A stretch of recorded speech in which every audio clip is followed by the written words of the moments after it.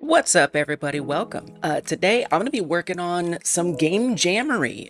We're doing the game like jam. I have a SkiFree-like that I've been working on. This is a game jam we're doing every other month, and you can join up. Links are around in the chat all over the place. So I hope you'll check it out. I hope you'll try and join up because it's a really fun thing where we try to make a game like another game. And this one is SkiFree is the specific game. It's a game from the 90s that was on a lot of Windows computers. It's a very simple, straightforward game, and I just thought it would be nice after the last couple we did that were a little more on the challenging side. So yeah, this is what SkiFree is like. That's pretty much it. You ski down a big old mountain, you avoid obstacles. There's a couple different modes you can kind of choose, but for the most part, this is about it. And then if you get too far, horrifying things do eventually happen, but let's not dwell on the negative. No, there's a giant monster. It's very scary. And so my interpretation is going to be about falling down a volcano. So it's kind of similar to skiing, except more falling. You know what I mean? It's like skiing, but falling. Hey, what's up, Raphael? Welcome. Good to have you here. How you doing? You're working on your SkiFree-like. Let's go. That's what's up. Love to hear that. So yeah, so this is kind of how mine is turning out right now. Since I streamed last, I've been working on it off stream. It wasn't just in the YouTube member stream that I did stuff. I've been doing stuff off stream as well. The YouTube member stream happens on Mondays, by the way. Yeah, it's so fun. I love pulling out my phone because I'm trying to make it very mobile compatible, and I love pulling out my phone and just swiping around. It just works really well on the phone because all that we're using, just like in SkiFree, is the mouse. And at least with the way Godot handles inputs, whenever you touch the screen on the phone, basically a little mouse moves around, so it just works out really well. So yeah. We're collecting jewels, we're falling down a mountain. That was the big addition that I added off stream, was collecting jewels. And then I also added there's this little button down here that I added. And this, I want to be a more integrated, ability system, basically. But for right now, if I click on it, it actually is gonna cancel out all of the, bouncing. So this, I'm using kind of the mobile controls, right? You'll notice there's there can be, if I click on this, there's a joystick. It's a giant joystick. It doesn't look that big on a phone. I don't know why it looks so big on desktop, but it does. I can detect whether we're on a desktop or a phone. So I think I would probably turn off that joystick if you're on desktop, but yeah, I'm really happy with how it's going. We got a little speedometer. The lives don't mean much, but today I'm gonna make those lives mean very, very much.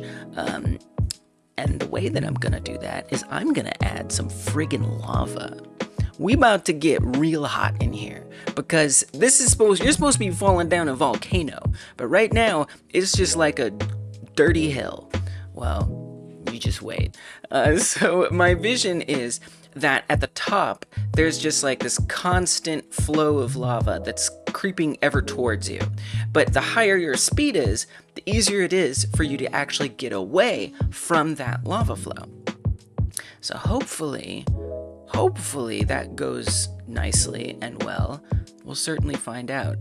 It's my main task. Maybe we'll get into other things today. I'm not sure, but I find that the more tasks I set for the day, the less I can accomplish. So I'm just gonna say lava only. That's it. All right.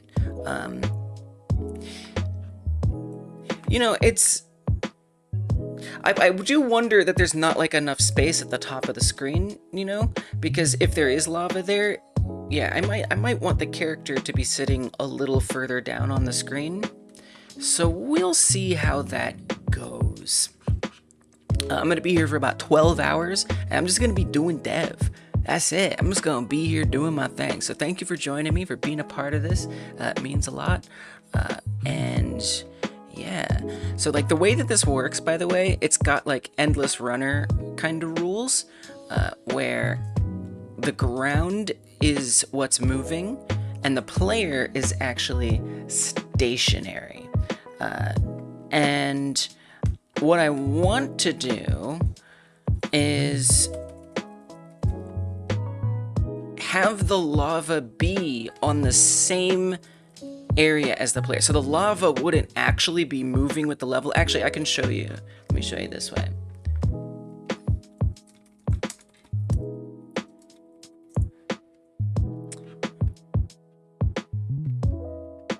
Okay, so watch this.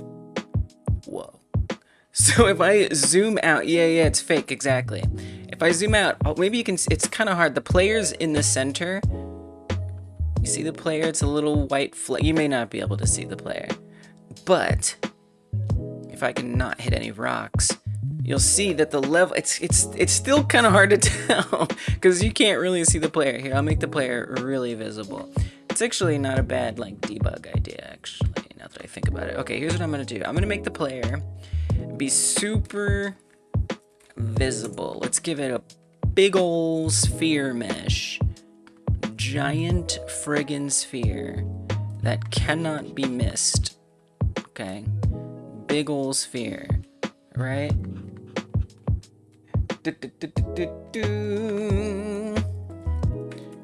Okay. Pull it up nice and large. See what we got. Egg. Okay, so now hopefully the effect will be a little bit more obvious. Let's see. I don't know, it still kind of looks like the player is moving, strangely enough. Well, the player is not moving. So yeah, so I'm thinking that the lava also isn't gonna move, and it's gonna be like right behind the player. And then it'll just sort of take a look at what your speed is, and the faster you're going, the further back it'll sit. The slower you're going, the further forward it'll creep, and if it touches you, you die, and you gotta start over. So that's actually, so I say that I want to set up lava, but there's more to it than just lava. It kind of looks like pachinko now. There's more to it than just lava. Wait, should I make a pachinko? Should I like expand this into pachinko in part? It's actually kind of awesome. So anyway, but if I'm gonna have lava that kills you, that means I'm gonna need a main menu. That means I'm gonna need a game over. That means I'm gonna need state machine. I actually have, okay, so work cut out. Work cut out for me. I do have the beginnings of the menu state machine built, but I haven't actually made it all yet. But we have to go, if we die, something has to happen. Now, I do have a way to restart. If I press the R key, it actually just restarts, but this is just like, you know, debug stuff. Whoa, look how it looks like wavy. Anyway. All right, well, this is good to know. All right, so lava and probably also menu stuff.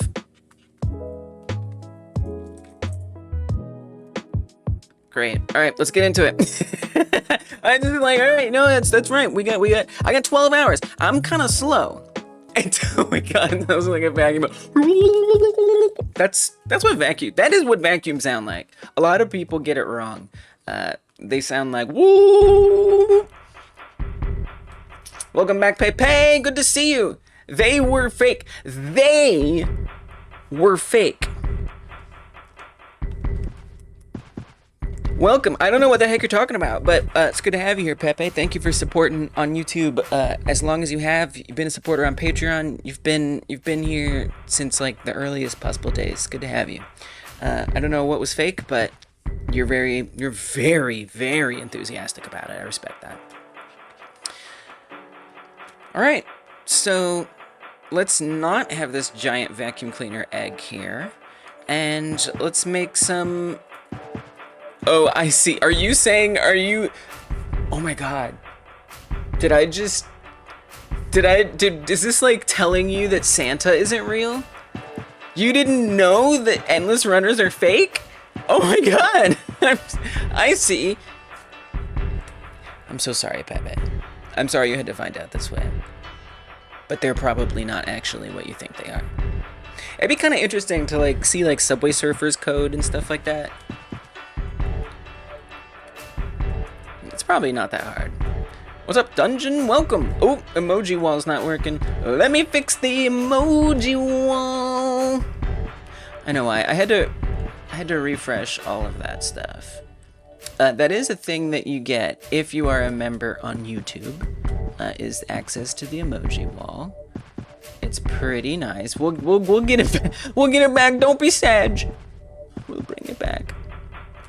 Raphael SkiFree-like and another endless runner are fake too. It's a little sad. It's a little sad. I know. All right, I found it. Here we go. Refresh that emoji wall.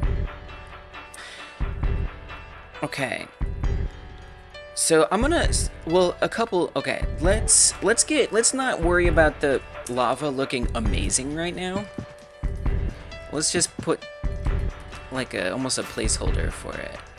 Actually, I should get a node 3D on the top, because who knows what's gonna be in there. Although sometimes I feel like I make too many nodes. Like sometimes I just use node 3D as like a friggin' folder.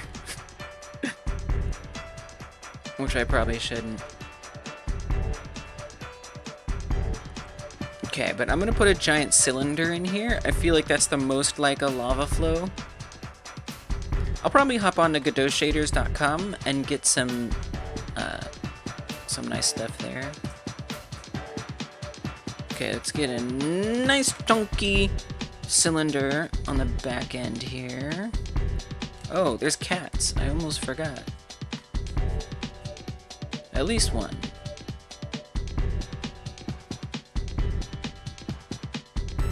Mostly. He's kind of there. Oh, another cat is creeping in. She's creeping in. There she is. Welcome, Lili. Welcome, Travi. It's good to have y'all. What are you gonna do to him? You leave him alone. You be nice to him. Oh, no! He didn't do anything.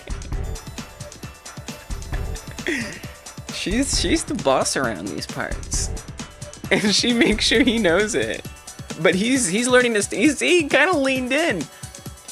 He's trying to stand up for himself more.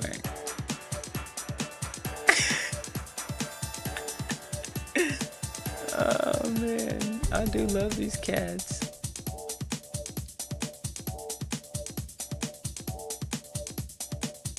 All right, it seems to have settled for now. Alright, let's make this cylinder a little bigger. Pepe, buddy. Oh man. Look. Yeah. No. Santa isn't real, man. Dang. How you not know Santa's not real, man?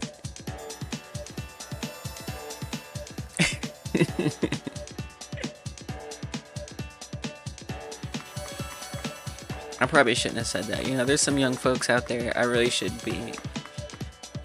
You know, don't say bad words. Don't talk about controversial things.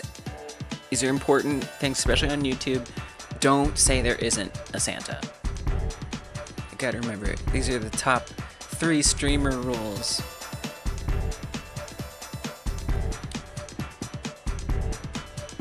Now this is on top of the player, which isn't great.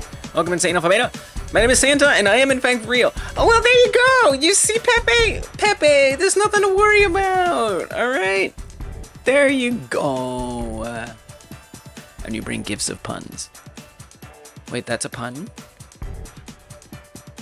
How is that a pun? I'm one of the least punniest people you'll ever meet. But that doesn't mean that I'm missing something, because there's no pun there. Right? Whoa, dude, I'm actually obsessed with how that looks. Because So the reason why it's kind of like flowy at the edge is because the ground has like a displacement map on it. And so it's kind of rocky. That I did do in the member stream. The Monday member streams on YouTube, those I usually focus on like visual and art stuff. And I made those, the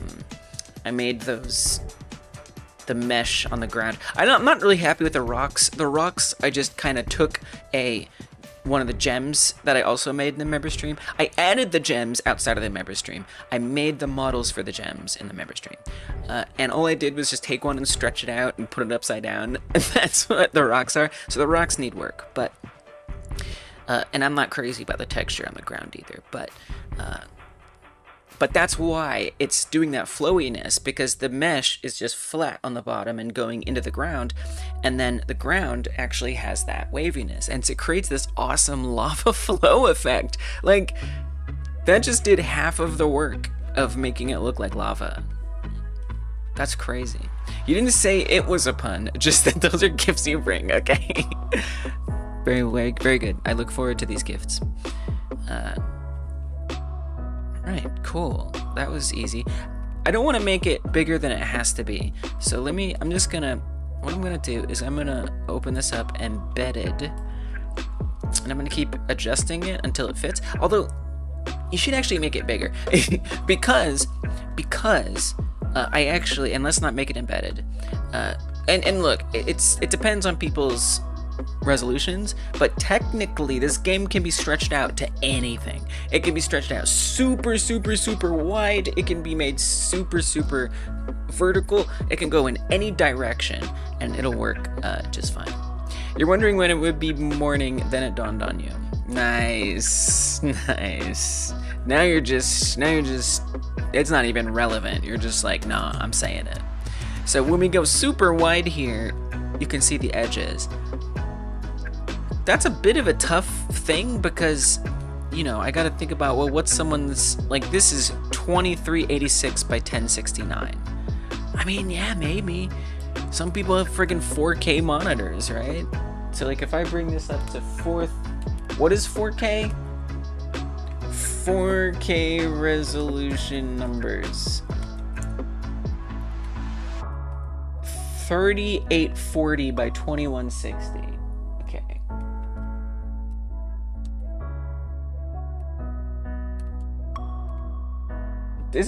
Don't some people have like 8K too? I could also cap it, potentially. That could be a good idea. 38, I like being prepared for different things. Okay, here's 38, 2160. Now actually, if I look at the edge here, 2.3K, if I look at the edge here, look, it's not bad.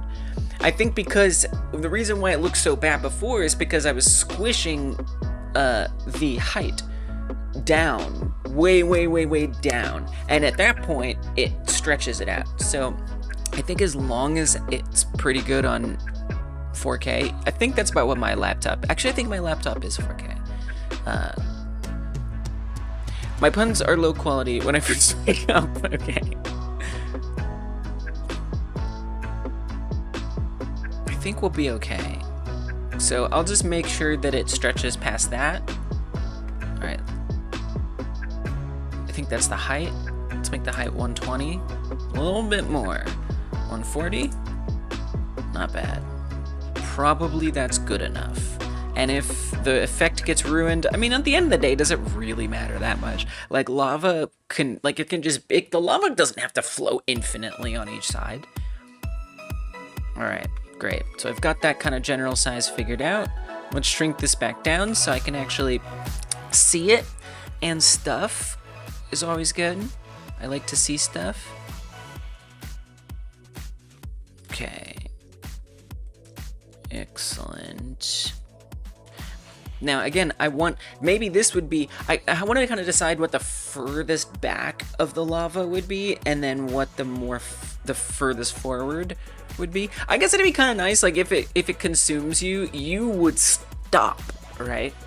You wouldn't keep moving forward. So maybe the ground could stop and the lava could just, like, come over you and consume the entire screen. What's up,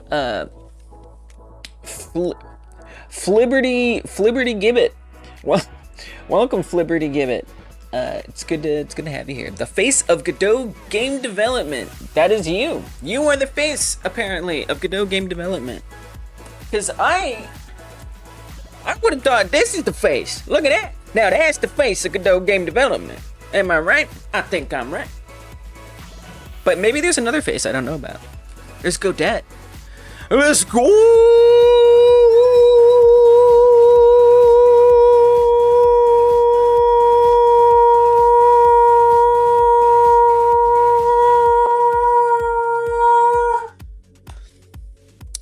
Thank you, Flibberty. Appreciate that.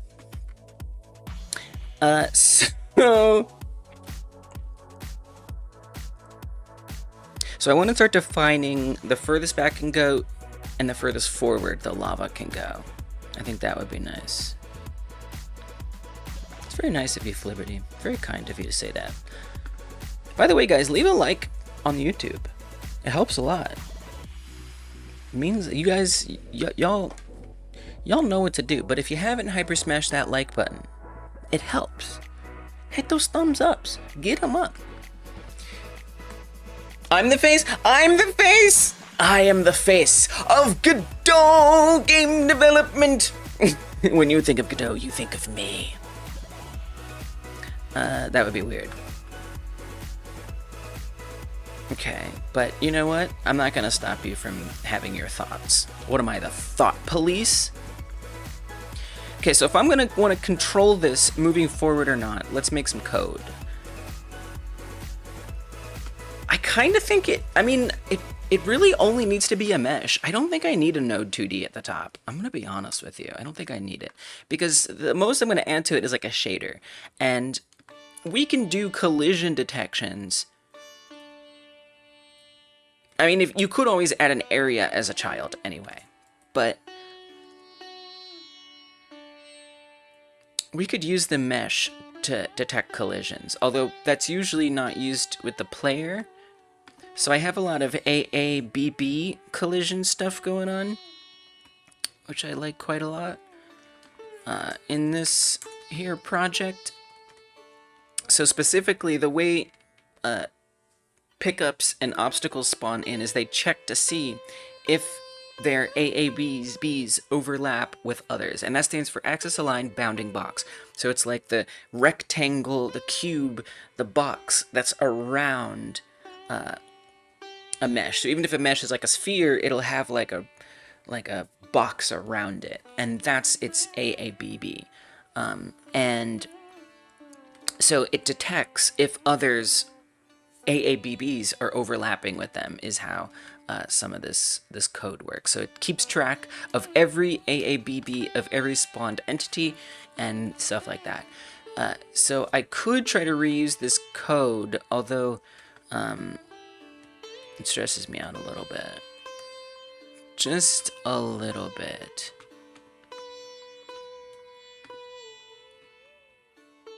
So we do have this ability to check intersects. Returns true if this bounding box overlaps with the box width. So we could probably get this set up. All right, you know what? We're just going to keep it a mesh for now. I don't want to add extra nodes that I don't need. That is a habit that I have. And I'd like to work on that habit. Okay. So I'm going to put a script directly on here. We're just going to call this lava. And maybe for fun, you know what? So this is just more fun. I'm going to start looking for a shader right now. Give me that shader. I want that shader. Yes, I want to log in. Always. It always forgets who I am.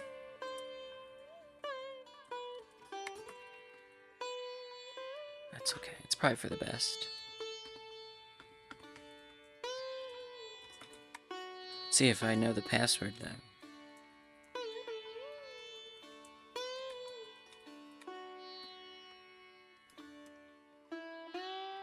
Evidently I do not.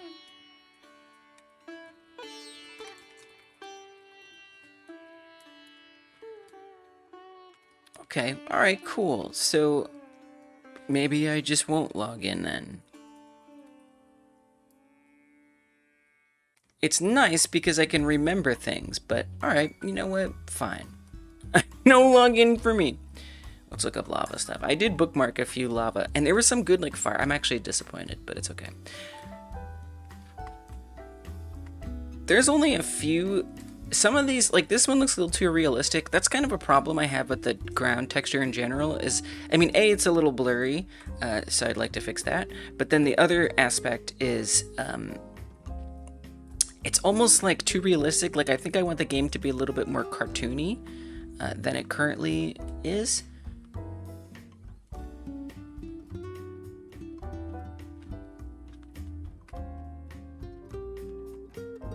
There's this. It's kind of cartoony. This one sort of looks like it would be. It's even on a cylinder, but that's a canvas item. But they're showing it on a 3D object. So canvas item means that it's like a 2D centric shader. But I guess it doesn't necessarily have to be. I mean, there's also this one. Okay, so that's all. There's not really that much as far as lava goes. But if we search for like fire things, I've noticed there are some good textures that double as lava. Potentially. I also would want fire, so like, I mean, if I end up adding like trees and stuff, I'd love for them to like catch on fire. I'd love for the player to catch on fire. So adding some like little fire effects could be good too. Alright, you know what? We'll just work with what we got. That was a rip of the fire from Balatro above. Oh yeah, there's so many Balatro shaders on here. Godotshaders.com, by the way, just an awesome site. There are so many Balatro specific shaders on this site.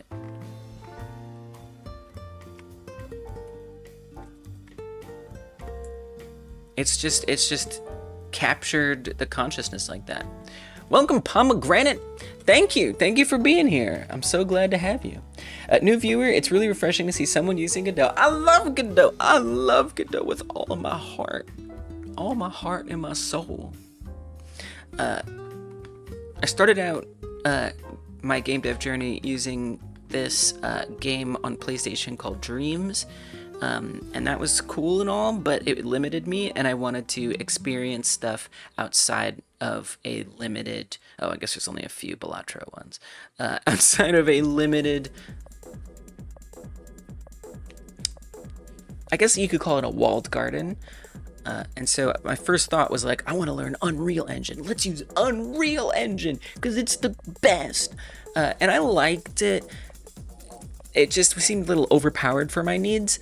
And I didn't really find the like UI and the setup to really be that friendly. The documentation sucked. The community was meh. I tried Unity. It was alright. I also felt like the UI was kind of disjointed. And I didn't really give it much of a chance. Because then the whole runtime fee thing happened a couple years back. And I was like, alright, I'm just going to get out of here before I'm too committed to this engine. I tried GDevelop, which I liked, also free open source, but I don't know, it felt kind of limiting. And then I found Godot, and it was like, oh, like the porridge was too hot, too cold. Godot was just right. It felt like so cohesive. I was able to just like do what I wanted to do. Loved it. Haven't looked back since. Welcome, Pomegranate. I assume you're using Godot, making stuff as well? Balatro, super fun game. I still have to play it. I really do. Your name is a 10 out of 10. Shout out to Pomegranate Juice. Yes. Welcome, Timeless. Good to see you. Good to have you. Thanks for being engaged enough that you get gifted a membership on YouTube. Appreciate it. Don't forget how ungodly long Unreal takes to load. It can, yeah. There are ways to speed it up.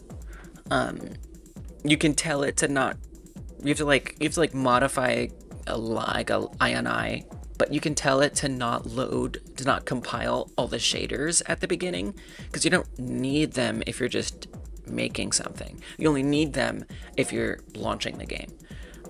or building it or whatever.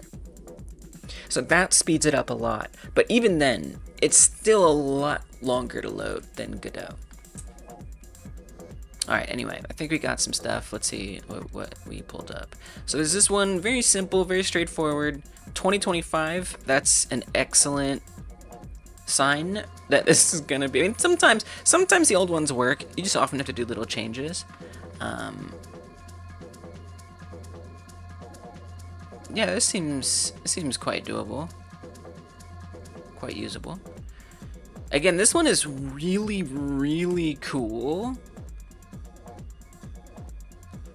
but it's very realistic. I don't know if I want something that realistic. And this one, I mean, I could make this one with the Google with the Godot default shader tools. This just looks like a cell, like cell noise, basically. Like if we were to come over here, I mean, it's all I'm saying is I don't think that one's particularly remarkable. No offense to the creator. Like if I pop a noise texture on here, give it a color, make some noise, cellular is what we switch it to. And then turn that jitter down on cellular to 0. And then change one of these, some of these around. You can start to kind of get a similar effect.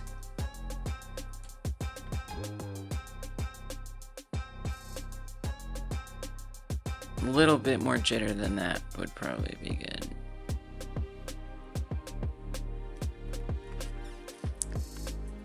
I don't know that I'm demonstrating it particularly well. We could do a lot more settings to get this to look right, but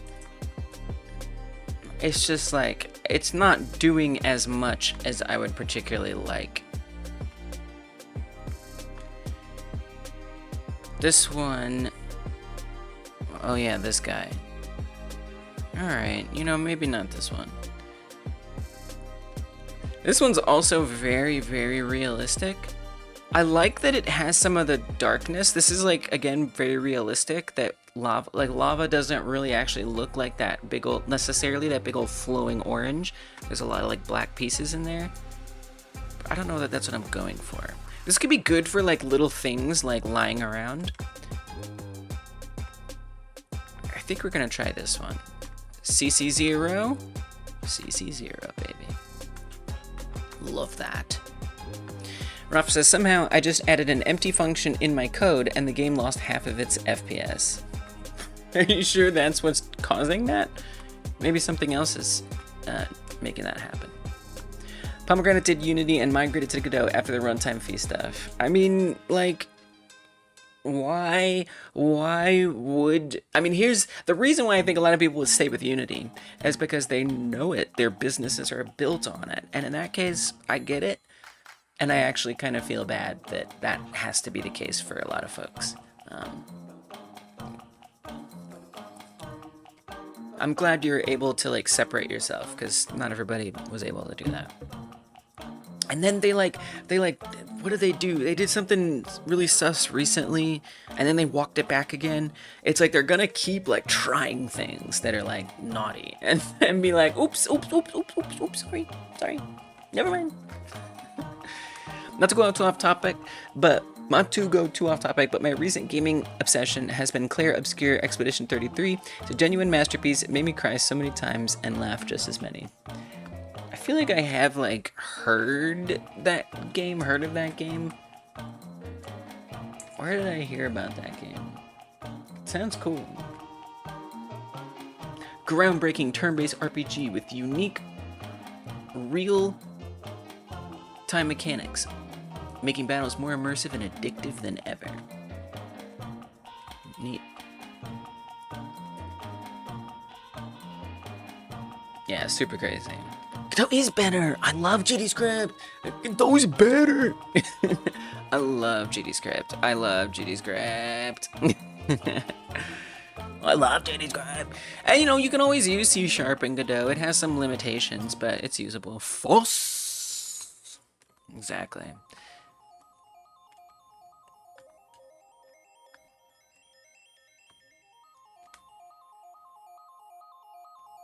Okay, I'm gonna add a shader to this thing, not this thing I was doing.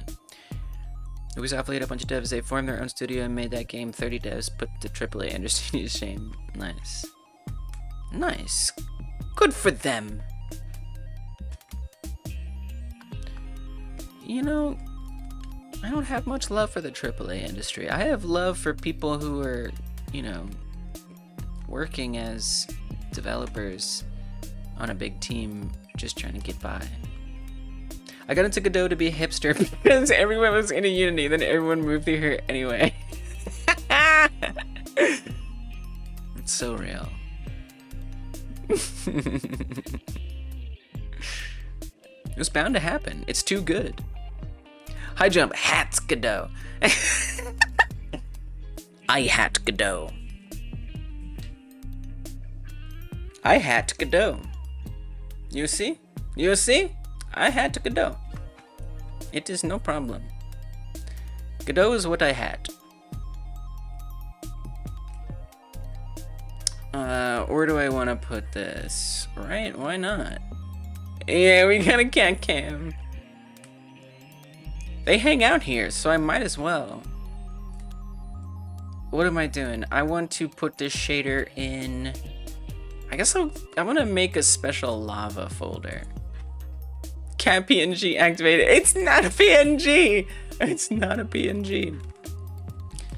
I can't believe that this is still in my head.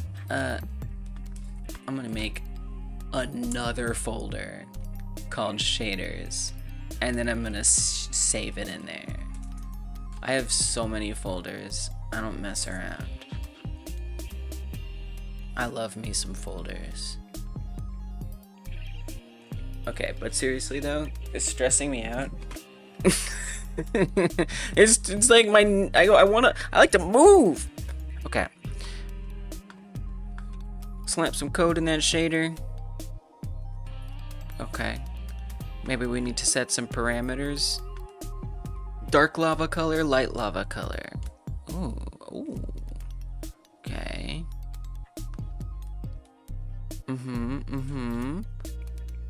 Maybe we need something with more of a UV. I might have to go to Blender or something.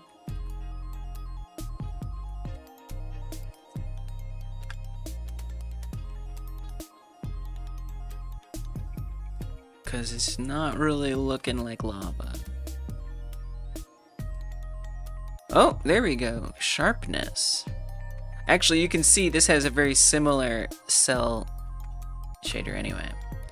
Some subdivisions. Oh, right. I forgot you can do that. Can I do that on a cylinder? Where is that? Maybe that's only on certain meshes or something?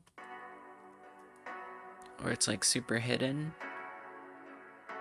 Oh, we can change the scale. I don't...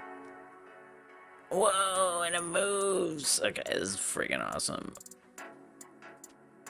I mean, it's just a bunch of little dots.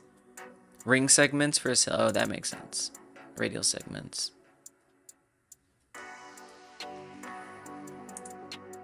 It's not really making a difference. That was a good thought. Oh, rings. Here, let's try this one. Looks the same. But I think one of the parameters on there was it. To me, this doesn't really look like lava. Maybe I just need to adjust it somehow. Bringing down the sharpness kind of helps. Alright, I see. I see. Okay. Now I just gotta tweak the settings a bit. It would be nice if it could go like a different direction. I could adjust the UV probably. Maybe. I don't know. I'm sure somewhere in this code we can change the direction of it. but shader code does not make me happy. So I'm obviously gonna go to a chatbot. Pomegranate's never done 3D, but this looks like rocket science to you? I love 3D. I exclusively do 3D. I mean, I'll do 2D if I'm like collaborating with people, because it seems like everybody does 2D, but I love 3D, and I feel like it's really, really good in Godot. Link the shader? Oh yeah. Sometimes I know if I say I'm gonna ask the chatbot, someone's gonna be like, no, you don't have to, I can help. Shader code does not make me happy. It doesn't. It's hard. Shader code is hard. What was I gonna do? Oh, I was gonna ask a chatbot. Let's see if someone can beat the chatbot to it. All I want is a parameter that lets me control the direction. Add a parameter that allows changing the direction of the lava flow. Oh, Dungeon says it's line 15 to 17. Okay, all right. I will always take you guys over the chatbot. You guys were my chatbot. Chat was my chatbot before chatbots became even remotely reliable. When I was a beginner, I started with 2D because 3D was a bit too overwhelming, and I just stuck with it, I guess. Yeah. I like 3D, and I find that 3D is not really that bad to start with, because I think that what you learn in 3D is transferable to 2D, but some things in 2D don't transfer as well to 3D. But you can do it. You can do it, Pomegranate. I know you can. It's really very similar. It's so similar. Yeah, I guess Dreams helped me with 3D. I mean, yes, yeah, it did. Maybe that's part of it.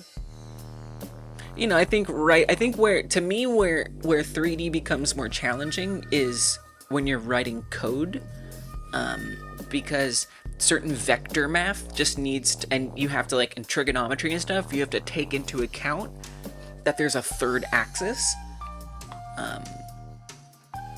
Yeah, but you know, for most things, you know, obviously you're using different nodes in Godot, node 3Ds instead of node 2Ds, but most of them are very similar. They just have a 3D instead of a 2D. I say give it a try. You know, you might be surprised. It's not too bad. Change the position Y and position X relations. Okay. So pos X plus equals time, pos Y plus equals sine time. You got into Godot with zero knowledge of coding, so 2D was easier. Alright, that's fair. That's fair. You know, I respect that. I just know, like, I want to make 3D games, and so I made sure that I prioritize learning that. And, like, again, like, you can do it. A beginner can do it.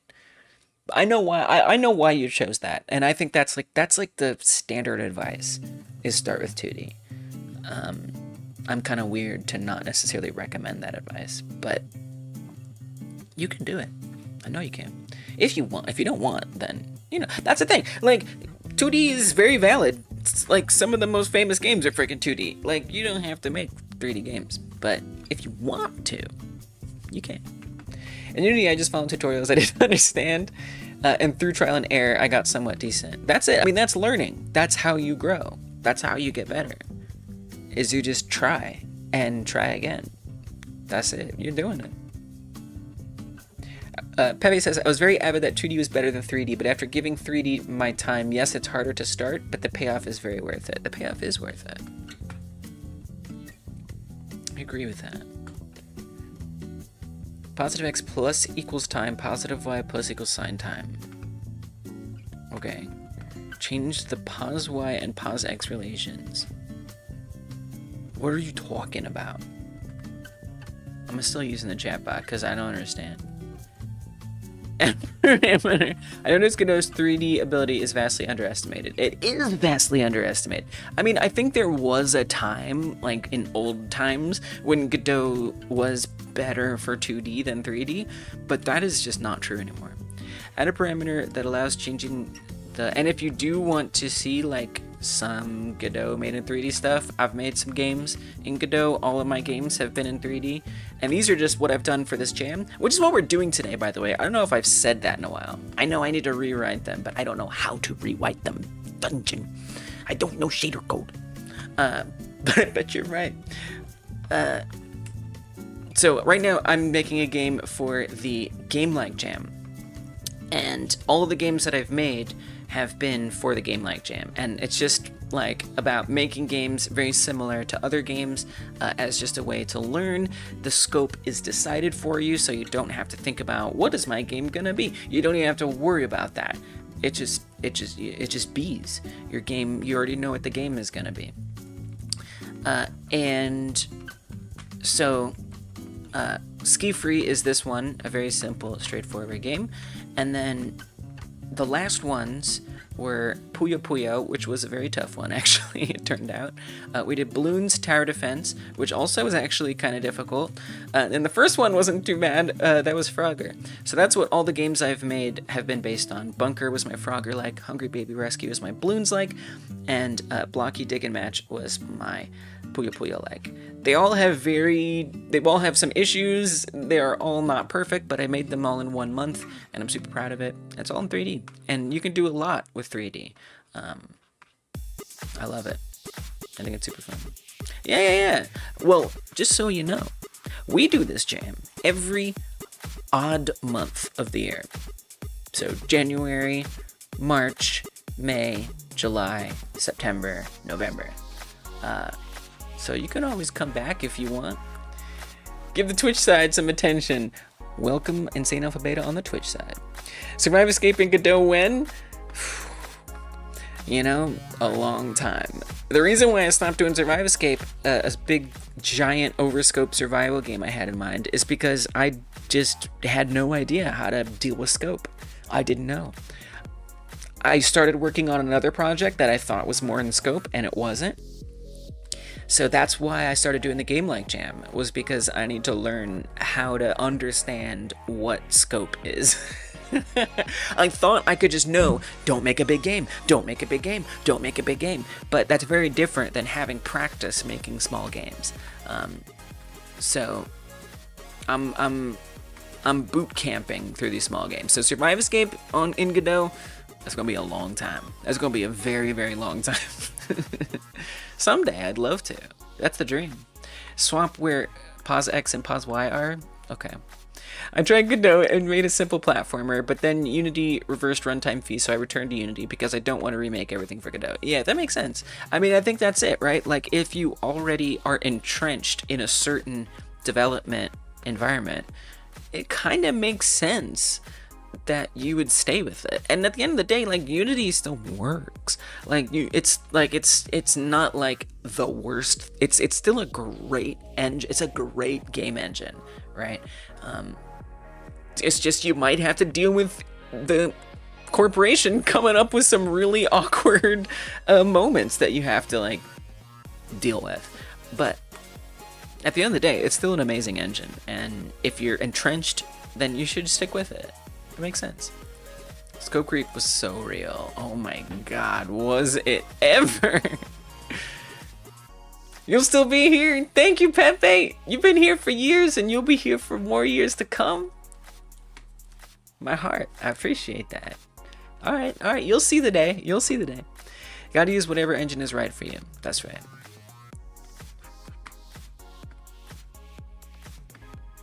All right. I still don't know what you're talking about, Dungeon. I mean, I hear what you're saying, but like, I also want it to be a parameter, and I don't want to try to design the code to set that up. I want to be able to play around with it. I'm gonna give you credit, okay? These credits are volunteer credits that will go into the final game. And Dungeon, I will give you one. I will give you one. But I do not feel like trying to figure this out. And maybe that's wrong of me. I don't think it is. Okay, shader consultant. You know, I want answers. I want to get things done. Can you get a participation award? Of course. Moral support. That's the participation award. We literally have a participation award. It's just doing math on a vector 2. Cool. Alright, so let's get that moral support for you. It's just doing math on a vector 2. I get it. It's adding time to one position and the sign of time to the other one. You know, you keep saying these things like they sound simple, but like they don't sound simple, Dungeon. I understand that to you they sound simple, but to me they don't sound simple. Add a parameter that allows changing the direction of the flow, the direction of movement. And hey, this is how we're gonna use what you said, okay? What you said will be some use.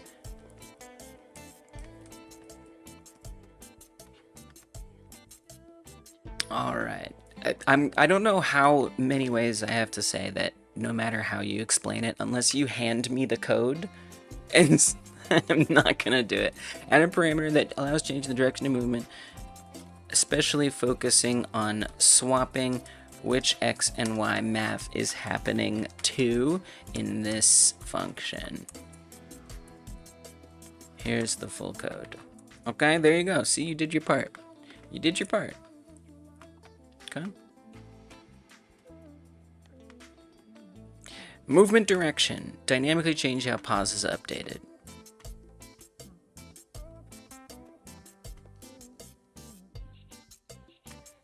Great. Can you just give me the whole shader code?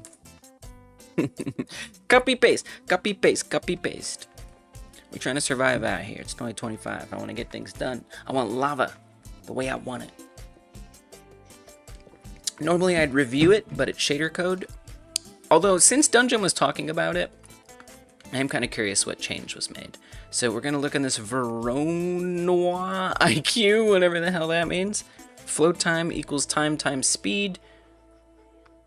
Position Y plus equals time. Position X plus equals sign time. Let's see how that changes.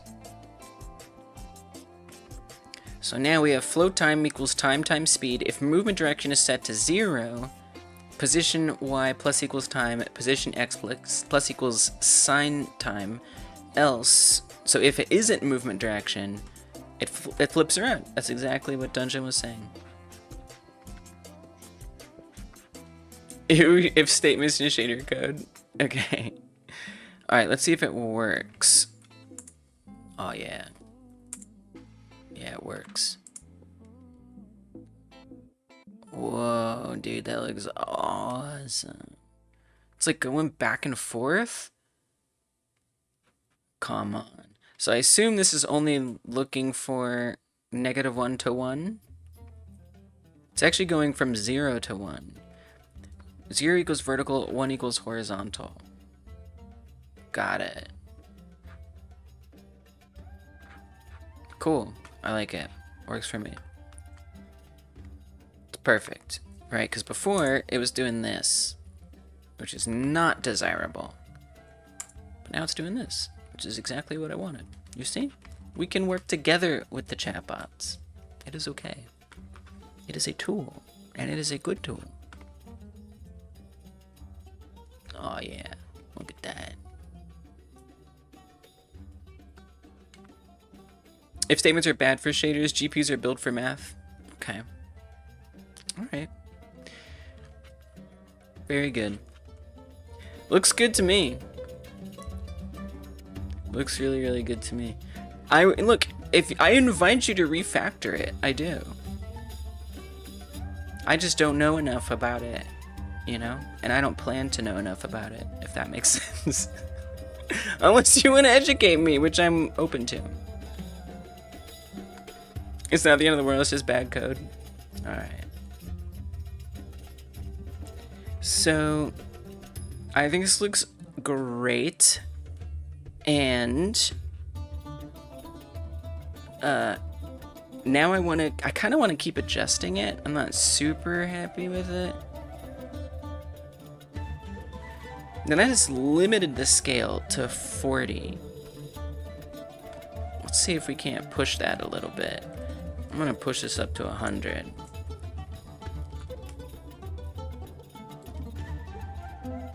Yeah, give me some more detail on that. I'm gonna bring it down just a bit. Cool. Lava. I think it could be like a little bit more dynamic, but again, I think cartoony is gonna work well for this game. And actually, I find that the player is at a good position too. Wow, I really feel like I'm being chased by this lava. It's actually quite stressful. Raphael says, I use Copilot too, but in Visual Studio. Gotcha. Yeah, Copilot, sometimes I'll use DeepSeek. I go back and forth. Alright, cool. Great. Now let's make it actually creep up. I'm going to make a GitHub commit. So let's say lava exists. Lava exists. And let's put a script on it.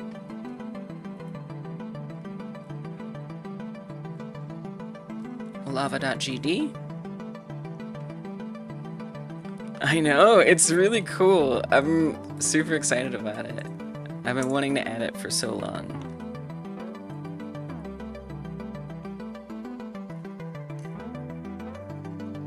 I don't really know what to say in Ready right now. So what I want it to do is it needs to track the speed of the player. He's updating IRL. Alright, y'all, new update. Lava is real now. Lava is now real. Before it was fake. It wasn't real. I have created lava. I am a god. So where do we get the speed from? The speed is... I don't remember. I don't remember where the speed is. Oh, that's on the ground. So... Let's set two positions. Let's set the furthest back the lava will be and the closest that the lava will be. So I think we can actually go a little bit further back. Let me see. I also want to think about what this looks like vertical because it's probably fine, but for me, I'm intending this game primarily for like being played on a phone screen. Oh, I guess I'll go the other side. So I want to make sure that it looks good. Yeah, it's not changing position. Perfect. You are god of astronaut gems, the world, and lava. Yes, that's true. Like, we are little gods of these worlds we create, right? Yeah, that looks great. Okay, and then I'm gonna push this back a bit.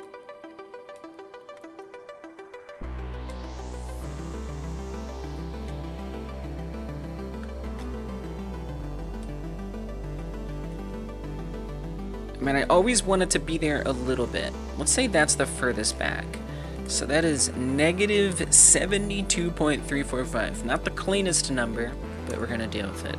So we're gonna say constant lava far, I guess. Float, and that's, oops, gonna be that. And then we'll make a constant for lava near.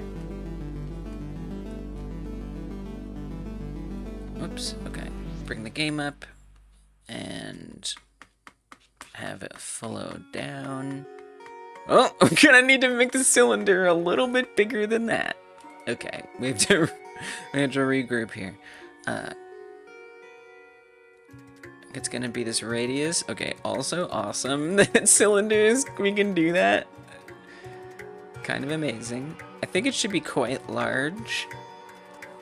Just so we're like safe. Clearly I'm gonna need to make some changes here. Okay. Alright. I just just gotta get rid of that. Thanks, Twitch. Thanks, Twitch, for just reminding me the way that you are. You'd be so confused if you saw a cylinder of lava chasing you. I know. I'm like, should I make Insane Alpha Beta a mod again? I pinned it to the chat. There we go. That's funny.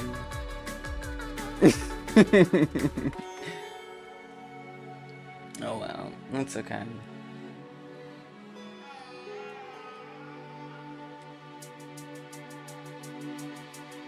All right.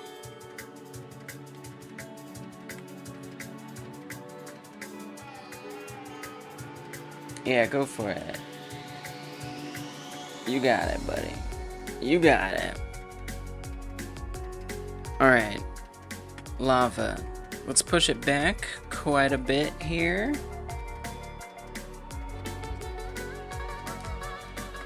Fear me, bunks!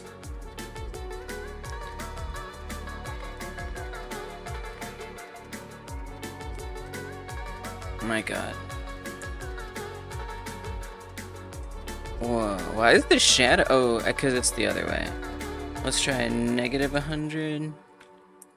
There we go. Negative 150. Send them to the shadow realm. Do it. Actually, negative 150 is pretty good. And it's a nice round number. That's what it says. Negative 150. Okay. Love that.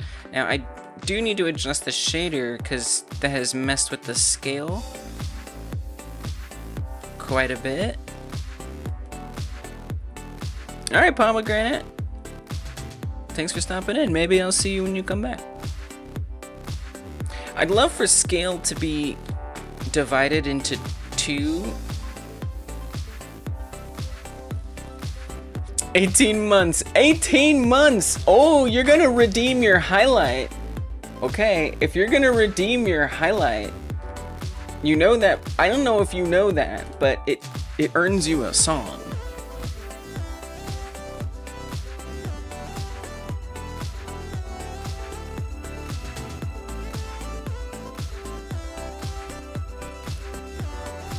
I'm gonna try to sing this one, here we go.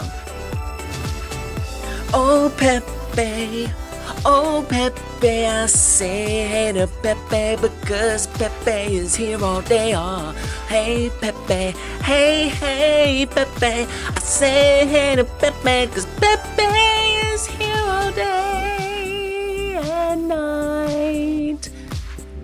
Pepe, you are so right. Hey to Pepe.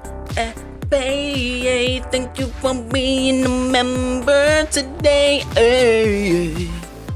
Alright, there you go, Pepe. Here's your song. Thank you so much for supporting as long as you have. I appreciate it. I appreciate you. 18 months is a long time. Stop giving me your money. Alright. I would love to be able to adjust the scale in two different directions. So, let's make it do that.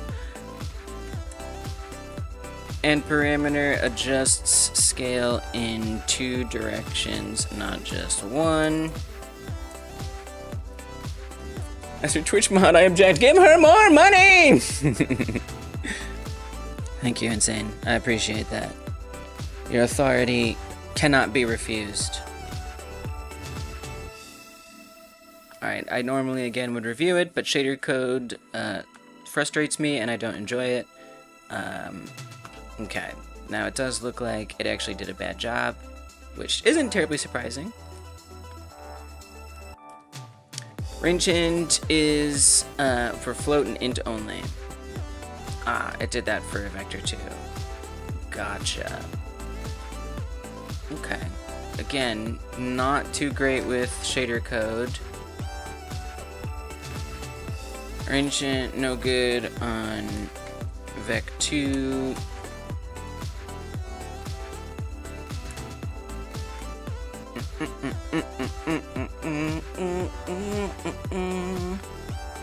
Okay.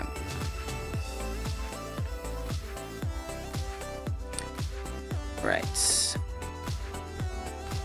Okay, find vec2 UV. Right here. Change that. Great. See what we got. Wow. It is one big unit of lava.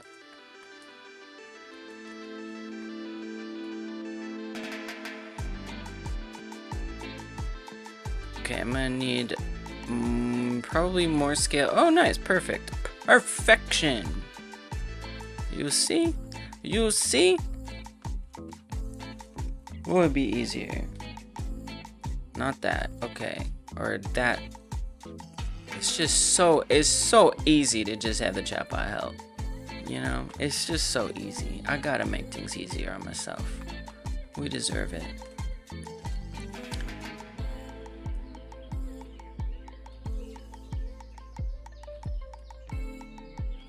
Right, so this is one of those widths, those screen widths that are unlikely to ever be relevant. But, I mean, I am going to have it at that width when I'm here in the editor, so I don't want to see it looking like crap. So we're just going to make it longer, which is going to affect the scale once again. So it's just a lot of little fiddling to get all these values just right. And then I kind of need to set it and leave it once I kind of figure it out. This is pretty good. It's interesting. It seems like the bigger, it feels like the bigger the like cells are on the lava, the more imposing it feels. I'm gonna increase that range a bit, so I just have a little more to work with here.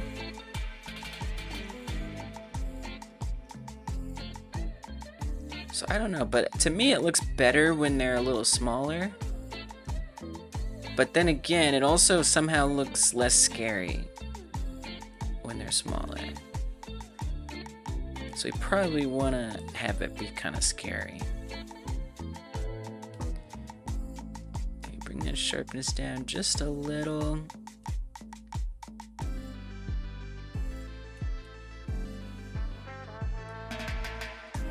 Which then makes me want to make the scale bigger. This is kind of an annoying little bouncing act. I don't. What do I want for the emission intensity?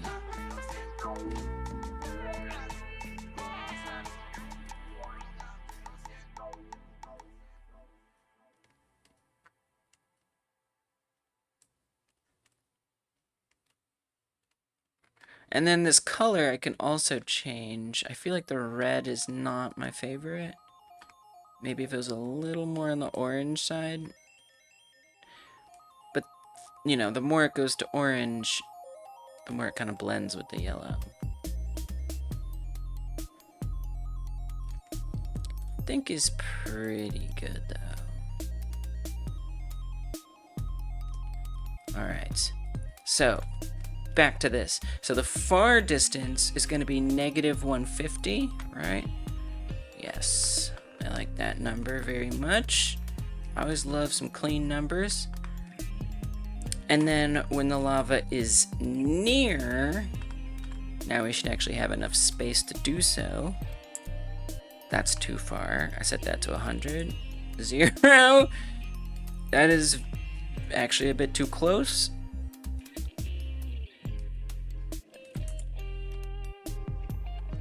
And I guess I'm imagining the near. I mean, I do actually. I mean, I guess I do want it to go all the way across because I want it to totally consume the screen and just blow past the player. So I guess I do want it to go further. All right, we'll push it further. Let's say -40, -20, -25.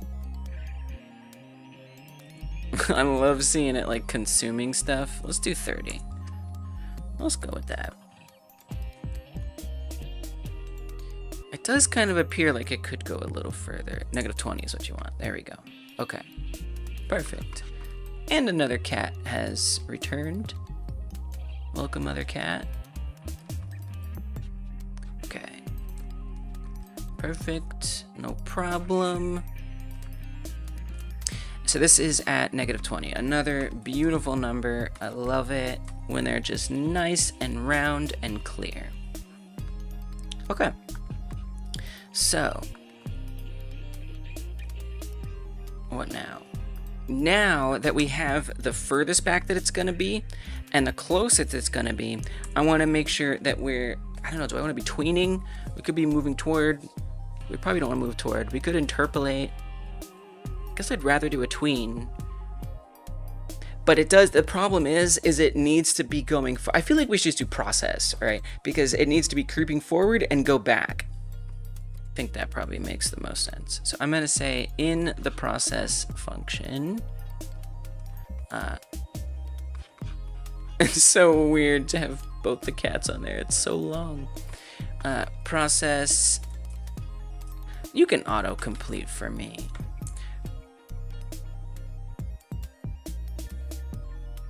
So I want to fetch from the ground. I want to say that the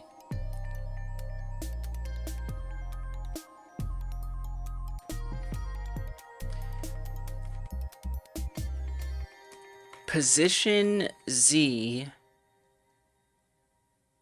plus equals, no. We'll want like a speed, right? So we could try some random number, let's say 10. Speed times delta for now. Lava speed. Let's just see what that looks like. Probably pretty fast.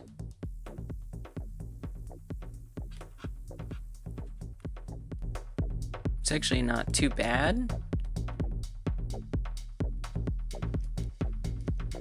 We actually don't even need to use AABBs. I feel like if it's certain closeness, like the player never moves, so it could just literally be at a certain position is when the player dies. Okay, so that creeps it forward. You did some behind the scenes stuff? Thanks, Insane. Appreciate that. Thank you. Thank you. Thank you. Yeah, I have no idea what I'm doing on Twitch anymore. Obviously. Okay, so that position creeps it ever forward, and then I want the speed that it goes forward. So lava speed, we kind of need to calculate something else here. Pepe says, I'm going to bounce to work on some stuff. Hopefully I do something with it, but we shall see. You got this. You'll get something. You'll get something. You may not get everything that you wanted, but that's okay. We got to work in baby steps. Goodbye for now, Pepe. Thanks for supporting. Appreciate you. It's real, but also not real lava. That's right. It's a little bit of both. So we're going to also have a variable called lava adjusted speed. I don't know what that's going to be.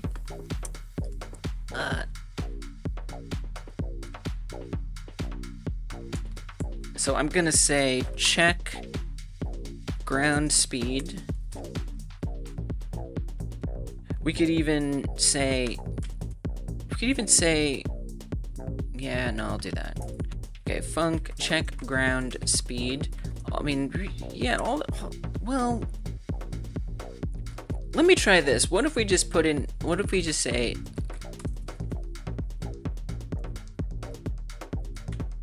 adjusted lava speed, and we just have this be a function that returns some stuff.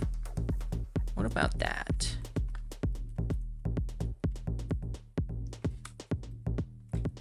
So adjusted lava speed, and that's going to return a float, and then what we'll check is the ground. I think we do current speed. And then that current speed we want to say is subtracted, multiplied, added, divided. I honestly have no idea. Let's just try stuff. I'm gonna say subtract that from Now we don't want it to go back too far, so we do need to clamp it. And that could be where the near and far comes into play. Ground ref current speed, let's say variable ground speed adjusted. Current speed minus lava speed. Right? And that's gonna be what that equals. Make that a float. And then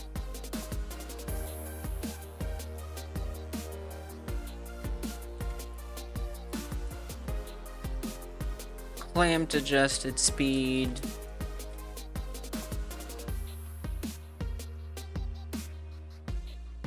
Min then max. So we're gonna say ground adjusted speed. Ground speed adjusted, whatever.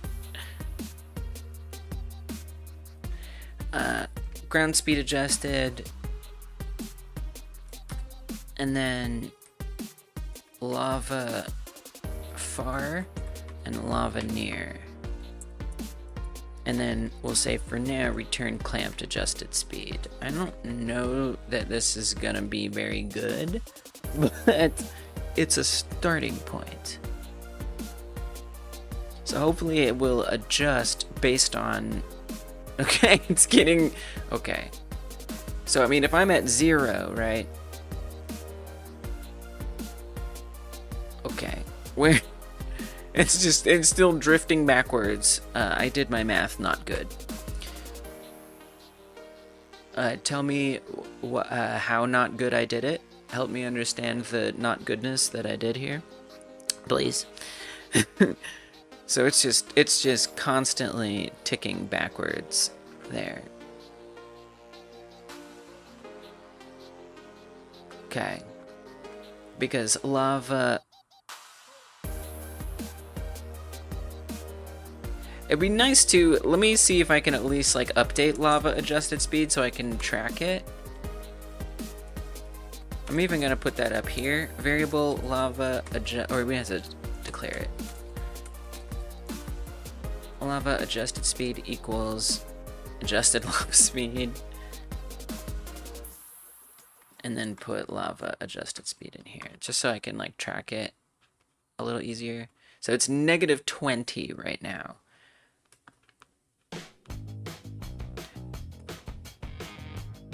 Because the near is -20. So it's subtracting 20 constantly from the speed, from the position, instead of setting it. So what I'd actually want to say, oh, okay. So if I say if lava adjusted speed, we could even match it maybe. I'm gonna say match lava adjusted speed if it is the same as lava near. We actually want it to stop, so I don't even want it to do anything. If it's lava far, well, we want to say if it's neither. If it's lava far, also stop. So actually, I don't even need match. We could just say if lava adjusted speed, if not lava adjusted speed set to lava near or not lava adjusted speed set to lava far, then move it. Right? I accidentally destroyed this. Oops, okay. I just gotta type it again. If not lava adjusted speed set to lava near or not lava adjusted speed set to lava far, then move it. Okay, let's see where that gets us here.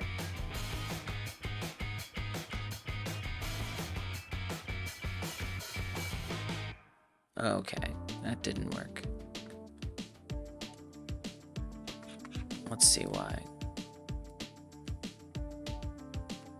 Remote lava. Adjusted speed is currently -20. It'd be helpful to see print moving, else not moving. Oh, I have a special print system. Print, debug print, lava moving.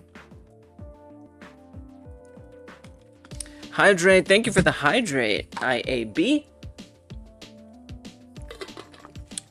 That also gets you a credit in this house. It does. There's an entire credit for hydrate.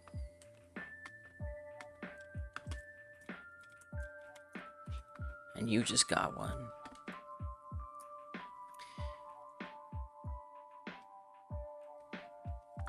Okay, print debug, lava, stopped. Like, what is even happening right now? It's moving. Okay, I typed this really wrong. So, I think you want to say, I mean, I probably just set up this if statement, not the way I wanted to, would be my guess, right?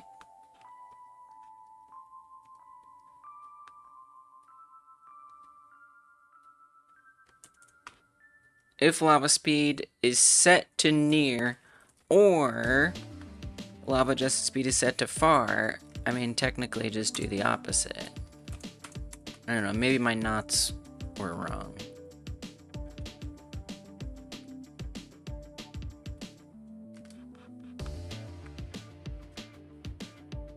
Logic gates confuse me. Stopped. Okay, good. So now it's stopped, which is what I want. Perfect. Now, we obviously wanted to start moving. The closer we are to 0 on our speed, the more I want the lava to actually be moving. So I need to fix this. So technically, if we look at this in the remote tab, which is letting us know what's happening live, the adjusted speed is being set to -20, which doesn't really make any sense. If I say ground current speed subtracted from lava speed, the lava speed is 10. How is that getting to 20? Like, what if I just make it, what if I just say 5 minus lava speed, right? Does anything change?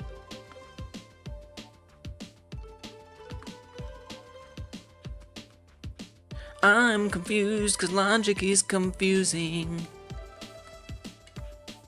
Still says -20.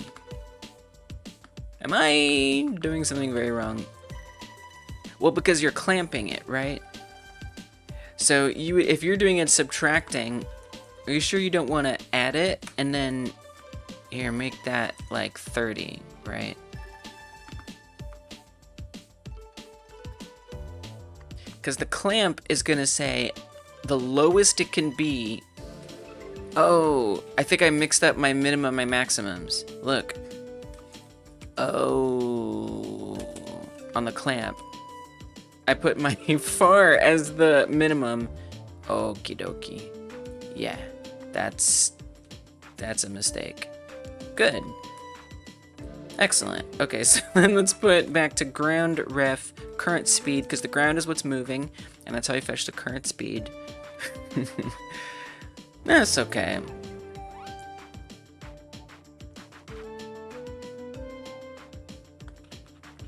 Okay, the lava adjusted speed right now is 150. So it is the furthest back that it can go. And what I would want is for it to get ever closer to the near if we're at 0.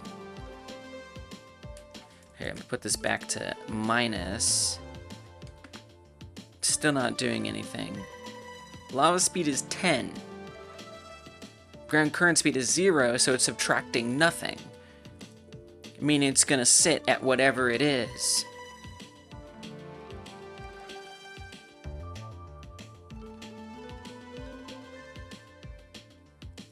If the lava adjusted speed is equivalent to that. So it does kind of constantly need to be, because we want to get closer to the near. So I want to say if it's set to, if it's at far, it needs to keep moving. I don't want to say this, right? This is not right.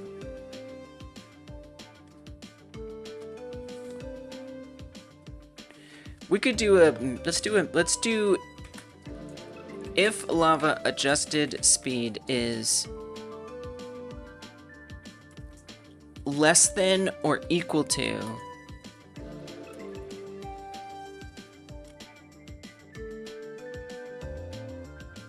lava is so confusing with the negatives and the positives. -20. -150 is the near. -150 is the near. Or the far. Oh my god, that's so confusing. The far is -150. And I want to say that if it is far,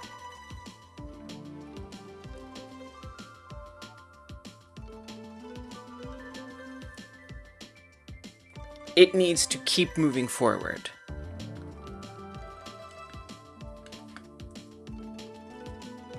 So if the lava adjusted speed is less than, just less than, lava far, then we want it to move forward, right?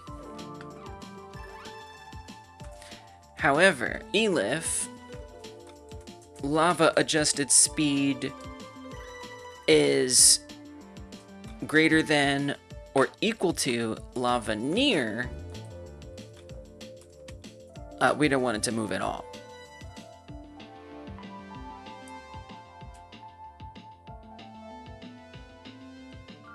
Which I guess I don't really have to even say anything for that.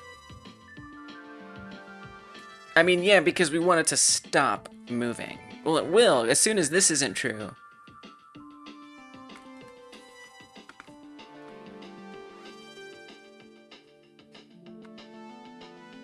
The negatives make it so confusing. If it's greater than or equal to the near, I mean, I kind of would want, I do want it to stop. Let's just have it print something. For now.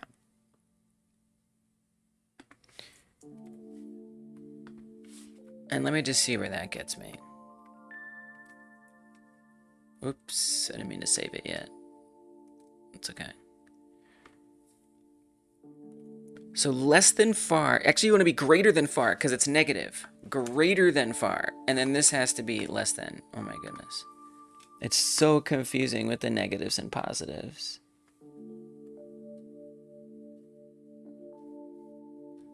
Okay, it's creeping forward, I think. Let's go to 0. Nope.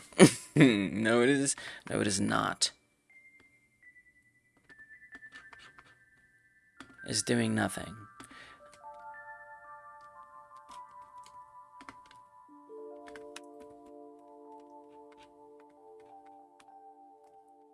Lava adjusted speed less than or equal to lava near. I mean, it's -150, which is less than. Welcome back, Pomegranate. So we want it to move towards -20, so that would be greater than. It should be greater than lava far. If it's -150 right now, that's a lot bigger than lava far. That was a fast shower. I take forever in the shower.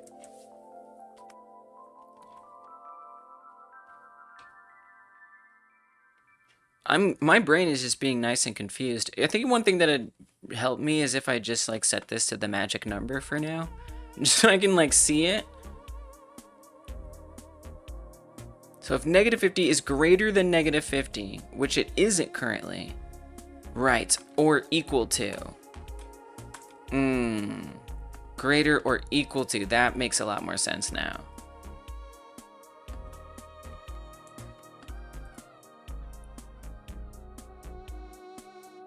Okay, let's restart it.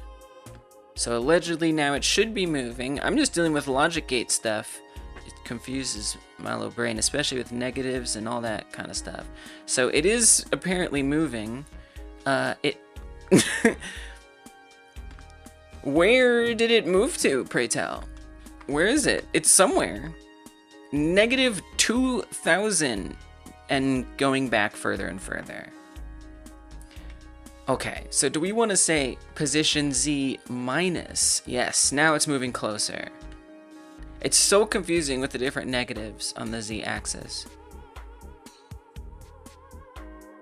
Okay, at least we're going the right direction now. Okay. Good. So I think we want to say if it is greater than or equal to, but that's also confusing. Why would it be both the same? So that's negative 20. If it's greater than or equal to negative 150, let it go. If it passes negative 20, then it's time to stop.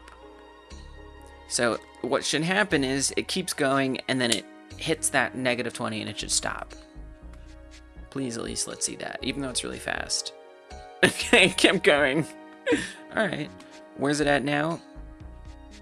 Negative 150? Oh, that's not the remote tab. Where is it? Okay, so it did not stop itself. Because it's still greater, it's still this. This is still true. Right, because it is greater or equal to negative 150 as well. So it's like both are true.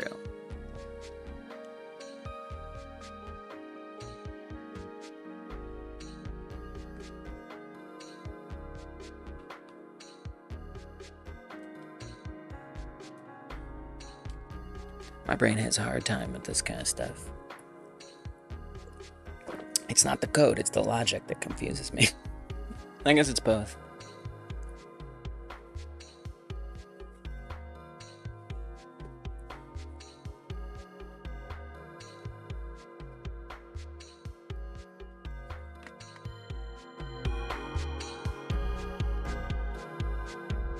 If it's greater than negative 150, it's going to keep moving.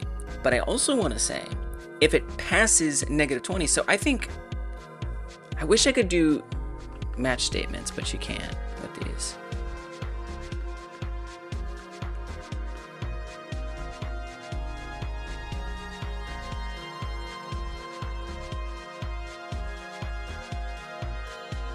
What if we say greater than negative 150 and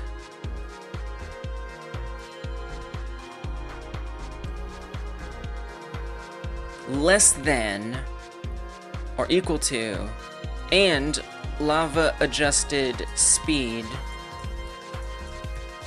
less than or equal to negative 20. And then the else would be stopped. Right? Like, that makes sense. No, it doesn't.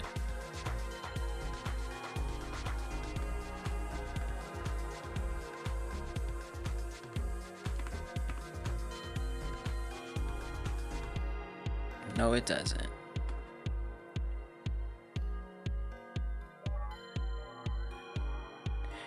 I wonder if we could also say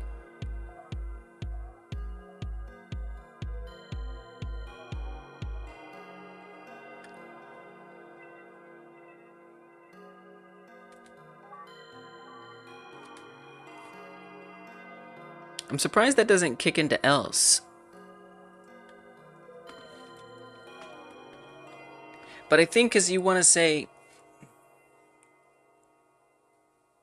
I don't know how to do this. Well, This is the kind of stuff, again, a chatbot's gonna help me out. We're gonna move on very quickly.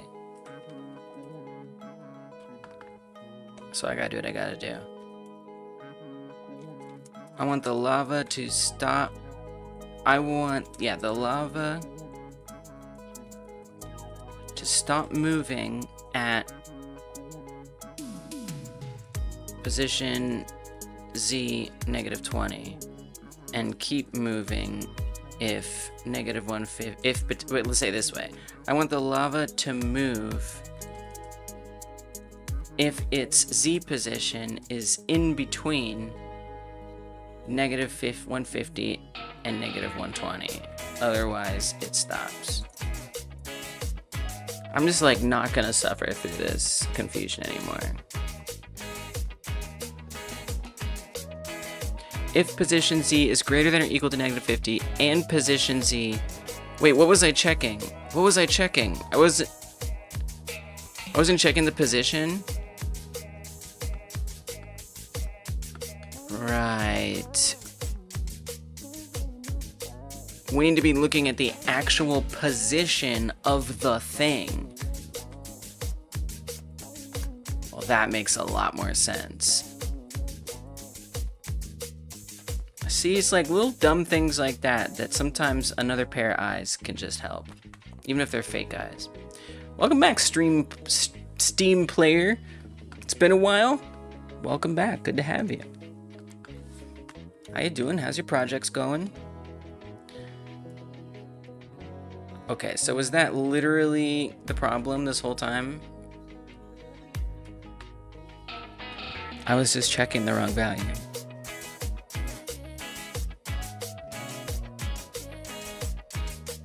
There we go. Okay. All right. So good. That took forever. So now what I want to do is ensure that it's not moving quite as quickly as it is. You stop making games. Oh, all right.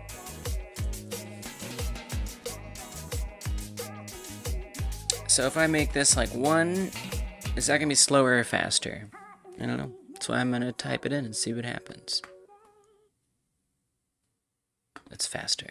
So let's make it 100. It certainly wasn't slower.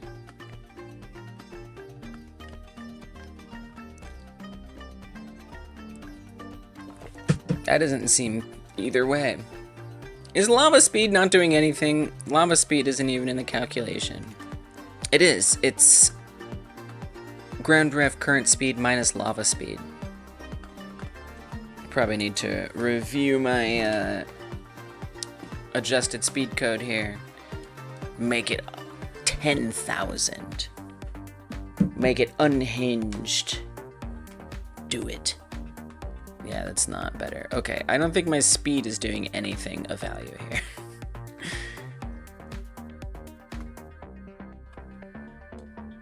So let's see what's happening in the remote tab.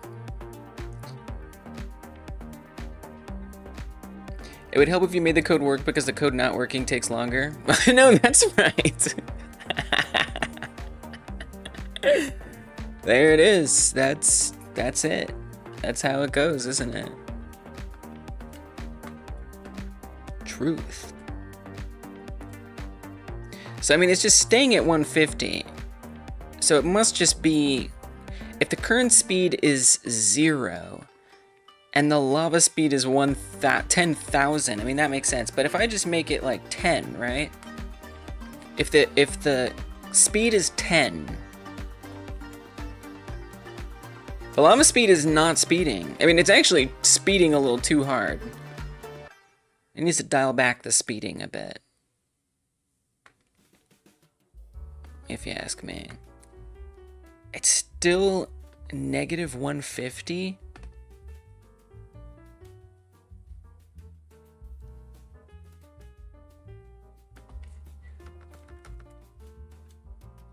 Also, let me set this back to the other ones.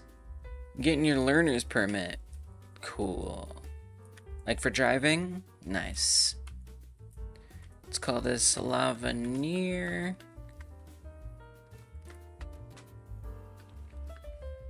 Good luck with that.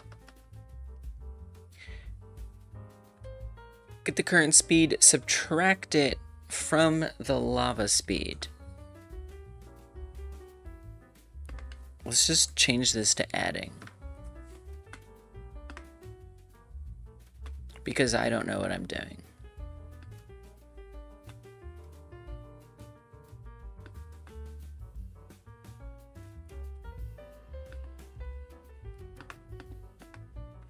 That did nothing of value.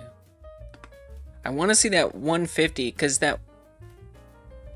I don't know that it makes sense that we're clamping this. So I'm actually going to get rid of that. So this is Godot is the engine, and I'm using its language GDScript.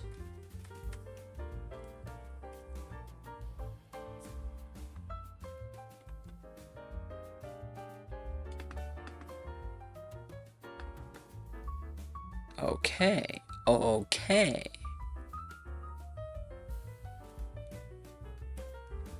So the lava adjusted speed is changing much more carefully now. Now it stops whenever I'm running into something, which is the opposite of what I want. So if I make that subtraction, and it just was -10. But the speed should be increasing if everything is good. Well, but what you're changing here is the position.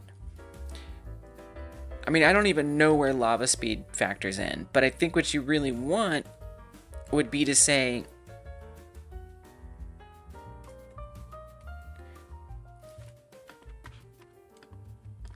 it's similar, it's more like Python,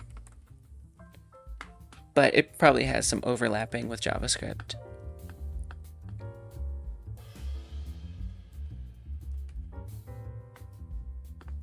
C++ wearing a Python trench coat. Adorable.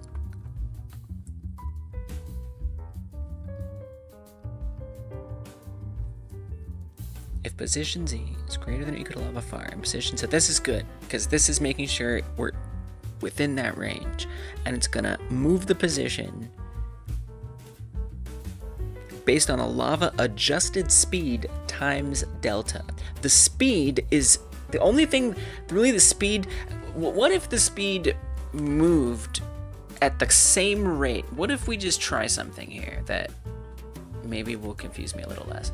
What if we just take the ground current speed and we set that to be the lava adjusted speed? Just out of curiosity here. So right now it's at 0, which makes sense. Now if I start moving,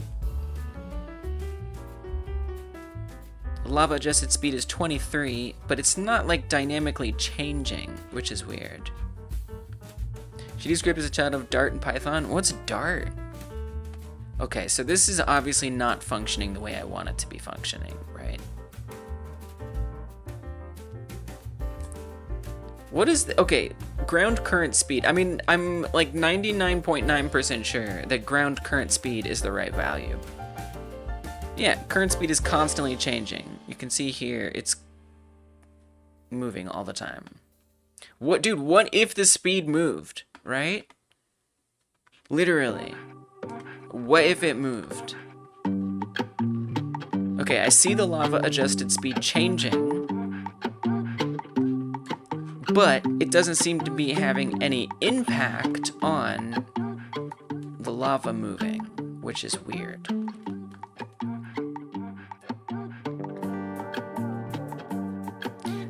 Let's see, let me just double check that that's true. The Z position is constant at -150. Down here in the output, it says it stopped. Because look, it's even less than -150. Or it's, yeah, it's...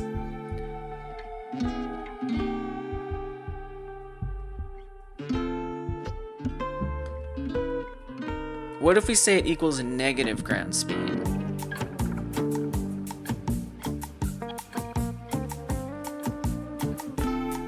Showing through your older streams, and how did you make a game with wingdings? It was brutal. Oh, it's moving! Oh my god, finally. With great suffering. and frustration. Yeah, so that's the Game Dev Gauntlet, which we do every week before the Game Like Jam starts. Not the week before, the week after the Game Like Jam ends. It's confusing. Every other month, basically. And it's just like crazy challenges that chat has in mind for me to do. And yeah, coding in Wingdings was one of them. So yeah, I had my entire IDE in Wingdings. Just everything was Wingdings. It was just Wingdings town. Nothing but Wingdings. Wingdings everywhere. Let me see if I can show you. Actually, here, I'll show you here. I know what I'll do. So a game actually did come out of it, which you can play. It exists, but my IDE looked like that. So it was literally Wingdings everywhere. Wingdings in the code, Wingdings on here, Wingdings every place you can imagine. There was Wingdings. It was indeed very painful, and I did not like it. But it was kind of fun because what I did was I ultimately realized that I was familiar with a lot of where things are in Godot just from using it a lot. So that made it a little easier. And then one thing I was allowed to do was translate each Wingding one by one. So I just started remembering, okay, I know that variable looks like that, and func looks like that. You know, the colors help. I had to remember like the order that I tended to put things in. It was brutal, but you know, it was something. I don't know that it made me better. Also, all the assets in the game are also Wingdings, except for the background. That's a gradient, but for the most part, it's all Wingdings. Yeah, it's a game. It's a game, and it works. It's like a little platformer where you have to avoid the bombs and ring the bells. And then some of them behave differently, so I had to make certain concessions so I could get it done. It's possible. It's possible. It's doable. There was suffering involved, but it was doable.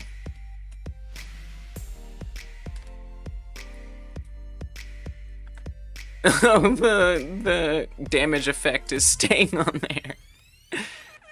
Well, it's not perfect. When you don't have any debug, because it's all in the different language, it'd be like that. But yeah, it was a fun challenge. I enjoyed it, even though it was like difficult. Is there a way to anchor the ground speed? I don't know if I know what that means. Oh, I see. What does anchor mean in that statement? Probably. Yes. Okay, so now that I have this, now I'm going to actually say multiply this by lava speed. And I just need to figure out what to adjust that by, and hopefully we can make it a little slower. I'm close. Okay, that's faster. So let's make this, the lava speed, like a fraction or something, like 0.01.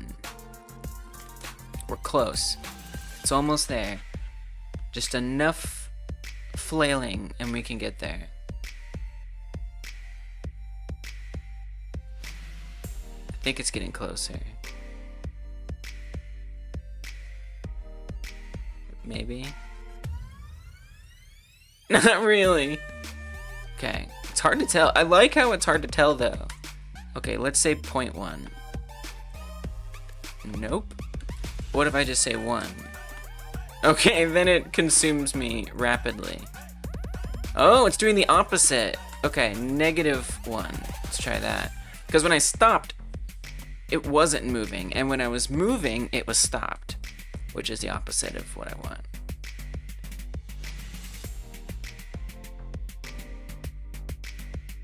We gotta not ramp. I gotta be going slow enough that we don't ramp. Okay, now it's not doing anything. But if I set it to 1, and we start moving, it's gonna suddenly... Okay, actually I have no idea what's happening.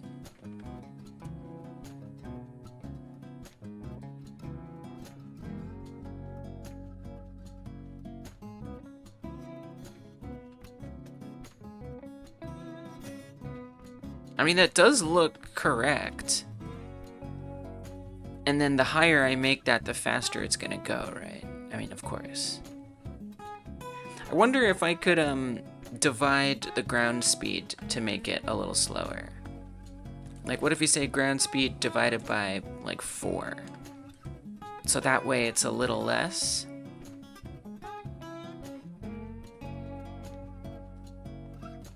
Nice. Okay. Better, but I think we still have the opposite situation going on. Unfortunately. Where if I'm stopped, it stops. But in reality, the lava speed, if the ground speed is nothing, then the lava speed needs to be moving. Right? Yeah. I just want it to be, I want it to also, I want that, and I want it to be slower if the number is lower. Yeah, that's right. The player isn't moving. That's right. Yes. So that's an illusion that the player isn't moving. The ground is actually moving. That's part of what makes my brain so tied up.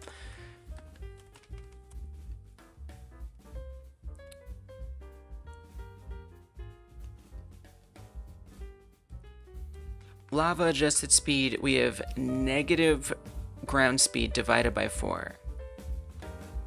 So that is 0 or more depending. So if it's 0, it needs to be moving. Lava speed equals constant minus ground speed.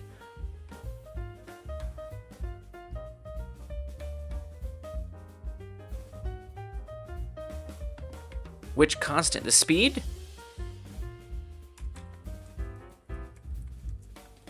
Like this. And then I've had to, I mean, the ground speed is currently negative, which did make it work, but maybe now it would be different. Oh, you did say, maybe you did say that. Maybe I would want to make it plus then, or we'll even just say. Here, I guess it was doing that. Anyway.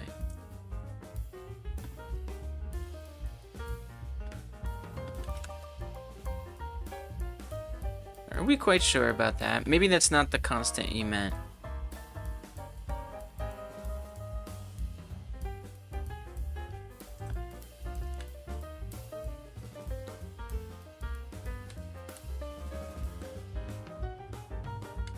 Well, I think it's time to ask for the chatbot help. I do what I have to do, so I can move on. I try to figure things out on my own. If it confuses my brain too much, I know a brain that won't be confused. The lava should flow faster. Make the position on an axis equal for some constant. Lava start position minus ground moving speed. Try giving the lava its own speed instead of going off the ground speed. Yeah. Well, I do want it to go off the ground speed. I could, but part of the gameplay is going to be that the lava speed is based on the ground speed. With that said, I hear you. Make the position on an axis equal for some constant. Lava start position minus ground moving speed. I'm confused. The lava should flow faster the lower ground speed is, but only be moving between the range as discussed earlier. Fix it for me. If you want to lava much depend on Z position, you need to check Z position Z rather than lava dust speed. Rather than you're comparing the speed to a Z position range, it won't be. Well, no, that's fine. That's not the broken part. This will change to make sure the lava moves only when Z coordinate is between. Okay.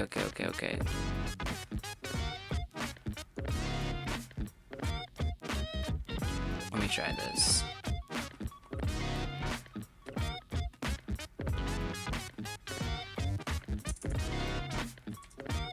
This is supposed to make lava go faster if ground speed is lower. currently it does not.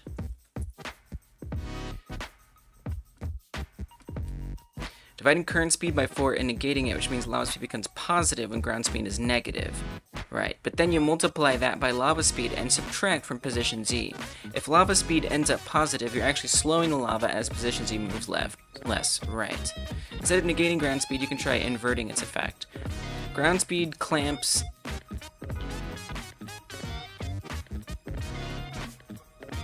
between 0.01 and 100. Dude, I was never gonna figure this out. What? Is this right? Lava adjusted speed equals 1 divided by ground speed times lava speed. This is the stuff that 3D is confusing, right? Vector math. Friggin' vector math, man.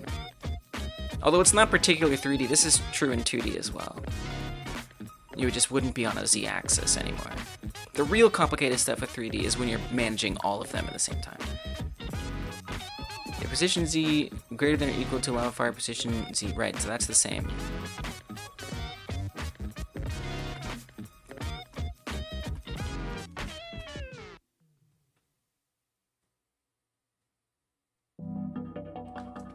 Why clamp ground speed? I'm just trying to understand what it's trying to say here. A safety that prevents math hiccups. Oh. So we're not dividing by 0. You can move the lava on an axis. I don't know which based on the ground. It's Z.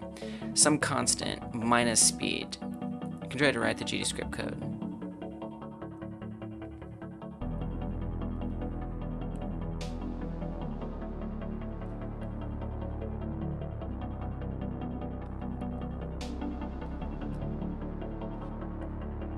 Yeah, math in general, frown face. Exactly. So this is just avoiding divide by 0. And it keeps it from being too low so it doesn't go too fast. And setting the maximum, it doesn't get jumps. Okay. And then the adjusted speed is 1 divided by the ground speed. Why divide ground speed by 1? Now, I don't even know if this is gonna work. Yeah, you're right. The other way around. If ground speed is high, say 10, then that slows it down, because it's 0.1. If ground speed is low, say 0.1, then it bumps it up to 10. What? Dude, I was never gonna figure that out. What? That's crazy. And it actually makes sense. Because dividing by 1 will make like an inversely... The result will be inverted depending on whatever ground speed is. That's crazy. Would not have figured that out. Okay, but I will say it's not working good.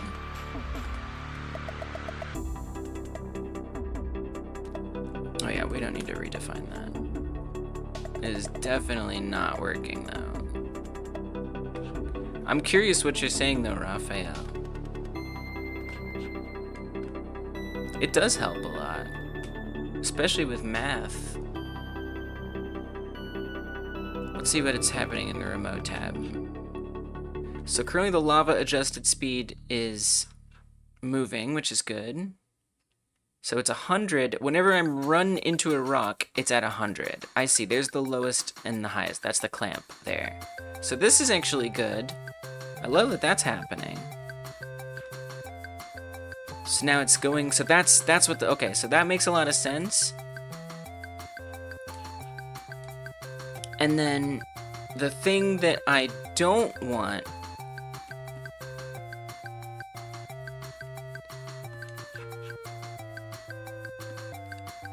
is, I mean, clearly nothing is happening. It does seem to be almost moving like backwards or something. I mean, because it's set back so much further than it's supposed to be. Well, it's at the far, okay, it's at the far position. So maybe we just need to invert it somewhere.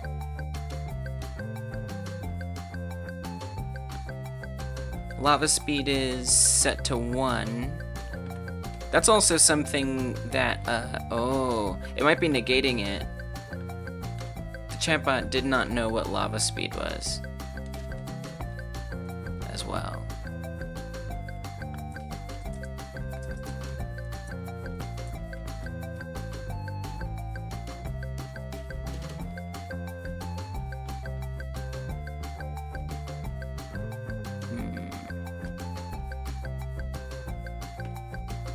Yeah, I don't think that's gonna make a difference.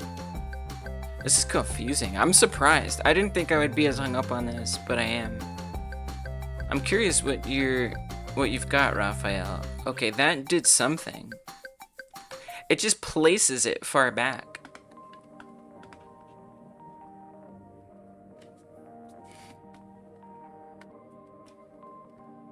Now it's at negative 296.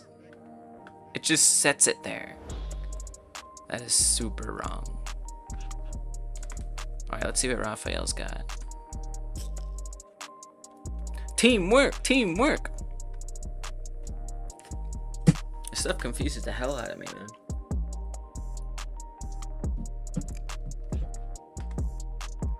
Yeah, let's try it.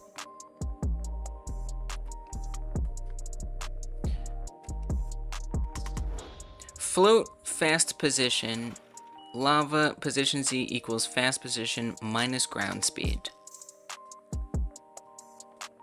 Okay. Yeah, at this point, I would even be willing to just let go of like all of the limits just to see what happens. What does fast position mean? I'm not sure what that means. So you're saying take the position Z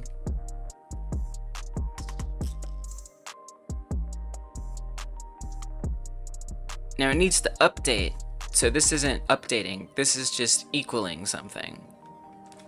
So in Godot we'd say plus equals. Fast position is a constant. Okay. Yeah, I'm a little confused. Minus equals ground speed. That's a really good way to think about it. Like, what if we just do that? What if we just say position Z minus equals, oh, we should do times delta. Yeah, I know.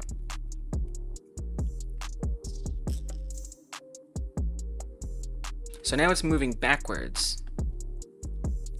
I mean, I suppose that's the simplest implementation. Maybe I started doing the most complex part first instead of the simplest part first. Okay, but see, then it's doing the opposite again, right?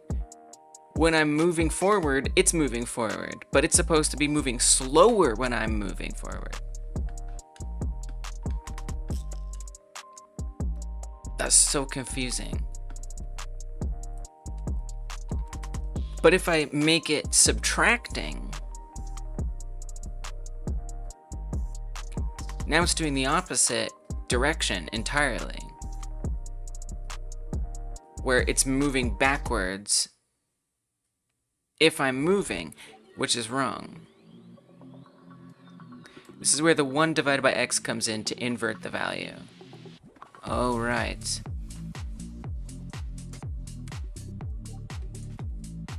Like this. It's mad confusing. This is way more complicated than I thought it would be.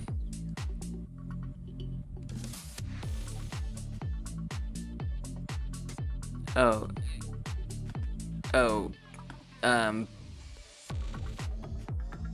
I guess we need to put some limits on this.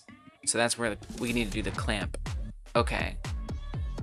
So I do actually want this stuff in here. We do want the clamp. Then we do this. Yeah, it's dividing by 0. Multiply that by delta. And then we just say position Z minus equals lava adjusted speed. Comment this out. So we've got ground speed equals clamping the ground current speed between 0.01 and 100. Then we set the lava adjusted speed to be 1 divided by the ground speed, which we know now won't ever be 0, and multiply that by delta and set that to the position. Show you where the positive Z and negative Z on the scene. Negative is up, positive is down. Confusingly enough.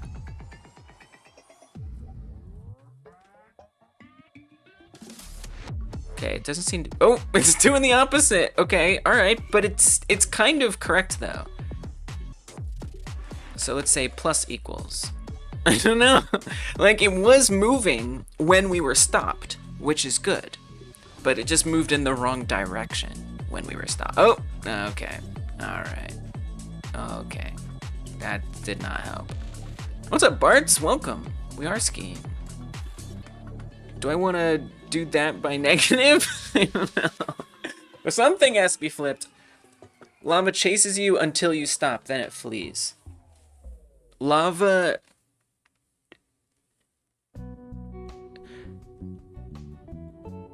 This is more what I want. It just needs to also be moving now. It's waiting until I run into a wall, and then it just like takes even a second to like decide that it's going to move, which is interesting and unintentional.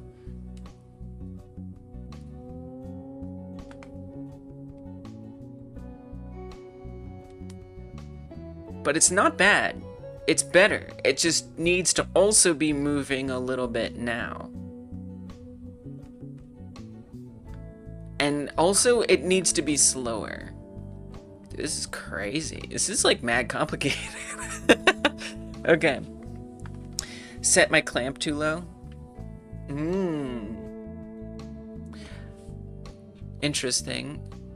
I can't say I understand what or why that would be, but I believe you.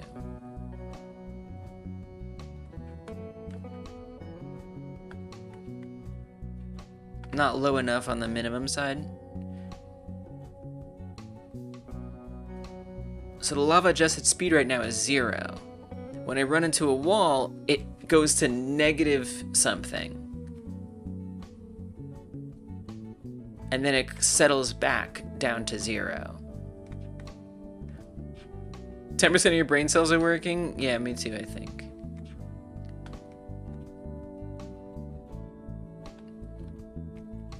Really? 0.001 and 1000? I'm affirmed that this is turning out to be complicated. Clamp the lava. Yeah. Right, yeah, I'm not clamping the lava position yet. Okay, that was... So all that did was make it unreasonably fast. Wait, but it is creeping up on me, I think.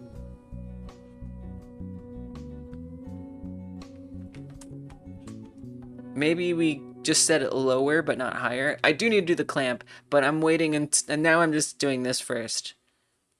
To just not have extra complexity. Oh, okay.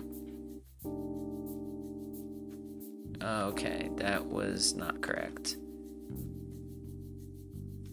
So maybe I actually want it like this, like a bigger number on the minimum. I'm just changing things, right? I'm just changing things. Okay, it's creeping slowly now when I run into a wall, which is good. Let me look at remote.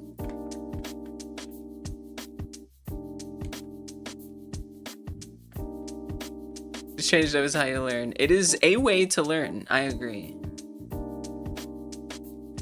So it sits at 0 when we're constantly moving, but if I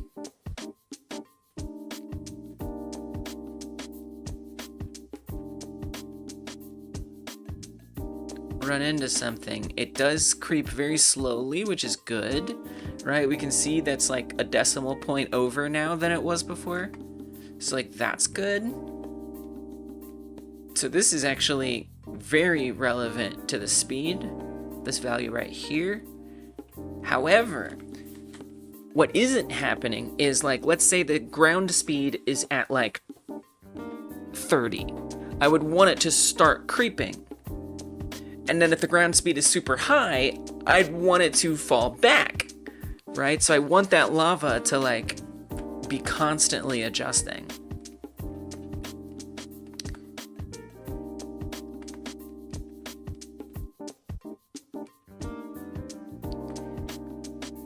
I'm curious if it understands a little better what I want here.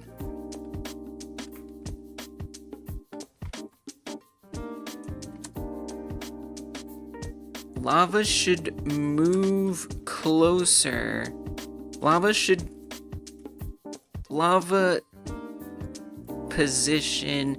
Lava is position Z. Position Z should be higher if ground speed is lower. I mean, and then position Z should be lower if ground speed is higher. Currently, if ground speed is 0, position Z increases instead of fluctuating constantly.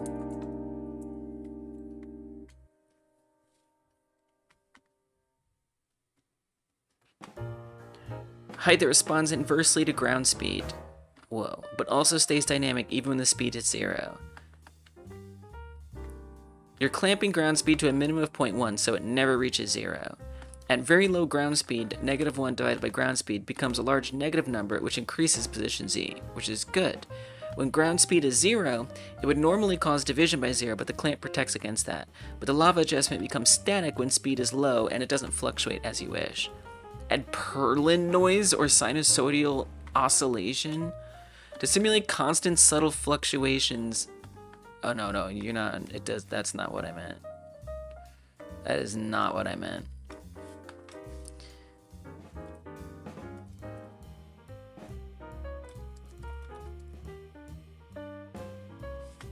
It's not what I meant. I'm surprised that this is so confusing to explain it.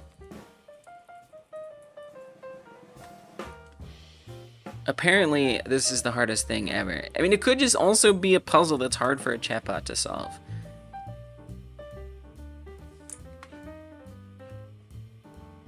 You're gonna add something chase you, but didn't get to the coding part of it yet? Oh, you're gonna have something to chase you? Nice, like the Yeti. Classic. Yeah, I mean, you know, yeah, I guess this is like gonna be pretty relevant to a SkiFree-like. I mean, you know, at least in SkiFree, you can kind of outrun the Yeti, the first Yeti that spawns, especially if you press the F key and go super fast. If the player is, welcome Patrick, if the player is zooming, the lava recedes to a menacing but visible distance, and if the player is moving slowly, the lava encroaches on them. Yeah. Yeah. I love that. If the ground is going fast, the lava recedes to a lower position Z, like -150. If the ground is going slowly, the lava needs to encroach up to around -20 position Z.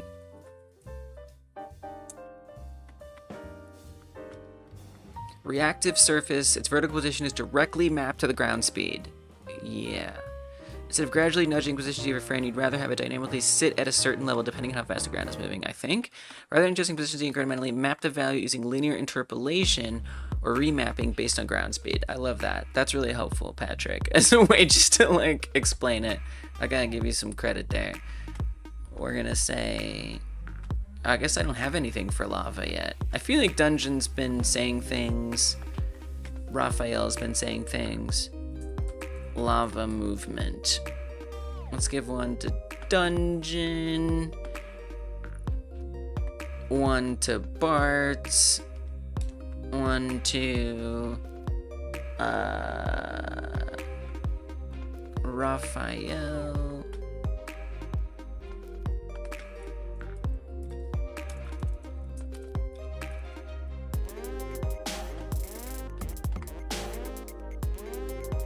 Okay, thank you guys, I do appreciate it. Oh, and maybe we also could say sour cherry juice as well.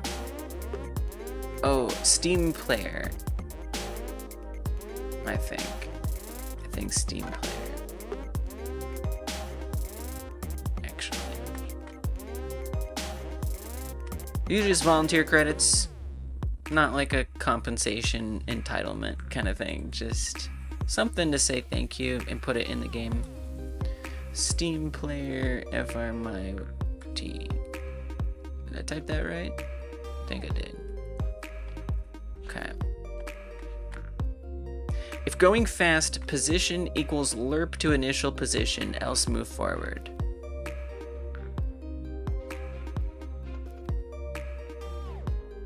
Right.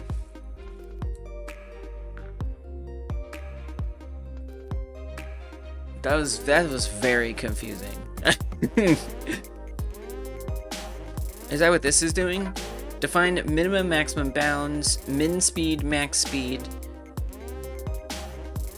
Minimum maximum, we got that. Clamp and remap speed to Z position.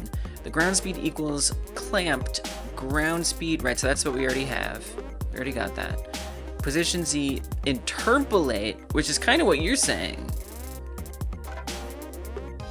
So this is the only thing we need here.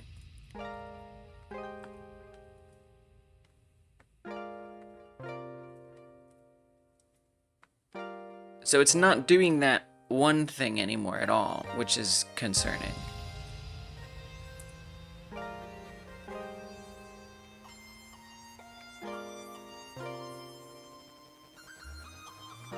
Yeah, we could establish that.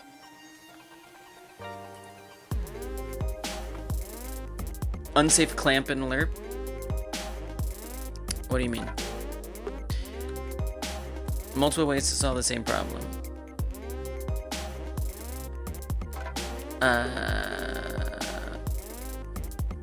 Okay. I'm sure what you're saying makes a lot of sense. Okay, I see. So I need to say clamp F.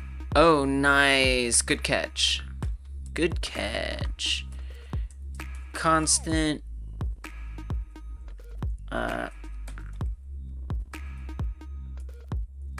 Lava minimum speed.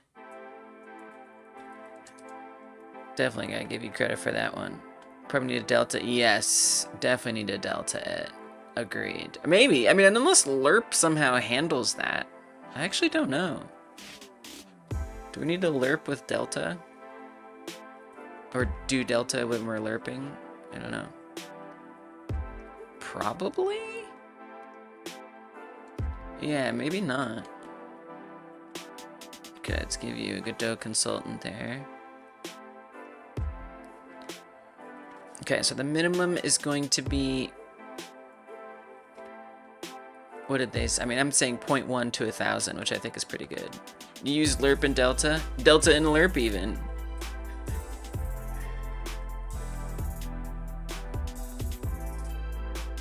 It's saying 0.0 in this case.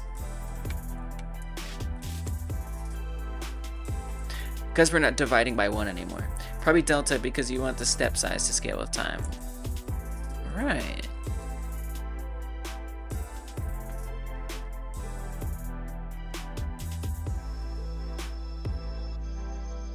Lava min speed. Lava max speed. Position Z equals lerp float min Z maxi. Especially since it's not physics process. True.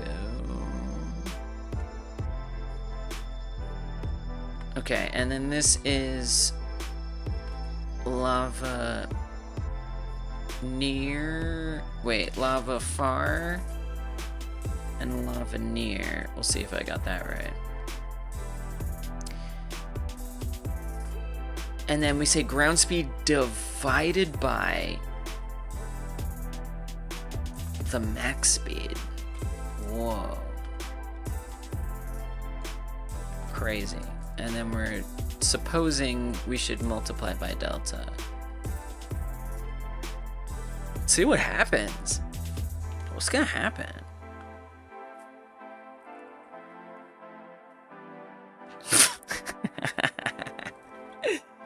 What if we don't multiply by delta? It's just lava, just lava, boof. Delta should be in the lerp. Oh. Oh, I see. Like in one of the, I see why you say that. This is definitely still doing the opposite, but at least it's doing something. Right, so you said the step? Which one is the step? The last one? No, that's the wait. We just have a from to and a wait. I guess wait is the step.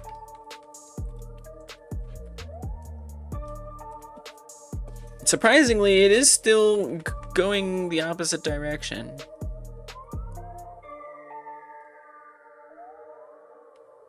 I can't say it's moving much. Actually, doing the delta is making it not move at all.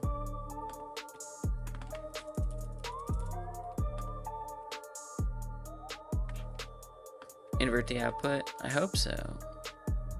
But it's also like kind of weird. Like it's just like suddenly bouncing back. It's like snapping back. It's like barely interpolating.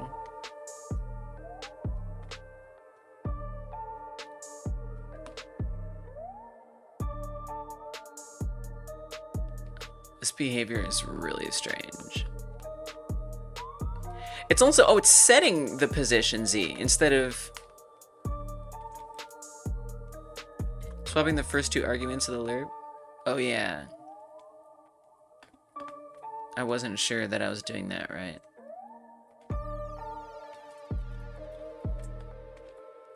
So I also set position Z instead of equals. I made it negative equals. Maybe it should be plus equals. Maybe it should be neither. I don't know. Oh, okay. That was very fast. Actually, delta would probably slow that down. Dude, this is hard. Oh, Patrick. I gotta give Patrick credit. I knew I was forgetting someone. Okay, that's very fast. But, I mean, it's so weird that it's setting it. Like, that can't be right, right? How can that be correct? Dear God. Dear God, what have I done?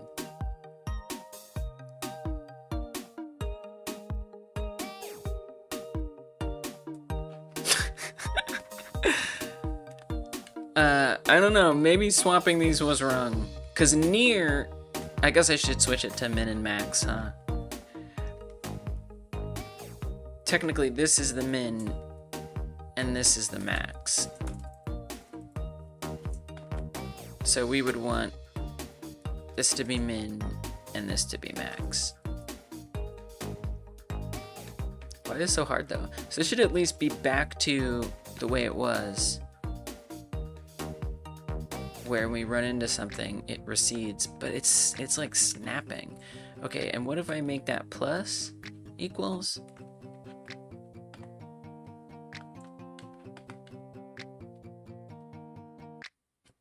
I really didn't think this was gonna be so complicated. Oh, it's just gone. That's too much. Alright, so we all continue to be stumped, and that's just the reality. Okay. Alright. Cool.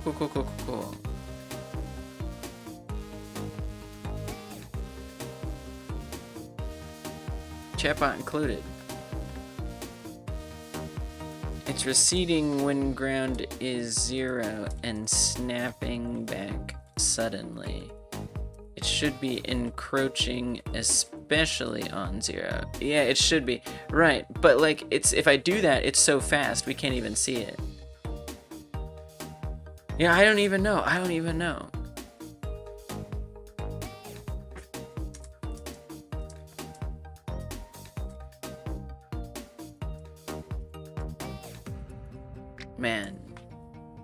Crazy.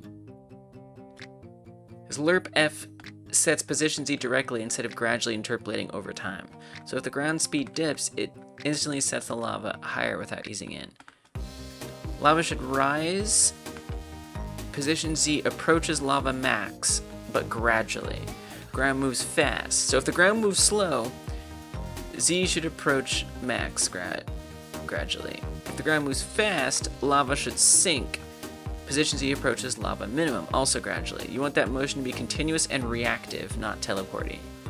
Instead of setting position, that's correct. Instead of setting position Z directly, move it toward the target with a speed factor. Well, yeah. lerp F still finds the desired lava level based on speed, but move toward smooths out the motion toward it. So no harsh snapping. You can tweak lava approach speed for faster or slower transitions. The ground speed equals clamp F ground speed clamping to the min-max, that's fine. Calculate the Z target based on the current ground speed. Target Z. So it's still not adding a plus equals or a minus equals in there. But move toward should handle that, actually. And it did add delta back in for that. So it's keeping the same lerp thing that was there before. It's exactly the same. It just added, instead of having position equal this, it has added a move toward. That's what position Z is. Position Z, so from position Z, the current position that it's at, to the target based on this lerp thing, and then I guess at a speed or a rate or a time of lava approach speed times delta.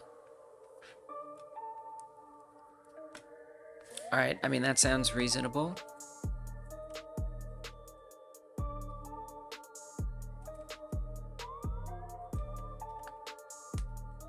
And different.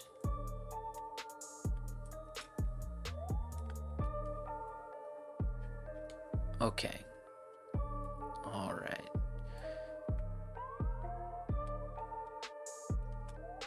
Put all this back in here. Get rid of that. Okay.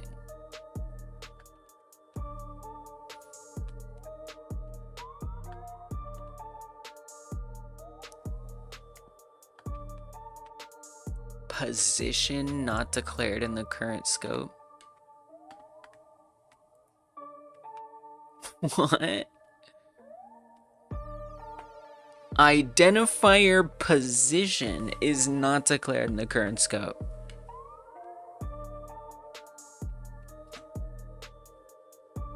You what?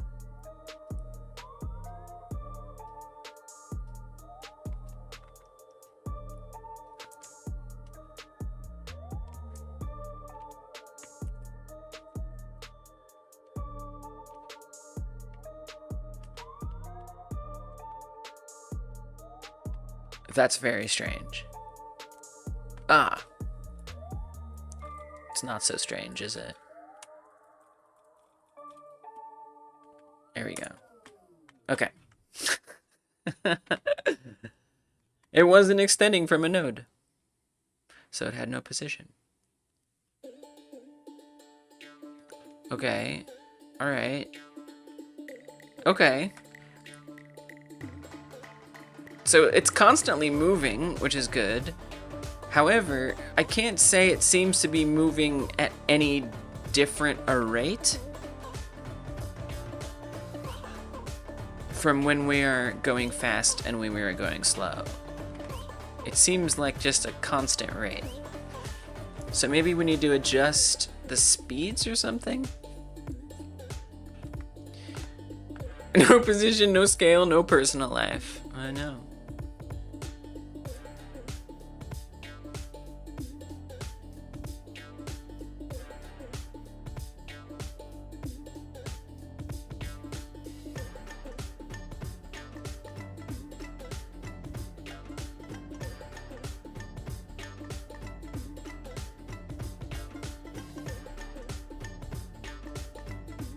Calculate target Z based on current ground speed.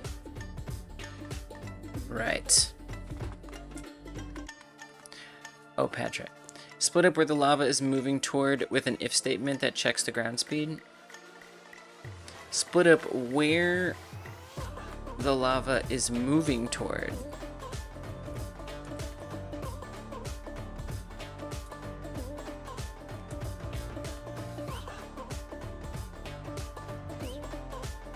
With an if statement that checks the ground speed.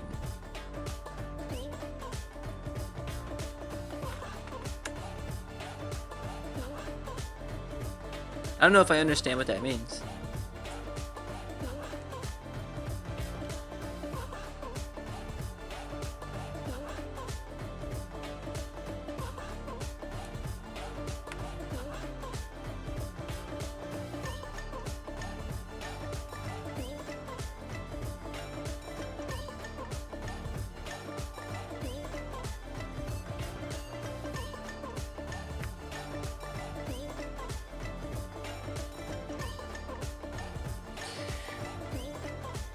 It'd be helpful if I could monitor what these are. So I'm gonna set these up over here. Ground speed.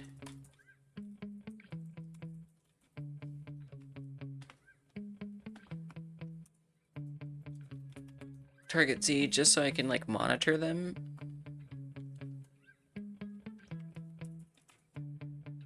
See what they're getting set to. Because as far as I can tell, it isn't changing.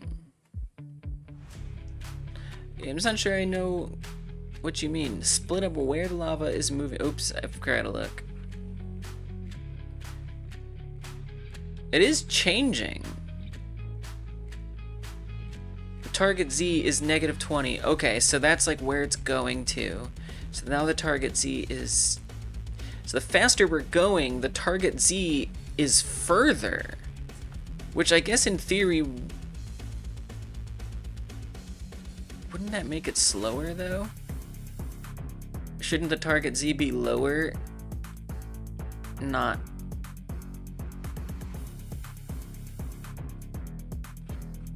Okay, well now it's not adjusting at all.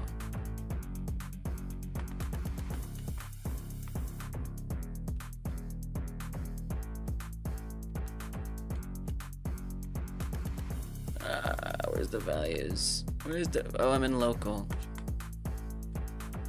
Kind of annoying having to switch between these. Okay.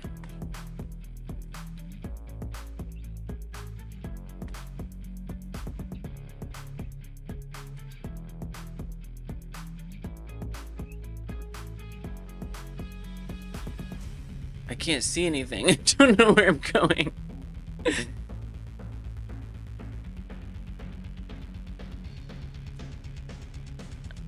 I don't know if I'm stopped. Okay, ground speed is 0. The target Z is -20. Now, obviously, it's already gone all the way, but at least we can see what the values are fluctuating between. So if I do indeed start moving, the target becomes further. I feel like that would be the opposite.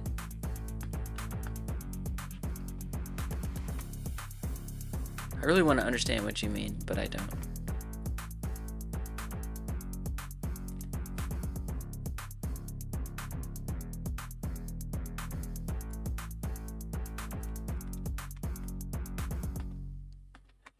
It's actually a climbing axe, and its purpose is, so it's going to be like a cooldown based ability, and the climbing axe is going to let you stop bouncing. So if you're moving and you use the axe, you no longer bounce. And so it's going to have like a cooldown and stuff like that. Just to give you like more control sometimes. And then I have some other abilities I want to add as well. I'm going to change the icon, but technically it's a climbing axe.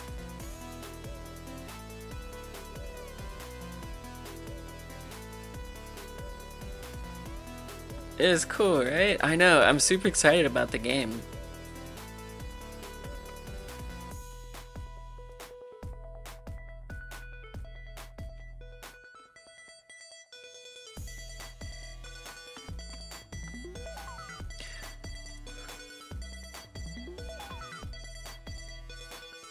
currently the target Z is... You made ducking ability? Nice. What are you gonna duck under? Like tree branches? The target C is decreasing between -20 and -30 or so. Tables? What is your game? This sounds cool. Instead, the target and it goes closer to -30 as the speed increases. Instead, the target Z should be higher than -20, like 0 or so, right? Because then the lava would move faster. But that doesn't even make sense either.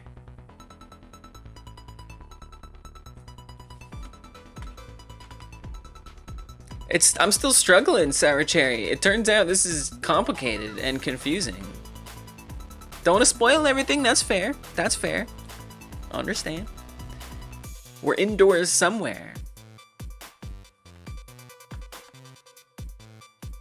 Ground speed is higher. When it's higher, it goes to negative. So what it should be is when it's higher.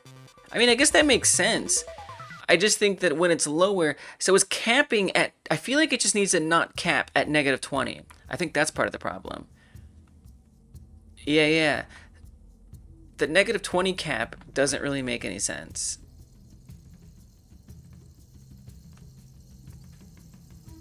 In my opinion. I don't think this max and min makes sense. What if I make this 0? Yeah, you're right, Patrick. Okay, now it's constantly coming, but I need to... It's a bit fast. It's a bit on the fast side. Do we have a speed value that makes sense? Maximum speed is 1,000.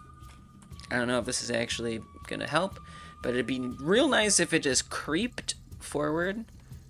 Would love that. Would prefer that.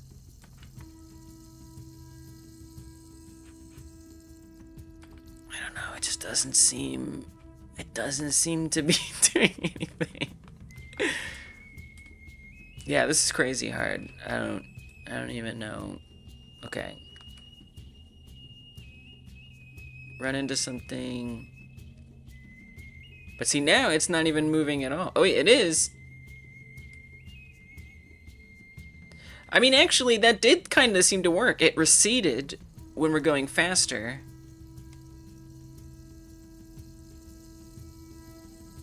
And if I can actually run into a wall and stay there, then it starts creeping. This is actually not bad. Okay, so let's adjust this to like 30. This is the max speed. It's a bit more stiff than I imagined, but it's something. I really need a key that just slows down my speed. Debug key. Nice. And now if I'm going faster, I can outrun it again. This is not terrible.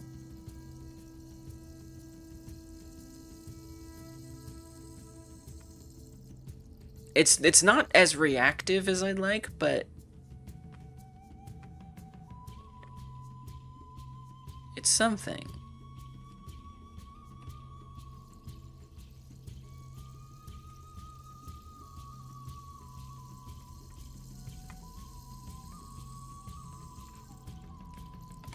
Interesting.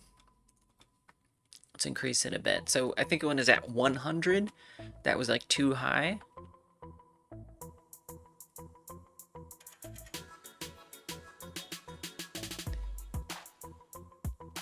It feels a little too easy to outrun it.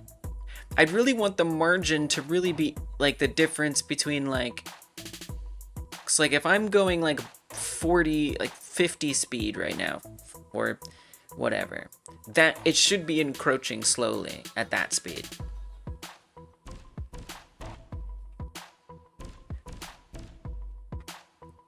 So right now it still is basically only encroaching at 0, and then maybe if you're like 70 or higher, you know.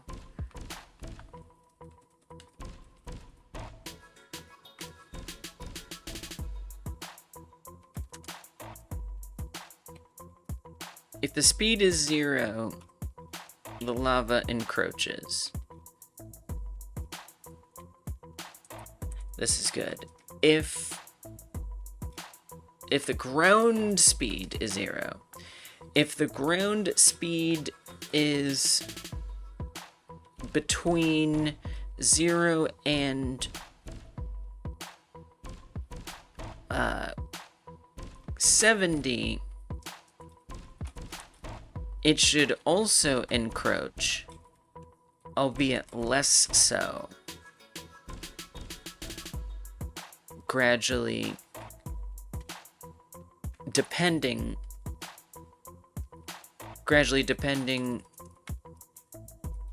on how low or high it is on that 0 to 70 scale.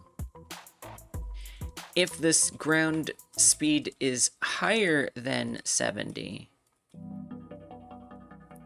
we should be escaping. What's up, Egelgo? It's going pretty good. How's it going with you? We should be escaping, or don't say that. Because it doesn't understand that. The lava should, I'm doing some confusing lava stuff. The lava should be receding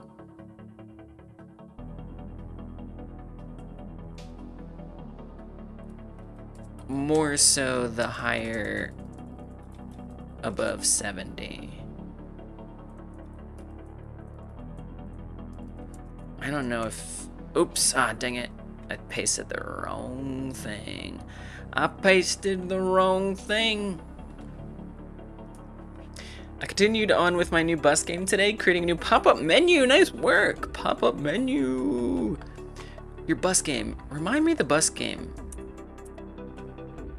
I do, oh, it's a game where you're like on a bus and you needed like a section of the bus. I remember, nice. I do remember.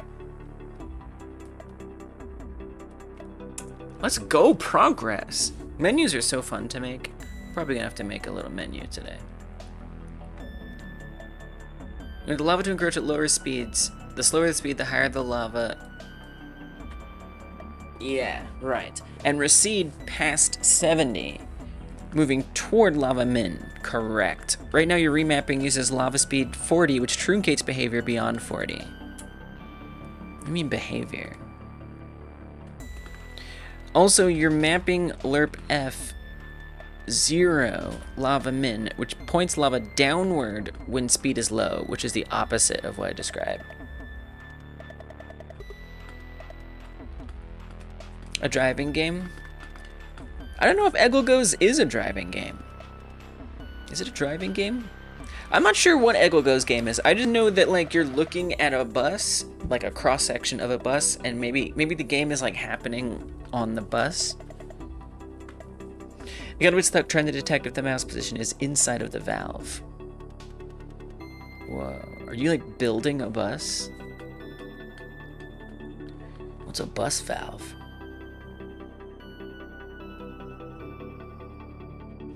Here's how to split the behavior at speed 70 for 2 zones of control. You're gonna try to explain it, but it's about trying to keep passengers happy. Nice. Yeah, mouse position. Is it like a 3D game? Yeah, mouse position 3D stuff can definitely get tricky. For sure. Split the behavior at speed 70 for 2 zones of control. Oh, I never messed with the lava approach speed. I forgot to play with that. That was just like an example doohickey. Okay, you know, example doohickeys. You know how those go. Threshold where lava starts receding.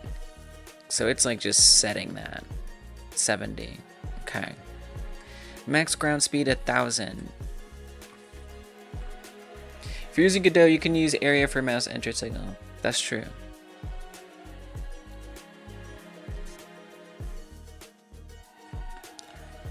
Constant lava.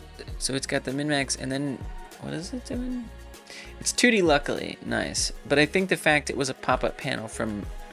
A pop-up panel was preventing... Oh, like a... I see. Yeah, like... If you use like canvas layers, sometimes like setting the layer of a canvas layer to be higher or lower, right? So that's like, I'm sure you already figured this out by now, but mouse enter, but I think I need, yeah, there's that too. Yeah, so there's like layer things, right? If you set this to higher or lower on a canvas layer. So a canvas layer is a great like root node for all your, for all your UI. You can put stuff. So I have like my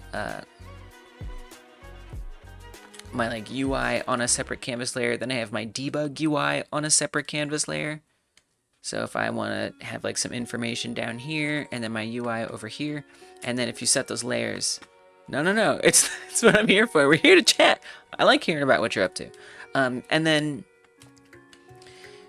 And then the other thing is like what you're talking about on separate control nodes on the mouse option. If you change the filter to like stop, ignore, or pass, that can also make a big difference. Debug menu, yours is called the console. Yeah, sometimes I like have an extra information, especially I use it for like game states. So if I know if I'm in like the menu, the pause, the gameplay, sometimes I'll have different gameplay states as well. It kind of depends. I wonder how the 3D area checks mouse entered. It has to draw 3D things on a 2D screen, so it knows somehow. True.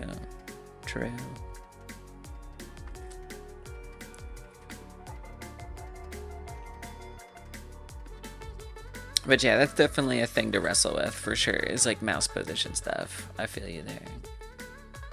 And like getting input to be detected.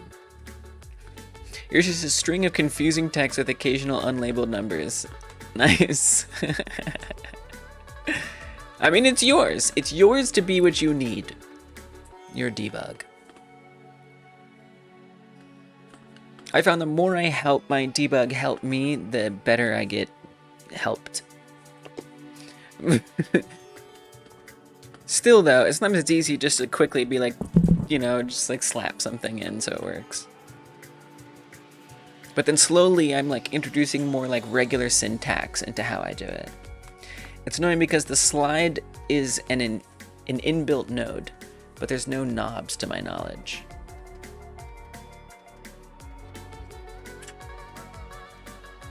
Oh yeah, I see what you're saying. A slider. Yeah, I don't know that there are. I'm sure there's someone who's tried to do it. I see, like things that you like twist like this as opposed to like that. I'm sure someone out there has done it if you search around. There might even be a shader that does it. The debug for you is checking everything is working. That's fair. It's nice to know that things are working. So it's just going to constantly set the ground speed. Oh, it's just, I see. That makes sense. Never mind. If ground speed is less than or equal to receding threshold,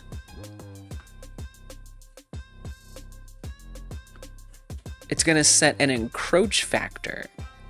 Ground speed divided by receding threshold. And then set a target. So it's dividing the ground speed by the receding threshold, which is 70. Does that work?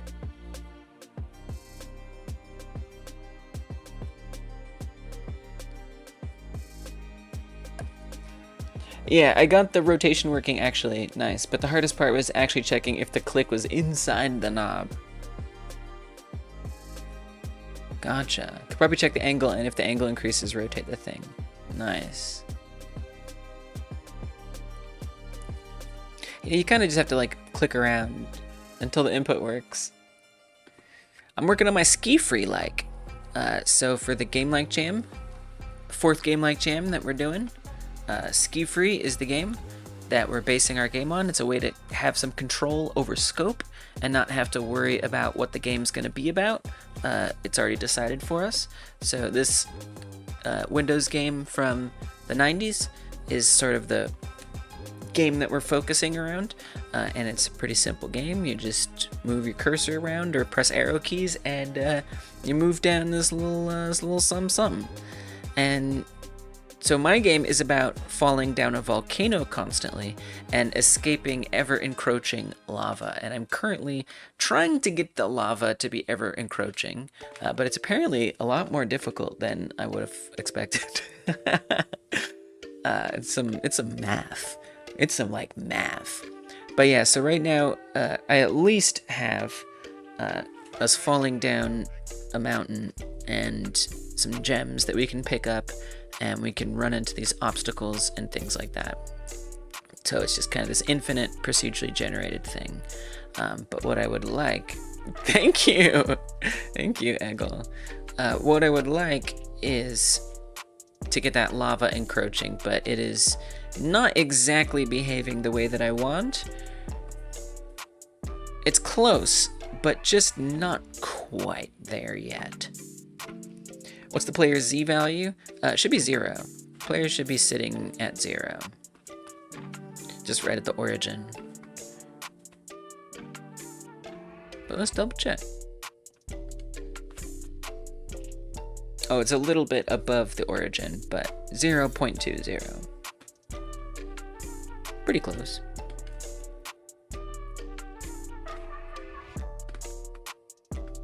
Yeah. So it's supposed to be going faster, the lava, the slower the player's going.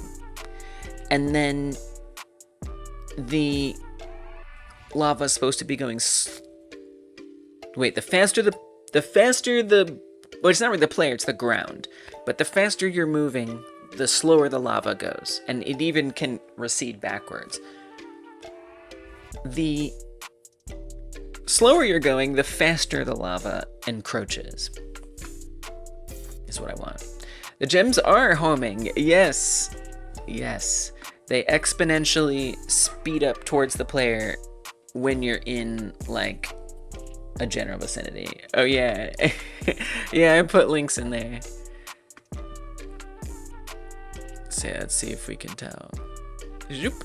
Zoop. I can make it a little... It's kind of hard to see. Here, I'll zoom. I shall zoom. You see? You see, we can get this one. Oh, I missed it. I wasn't close enough. Bloop, bloop. I want some more effects and stuff too. Another dreamer, yes. I mean, I haven't streamed on Twitch since I was doing dreams. Basically. And I think Twitch is getting nerfed a bit because I'm setting too high a bitrate. It's the way I got around the CPU issue. But anyway, it's a whole other thing. Tweens are currently your favorite thing from Godot? Nice. Yeah, tweens are awesome. I used to use a lot of animation players, but I just end up using tweens most of the time now. Yeah, tweens are awesome.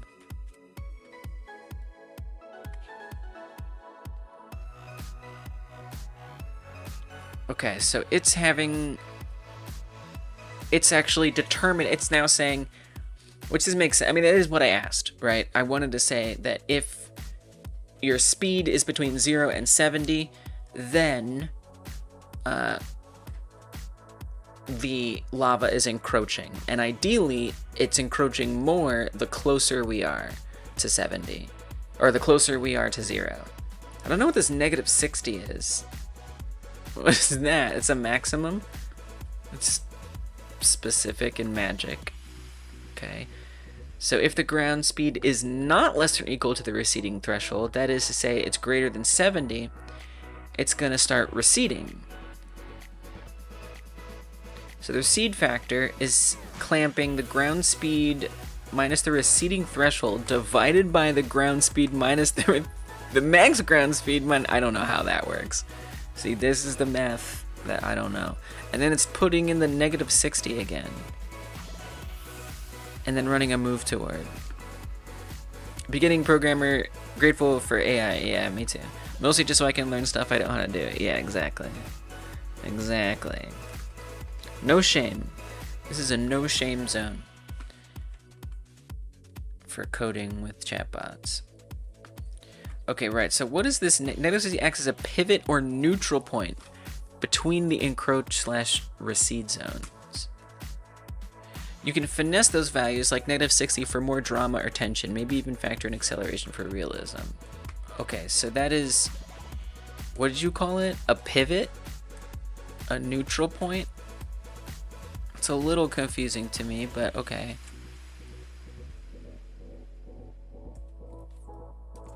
Lava pivot speed. Pivot point? I don't even know. It's saying how defensive people get when they hear AI. I know. I know. I mean, I get it more with art and video.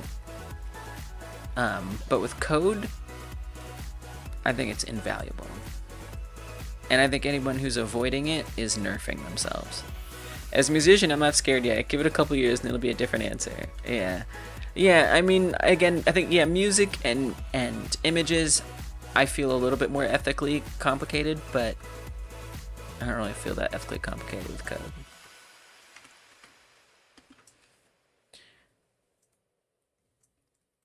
Okay, so for that, we're setting it something else. You think what depends on how much one uses AI? What is it in that sentence? -60. Like, if it does the job completely for you. I mean, it probably won't. If you use it completely, I mean, okay, couple things. Number one, okay, I do want to say that I don't think it's, I think of chatbots as an accessibility tool, right? And they can also be a learning tool. And then I also can think of them as boosting workflow, right? And so the concept of it doing everything, I don't think it can do everything, right?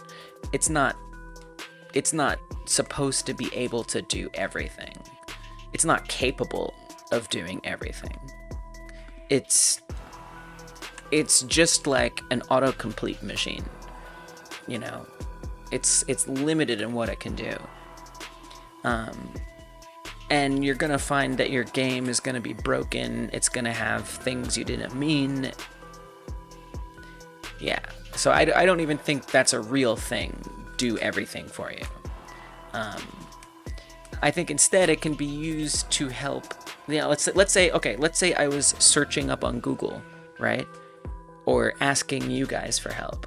To me, it's the same thing, except it's just a different modality that has a certain context that it can create stuff in. So if I were to say, you know, try to search this up on Google, right, it'd be pretty hard to search up something that is encroaching and receding based on a certain range. That would be really hard to find an example online of someone who's done something like that, right? But with a chatbot, I can explain what that context is and try to help it understand to help me be able to do that, because for me that math is just a huge weak point and something that I struggle with and that my brain is just like not sufficient at, and there's reasons for that, but it's just part of the way my brain is. And so the AI can be, and you guys also, right, you guys come in here and chat and being like, try this, try that, right? So you guys can have the context and help me, but this is hard. This is like confusing. But ideally, it's less confusing to the chatbot, so I find that quite valuable. But I guess my point is that it's not, if I were to say, make me a game that makes lava recede and encroach based on the player position, I mean, I think that would be a really crappy game, you know? So yeah, I just think that's kind of like a, I think it's like I don't know, is straw man the right word? Like, I don't know if that's a real thing that, I mean, I think there are like tools that try to sell themselves as they can do it for you, but I don't think they can. I think that that's not true. AI is like a person that just helps you with code, but you should know what it does or else it won't understand you. Yeah, that's true.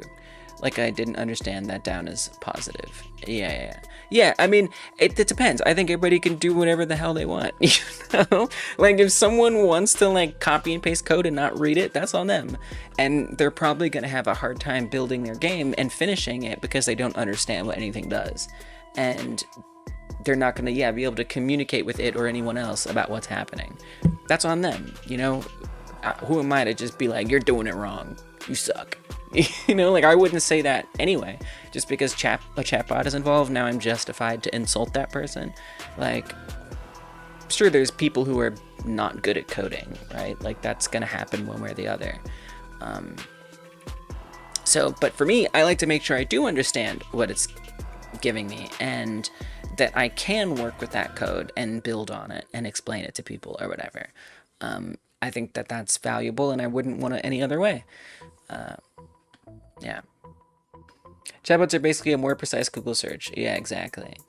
A lot of the time, exactly. It's so much harder to find things, especially now with Google, the way like promoted sponsored links, and it's so hard to find things on Google that you actually want. And then the other problem with Google is, or internet searches in general, is it's finding results that are closest to what the search engine thinks you're looking for, you know? So like, if I search for, I don't even know, some example, whatever. If I search for something, let's say I want a player controller that, I don't know, is like floating like a balloon, hovering like as a balloon, got a balloon attached to it, and it's floating through the air. I don't know. And I search up player controller flying or floating. I'm probably gonna, okay, let's say if I search up player controller floating, right? I'm probably gonna find a lot of people who are saying, you know, my player controller is floating and I don't know why, or something. You know, the most searches you're gonna find are gonna be looking for keywords that don't necessarily match the exact context of what you're looking for, which would be floating like a balloon and hovering. And I'm just guessing, right? I don't know if this is true, but probably, maybe, you'd find a bunch of things that are not exactly relevant. Whereas the chatbot can actually potentially understand exactly, you're looking for the balloon floating thing, not this other problem other people have. So yeah, I think it's like definitely a more precise Google search. Exactly. Still, you do all the coding and use AI as a tool and not just give up without trying. Yes, exactly. Right. I mean, and that's the way I would do it. But again, I think anyone who tries to have it do everything for them is just they're not going to have a good time. Most of the time, to learn it better, I type it all in manually. Yeah, same. Exact problem happened to me the other day. Today, trying to search for detecting mouse in an area 2D. All of them were for rectangles. Yeah, the search is like so inferior right now. But maybe when you say type it in, and that's the other thing. I think that's, maybe you mean like literally instead of copying and pasting it. I mean, I think that that's really interesting and important. So like something that I'll do, which is, oh, ads. I should turn those off probably. I know, Twitch is so bad. You can come over to YouTube. YouTube, there's less ads. No pressure, obviously. Stay on Twitch if you want. I know, I should probably deal with that on Twitch. But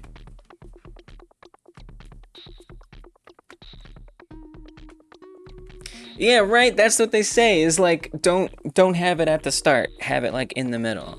That's what they say.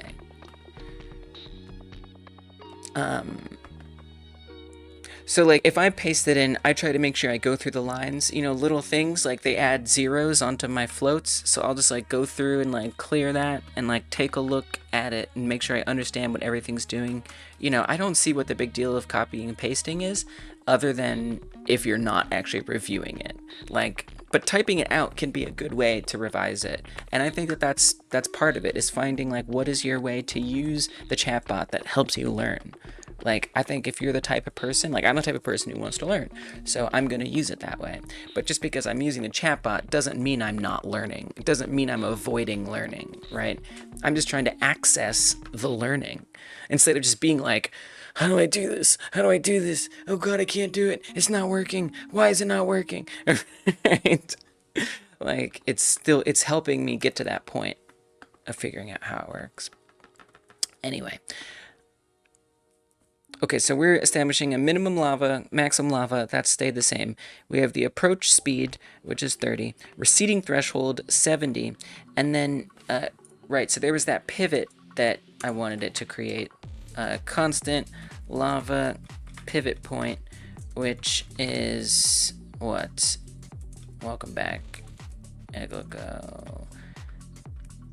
-60. I guess I should keep an eye on when the ads show up. I don't even know.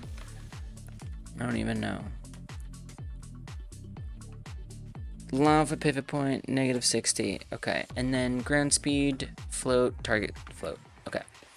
So it sets up the ground speed, keeps that updated. If the ground speed is less than the receding threshold, not receding threshold, the encroach factor equals, the encroach factor equals the ground speed divided by the receding threshold.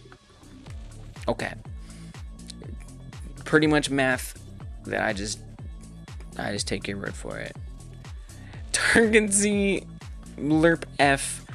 So it's gonna lerp from the maximum to the pivot point.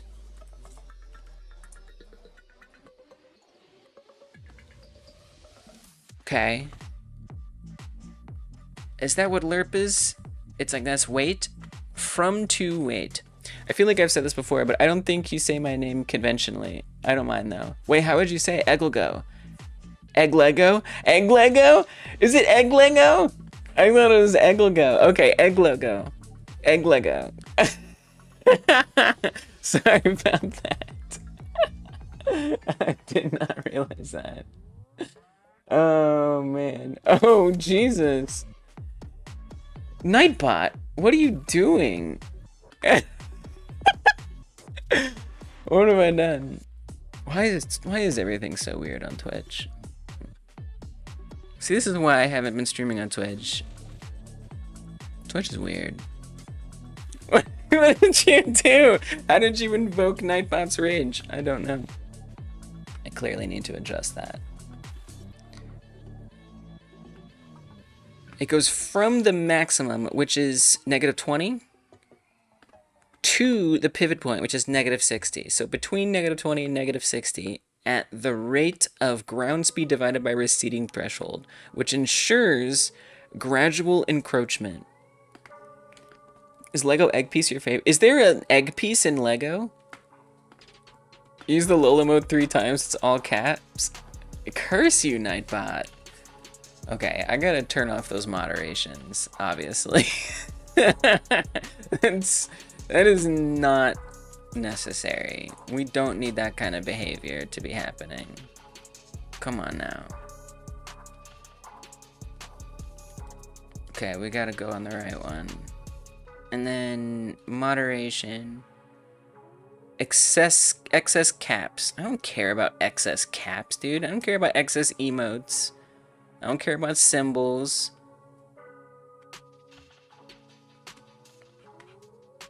Alright.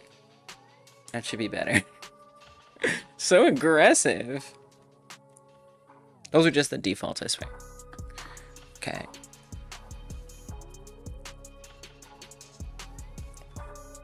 So if the ground speed is not less than or equal to the receding threshold, which is 70... Your evil plan has worked. You can now constantly talk in caps! You monster. You reasonable monster. I don't see what the big deal is with all caps. I guess, I don't know, maybe if you had like a really, I don't know. Maybe if you're trying to block a specific person. For some reason, Nightbot is always on Power Trip. They're pretty chill on YouTube chat. YouTube tat. Receding phase, speed greater than 70 maps from midpoint to lava min. So the recede factor equals clamp float, ground speed minus receding threshold, divided by max ground speed minus receding threshold, eyes glaze over. So it's clamping between that and 0. Oh, it is trying its best to be a good mod. You're right. And it's the mod that I apparently told it to be. You know?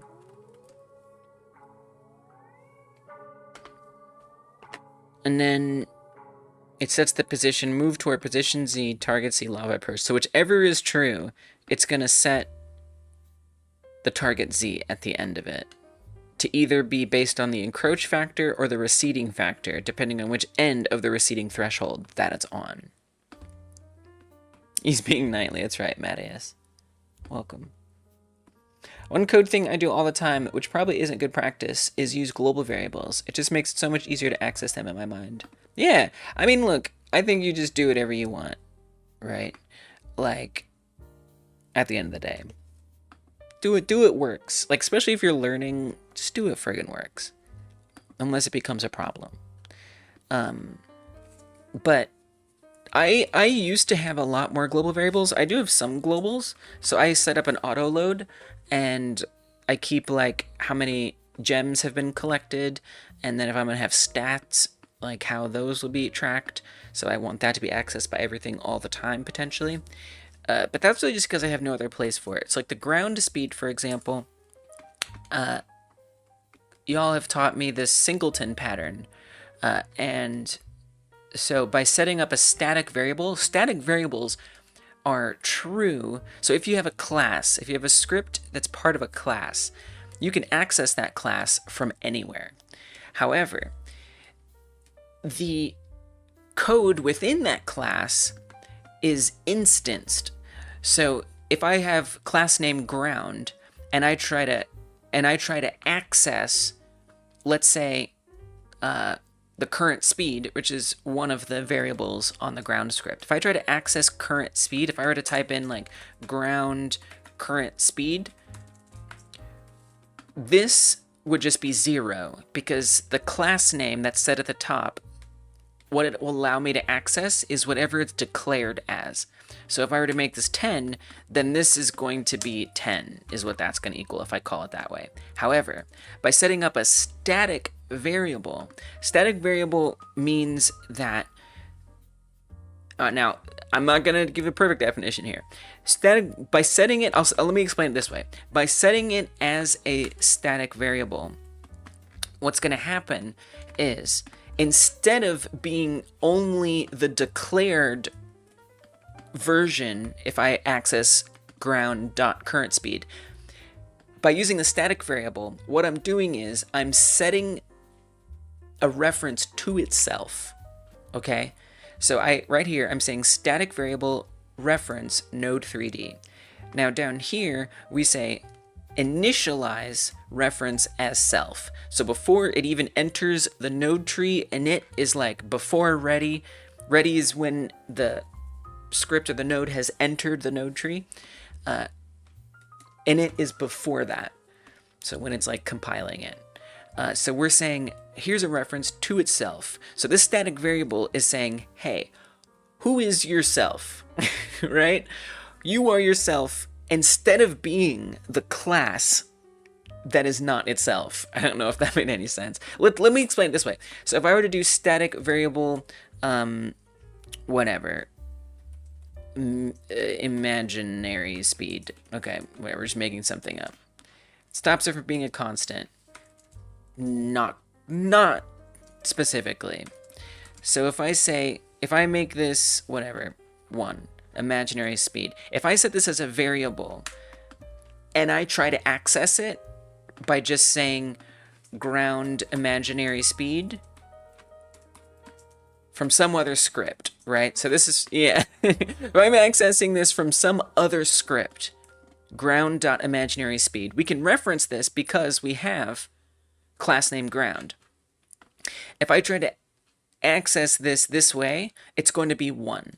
But let's say in the ground script, somewhere in the code, in the process or something like that, imaginary speed gets changed to like 100. Maybe it goes to 100. Maybe sometimes it's 549. Sometimes it's 1. It's changing all the time, right? If I want to get that value that's changing all the time, I would then want to I would want to make sure that that variable is a static variable. Then if I say ground dot imaginary speed, now that's going to be whatever it's constantly changing to. So if it's this or that, now they will match if I'm referencing that from somewhere else. So I guess derive from that what you will about what a static variable does. Like, it makes, technically, a static variable makes the variable accessible to, makes the variable accessible from anywhere.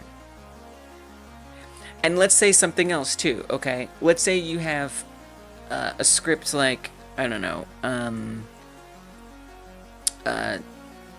spawn, right? So this could be, it could be multiple spawns, right? Let me put it this way. Let me put it this way then, Eggle. Think of it this way. It's making a variable global. Now it's a global variable. That's it.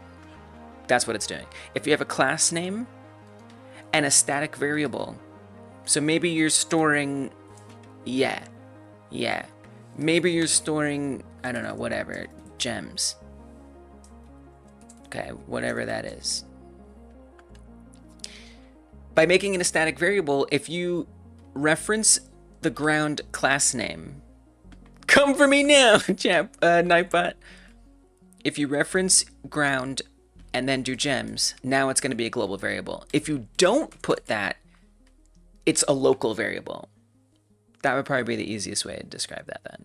So I've found, and so then this, what this is doing is I'm kind of cheating that. Instead of setting individual variables as global, I'm making the entire script global. So then I can just call ground.ref.gems, whatever it is, and then I will get that as a global variable. And it's just, and this, technically it's called a singleton pattern, but that's just the way that I've been doing things, and that's indeed what I'm doing over here on the lava. But you don't have to worry about it if you don't want to. Yeah, I'll just explain it, but like, global variables as auto loads, do it up. It works. It's no problem. I don't particularly care for that program. I don't really care that my program won't run extremely quickly. It'll barely make a difference, honestly. It's more a right tool for the job thing, rather than like, it's gonna cause you big problems. I've learned that a static variable is like a gene. It's equal to all beings of a group, even if the beings are different. Whoa. Yeah. Wow, that's right. That's absolutely right. So that's the other use case for it. So like, if I have like what I was explaining earlier, I don't know if I have, let me see. Do I have any like regular static variables besides references? I don't think so. No, I don't. That's okay. But like, if I have this, so I have this spawnable entity class here, and the spawnable entity class can be obstacles, it can be gems, whatever else I want to spawn. That's what a spawnable entity is. So there's multiple spawnable entities out there. And let's say I wanted every spawnable entity, every obstacle, even if there's 6 different obstacles, every gem, even if there's 80 different gems, I want them all to be able to access the same variable. Then I would say static variable. Static variable can collect. So let's say I don't want any gems to be able to be collectible, assuming that all spawnable entities are gems. So if this is true, I'll be able to collect every single spawnable entity, right? But if this becomes false, every single spawnable entity will now be uncollectible. Whereas if I were to make this just a regular variable, now this only applies to the spawn that this is on. Probably won't make a difference if it's not a AAA game. Yeah, it probably won't make a difference. That's true. But I just, you know, and even knowing that, I've just found myself gravitating towards using the static reference because I just think it's like easier to like keep things in the place that are relevant to them than necessarily abstracting too many variables on the global script. So it just kind of comes down to like preference. I'm not worried about like performance as much because I'm already going to have a global script. I'm using the global script for other things, especially loading in things that I like, materials that I need to reference constantly or instantiate. But you know, if you're already going to have a globals, like, it's okay to use it.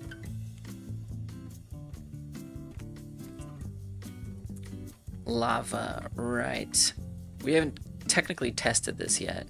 Okay, and then I want to set this lava pivot point. So it might not, we tried to learn it, but I don't even know if it's gonna work, to be honest. We'll see. It sounds like it'll work. I like optimizing and making things easier, but can't sweat about it. Yeah, exactly. Exactly. Just get the game done. Totally. 100%. Yeah, I mean, and for me, it's just been over the course of making multiple projects, you know?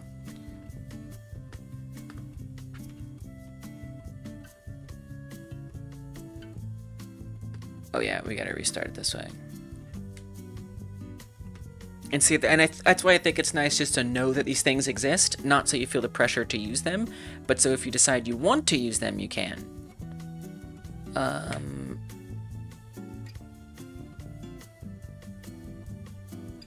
I think it's working, it's just a little too aggressive, but I do think it's working. It's just going a little too fast. So his approach speed need to be higher or lower? Position Z, move toward position, from position Z to target Z at a speed of launch, lava approach speed times delta. So I think we'd want to make that smaller, maybe, right? That should make it slower, please, perhaps. Nice. That's very slow. Excellent. Okay, let's make it 10. Oh yeah. Okay, that's too fast though. Let's make it 5. Not a lot of wiggle room there, but that's okay. It might make the difference in a decimal. Nice. Yes. Now, I can't say that it's receding. that is not happening. It's going slower, but it's never receding. So that is definitely not happening. I guess we could move the pivot point. I'm not sure I fully understand the pivot point concept. Like, I get it, but I don't really see how it's working.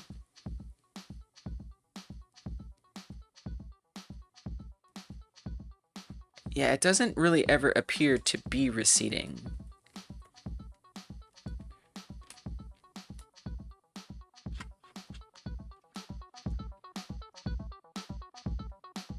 It's just constantly moving forward.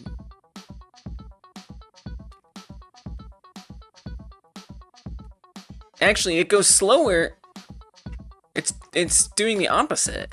Let's try making it positive. The slower I'm going, the slower it goes. Now.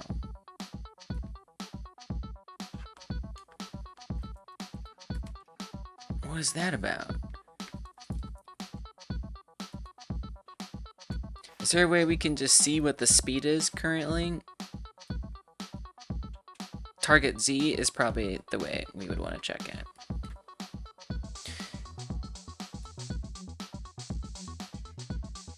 So would it be if target Z is lower or higher? Don't know. Target Z is currently -60, so it's going towards -60.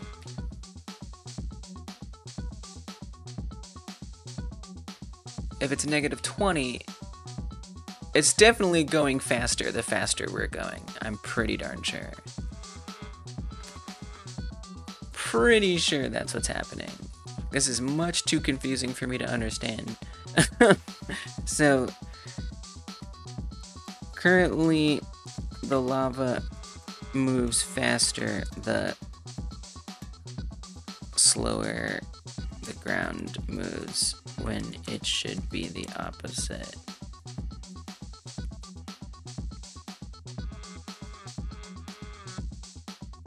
When target Z is a bigger number, or yeah.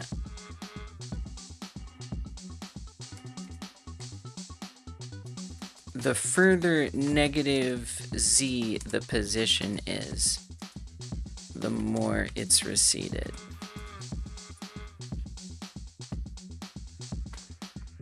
Slower when the ground is slow.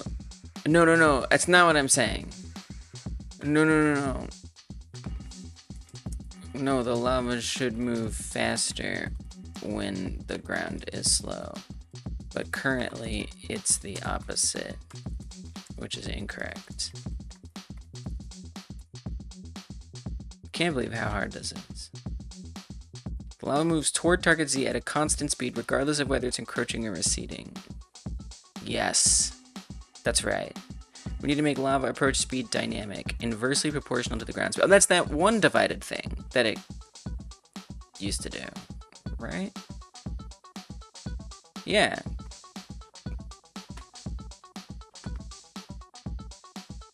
Okay, so I think that's all it added in, was just that.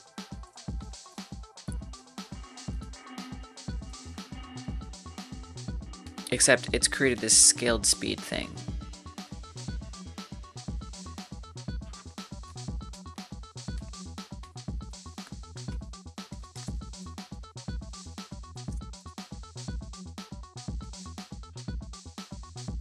Okay, so that makes sense because that used to be in the code.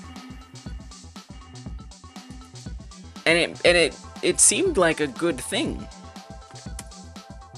But I figured it removed it for some reason. It didn't. It was no reason. Now what is base approach speed? What the heck is that?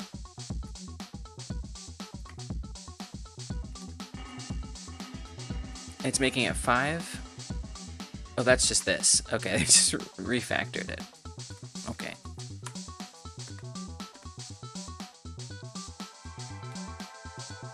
Speed multiplier times 100.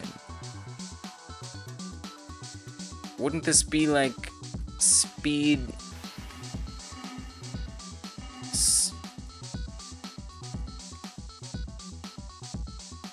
swapper? What's up, Donnie? Today I'm learning how to make lava approach a player if the player is moving faster or slower. Either the lava is going to recede if the player is moving faster, or the lava is going to encroach if the player is moving slower. And it's apparently just a mathematic mind freak. And it's something. It's something. I'm gonna call this speed swapper. And then I think this makes more sense to call speed multiplier, right? Which is just like, my goodness, how many things are we gonna have here? Speed multiplier, and they made it 100. So I'll show you where we're at. Donnie, welcome, good to have you here. How you been? You still doing the Sunday Dreams Jam? Okay. Does that mean the lava will never catch the player? It should ever catch the player. If the player is super slow, if the player stays very quick, in theory, it would never catch the player. Every Sunday, let's go. Love that. Okay, let's see if it's behaving even remotely the way it should. No. No, it is not. It is absolutely not. It is just immediately all up in the face, and it's jumping. Great. So that definitely did not help at all. This is so hard. I'm gonna see if I can figure this one out, because it's so close. This way is so close. It just like isn't quite there. It's so close. So this way, the lava approaches, and when we stop, it also continues to approach. However, when I'm stopped, it's moving slower. When I'm moving faster, the lava's also moving faster, which is the opposite of how it's supposed to be. Instead, the lava should be not only slower, but if we hit a certain speed, it should be receding. So let's just see if I can puzzle this out, because I think this is actually hard for the chatbot as well. So we're gonna say, in this case, it should be receding. Or I guess it should be encroaching. Print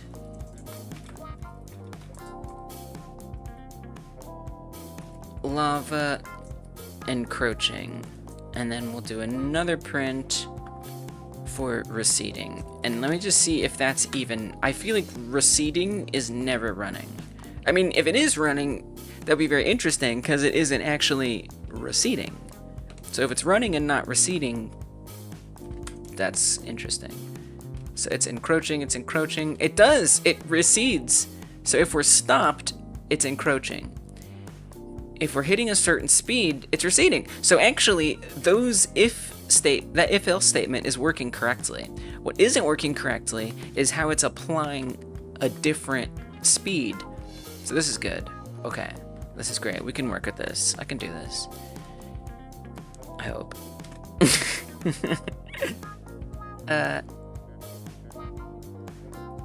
If it's less than or equal to the receding threshold,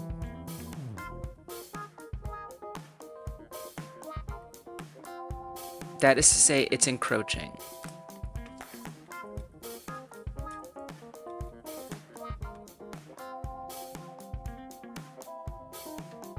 It divides the ground speed by the receding threshold. The receding threshold is 70.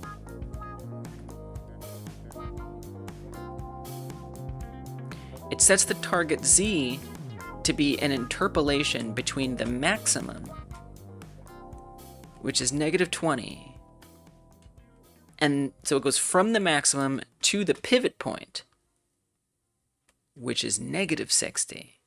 So it's saying be receding when we're between -20 and -60.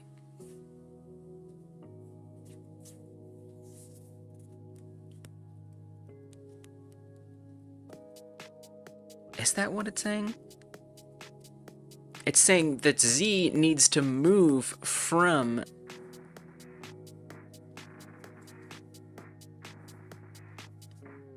Shouldn't it be the other way around?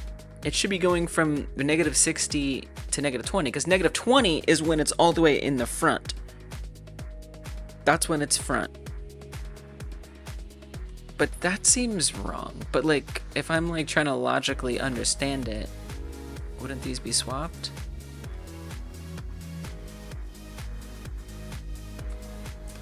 This is like the hardest thing I've ever done in my entire life.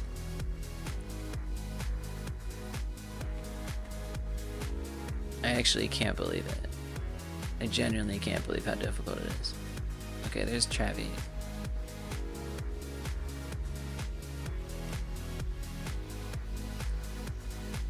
I don't know what's happening. So it's moving slow again when I'm stopped. Where we're really trying to test the recession.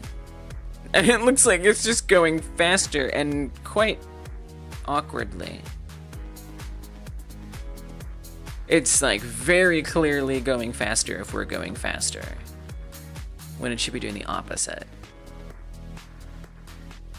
So what if encroach factor was like negative? The cat is live. I know, I feel like I need to clarify that it's live. You also kind of can't see the cat.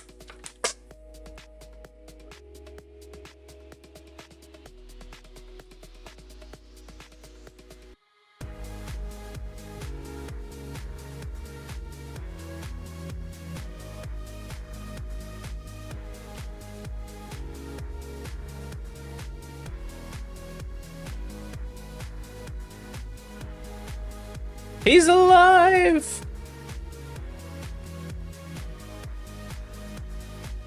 Did I fix it? Did I not fix it? I mean, I am noticing that we're moving and it's... I think something is weird.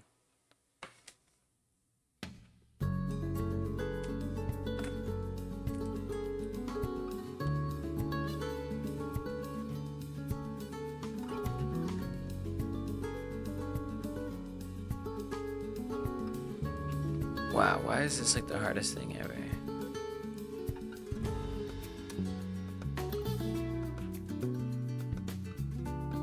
It like goes back for, dude, I don't know what this math is. I don't know anything. I'm just guessing. Okay, hitting a stretch. Yeah, he is. He's just chilling, enjoying life. Not a care in the world, just the way it should be. That's the life he deserves.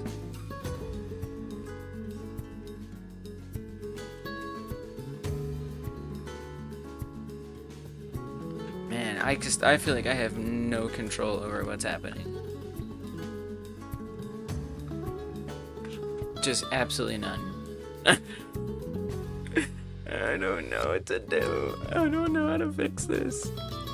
But I need this. This is like the fundamental mechanic of this game. Like if this doesn't work, the game doesn't work. This is how it has to be.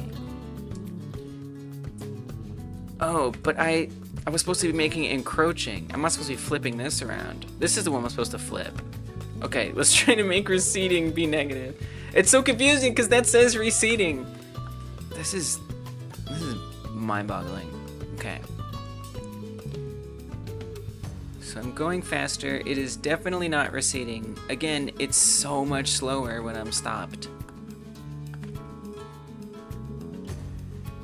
It goes from the pivot point to the minimum. The minimum is negative 150, which is way in the back. So it's saying the target Z should move between the pivot point, which is negative 60. If it's going from negative 60 to negative 150, yeah, that should actually be receding. That actually should recede. So why doesn't it recede? It's actually quite confusing. That does make sense. But also it has to be at negative 60. I don't really understand the pivot point thing. It has to be at negative 60. Shouldn't it be interpolating like where it currently is? Not this pivot point.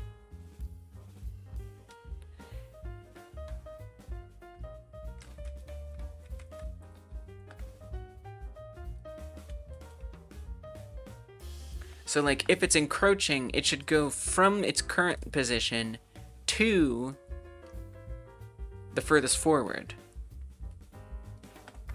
I mean, again, I don't know if this code is actually doing that, but at least theoretically, that's something.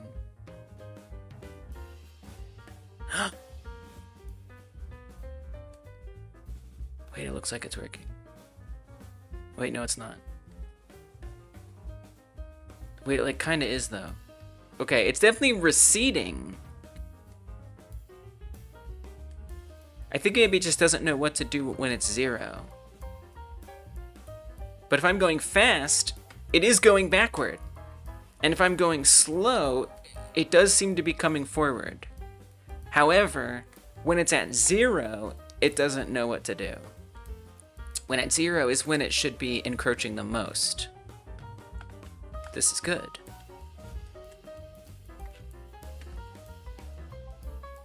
This is why the chatbot can't just code for you, right? Because it's gonna get lost between understanding what you want and the way you asked it and what it's actually capable of solving. But it got me all this math that I can now plug things in and around with, which is excellent.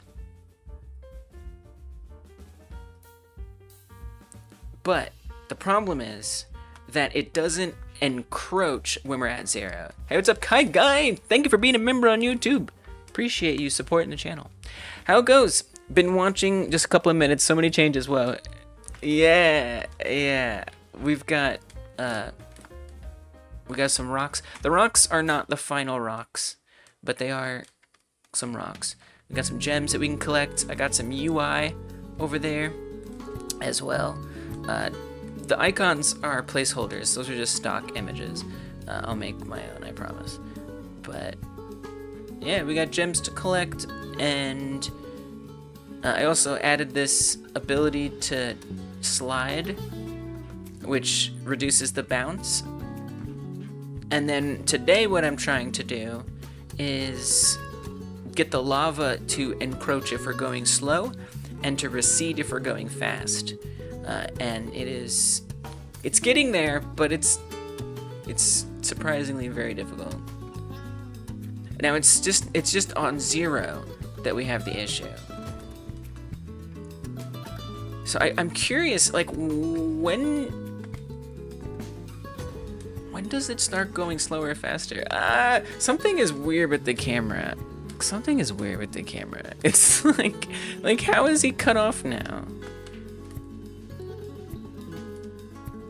How is this happening?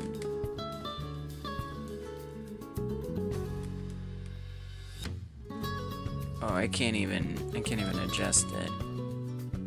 I can zoom. He's always just a little bit out. All right, hold on. I actually have to use the loo. I'll be back really fast though. I'll be back super fast. If you're co-working, do like go stretch your legs or get a snack or something. I'll be right back.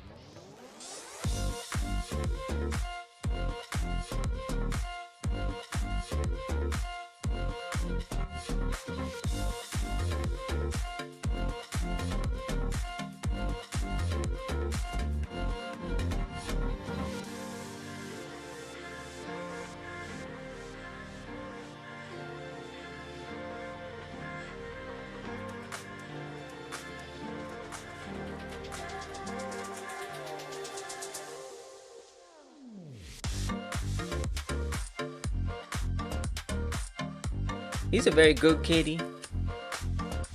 He's the sweetest kitty. Nicest cat I ever met.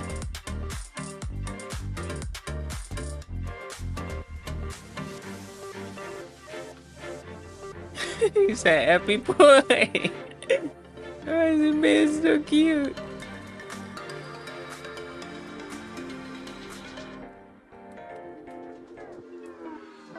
Guess lava's working. It's getting there, just not at 0. Yeah. Was wondering why I have a separate encroaching and receding code.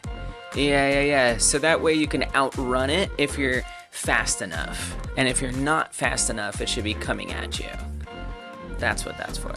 In theory. In practice, we're getting there.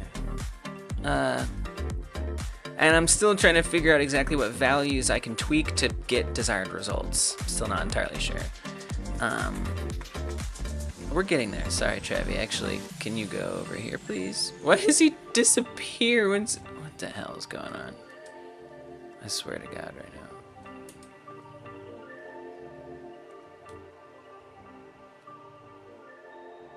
What the hell? Oh, I see why. Okay, that makes sense.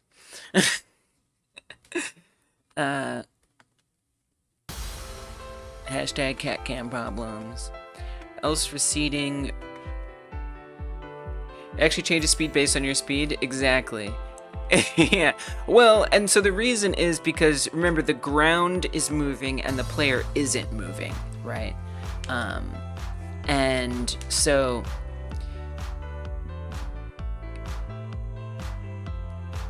I think, I'm sure that having like the lava, I've experienced this on another project, having the lava be moving, because lava, right, the idea of the lava is like encroaching, right? That's what lava would do. It would constantly encroach, right, in theory, or stop, or whatever. But since the ground is moving, if I were to have the lava on the ground and the ground be moving and the lava be moving, it would just be A, more complicated, and, well, maybe, and B, it would be performance heavy. It would be a drain on performance, and it would just be, it just wouldn't even really make a lot of sense, because the ground tiles are all like shifting around all the time, and I think it would just be a mess. So instead, what's happening is technically the lava is stationary, just like the player. So if I don't apply any of the speed effects to it, it's not moving. It's completely stationary. So it's just sitting there, whereas the ground will be moving underneath it. And so then the lava is just going to, so it's not really, like technically it's encroaching and receding, but as far as, you know, the perspective when you're looking at it as a player, it should look like you're actually, it's one with the ground and you're outrunning it or not, is sort of what it's supposed to, the effect that it's supposed to create, if that makes sense. But yeah, I suppose it is a bit sentient. Well, it's just based on the ground speed, so however fast or slow the ground's moving will determine how fast or slow it sentients.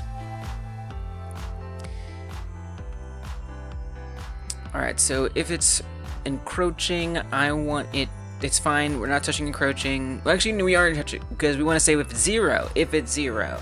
So why, what I want to understand right now is why doesn't it encroach on zero?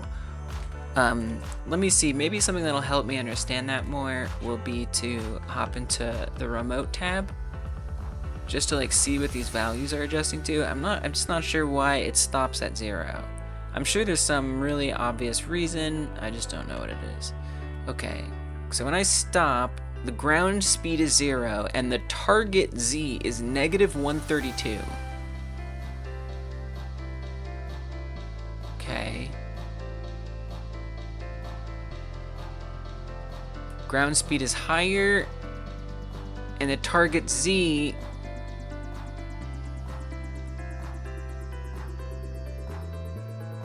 I'm very confused. Because the target Z is, so something other than the target Z is governing movement here. Because the target Z is basically going to the same place. Right now it's at -128, so the target Z is actually setting to the correct place, right? Because the higher target Z is, the faster the lava is moving. And we can actually see that when we're at 0, it's moving nearly the fastest. But wait, that doesn't make sense, because if I'm moving fast, it's supposed to be moving slow. Oh, and it's going higher. I'm very confused. What other values are like changing here? I'd be really interested to see what these values are. So I'm gonna set these up as declared variables just so I can like understand what the heck is going on here. 'Cause I don't.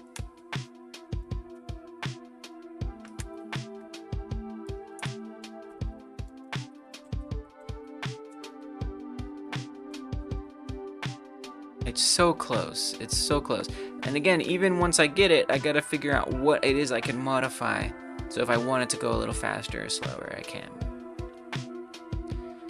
It's close. Okay, so encroach is 0.99 right now. Recede is closer to 0. So the encroach was basically 1, and the recede is 0, which makes sense. If I run into the wall, the encroach is 0 and the recede is 0.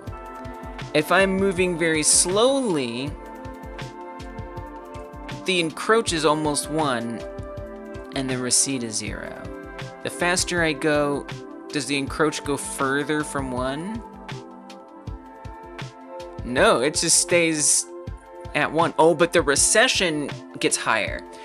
Wow, so the faster I'm going, the higher the recede factor is. The higher the recede factor is, the slower the lava goes. So what we need is the encroach to not go down to 0. It's crazy. So there's like this like weird passing that happens, which is just not quite right. Kind of fake movement of entire scene. Yeah. Interesting. Was wondering if there could be a simpler method for lava speed, which is 1 calculation. I wish. I don't know. Maybe. I haven't heard it. I haven't heard any ideas from chat that at least I've been able to make sense of. The chatbot can't seem to get a simpler way. I don't know. If there's a way, it eludes me. Not a clue. Apparently it's complex.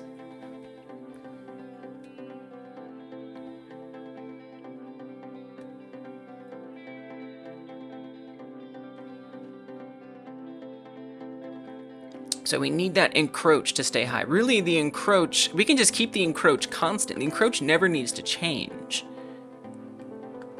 It literally never needs to change. We could, I mean, I feel like we could just set it to 1 and be done, you know? And then it just recedes more or less.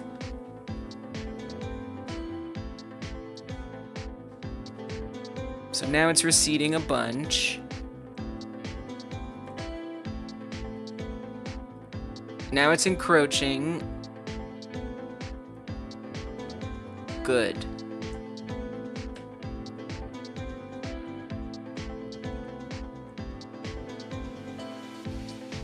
And I think we might be getting closer to a more simple approach too.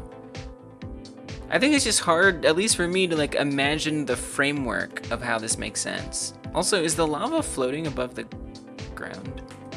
Or is it just me? Nope, it is not. I'm just checking. It is, I do see it could be put down just a little bit though.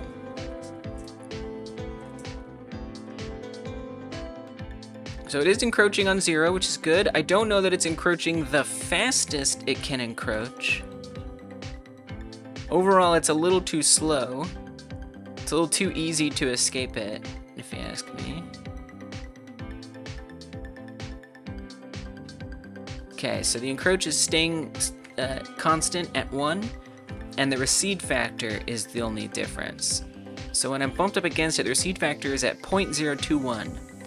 When I'm moving faster, it gets closer to 0.1.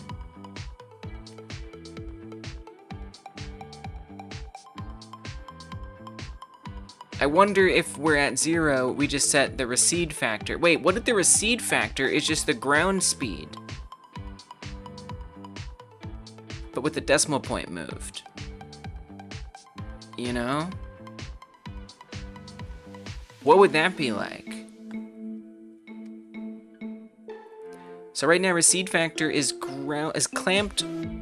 It's clamping the ground speed minus the receding threshold divided by. Okay, just how about just go away for a second. Let's say recede factor equals ground speed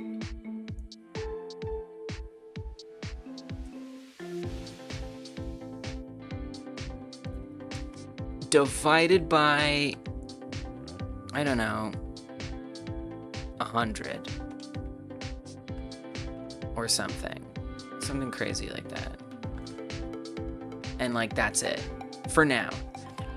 It might be the wrong, I might need to switch the polarity.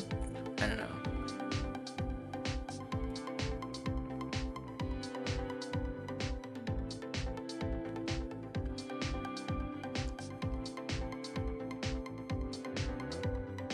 It's not bad. It still feels like, actually it's not bad. Let's see what the values are.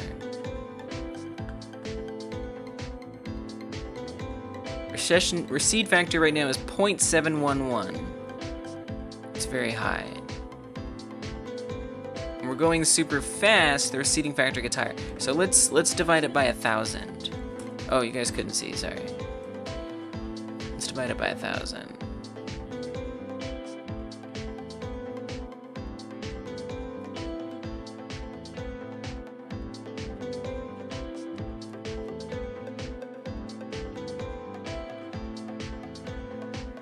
Okay, so I'm obviously escaping it. Recede factor, encroach is at 1, recede factor is at 0.07. Start getting faster, the recede factor goes up. It feels like it's still, like, not the fastest at 0. So I could also say, which I kind of hate to do that, let's try. I wish the encroach factor would be stronger. Position Z, it's interpolating from the current position when it's encroaching to the maximum, weighted by the encroach factor. So what if I make the encroach factor 2? What does that do?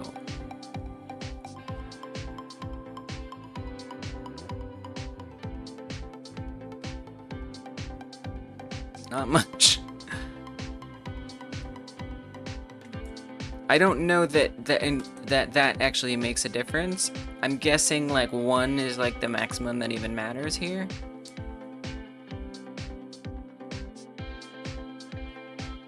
Yeah, that's still very slow.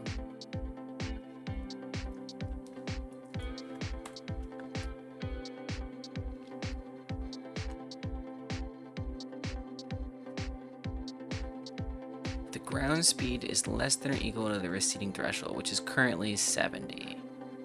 Fine-tuning for later, you see that hard line of non-tiling shader on bottom of lava where it meets the ground? Whoa, now it's gone. Oh, yeah. Yeah, I think I just moved that. Yeah, you were talking about this?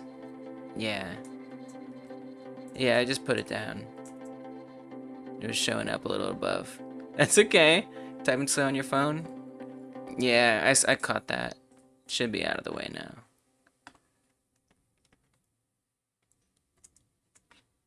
Yeah. Not something we want to see.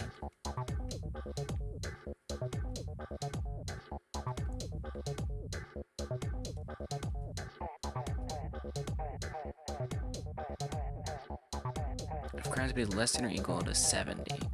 That's correct. So if it's not less than or equal to 70...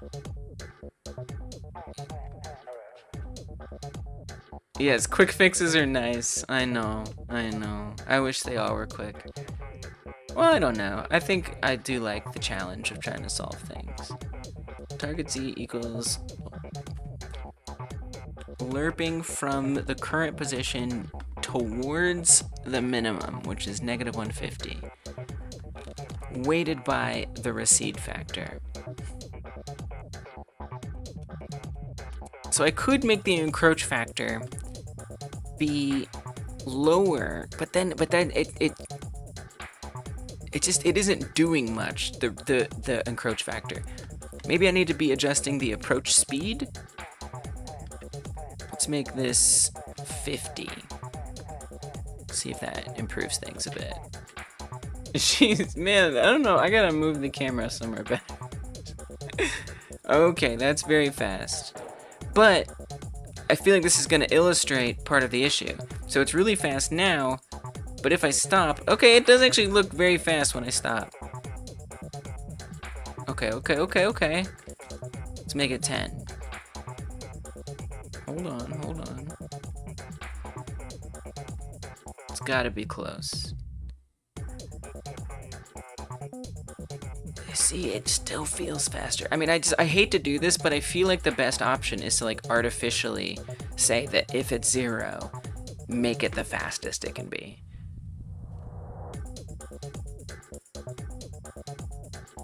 Like, I just think that's gonna get the job done more quickly. And then if we're going fast enough, it starts to recede. I think that makes the most sense. I wish that there was a more elegant way to do that, but if it works, right? I wish I knew, like, how to math that in here. I mean, to be fair, we're not even basing anything in here on the ground speed at all.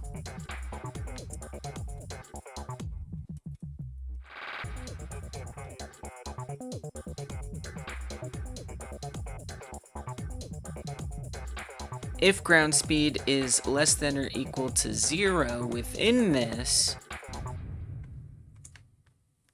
then I would like you to just set the target Z to a flat.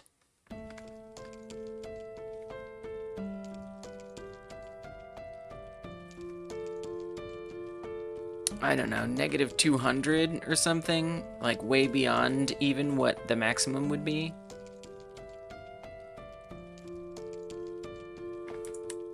Otherwise,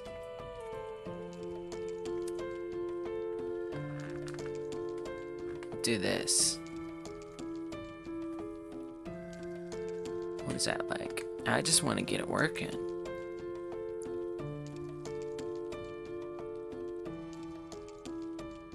It's receding. No.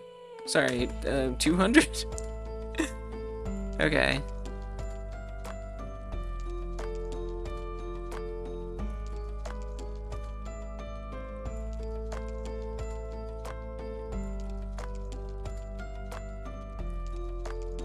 Still feels like it goes faster. 500! Something, just go fast! Just be fast when we stopped. That's it.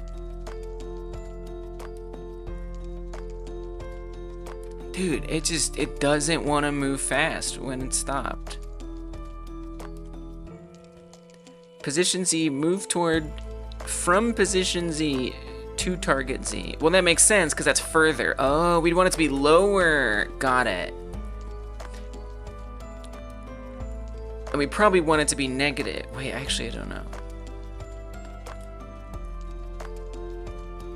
I'm not sure. Let's see.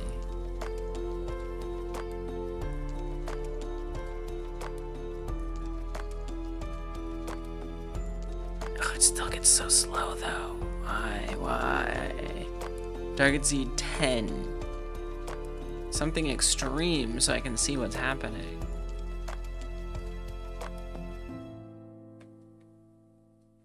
Just nothing. It's just nothing. Nothing is happening. Does target Z represent a fixed spot on the screen? It does. That's correct. In theory, I mean, as far as I understand it. But I don't know what the hell I'm doing, so. I mean, it seems like it doesn't even care what I'm setting this to. Like, it just literally doesn't matter.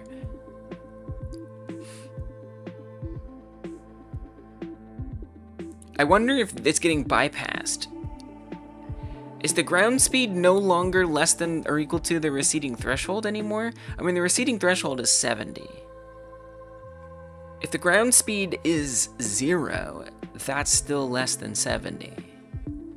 So we should be getting this. So encroaching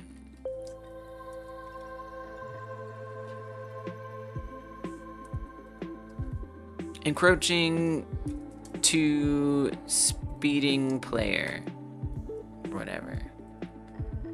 In this case, encroaching to stopped player. You trying to be a helpful, rubber duck? Thank you. Thank you. I appreciate it. Yeah, target Z.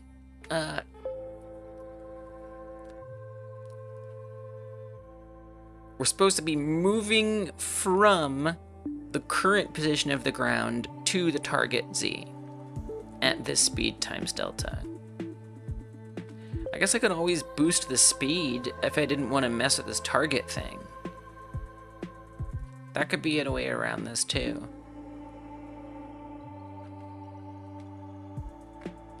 It's very confusing because, like, what the heck is it even becoming? I can get the rest of her body on there. Cat butt. Just some cat butt.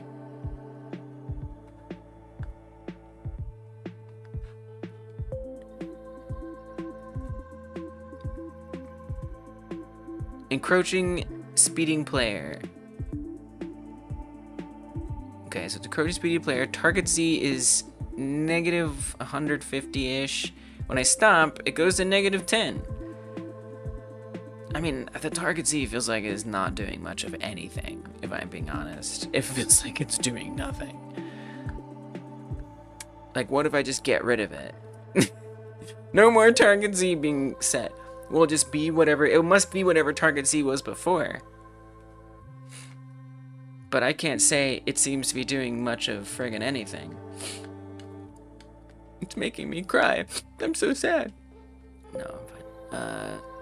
Target Z, negative 150. If I stop, okay, we gotta not hit a ramp.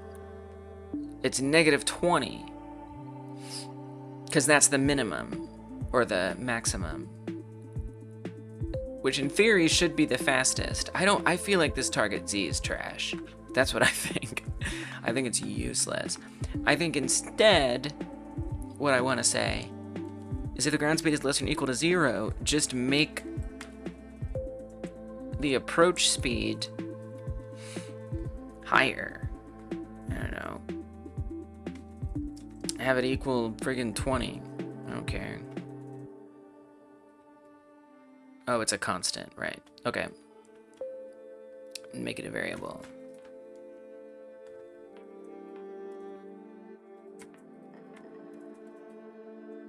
Oops, that didn't work right.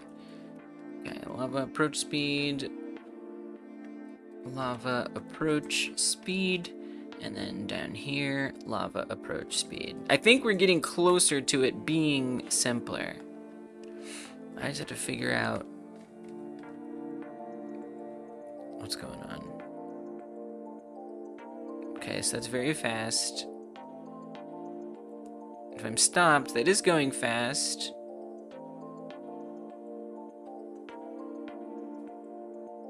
Nice, that made sense. I hit a rock and it started speeding up. It takes a while to start speeding up. I think that's that interpolating. I feel like we don't need the lerping. I feel like the lerping is not necessary anymore. Like, I think the move toward handles everything that we need. But then it's like, well, where are we going to? Well, we're going to the lava max, right? Which is negative 20. So just always go towards lava max and then have the approach speed be adjusting. I mean, this is obviously rewriting it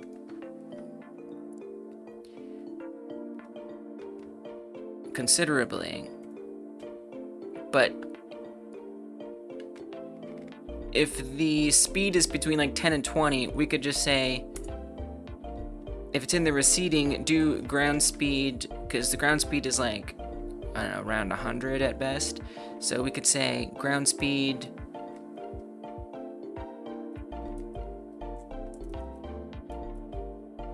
or rather lava approach speed equals ground speed divided by something. I don't know. This is probably not going to be correct, but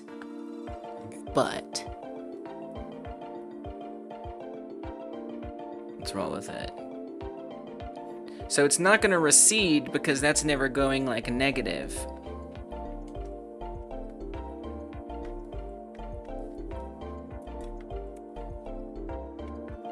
But I feel like if we go negative, I don't know. Oh god. It's receding. Okay, good. It's receding. Nice. Still kind of like pauses and like recedes for a second. I wonder why that happens. I guess because the move toward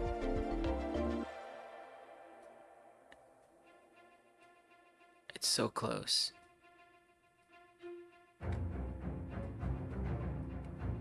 It just needs to not do that weird, like, going back and then coming forward thing.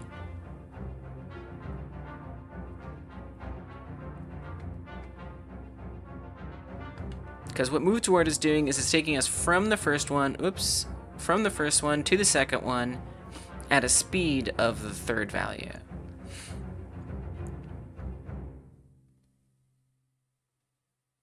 We could just change this, which is kind of, I think, what the recession and encroaching factor was supposed to be doing.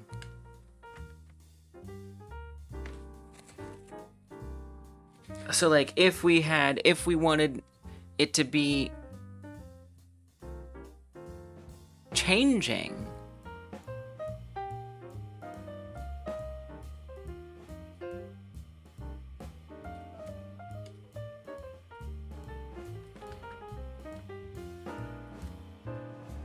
I'm gonna change this to lava direction, which is kind of weird, but I'm okay with that. And I'm gonna say variable lava direction, which is gonna be a float. If we're encroaching and it's not a speed of 0, well, it doesn't really matter as long as it's encroaching. As long as it's encroaching, then I want lava direction to be lava max. If it's receding, then I want lava direction to be lava min. What is that like? I feel like it's gonna be crazy. But I guess in theory I'm saying go one direction.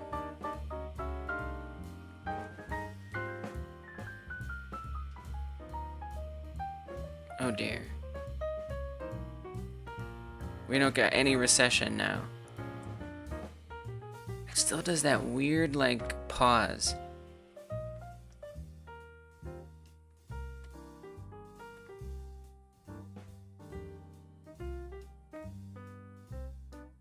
And what if we didn't do the speed thing anymore, just out of morbid curiosity? No more speed adjustment, so it's probably going to be weird on 0. Well, I'm trying to chunk it down into something more reasonable. Okay, so we're staying away from it, which is good. 0, it doesn't do much of anything. If we're slow, it's hard to tell if it's encroaching.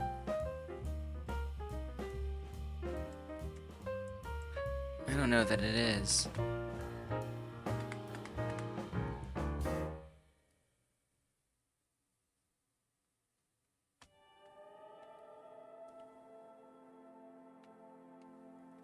It'd be helpful to see what... We're not using target Z anymore, I don't think. Target Z equals this, and then this equals target Z, just so I can be exposed and I can see what's happening. This is hard.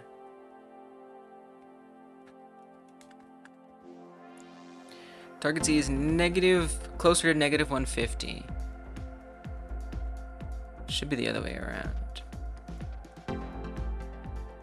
When I'm going faster, it's getting... I don't know, like really nothing's happening here.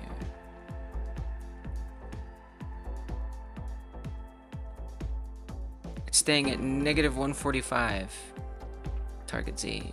And when I go faster, I mean, just barely anything's happening there. It seemed like target Z goes closer to negative 150 the faster I'm going, which is correct.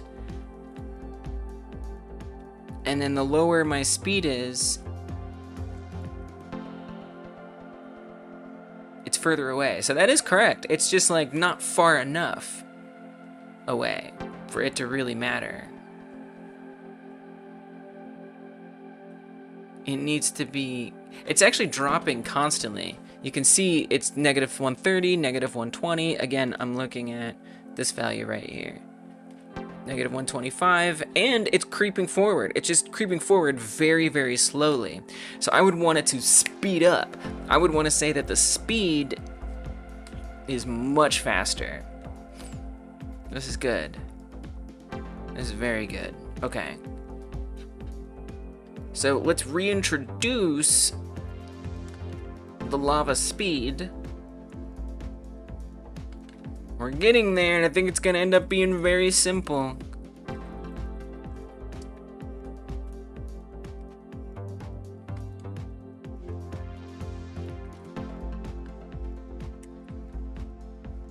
Let's create a constant for lava speed.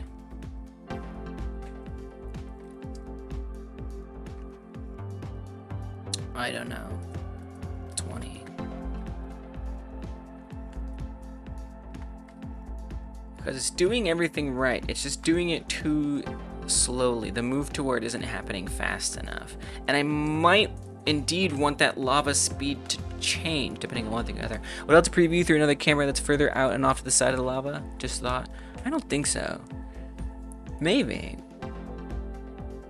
It shouldn't be, it should be quite noticeable. It shouldn't be hard to notice. Oh yeah, this is better. It's weird, right? Because it kind of like is jerking around in a weird way. Creep forward just like Gary Victez, yeah. That has got to sound weird to anyone who has no idea what Kai Guy's talking about. It's a little too reactive. It feels off. It does.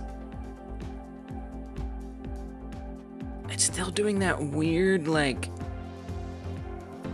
it's still weird. I think that must be the threshold.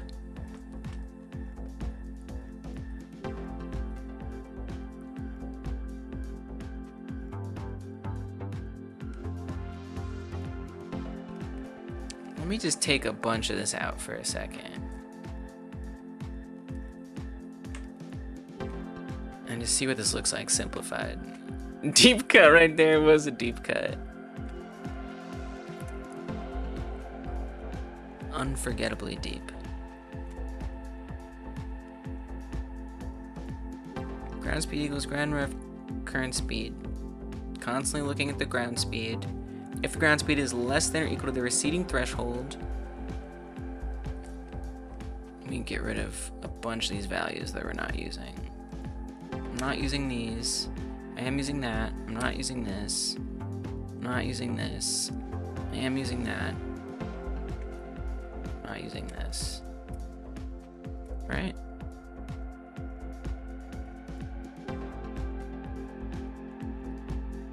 Oh, I'm not using that, yeah. I might want to be using that. But I was trying to like oversimplify it as like a starting point. You know? A new starting point. If the ground speed is less than or equal to the receding threshold, the lava direction becomes lava max. Wait, why don't I just make it -1 and 1? And it just either moves it forward or backward. Like, what if we just keep it like that simple? Like, literally that simple. You know? So if it's encroaching, it's... the number is increasing. Otherwise, it's decreasing. And instead of going towards that, we are indeed constantly going towards lava max, which is 20. And then the speed could be multiplied by the direction.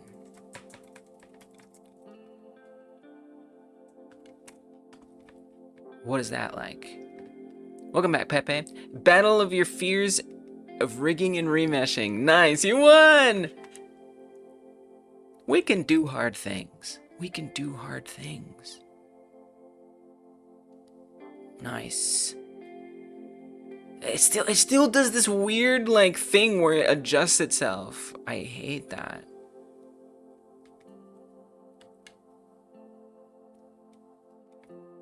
It's creeping forward. See, for a second when I run into, oh, it's creeping back too far. It needs to have, okay.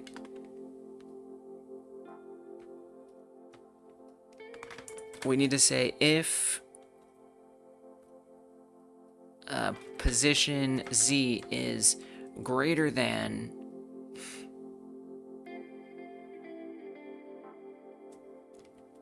-150, because when it hits -1, or the lava minimum, when it hits that, it needs to stop. I feel like it has to do with move toward. I thought it was the lerps. Good job, Pepe. What you rigging? Oh, it's still going too far back for some reason.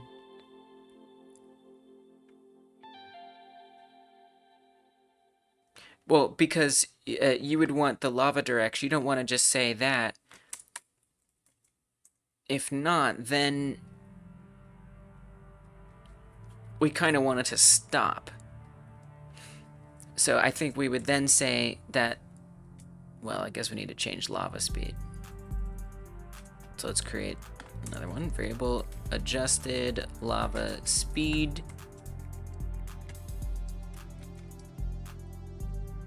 And then we say adjusted lava speed becomes 1.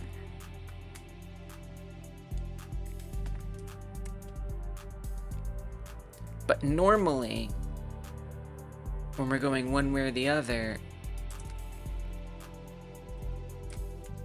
adjusted lava speed is going to equal lava speed. What's up, Busy? Steal my code now. Okay. You can have it. It's all yours. Good luck. Welcome. Thief. Okay, come back here. So normally it's just the lava speed. Oh, but we gotta say adjusted in the final calculation. Times adjusted lava speed. Okay. But if you're, well, the lava direction, I feel like there's still something missing here, but that's okay. There's a lot of things missing. Okay, good. You start going faster, it starts receding. Good. Nice. It's coming very quickly. I'm getting out of the way. I'm trying to avoid obstacles. This feels good. Stays at a minimum distance. Run into a wall. It starts creeping forward. Nice. We start going faster and it goes back. I mean, there's not a lot of wiggle room, but that's good. That means I can tweak those values and it will behave correctly. Yes.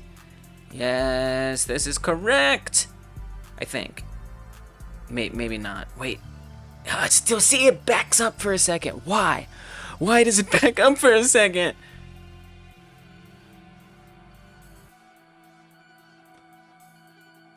You see that?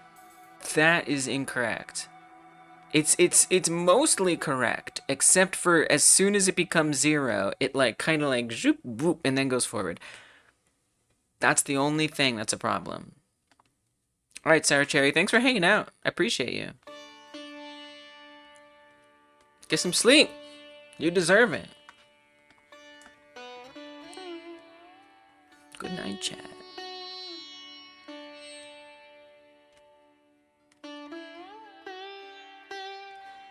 Like, it's pretty good, except for that backtrack. And sometimes it doesn't do the backtrack, so I need to figure out what's going on with that. But other than that, this is pretty good. I guess we should make sure lava direction... Oh, I wonder if that has something to do with it. Lava direction needs to be positive, but that's on receding. Yeah, right, receding. If position Z is greater than lava minimum... It's very confusing. Lava minimum and maximum is very confusing. Because the -150 and the -20 are just, like, weird. I think I much preferred far and near, although that's also confusing. Let's say receded. and encroached. I think that'll at least keep some consistent language. So we want it to constantly move towards fully encroached. And make sure that if it's further than the recession, and so this isn't just receding, this is, wait, what's receding threshold? Oh yeah, that is important. The receding threshold is important.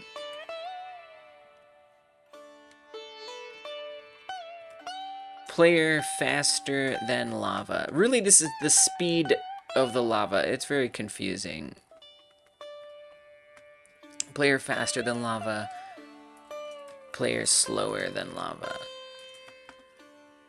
If the player is slower, the lava direction is forward, and the speed is the normal lava speed. If the player is faster than the lava, then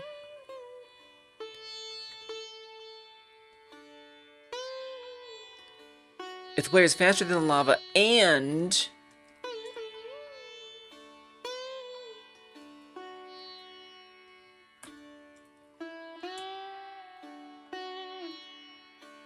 what is, if position Z is greater than lava receded? Right, this is to keep it from going too far back.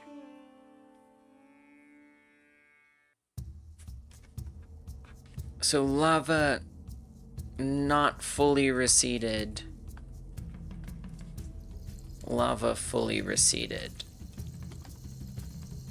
Therefore stop. Therefore encroach.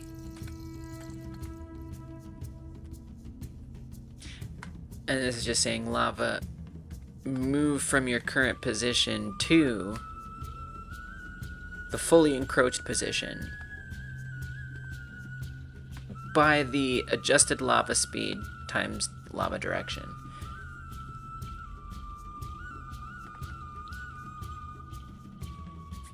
Now, I just want to see what some of these values are, because I don't know what's happening where it pulls back. But this could be a good point to like pop back into the chatbot, even though the chatbot, you know, over-engineered it in a way that didn't really make sense to anybody. It still got me on the path to figuring out what is going to work. And then if I have something that is actually what the chatbot is going to understand a lot better is code. If I give the chatbot code versus an explanation in human language, the human language explanation is going to be much harder for it to interpret into code than code is going to be for it to try and adjust. So if I explain it by saying, this is this, and now it's doing something I don't want, can you make it not do that thing? We'll see. I mean, we'll obviously see. But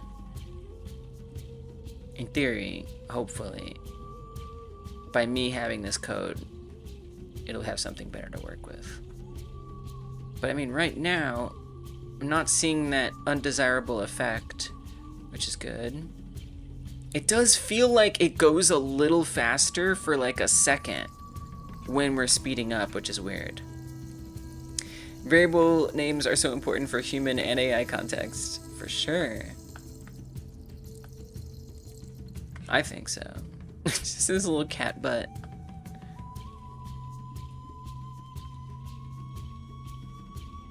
Okay, so those values are not even dynamically changing, which it would be nice if it was. Feels like a complete gamer. It's getting there! It's getting there, Rorik. Thanks, welcome, and thanks for supporting Hyper Game Dev on YouTube. Appreciate that. I appreciate that a lot. How you doing? How's your SkiFree-like going?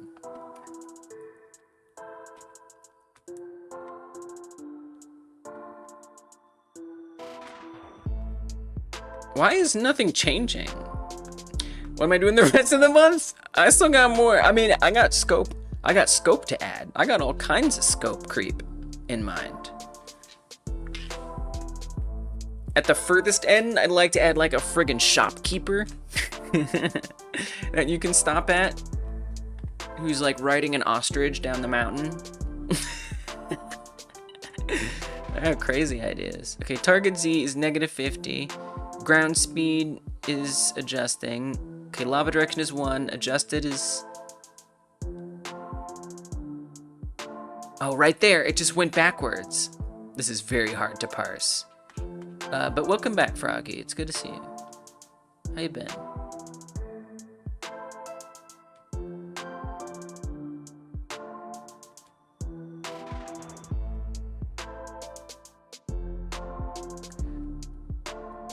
If target Z is closer to -20, then that means it's just getting closer. Okay, lava direction 1, -1, 1. So it's encroaching.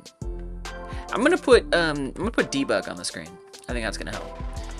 I've been good, just enjoying my break from coursework. This is looking cool. Thank you. It's a SkiFree-like. We're doing another game like jam every odd month. And this time we're doing SkiFree. So it's a game very similar to SkiFree, except mine is about escaping a volcano. So of course on this game you move your cursor around or use the arrow keys and you move this little guy down a slope, and you got some obstacles you run into, and eventually a big Yeti monster comes and eats you. Except in mine is lava, and it's always there. And there's a lot more obstacles.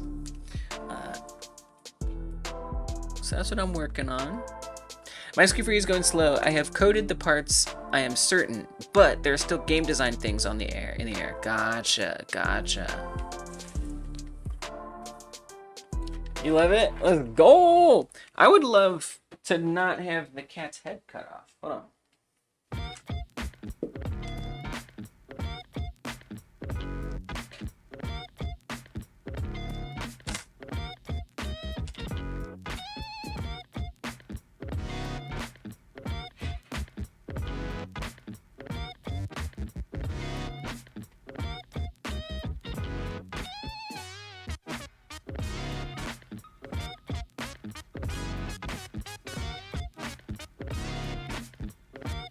One day we'll get those drones that follow cats.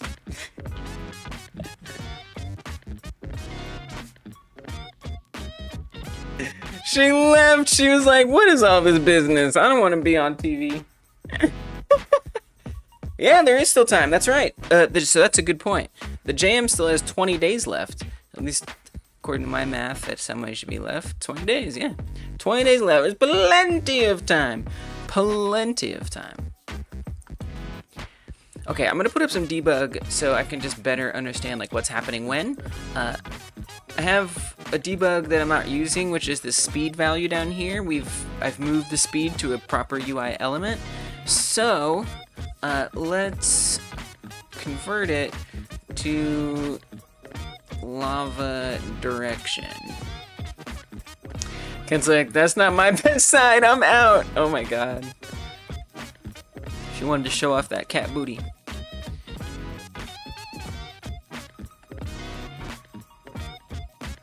Okay, we're gonna add this label in here. And I want to say that lava-der is going based on stringified. Oh, lava is not currently accessible, so let's make it a singleton, baby. I'll think about it. Might join in a few days if I have extra time. Yeah, join if you have time. And hey, we're always gonna have more every odd month. There'll be another game like jam. The next one will be spooky themed. Class name lava. Static ref typed to a mesh instance 3D, and then we're gonna initialize it as itself. Okay, now back on the debug, we want to say lava ref lava direction. then this needs to be label... Oh, it still says vert.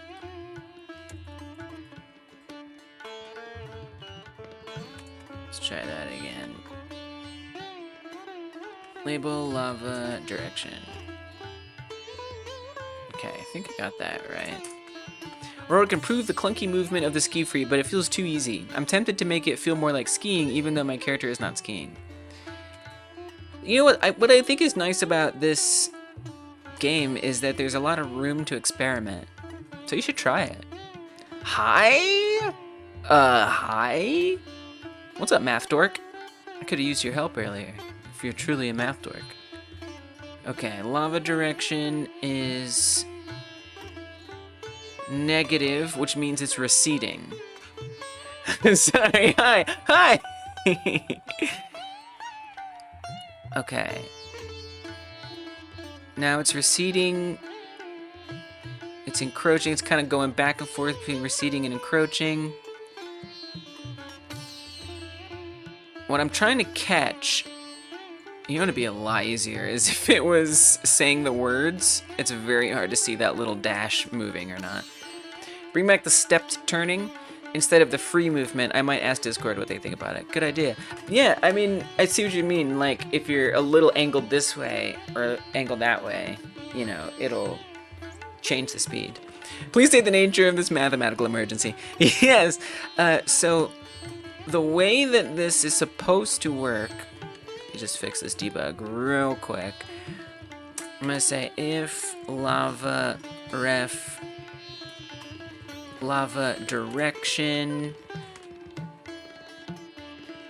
is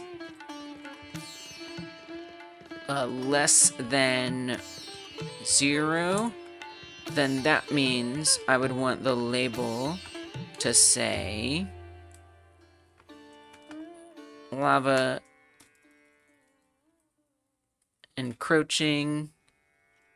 No, that would be receding. Otherwise, it's encroaching. Okay. So the way this is supposed to work is that the faster the player's moving, technically the ground is moving, the player is not moving, but in theory, so we'll say that. The faster the ground, so hopefully that makes sense. The ground is constantly moving, and the player is actually stationary the entire time. So these ground tiles are what move, and it creates this illusion that we're moving forward. And so the faster the ground moves forward, the slower... Oh wait, I mixed it up. Lava's... Wait, I did it the opposite. Wait. Oh wait, that's very confusing. The faster the player seems to move. Yes, right. Exactly. The faster the player seems to move. Oh, I guess it's encroaching. I see why it's encroaching. It's encroaching, it's actually stationary. So that is not clear at all. I don't even have a way to clarify that. So that's actually kind of confusing there. For debug purposes, I'm not even actually sure what I would say on that one. I guess I would say it's important.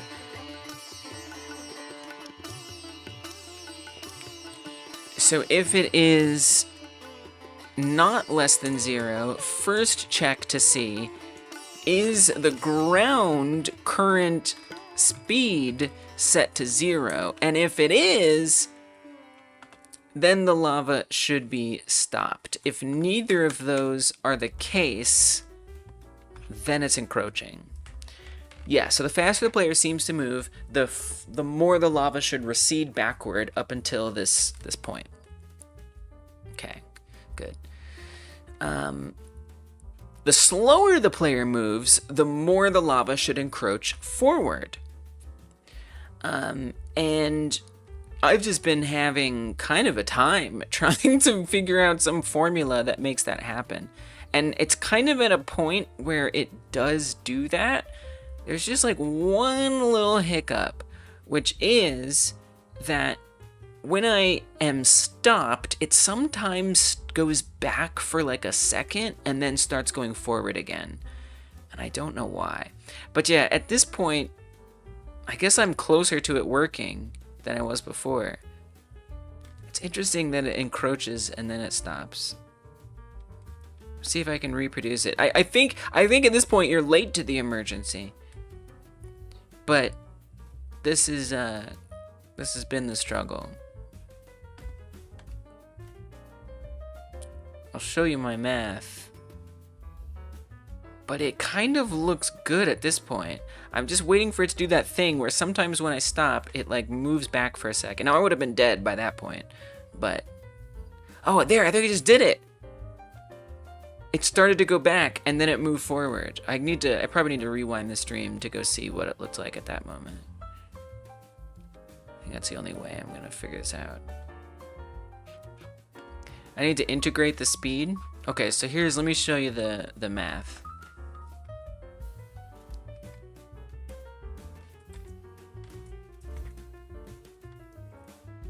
Okay.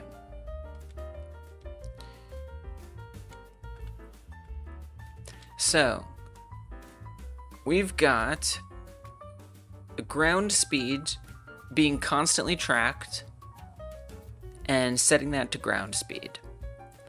If the ground speed is less than or equal to the receding threshold, which is currently set to 70, so if our speed drops below 70,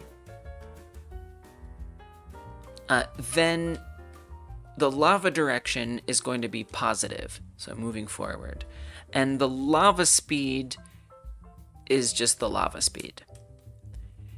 Now, if the player is moving faster than the lava, or that is to say the ground speed is greater than the receding threshold, it's also gonna check the position of the lava and make sure that it's not all the way back. So if it's as far back as the lava can go, it just needs to stay put. Although this is actually saying that the lava is not fully receded. So the lava receded is -150. So -150 is the lava way back here. -20 is the lava way up here. So when the receding threshold is exceeded, that is to say we're now encroaching, when that happens and the ground position is beyond the recession point, the lava direction needs to go negative, which moves it forward. Wait, it's so confusing. I can't even explain it. It's so confusing. There's just like negative, positive, greater than, less than, and I just like, my brain just goes. I'm just gonna read the comments. If the player is faster than the lava and the lava hasn't fully receded, it needs to start going forward. Apparently, it being negative makes it go forward. And then the lava speed is lava speed. Now, if the lava is fully receded, that is to say, the ground position is not greater than the recession. I guess we also want to say if it's equal to. Wait, it's kind of confusing. If the ground position is the player / ground position clamped somehow, the ground position is clamped. Wait, I don't know what you mean. Ground position. Oh, you mean the lava position? Is the ground position clamped? You mean the speed of the... Is the speed of the ground clamped? I don't know. I don't remember. Maybe. Probably. Yes, it is. Yeah. It is clamped. It is clamped.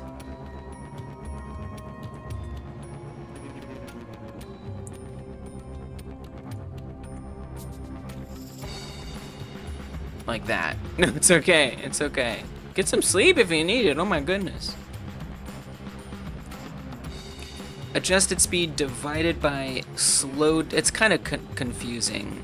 There's a lot going on here to get the ground to move the way I want it to move. So we got this slowed factor, which that depends. So this is more controls. There's ways you can slow the character down on purpose, and so that's what slowed factor is. It's adjusting a divisor. Are there times when the lava should seem to move both forward or backward? You mean both forward and backward? The lava should seem to move forward if the player's speed is below 70. The lava should seem to move backward if the player's speed is above 70. That's it. That's actually a really good way to put it. Like, that's pretty much, that's it. Lava should seem to approach or encroach if the player's speed is below 70. If the player's speed is above 70, then it should recede. This is the last thing I'm watching before bed, and my brain zoned out as soon as the math started. I hear you, Froggy. My brain's been zoned out the last several hours. I totally understand that. Mathwork agrees. Sounds like a lerp will do it. So we have a move toward here, right?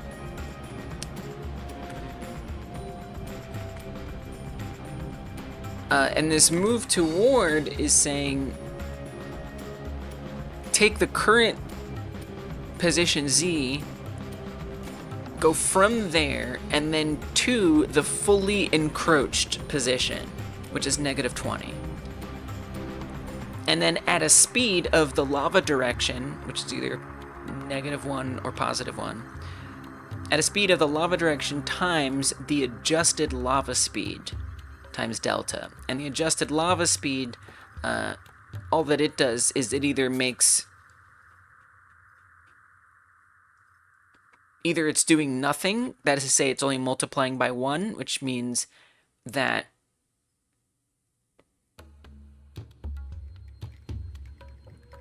it's reached as far back as it can go, so it doesn't need to move anymore. Either it's stopped, or it's moving at the rate it's supposed to move at.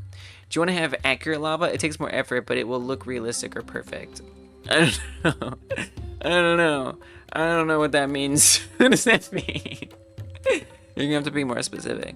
All I want is this mesh, if you want to call it that, to move forward or backward depending on inversely proportionate to the player speed. That's pretty much all I want. Full fluid sim. No, we don't need all that. No. Line 32 just instantly sets position Z, not lerping. Line 32. Correct. So, well, the move toward is doing the lerping. Move toward is doing the lerping. And so this is just saying target Z equals this, and then I'm saying that position Z equals that. So I mean, I could just as easily make this position Z, but the reason I'm not is so that way I can track what target Z is at any given time a little bit more easily. Yeah, exactly. It's changing a little every frame, exactly. All right, I'm gonna see if I can reproduce this, because like right now it works fine, except when we stop entirely, it sometimes starts to recede a little, but it's not supposed to do that. So like that looks pretty good. I have no problems with this. Oh, right there! Okay. I'm gonna go pull up the live stream right now, and I'm gonna take a look at what's going on here, because I think rewinding is the only way I'm gonna wrap my head around what this is. I think that's the only way. Okay. Rewind. What the heck is going on? Oh, I was blocking it. Oh, I'm sitting in front of it. I need to move. My debug key is blocked. Okay, do over. I'm gonna come over here. The debug text is what I wanted to look at. Because I want to see, like, is it encroaching? Is it receding? Is it stopped at that moment? And you know what would be even more helpful, actually, is if I could also get the data, the remote data over here. Okay, let's see if I can reproduce it now. I mean, it did kind of like stop there and then start moving. There, okay. Pause it. Pull up the live stream. Okay. Make it bigger, and let's see what it says.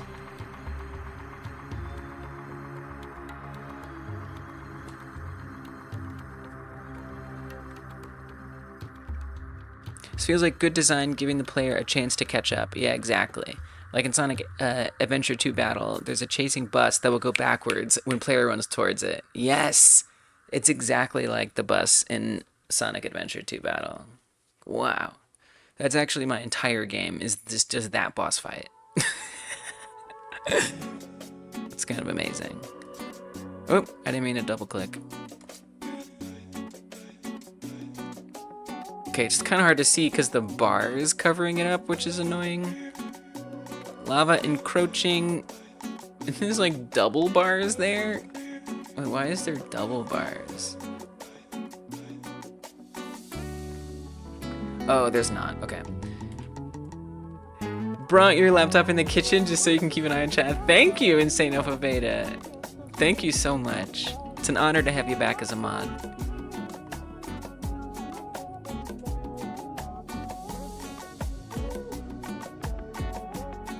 Encroaching,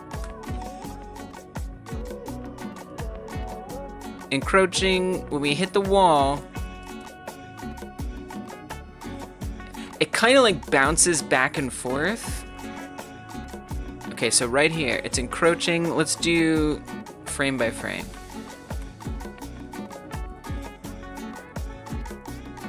It's encroaching. Now when I hit this rock, it's receding. Okay, so it's currently receding. Right? Because our speed is 9900. So because we're going so fast, the direction is recession. That is to say, it's moving backward. Now, as soon as I hit that rock, it's still receding. It hasn't registered. Oh, because the speed is still decreasing. The speed is lurping down.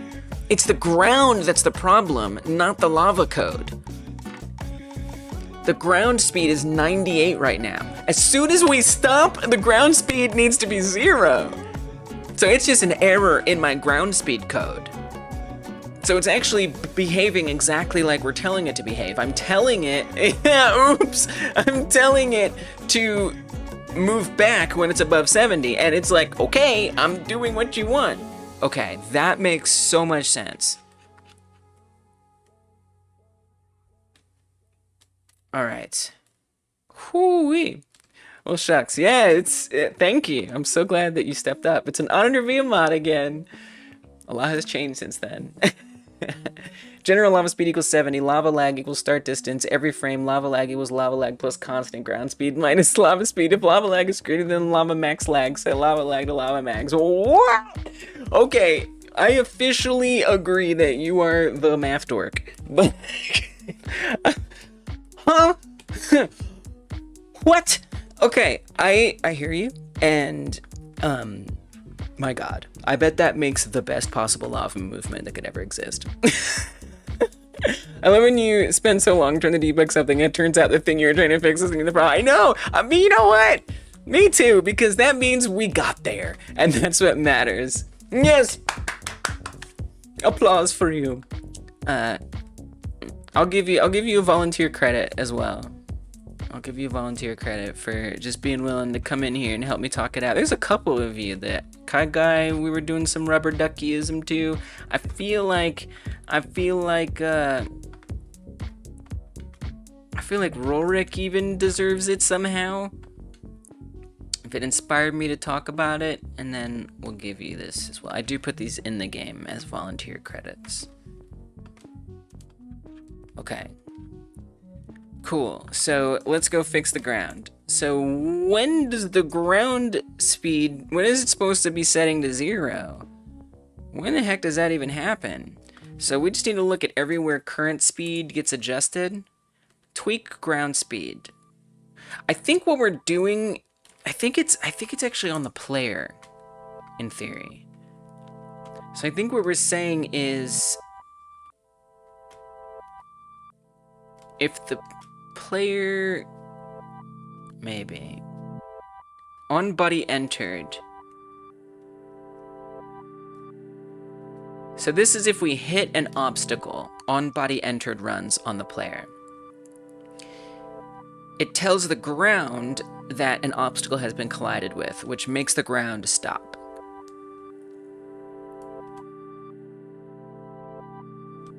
And then we have this ability that lets us slow down a little bit. That's not the issue here. If touching the ground, and so this is for ramping. I feel like this collided with obstacle thing is somehow important. Okay, here, vertical speed calculation. If collided with obstacle and not tweaking speed, current speed 0. I have a feeling, hey, pierogi gone, welcome. Good to see you. Thanks for coming through.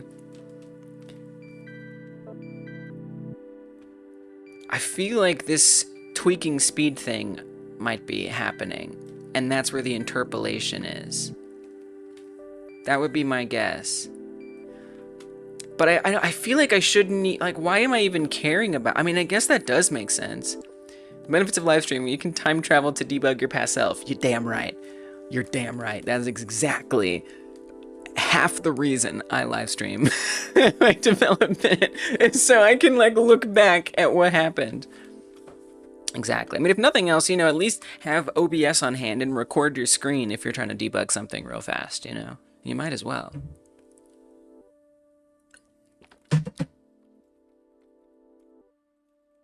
Collided with obstacles. So I feel like there's something here.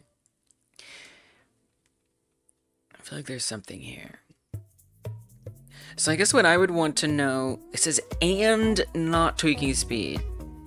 I'm quite sure that there's a good reason why I put that there. I don't remember what that reason is, but we're gonna find out. So what I've been trying to set up is lava that encroaches on the player when you're moving slowly and recedes when you're moving quickly. But there's been this little thing where when I'm up against an obstacle and the speed goes to 0, the lava doesn't quite yet think that because the speed doesn't fully drop to 0. Okay, now it's fully dropping to 0. Why did I say and not tweaking speed? So tweaking speed happens when we like run into, and we do like ramping and stuff, I'm pretty sure. Or if we, oh my god, I'm so dead. Obviously, I would be dead there. Dude, this game is hard. This game is gonna be really hard. I mean, it seems fine. I don't think I needed to put that there. You know, it's like ramping kind of slows you down a bit, for sure. This music should be the soundtrack to this game. It's so bouncy. Bunk, dunk, dunk, dunk. I love that. It does look cool, right? I got the shader that makes the, like, dots appear on here, like red dots that are swimming around. I got that from godotshaders.com. And then I think what really makes the lava look even better is the ground has a displacement map. So the ground is bumpy. And then just because the lava mesh is clipping through the ground, it makes it wavy. Which I think just like It was a happy accident. Completely a happy accident, the waviness. Okay, I actually think this is working totally correctly. I don't know if there's gonna be like consequences to the fact that I took away that one little piece of code, but I will say this. I will say used to be and not tweaking speed.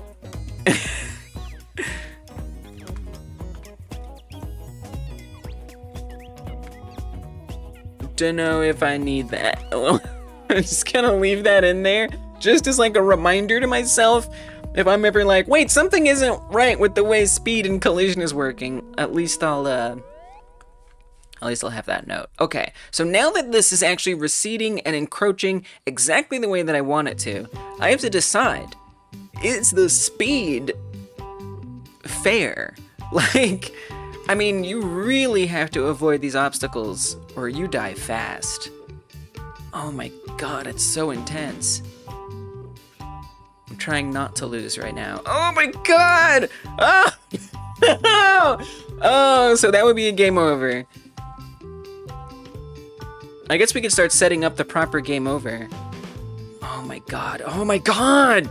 Oh, that's so frustrating. I think it could just be a tad bit slower. Just a wee bit slower. And then I want to start adding in abilities and stuff and different opportunities to adjust your speed, and I want to add an ability where you can like break rocks and stuff. Really try to have a little fun with it. But for now, this is fine. So, okay. The speed we have set to 20. So what if we just make it 15, and then I want to actually have it kill us. Actually, before I do that, there's something I don't like about the lava, which is like the shadow in front of it. And just generally, I'm not happy with the shadow. I don't know if I'll figure out that shadow thing on the lava. I could tell it not to cast a shadow. That might actually be best. I don't know, the shadow's weird. It just doesn't like look right. It makes it look like it's floating. I think an ability with a really long cooldown to dash forwards would be fun because it would let you escape the lava in a pinch. Yes, yes, I agree. I agree completely. Yeah, so I have some, oh, maybe I can actually pull up Millinote now. My CPU isn't gonna be peaking out. But I haven't quite figured out what all the gear is gonna be. So the idea, the whole like story of the game is you're gonna start out climbing a mountain, having a beautiful day. I'm climbing a mountain, I'm summiting. Wow, I'm such a great sports person. And then once you get up to the top, it starts, and the player like is playing the game or whatever. The volcano's gonna rumble, and the player is gonna fall, and the camera is gonna start following you down. And then I'm thinking that right at that moment, like the player loses a bunch of gear. So like they're gonna have like an axe that is gonna go flying, and some hiking boots that are gonna go flying, and some different things. I didn't quite figure out what the hiking boots are. I think it could be that dash, potentially. I think that could be what that is. And so those things are gonna go flying. I had an idea for rations as well, where you could spam press a bar that's ever decreasing, and if you're able to spam press while you're dodging and it fills up, you'll get an extra life. And so then what I'm thinking is these gear are actually gonna be scattered throughout the level. And there's gonna be little map markers that show you where they are, so you have to try to guide the character through the level to get to those gear so you can get them, and then once you get them, then you can use them, but like you say, have the cooldown and stuff. So yeah, I agree with you, and I'm glad you said that. So I'm gonna definitely give you a credit there. Let's say gear abilities, and that's gonna be what that is. Thank you. What's up, Legendary Skate? Welcome back. Good to see you. Gear abilities. How's your game with a flashlight going? Gear abilities from Pierogi. Now you're Pierogi gone over there. Which name would you prefer as your voluntary credit that entitles you to no compensation, but it does entitle you to a credit in the game? Legendary Skate's game is working. Let's go. Well, we'll say Pierogi's tutorials for now, but if you want to do Pierogi Gone, we can do Pierogi Gone. Great, good. Everything is working well. So now...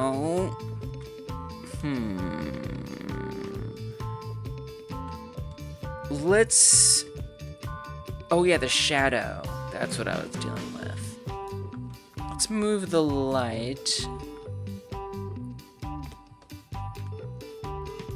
Because something that does bother me, I feel like when you bump up on a ramp, the shadow, I kind of want like a platforming shadow so you can see where you're gonna land.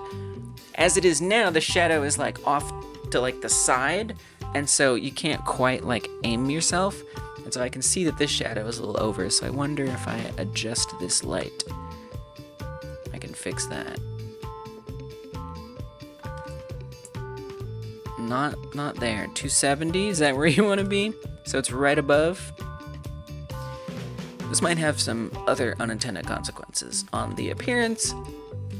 That's okay. Nice, much better. Now there's no shadow at the base of the lava, and we get a bit of a platforming shadow there, so if you do ramp up in the air, you can see where you're gonna land. And it's still very hard. But it should be a little hard, like that's part of the challenge, you know? The ramping is tough. The ramping is a lot easier, so then this gear here, that I'm pressing down here, that's gonna be the axe, and I want like an animation of the character like digging an axe into the ground, like sparks flying or whatever. And what that does is it controls your bounce. So now I'm not bouncing, which makes it a lot easier to hit ramps. And in theory, the ramps should give us a speed boost, but I actually have a feeling that what nerfed that was that change that I just made to the collided. If the ground is collided, then, because I think tweaking speed is what gives you the boost, and because tweaking speed is now being ignored, it's overriding that speed boost. But you know what? I'll deal with that later. Consumed. Okay, this is better though. All right, I want to make a GitHub commit at this point. I think this is a nice save point, and then we'll continue. So lava encroaches / recedes, and shadows better, speed stops on obstacles. Okay. Commit it and move on. So now I want to actually die. I want to have that lava detect the player on contact.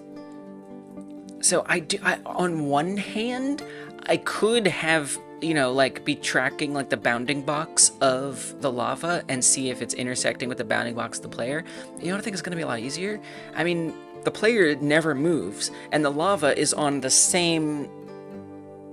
is in the same world as the player. So I think there will just be a point that when the lava's there, that means the player's dead. So I think I can just say if the lava's at a certain position, then the player loses a life, essentially. Now that's going to be interesting how I'm going to deal with lives, right? Like, if you lose a life and you're still in the lava, do you just have like a certain amount of time to get out of the lava before you fully die? I mean, I guess like ideally you would like come back further down and then maybe drift. I don't know. That's actually going to be a little complicated to figure out. Because I do want lives. I just think it adds a more dynamic component to the gameplay. Let's say maybe right about there. Okay, that lava position is -99.1. Oh, I like that, Froggy. Oh, and you get hit away. That's interesting. And the poor little guy. Like, if that happened, that would mean I would need to recede the lava and slow the ground at the same time. That's a really good idea, Froggy. I like that idea a lot. Wow. Okay. I gotta give you some credit for that one. Player movement. Yeah, we'll say player movement. It's close enough. That'll do. Random thought. Due to how bright the lava is, you can maybe put a light with it to cast shadows on stuff in front of it. Whoa. That's a cool idea. Your fame is a voluntary credit on a hyper game dev game. Yes. I will put your name in the credits. I will. That's a really good idea. Insane. Is that gonna be hard? I kind of wish the emissiveness of the texture would just do that, you know?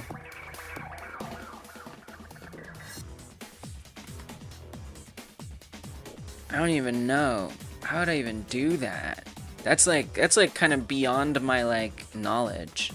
Okay, negative 99.1. Let me just remember that number, and then I'm gonna come back to what you're talking about, because that's pretty cool. Negative 99.1, negative 99.1. Constant depth point. Float, negative 99.1.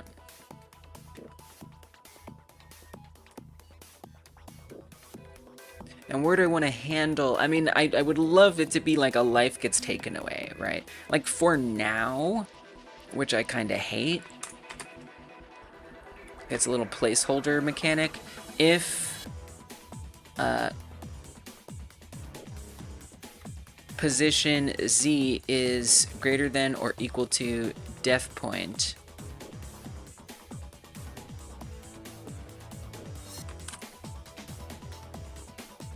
we can run global's restart game. You could just go in the lava scene and add the light there. Right, but like, what kind of light? I'm gonna try it.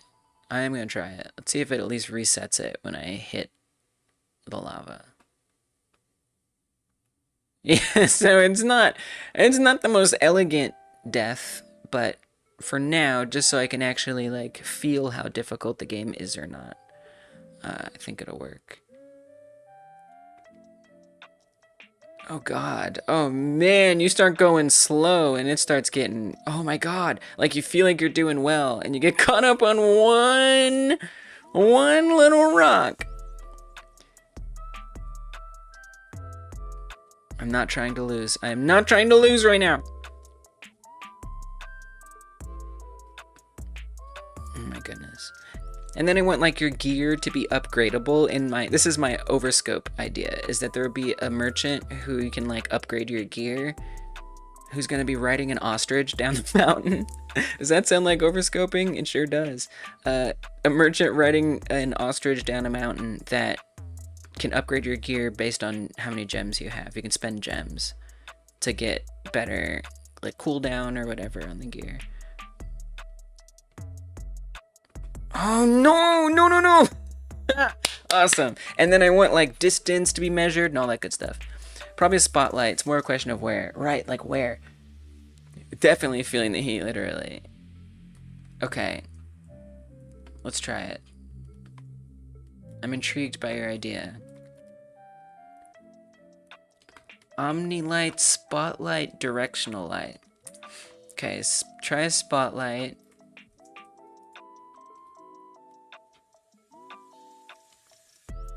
See if I can see it.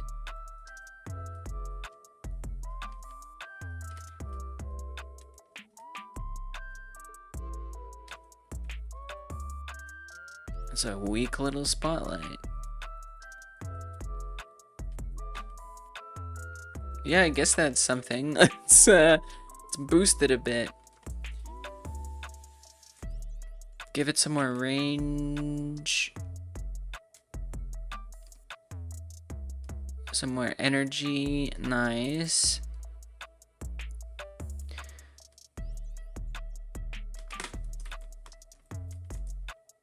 It's just like, you know, it's like I wish it would be a light that was like shaped like the length of it, right?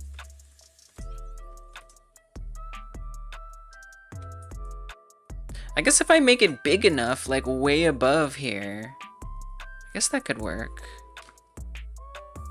Give it, oh yeah, maybe that'll work. Actually, okay, yeah, maybe this will be okay. Maybe.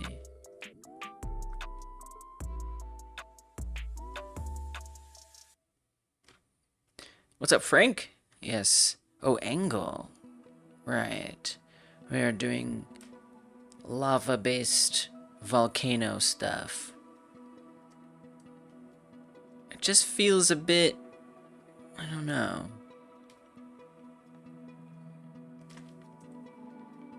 Something.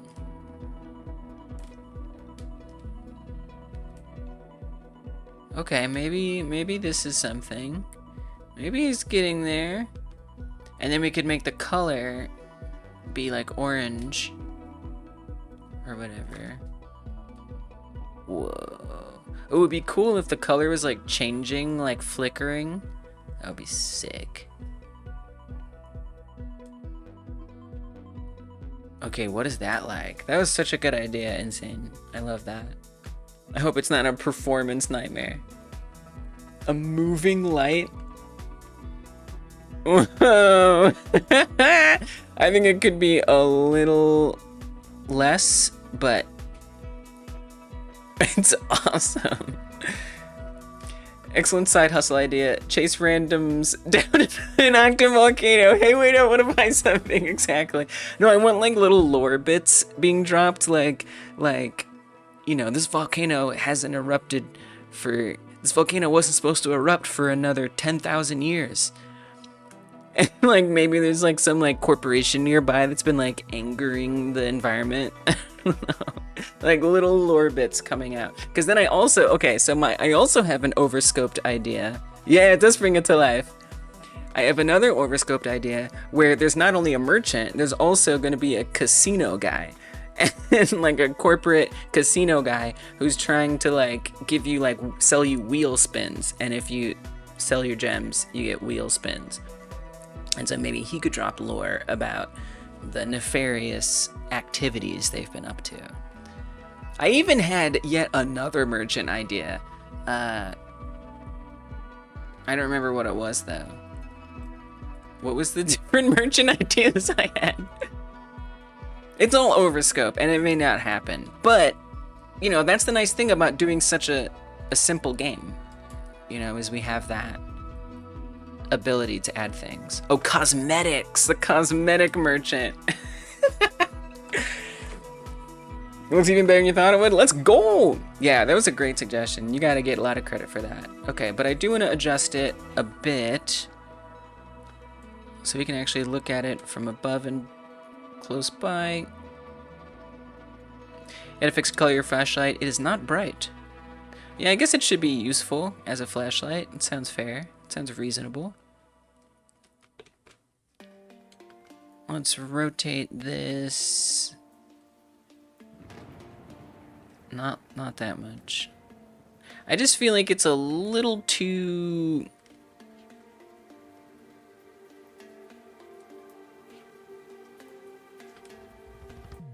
Oh, every time it resets, it's gonna change the position back. So that's actually not the most helpful thing here. So actually we gotta look at it over here. Oh dear, what have I done? Okay. I don't know what indirect energy means. That never really made sense to me. Secondary multiplier used with indirect light bounces. Use with voxel GI and SDF GI. I feel like that doesn't do anything. It's ignored if light energy is equal to 0. The light won't be present at all in the GI shader. I don't know what any of that means. Volumetric fog. I don't think we have volumetric fog, so I don't think that's going to be an issue. Projector. Ooh. Yo. Add noise on there. So it's like lava. And I wonder if we could even like animate the noise too. Brightness and redness as whiteness of the light would increase the closer it gets. Totally. I love that. Like you're really feeling the heat. I've tried messing with indirect lighting in multiple different scenarios and never noticed much of a difference. It doesn't seem like it's doing anything, right? An ever so light fog on the scene as well would add atmosphere. I agree. All right, I'm down with these visual. Let's do visual stuff. This is fun. This is good.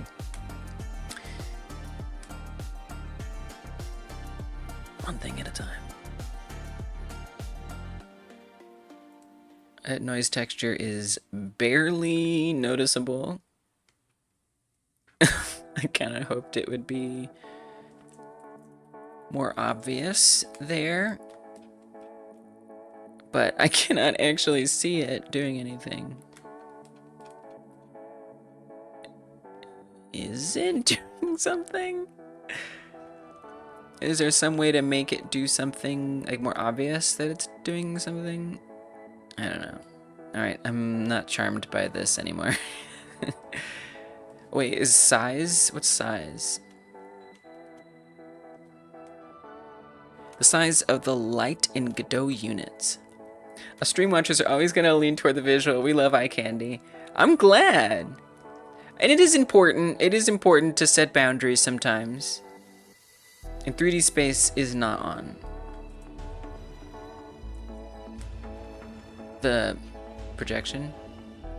Oh, I see what you're saying. Oh, where's that? Oh, you mean up here on the texture? Maybe. It does seem like it's doing ever so slightly of something, but it's ever too slight. It's a bit too slight.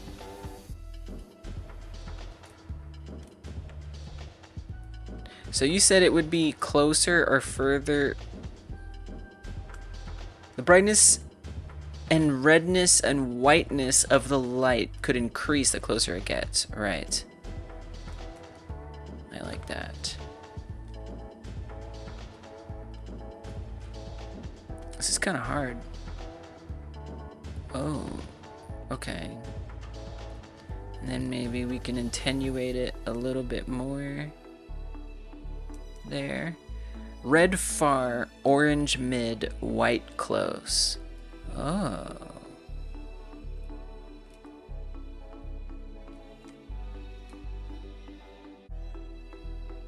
Yeah, I just want it to be like sticking out a little bit. Okay, let me just see where this is at. I'd love for it to interpolate between those different colors you're talking about. This is scary. It's so intense. I think it could be a little more like gradual.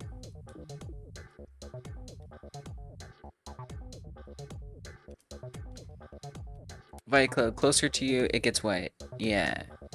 That sounds utterly doable, especially now that we have all of this encroaching and receding code, right? We just stick it in there.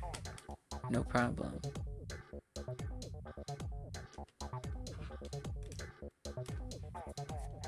Three weak spotlights of the three colors could achieve that kind of gradient. Whoa. Is this gonna be a performance nightmare? What's this warning? Projector texture. Oh, projector texture only works with shadows active. Projector textures are not supported when using the compatibility render. Support will be added in a future release. I love the Godot's so funny. They're like, I'm sorry, we don't have it yet, but it will be. It's coming. Okay, so that's why that's not working. But then the other warning is that, oh, okay, it just hasn't saved. Okay, good, great, that answers that question. Okay, so we'll call this orange. So do we really want, we want that? We want that gradient, huh?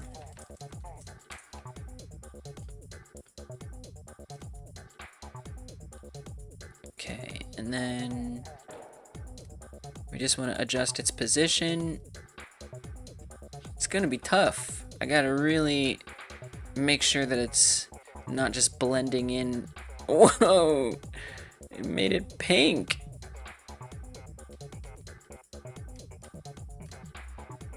Making sure it's not just blending in. Okay, there we go. We're seeing how it looks. Yeah. I don't think 3 lights without shadows will tank performance that much. I could be wrong. Oh, there's shadows. There are definitely shadows.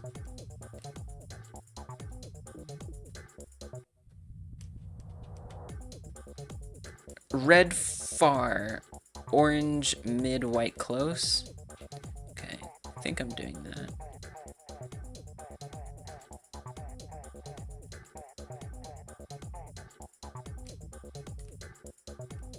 It's hard. It's hard to get it just right. So yeah, you can actually see the nice gradient on there. Adjust the angle attenuation graph. Oh, good call, Froggy. So the fall off isn't so harsh. Oh, that's kind of... Okay, then maybe this orange, if I just make it like yellowier, kind of overpowers the red a little bit. Unfortunately. I guess we need the red to overpower the orange then. There we go. It's creeping through. I wish it could be redder. Just like more red. I guess I could boost the raw up to 2. But that's just basically making it brighter at that point. Which we can already do with these other settings.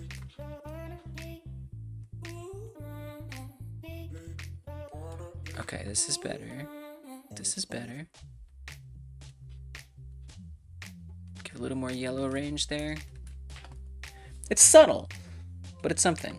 I'm colorblind and can't really see red, so this is out of my wheelhouse. Still. That was helpful. Oh, it's nice. Still feel like that red could be... Looks good. Oh god, it's so scary. It's very frightening. It's very ominous. I just wish that red was just reddier, you know? I just had more red to say. But it just gets a little washed out.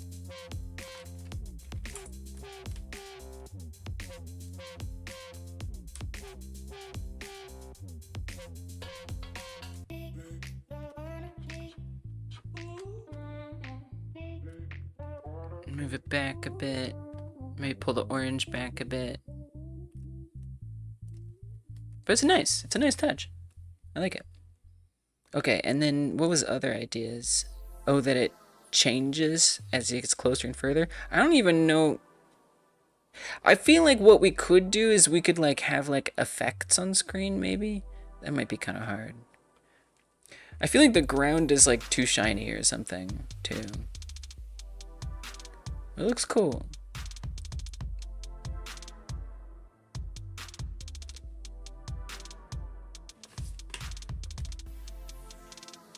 Maybe it could be a little less orange. It's hard because it doesn't look quite the same here as it does when we get in there.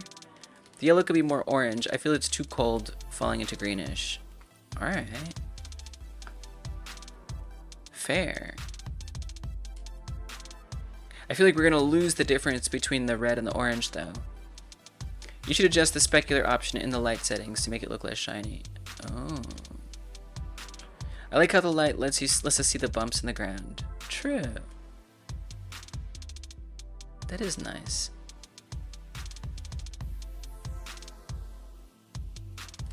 Okay, I brought the specular down on the orange light.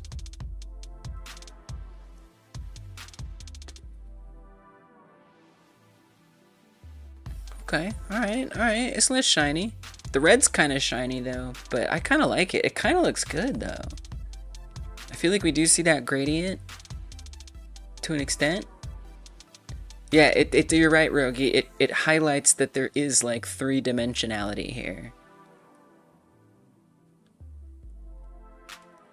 Oh my goodness. Oh my goodness. I'm still alive. I like it. I think it looks good. Oh, Jesus.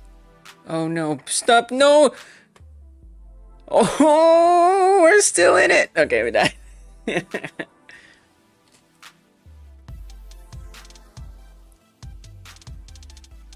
I almost wish the red was just like a little softer, but I know if I make it softer, it's going to kind of disappear.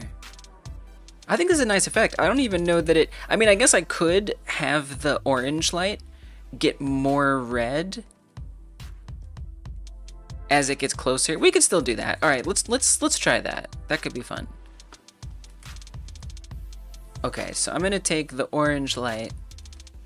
Let's call this orange light, red light, and I'm gonna make the orange light accessible as a unique name. Come to the lava, and then we say as it gets closer to the player. So I guess just the more that it is encroaching, the closer it should get to red.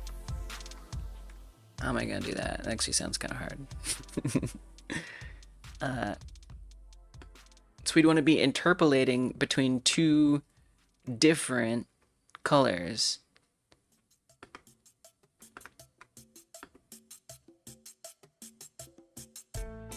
Can we use move toward on a vector 3?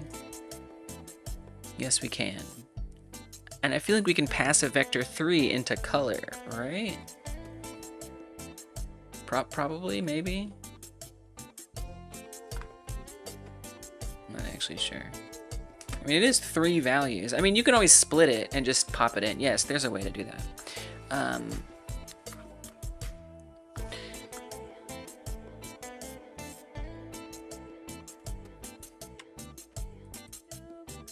So if I establish the 2 colors, constant light orange would be, oh, I guess that's kind of confusing. Orange light color will be a color type, and then we just copy this and paste that in, and then constant red light color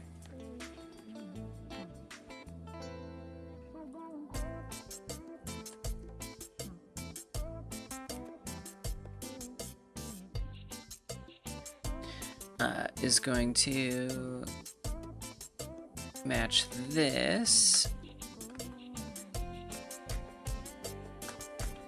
Copy it,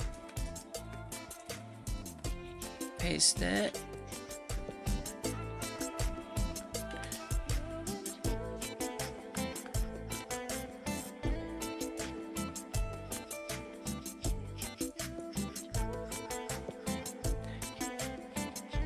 But that's not technically a vector 3, right? I don't know if I can just pass that directly in. I'm just not sure. Color, GD script, vector 3. Could also happen so the energy of the light flickers between 2 values via code as well. That's true.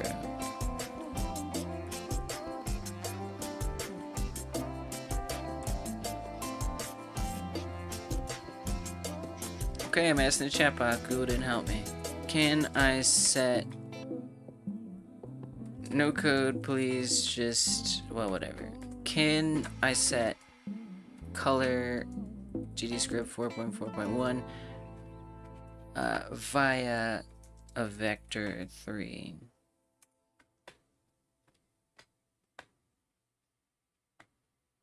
Yeah, but not directly, probably.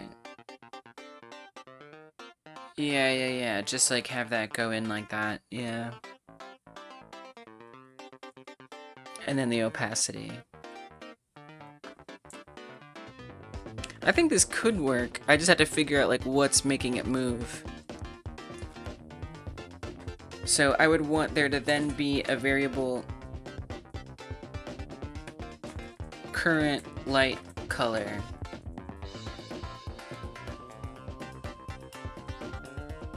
And that could be my vector 3.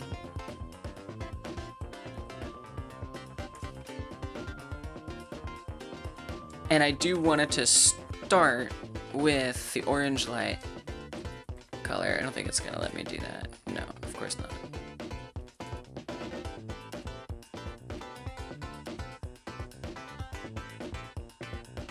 Like, could I say...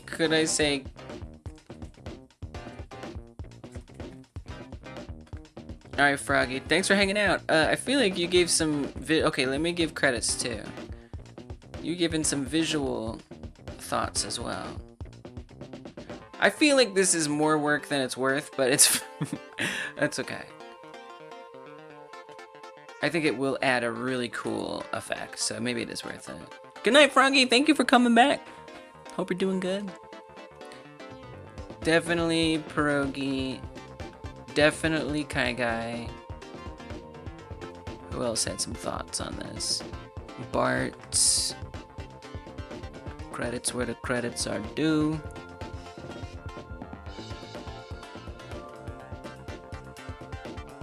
Alright.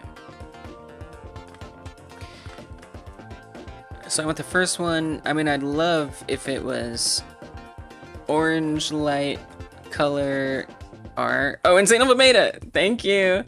Thank you! You gotta advocate for yourself! You got to! You got to!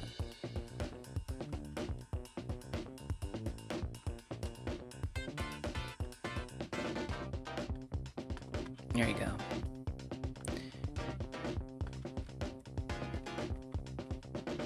I don't know if this is gonna work because I probably need to set this in ready.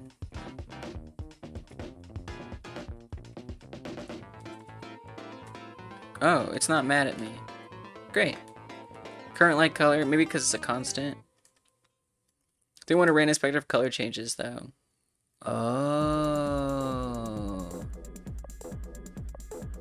Well, it's just be going between red and orange.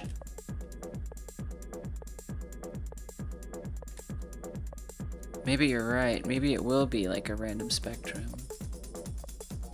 I mean, ideally, it won't be that bad.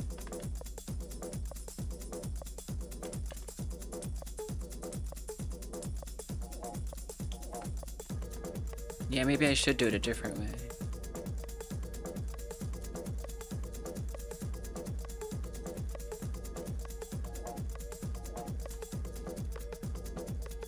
Now, it's a very different kind of move toward that operates on a vector 3. We just establish what it's going to. It could be an aura around the screen when it's to it. Yeah, Bart's, I want that. 100%. I want that. Absolutely. So I'd want to say, although, you know, I do have to think about screen size, because I want this to work on like portrait mode, landscape. So we'd have to get the size of the viewport, which would be kind of cool. That might be fun to figure out. Yeah, I totally want that 100%.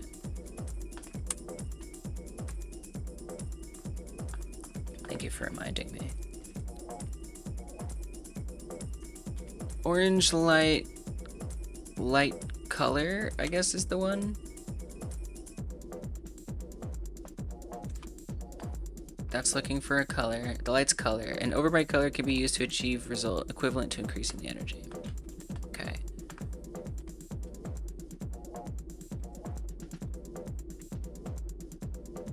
Now that's for the float one, which is different. How do I get the... Ocean O subscribing on Twitch. Thank you for the sub. Appreciate that. Wait, Ocean, you're now a YouTube member and a Twitch subscriber? What in the world? Thank you. Thank you so much. Enjoy the emotes and all that good stuff. Wait a minute. We gotta sing a song. We gotta sing a song to Ocean. I think, is there any shaders for that? And I guess they work for different screen sizes. Oh, good call, Barts. Let's do it. Ocean fell. You already know where this song is going. Okay, but I gotta sing to this one. Okay.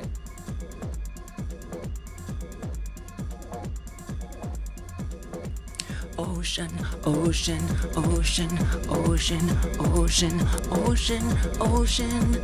Oh, ocean felt the motion to make a donation to hyper game dev. Oh, ocean, you felt the motion to make something happen with motion. Ocean had the notion to make a motion in the sake of making subs happen. Oh, ocean, thank you for having the notion.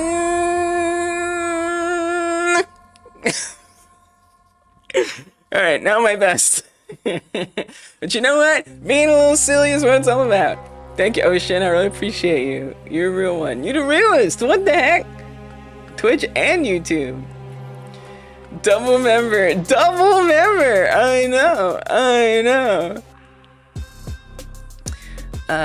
Right. So what are we doing?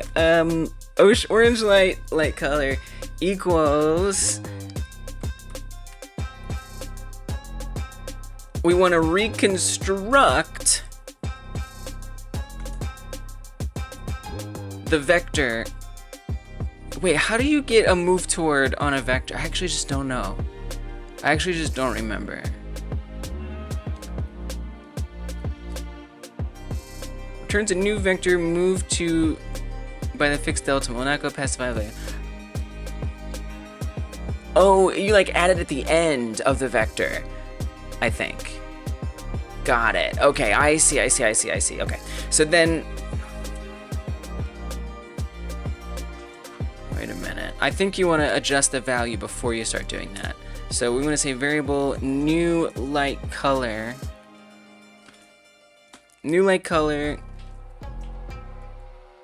which is going to be a vector 3, equals specifically the orange light color moved toward, oh, sorry, the current light color, my bad. Current light color. Current light color move towarded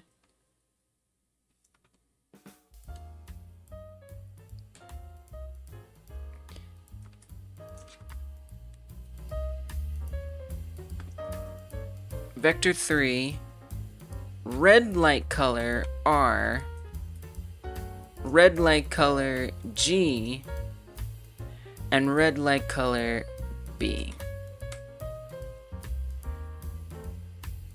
And then we have to say, what's the last one? Delta? Delta. Okay. New light color moves towards that, and then I want to say that the orange light color now equals new light color X, new light color Y, and new light color Z. And then alpha, which I think I can just not set, and it'll just be 1. Okay. Does that actually work? Wait, but I didn't say like what's making it move toward or not. Wait, it's not based on anything here. It just is. It just is gonna move toward it.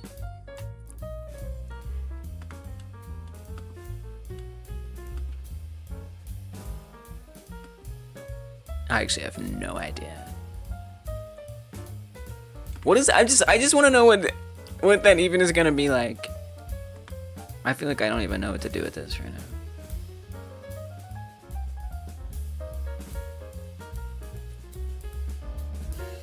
I have no idea if anything's happening.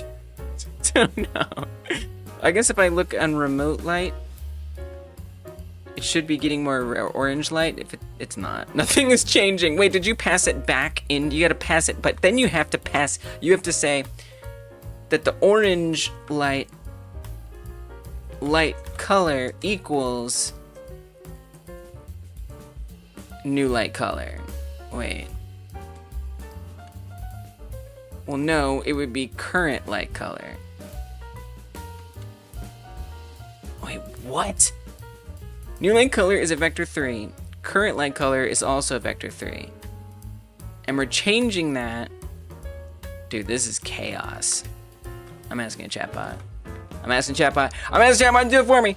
What? The chatbot should get it. It'll be fine.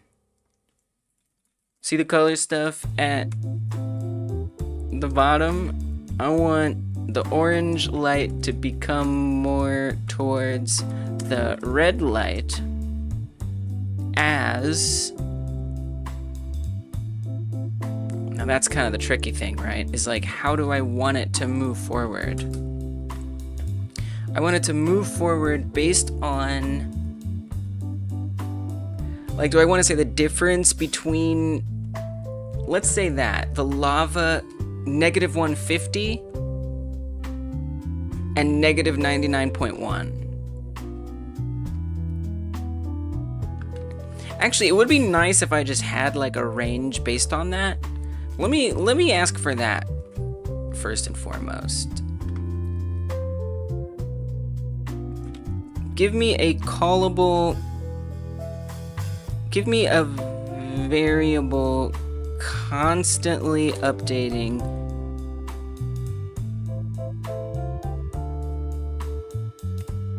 if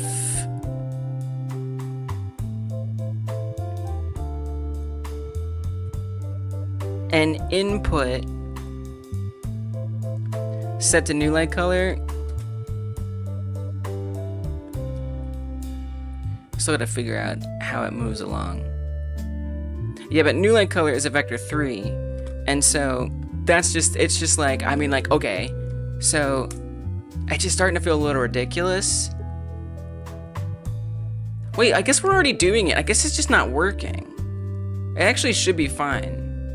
It just isn't working because I actually have no idea why it's not working.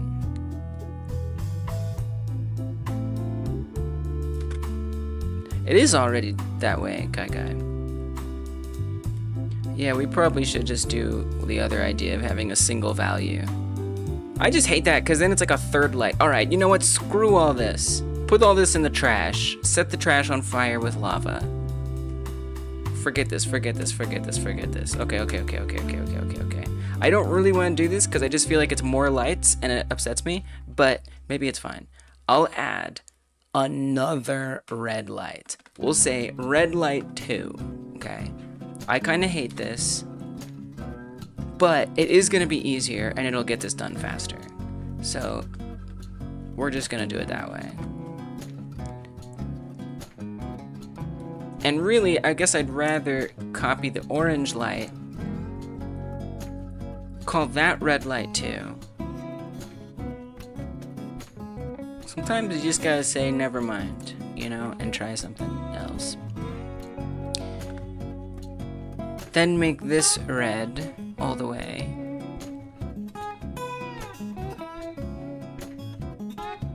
Focus on the red component of the RGB, change to R only. Right.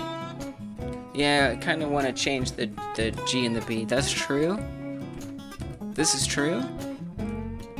That would also lower the complexity a little bit. What you really want is that orange light to like go away, you know? Maybe if we attenuate this a little more intensely. I mean, if this is gradually, so energy is 16, if this is 0, which is basically not visible, and if this just increases, I think that's gonna work. Now, Rogi was saying that it should get more white. I don't know about that. Maybe.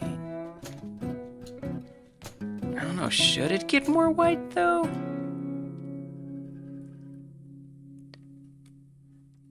So we could say the energy starts at 0 and maybe goes up to like, let's see what this maximum will be like. This will just be easier to, it's just a simpler value to set. You know, that vector stuff was starting to make my brain hurt. I do feel like this is more intensely more white. I mean, this is kind of white.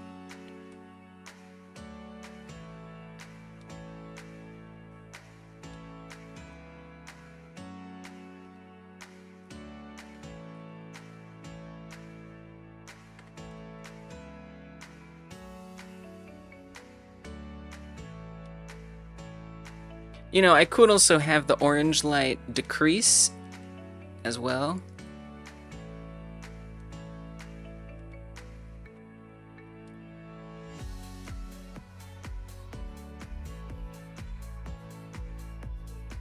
Maybe bring the specular down.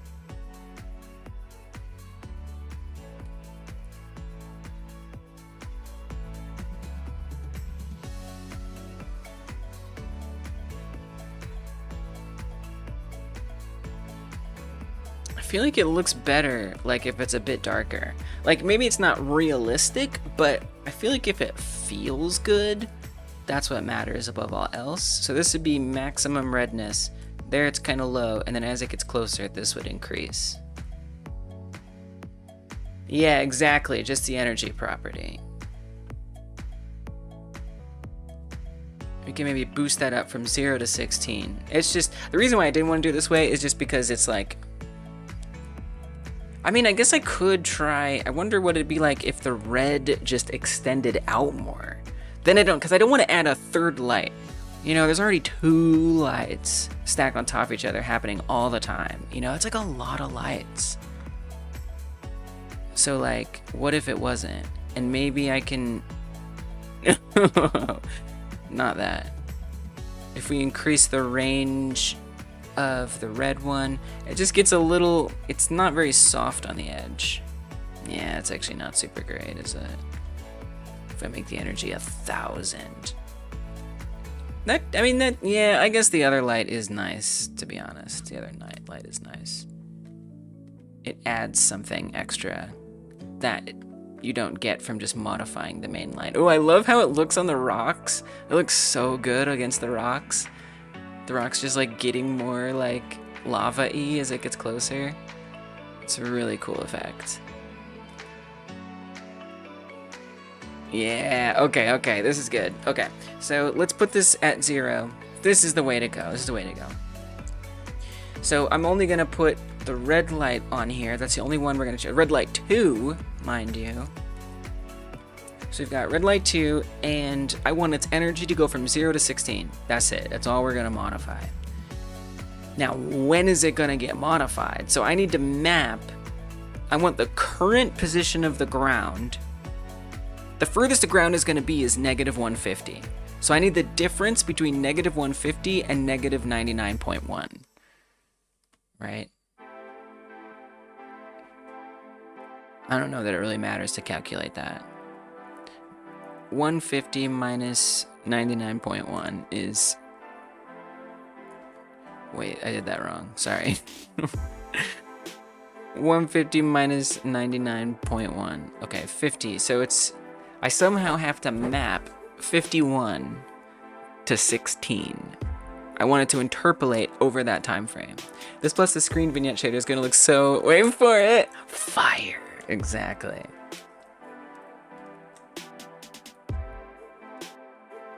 Okay. Give me a variable that changes, that interpolates between, I feel like modulo is good here, between 0 and 16 based on a -150 to -99.1 scale, i.e. the closer the second value is to 99.1, the closer to 16 the other value is. I don't know how to math that. I don't even know if we still have Math Dork here, so I gotta do what I gotta do. I'm gonna ask for some help. Interpolate 0 to 16 based on -150 to -99.1. Is this a double lerp? It is an lerp and an inverse lerp. It is a double lerp. Inverse lerp returns a normal... What's up, Jord? Welcome. Returns a normalized value from 0 to 1 depending on where value falls in range A to B. Cool. Lerp start end t then maps that normalized t into your desired target range, 0 to 16. So if a lava depth is close to -91, it'll product. That's crazy. I don't even like...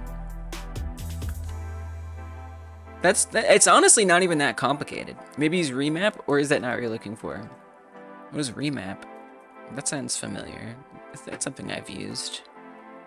Maps a value from a range. Oh, interesting. We can't zoom in on the docks. Okay, cool. Mass value from range I start, I stop to O start, O stop. See, also lerp and inverse lerp. That's what the chatbot was doing, was lerp and inverse lerp. If value is outside of I start, I stop, then the resulting value will also be outside O start, O stop. This is not desired use clamp. Honestly, Jord, I'm kind of... Let's try them both. Let's try both of them. I mean, it's interesting that it refers to the one the chatbot gave us.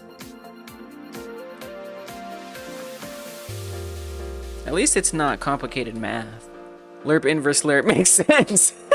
Yeah, it is kind of bizarre. Okay. So we want to be tracking that. I'm gonna have that. I'm gonna have function for... I'm gonna call it red and light. And we'll pass delta in there, I guess. So func red and light.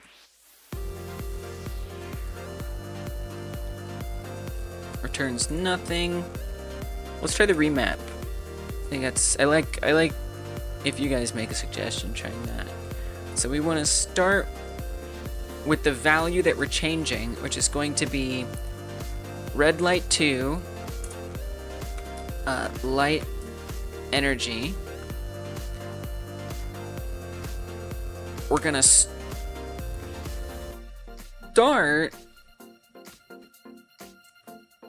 with lava max. I don't know if I'm gonna be doing this right. Lava receded. I feel like I'm gonna mix these up. Lava receded to death point.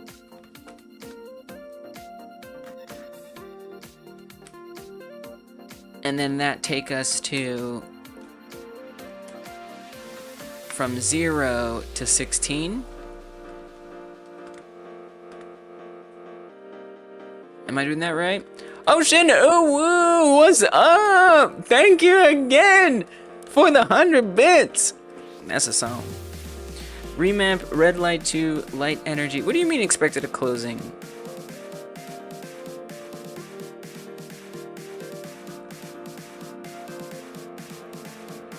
What is it talking about? Where do you put a closing parenthesis? Oh, there we go. Okay. Curious what's happening with Harvest Earth? I haven't seen it in a while. That's true. That's true. Yes, thank you, Jared. Oh, I gotta give you credit for at least expanding my mind about options that we can do. Again, I don't know if I put the values in the right place, but that's okay. George's not even on here. Let's get them on there. Come on now. That's gonna be Godot Consultant, 100%.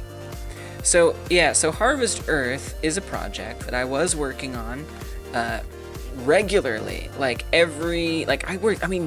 Like, wasn't it like 2 years I was freaking working on this game? Like, so long. And that's the crux of the reason why I stopped working on it. Let's see when the first one was.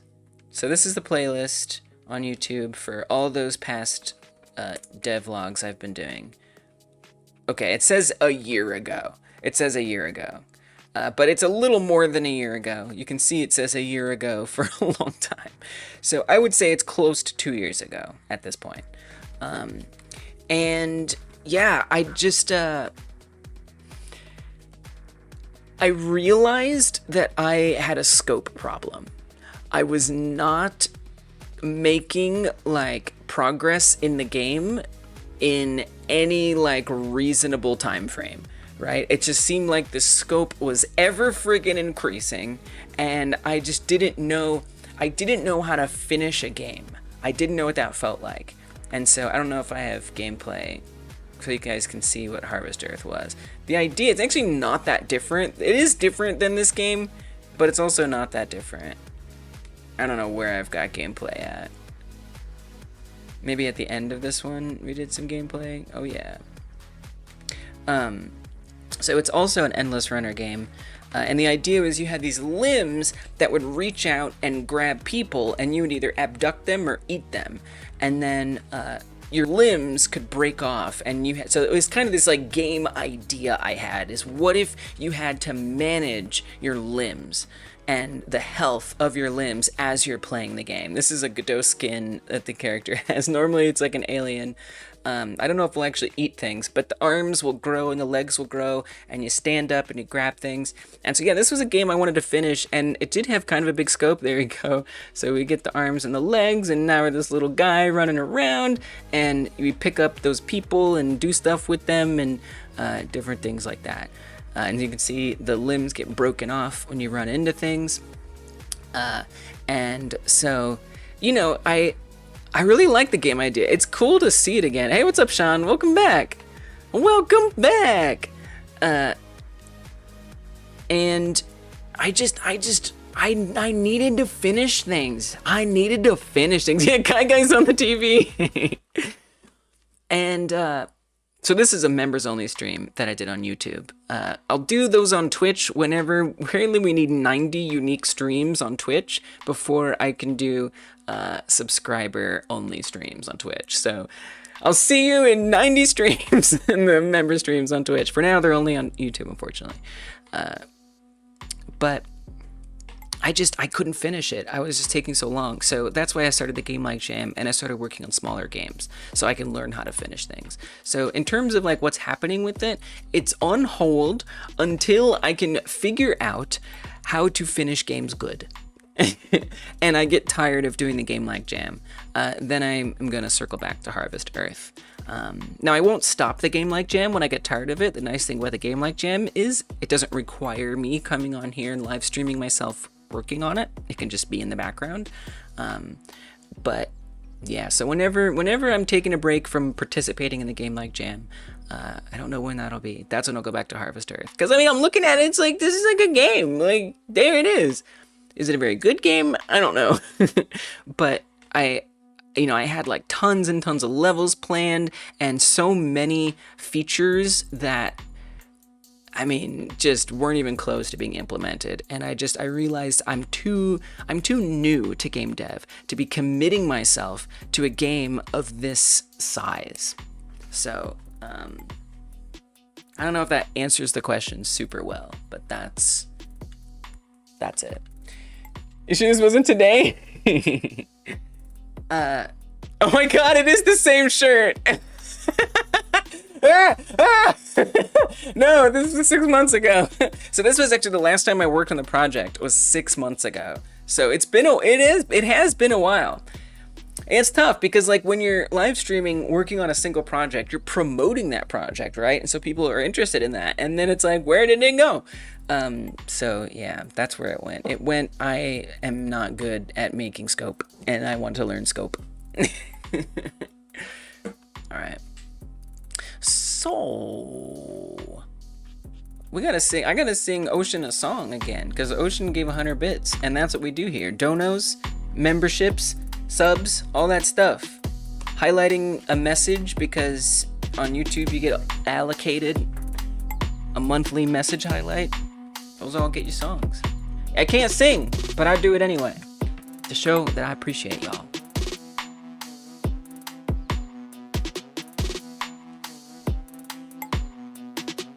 Okay, the song's about to end. I gotta rewind it.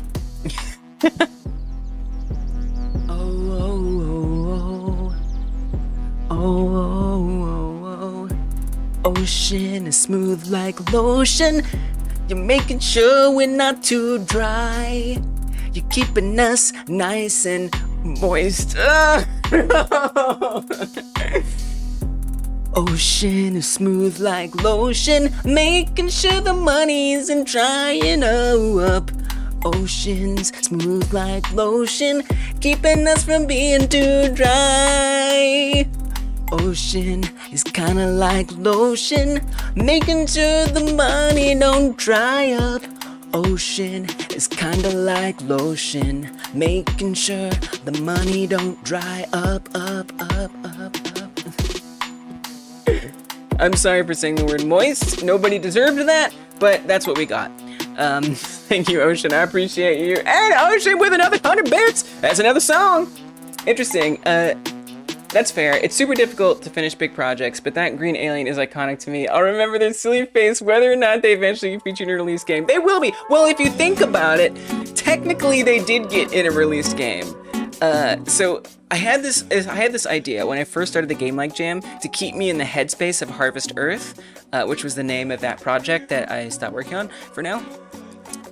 I had this idea that, okay, all my Game Like Jam games are gonna be mini games that go into Harvest Earth someday. But after putting the first one together, I realized that I think this isn't fixing my scope problem. I think this is increasing the scope because like those mini games have to be like compatible with the main game, and that's not so easy. But I did technically make one game that features the alien in it, although not in the way that it was. Yeah, look, and just that character alone, oops, this also has music in it, by the way. I'll sing, oh, you can't hear the music? I see. Okay, well then it's not really a big deal, is it? You can't even hear it. I can hear it. Great. It's kind of weird. Wait, really? It's not coming through? Wow. When did that happen? Alright, hold on. Let me make sure the audio's coming through. What the heck? What in the heck? I made this music for this game all by myself. With my mouth and with other things similar to it. Because I'm weird like that. Okay, wait. Let me get the sound here. Wow, so it isn't coming through. There we go. Alright, there we go. I'll sing you a member song with this. So there is this game, which is my Frogger-like. A game that is like Frogger. And it does feature the alien. Although it's not quite as big a feature of the alien. Oh, you can't see. It's not featuring the alien quite as prominently as the other game was, to be fair. But technically, it did make it into a release game. This game has some serious performance issues. But that's another reason why I wanted to finish games, right? Is I've learned some serious techniques since even this Frogger-like. Things that like I can now take and apply to a bigger project later. And just by like finishing things once in a while, I learned that stuff. All right, let's sing a song to this nightmare music. Oh, ocean, oh, ocean, oh, ocean, I appreciate you. Oh, ocean,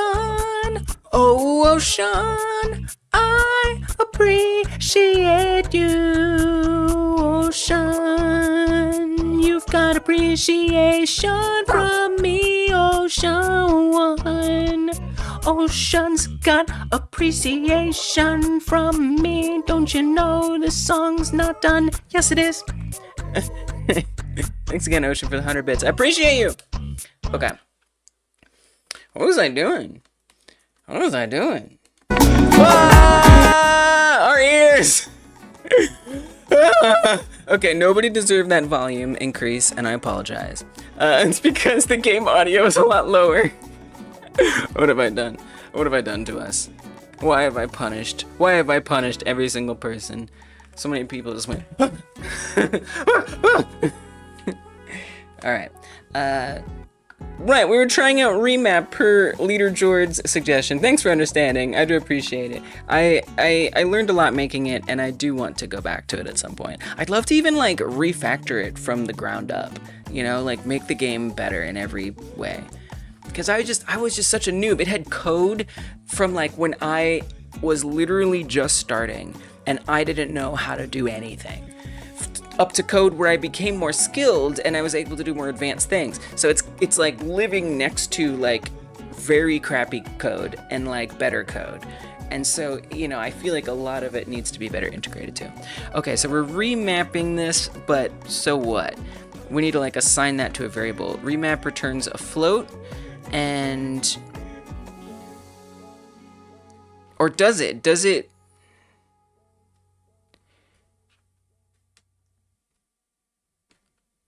I feel like we need to say that this is 0.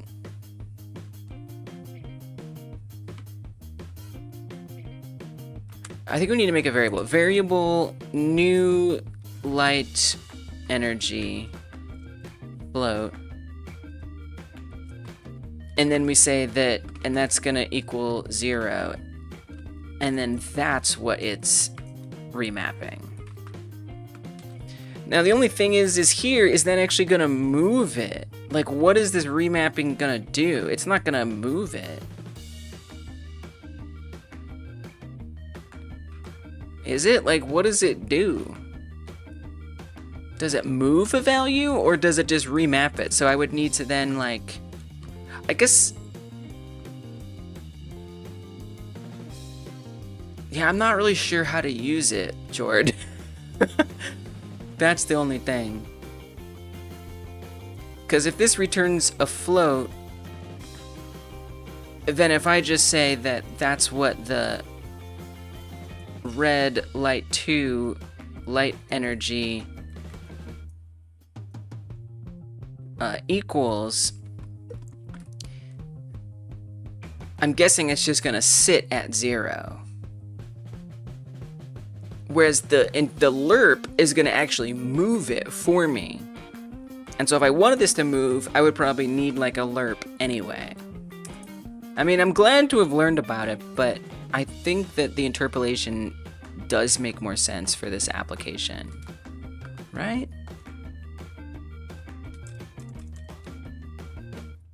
Correct me if I'm wrong, though.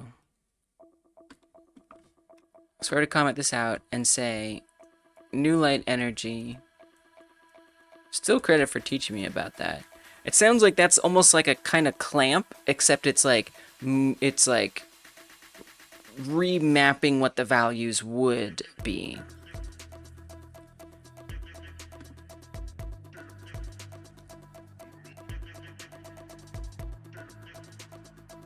And I would think we could even just possibly pass it directly in here, right?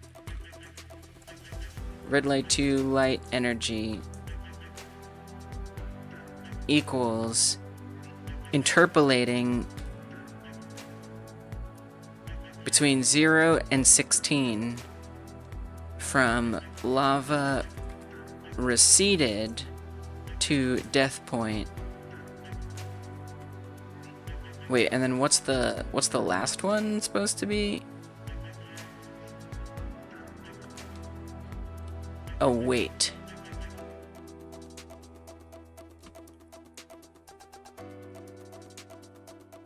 I don't really understand what weight is supposed to be here, actually. What is weight supposed to be?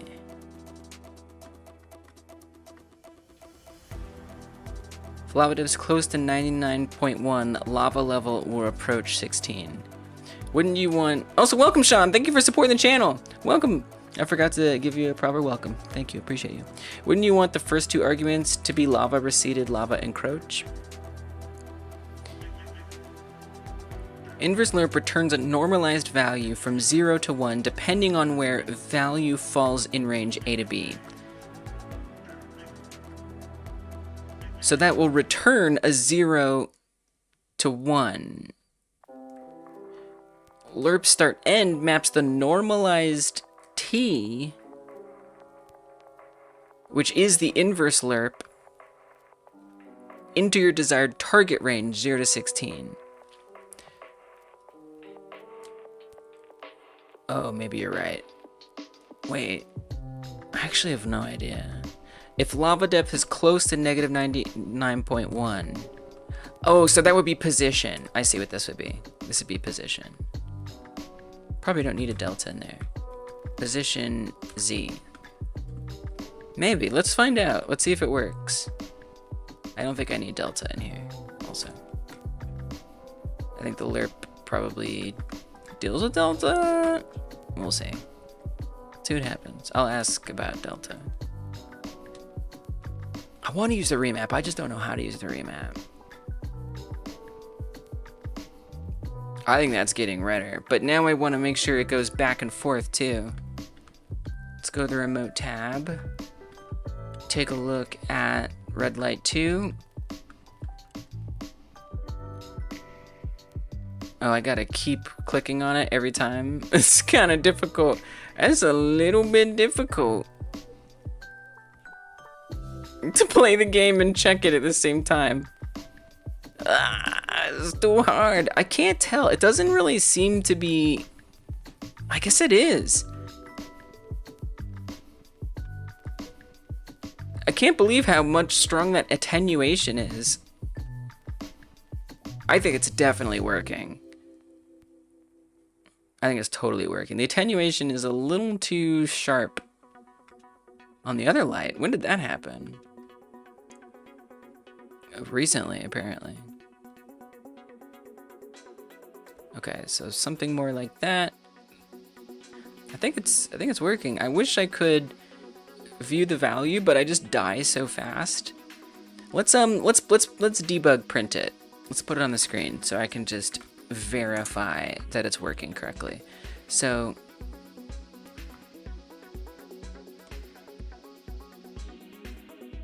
we'll just say lava brightness. Doesn't really matter what the label's named.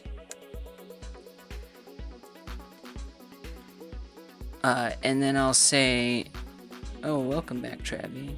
Good to see you, young man. Thank you for being here.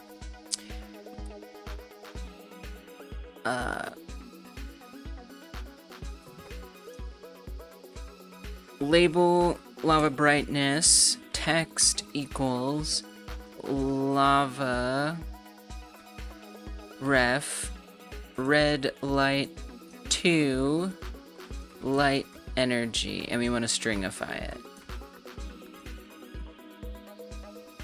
And then just so we can see it, well, you can probably see it, right? It's probably visible. Hey, it's Trevi!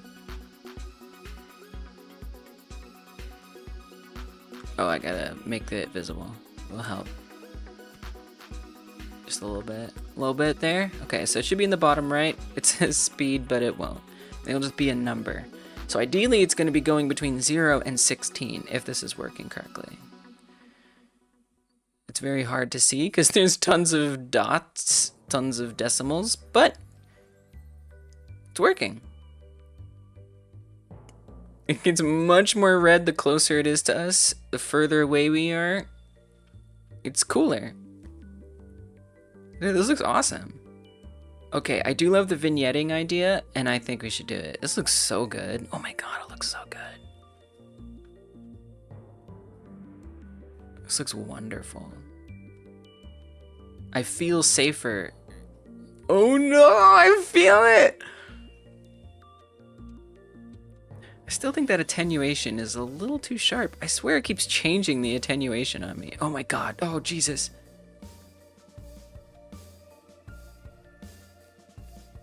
Stay away, young man, be safe. The jewels look so much more underwhelming now with the bright lava. The gems used to be like the brightest thing on screen, but now they're looking kind of sad. Dude, this is a good run. Now I'm wishing I had high scores and stuff on here. This is a very good run. Maybe I could increase the speed a little too. Oh my god! That's gonna be an ongoing thing, right? Is figuring out the right balance. Oh my god. Sweet. Wow, I'm actually doing exceedingly well. I think the speed could be a little faster. It looks great! It looks great! Thank you guys. Thank you guys for your suggestions. That was really helpful. Travi, nobody can see you.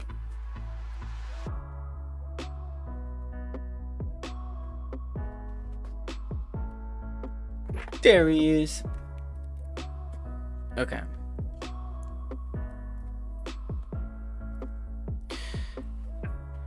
So where are we now? Vignette! Yes, so the vignette, let's put a commit in at this point. I like the, I do, I'm thank you for teaching me about remap. I wish I could have used it. It's just like, hurts my brain. Haven't I suffered enough? Okay, let's make a commit. Yeah, it looks so cool. I feel the heat. Lava has lights that redden on proximity, or whatever. Insane says, nah. Oh.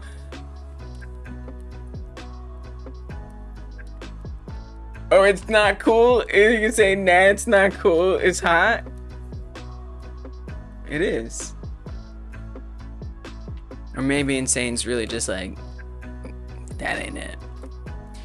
I still don't like that. The attenuation actually still feels a little too... Not cool. Fire! Okay, okay, yes. We must be accurate. It is essential. It is mandated. So, vignette. I don't even know how to do that. You haven't I suffered enough? Me? No, I haven't suffered enough. Make her suffer more! Okay, alright, that's fair. We're just talking about the cat. Okay. The cat looks great. The cat does look great. I agree.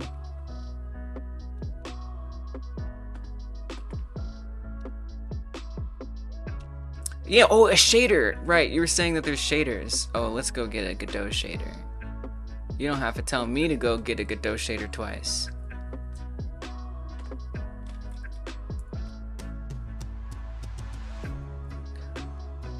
Dude, the volcano explosion YouTube emote is pretty epic. It's like, that's like a very clever emote. Cause it's like its mind is being blown, but it's also a volcano. It's so good. It's so good.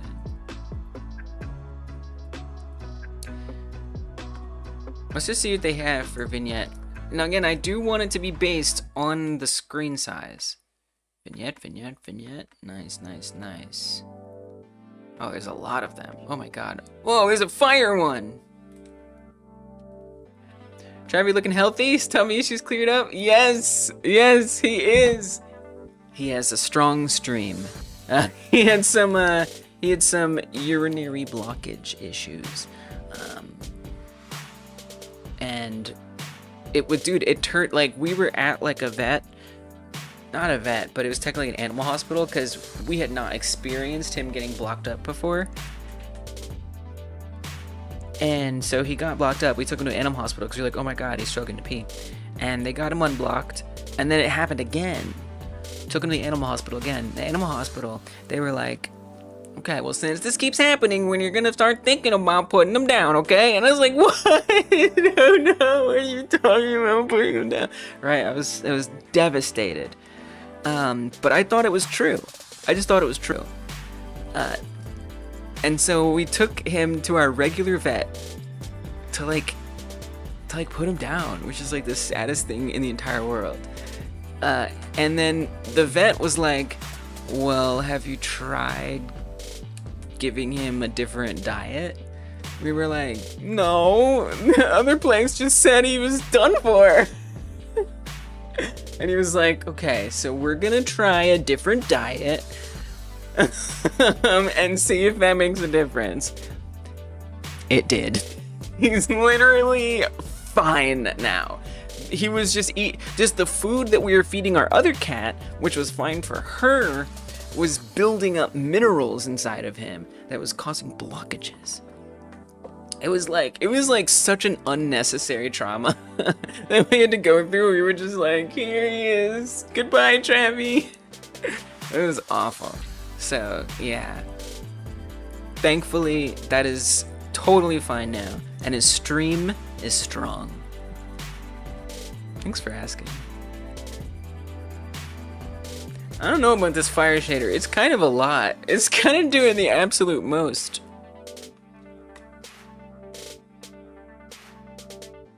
Okay, it is MIT license, which means I have to give credit.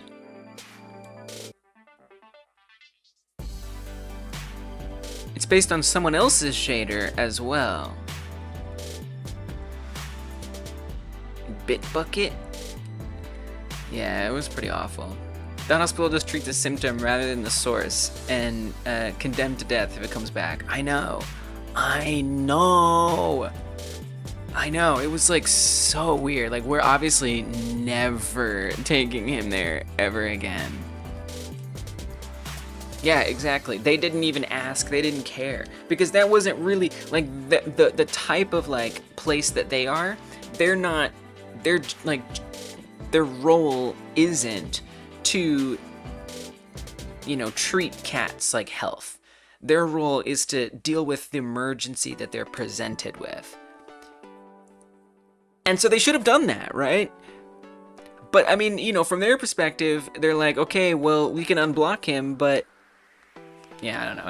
It's weird. It's a weird thing. Yeah, me too. Yeah. Glad we got a different opinion from someone who cared. Yeah, he is healthy as ever. He is healthy as ever. He's doing wonderfully. Like, on one hand, I get where they're coming from, but I feel like they didn't really need to say that we need to think. Like, it would be, like, it's gonna be inhumane if we don't put him down. And it's like, okay, you don't even know anything about him, you know? Nothing about him.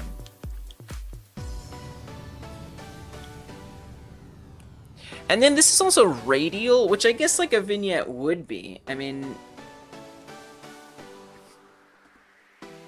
Alright, MIT license. I mean, we just gotta give it credit, that's all.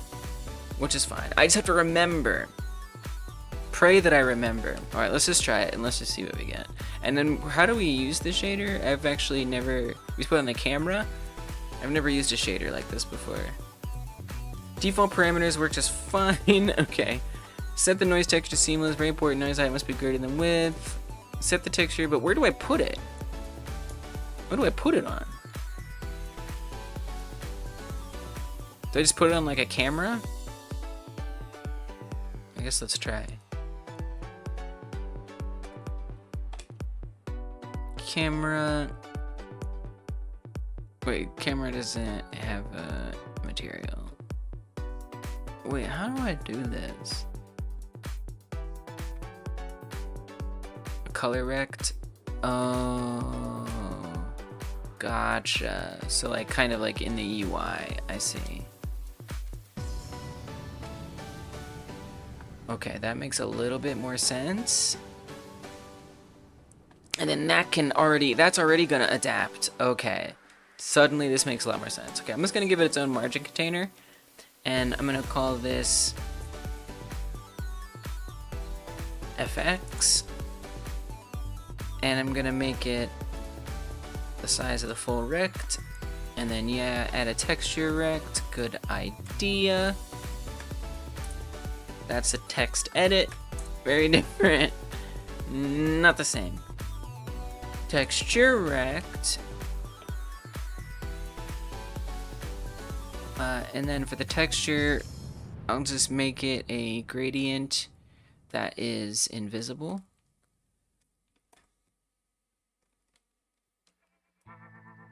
I guess, but then if it's...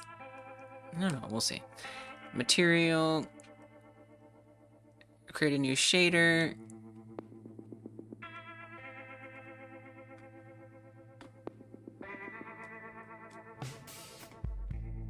New shader. We'll drop this in the UI folder in shaders, and we'll say this is fire vignette.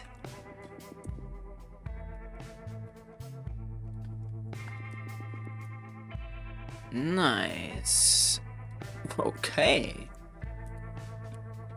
Looks good.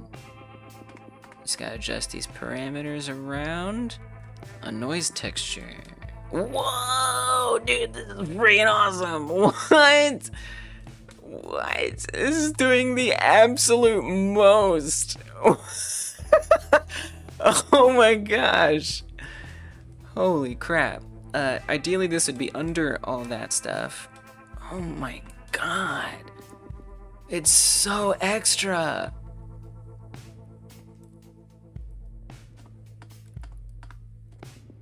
Holy crap. It'd be kind of nice if it like matched the texture that's on the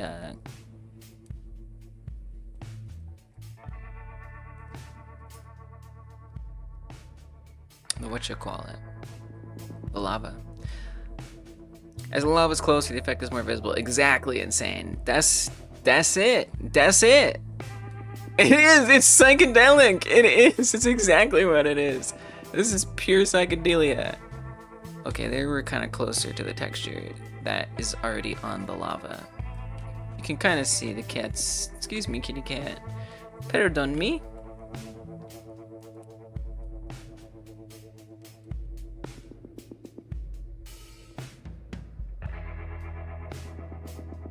Do I have my colors the wrong way on the lava? Because I kind of like how this is yellow on the inside and red on the outside. Whereas on my lava, it's kind of, well, it kind of is both. I guess it doesn't really matter. But now I'm just questioning it. Like, should I switch these colors? Probably doesn't matter. What's that?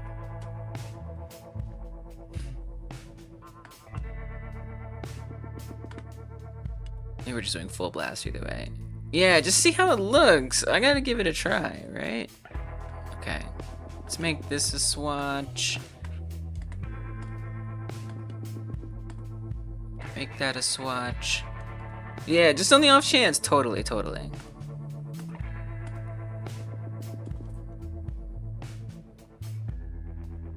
Whoa. Oh, because it's the emission is so much brighter. I have to change a lot of the parameters around. I don't think it looks better. I need to go back. I'm sure there's ways I could adjust it. You know, if I don't know. All right, well that was terrible. But I'm glad we checked. I'm glad we checked. I love that. Is hell chasing me now or what? Yes. That is exactly what's happening. That is precisely what's happening. Check it out, Rorik. And the hellfire is going to increase as the lava gets closer to the player. And then I'm currently trying to add like a vignette around the sides. Look at that lava. Technically it's a volcano, but same thing, same difference. It looks so good, right? And we also made the red light get more red as it gets closer to you.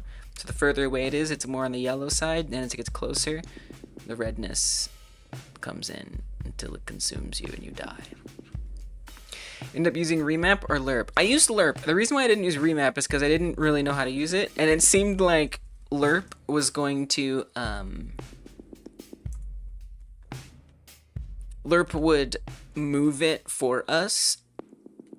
It would do the actual movement, and I'm still not sure, but it seems like what remap does is it primes a value to be interpolated between these two values, but it doesn't actually do the interpolation. So then at that point, I just figured I might as well use the lerp. But I did set it up, the remap. And now I know about it, so I can use it someday. Something. Unless I forget about it. You can do the same inverse lerp value for all these parameters. Okay. This works. I see. So I would just, instead of using lerp, I would... Okay. Alright, well, it works. So 2D... FX... I know you're right. Poster color. I don't know what that means, but I'm sure it means something. Fire alpha. Oh, nice. That's gonna be perfect, potentially. I'd kind of love if instead of just becoming more or less visible, it would actually like get closer or further away from the center. think that would be nice. Fire speed, fire aperture. Yeah, oh, that's awesome. Dude, this shader is amazing. So we kind of want both because when the aperture is all the way up, I can still see a little bit of it. But then when we pull up that aperture, it comes into view, which is so cool. Vignette radius. Oh, radius is good too. Oh my god, this is so good. Vignette fall off. Nice. Man, this is good. Noise influence. Okay. I do feel like it's I don't know, it's a little webby or something, like it looks like a spider web or a cobweb or something like that. In a weird way. You know what I mean? Like I kind of expected it to be like this, a little more solid on the edges. Default parameters work fine. Set the noise texture to seamless, and very important, the noise height must be greater than the width. Okay, let's try that. Noise texture, seamless, and then the height bigger than the width. Okay, yeah, I guess that's different. Okay, I guess that's different, yeah. Okay. The inverse lerp gives you a value from 0 to 1 that can be placed inside another lerp with your min-max fire aperture, for example. Perfect. Nice. Oh. Posterize be like cartoon style. Well, right, but it's this, like, I don't actually notice it. That makes sense. Oh, so there's like a very fine range. If we go all the way to 0, I see. If I go below 1, it's just nothing. So really this effect, technically I would think, this uniform range on poster color should probably be at 1 on the bottom end. Because that's what the range actually seems to be. Thank you, Kai Guy. I see. And I think it's a little higher maybe than it needs to be. No, I kind of see it down here too. Cartoon is definitely more what I want.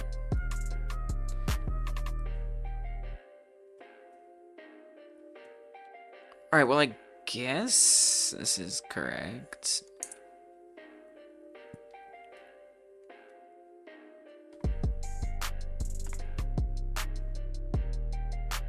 I wish it was a little bit more filled out. The webbiness also could be from the... Whoa.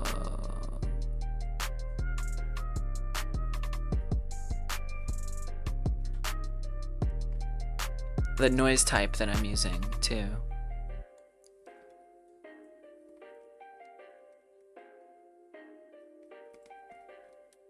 I guess I just kind of wish there were less gaps in between it, you know? It's just, it doesn't super look like fire. There's just something... I guess when I bring the aperture down, it kind of solidifies a little more.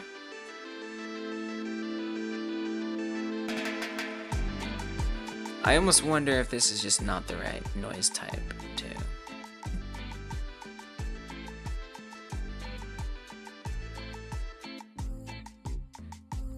Yeah, I think this actually does look a lot better.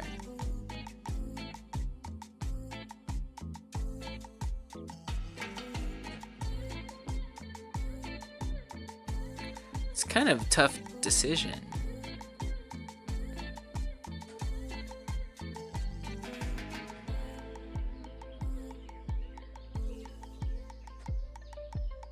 I prefer a cartoonier appearance.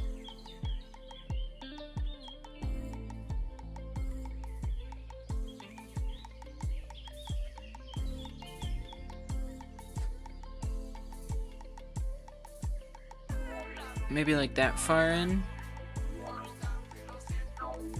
Thought I saw some polka dot texture above that maybe is making those holes. Yeah, it's... I mean, the holes are even still there. Even not the polka dot texture.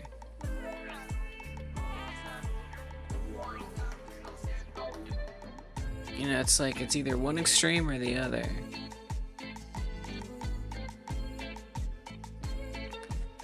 I just think that must be like part of the shader somehow, you know?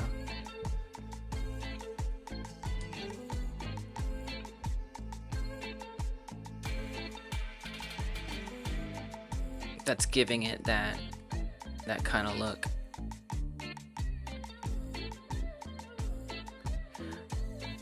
Even if I bring the noise influence all the way down, for whatever that's worth, you still see some like gaps in between.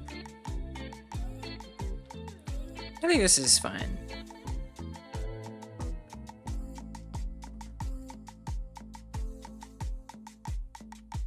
Okay, then I gotta figure out what values do I actually want to interpolate between so it looks like it's more or less there.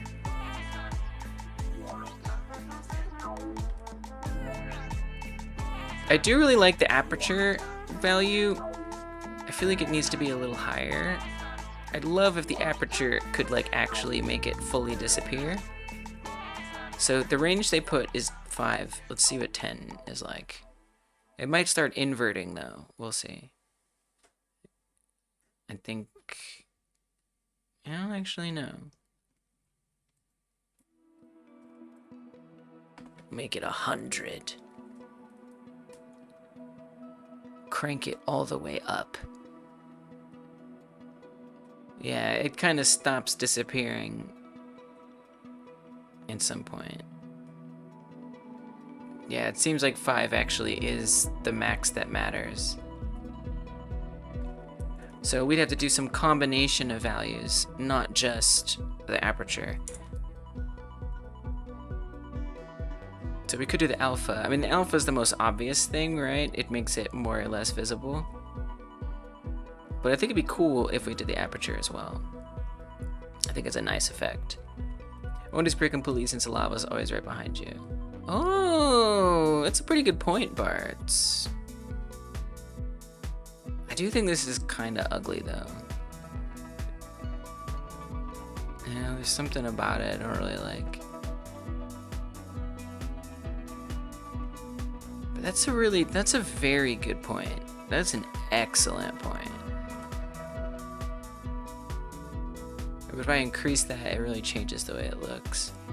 I think I will do both. Oh man, now I'm torn.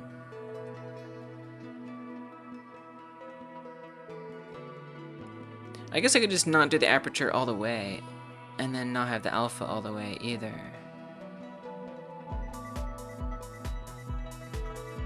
I don't know how I feel about that. It's kind of tough. It's kind of tough decisions. I'm gonna try it being from 0 to 0 on each end. So from here, the fire aperture is 0, and I would want to crank that up to 5. And then the fire alpha is 1, and I'm gonna bring that down. Yeah, just gotta see it in action. I'm gonna bring that down to 0. So we definitely need to do some more lerping behavior.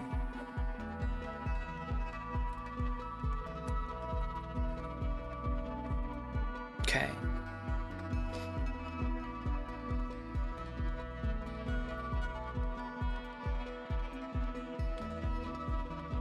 Zero to 5 and 0 to 1. So we could even change this to increase fire effects or adjust fire effects so it's more clear what it does.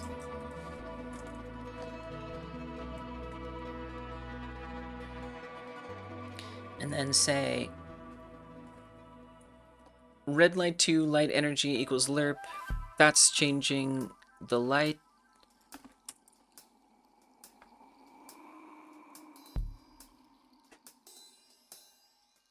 I kind of want to do the same thing, right? Except this time we need to expose these parameters. To do that, I need to check this. So this is going to be fire vignette.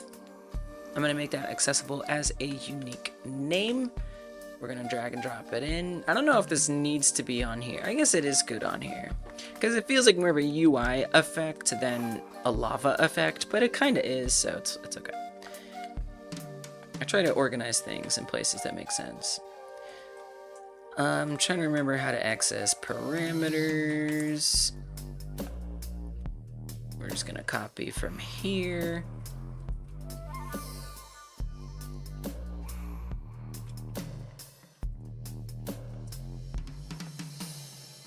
This was for when the numbers of gems go up, it does a little pulse.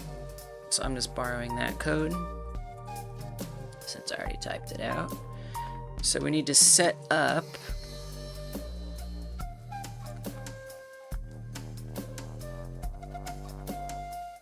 in this case the fire shader, which is going to be on our fire vignette.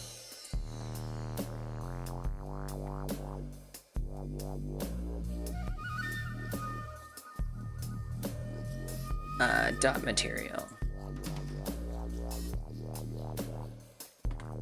Okay. Don't think we really need to check if it's there. Of course it's there. Probably better practice to check it though. Fire shader set parameter.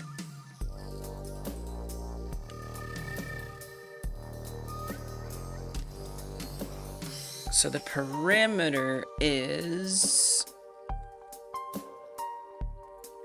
Let's start with alpha, it's the easiest.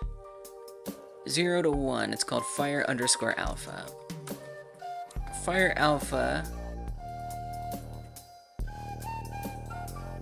So this is where we would put our lerped vignette alpha, or whatever.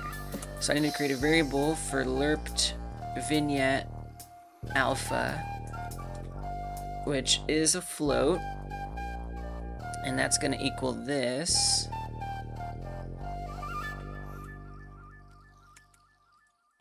Which, instead of going from 0 to 16, it's going to go from 0 to 1 based on that and that. So that's all the same. I feel like the inverse lerp we could just put in a variable, right? Is that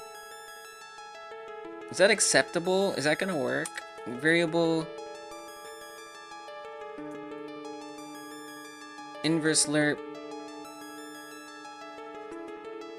float equals this? Because it's the same every time.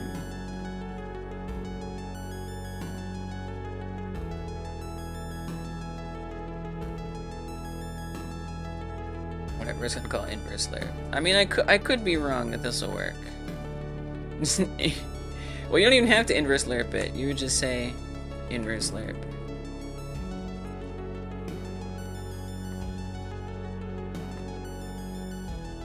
I don't know. Maybe it won't work. But what if it does? Wait, I just got lost. What did I just do? Did I just delete a bunch of code on accident? I hate when that happens.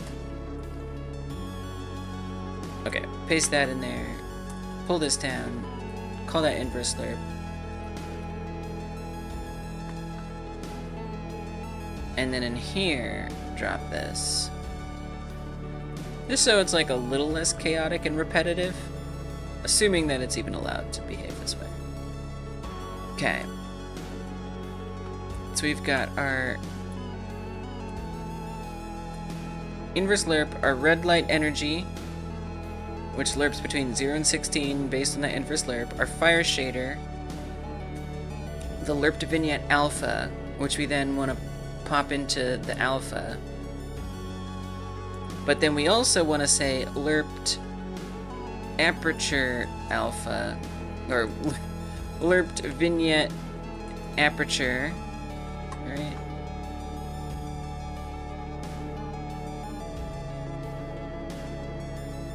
And that one goes from 0, I guess from 5 to 0, right? I think it's the opposite, 5 to 0.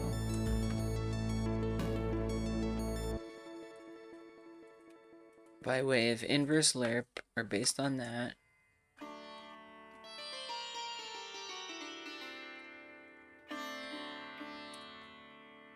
Then we also look at the fire shader, but this time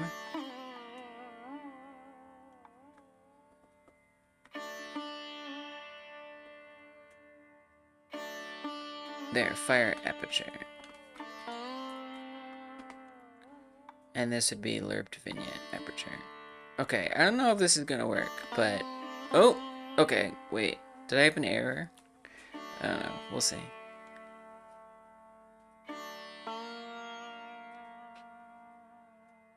Okay. No, I think it's working. Let's let it catch up a little here. Yes! Yes! I think it could be even more extreme. It doesn't really get that extreme as it gets closer. I don't know if I like the aperture thing. And if I do... Okay, it's gonna need some adjusting. But at least it's there. It's just, it's like not hitting. Something about it is just not hitting. It's gonna need a lot of adjustment.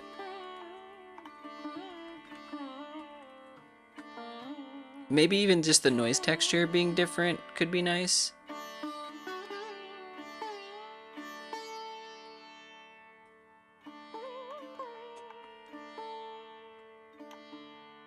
So we're already working with the alpha and the aperture. It's hot in here. It's hot in here.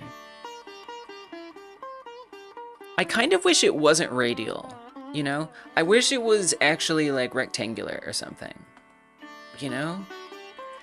Now they did say that this was based on someone else's shader, except theirs is radial.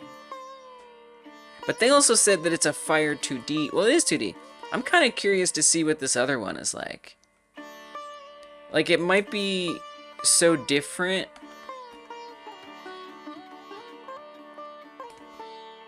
It's got all the same things. Okay, if it's long as, okay, I'm actually gonna try something. Yes, since this stream is fire on YouTube, hit that thumbs up button, y'all. Like this stream. Have you liked the stream on YouTube? Like the stream on YouTube, it helps so much. It means more people find out about the stream and join our community and stuff. Thank you. Thank you, Kai Guy.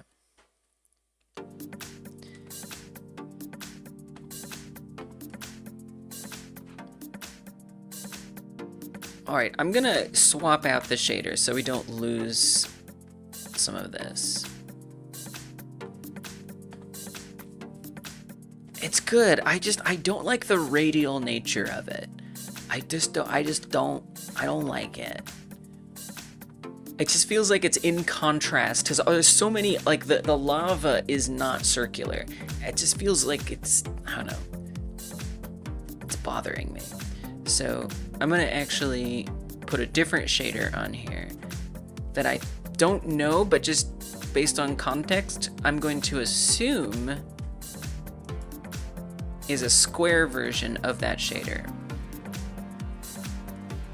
Or a rectangular version of that shader.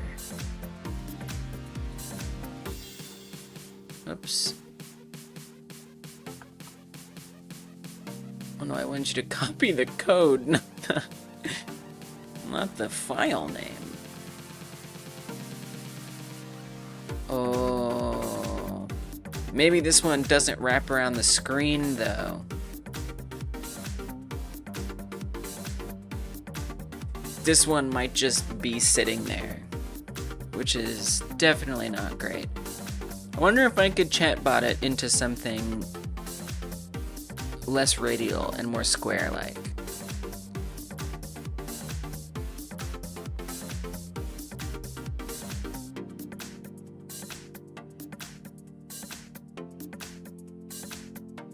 Yeah, I think that's, yeah, see, it's just like top to bottom kind of stuff. Okay. Alright. Let's see if we can chatbot it into something that I want. It's just like, it's bothering me. Could you stretch or otherwise modify the rectangle? Yeah, I want it rectangular versus oval. Exactly. I think the shader itself is gonna have to be modified for that to work. I think that's the only way.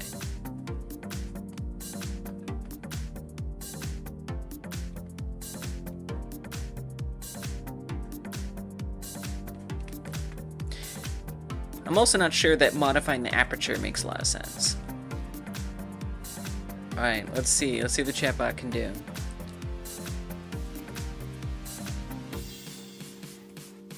This shader produces a radial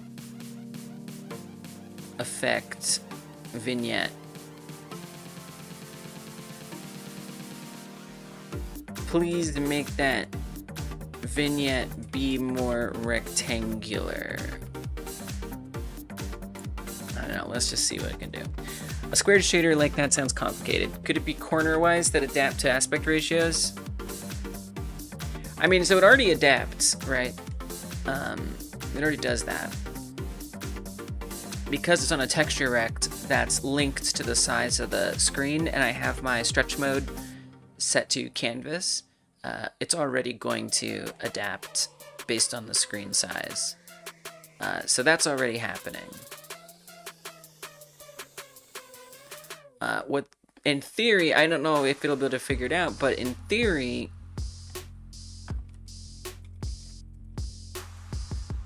again, I don't know how easy or simple that would be. I have no idea. But that's why I'm asking the chatbot, because shader code, don't know it. Don't think I'm ever going to be very good at it. Let's hope it's doable. It's better. It's kind of like a little far away from the edges there, which isn't great. But I would say this is rectangular. I could also just make it the texture rect larger. I could expand it potentially. But this is not bad. This is pretty good.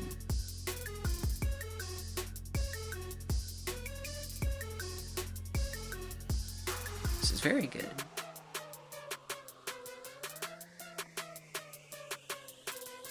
I don't know if this will be possible. Please make the outer, not please, make the outer, you're not a person. Make the outer edges, I don't know how to even word it. Yeah, I could scale it. I'm gonna see if we can avoid having to scale it.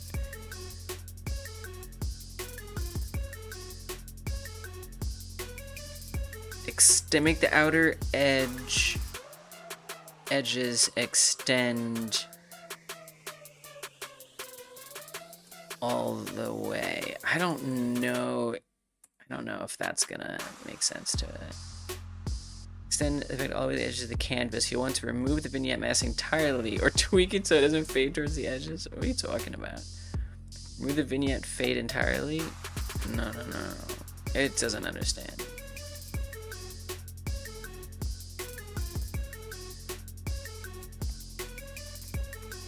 I don't know if I can really explain this.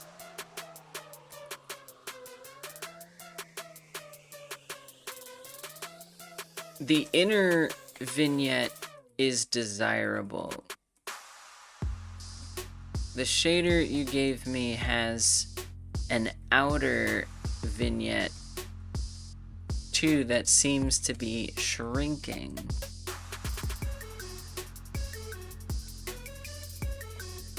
The overall rectangle. Give me a full new code that ensures no outer vignette can exist. Yeah, I might just have to scale it. We'll see. Preserves the desired inner vignette effect and eliminates any outer vignette influence that might be shrinking it. Okay. Certainly thinks it has achieved it. No, it did not.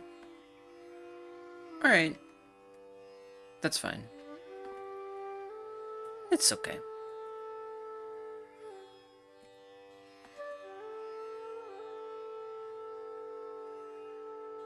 So we'll just try scaling it. It's darn close. So the only thing I don't like about that, I don't even know if I can, like, scale it like that, you know? I don't know if I can.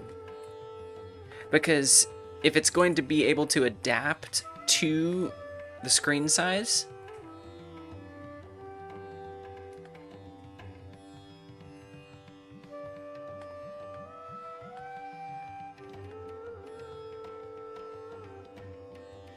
If it's gonna adapt to the screen size,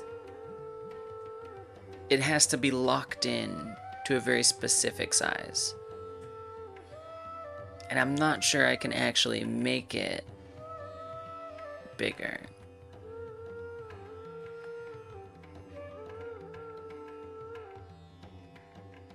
At least if I can, I don't know how to do it.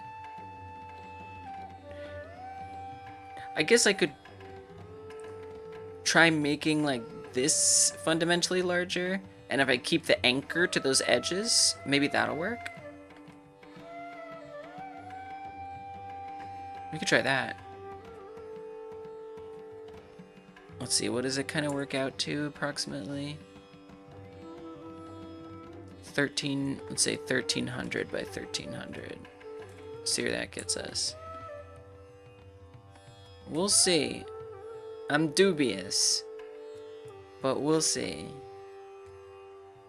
I'm dubious but hopeful. I'm cautiously optimistic.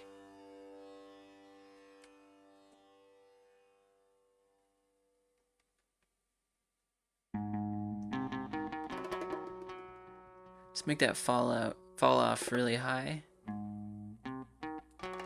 Alright, let's see what happens. Anchoring. Yeah, the anchoring.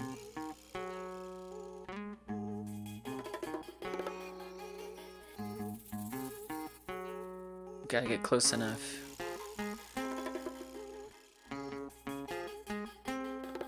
I feel like the aperture never really gets high enough.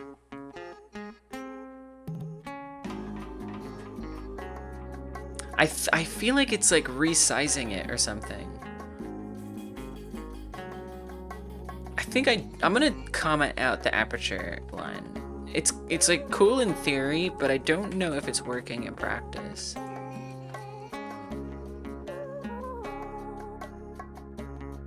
And then I'm also kind of starting to feel that, yeah, maybe it would be good if it was there all the time. I don't know. It takes so long for it to finally be there. Oh, then the other problem here. Yeah, it's it's kind of like hanging off the edge over here on this side.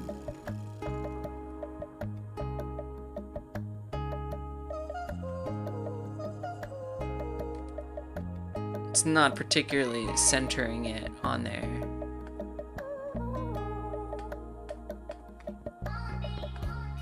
Oh wait, it resized it. Wait, what the hell's going on right now? The anchors are there.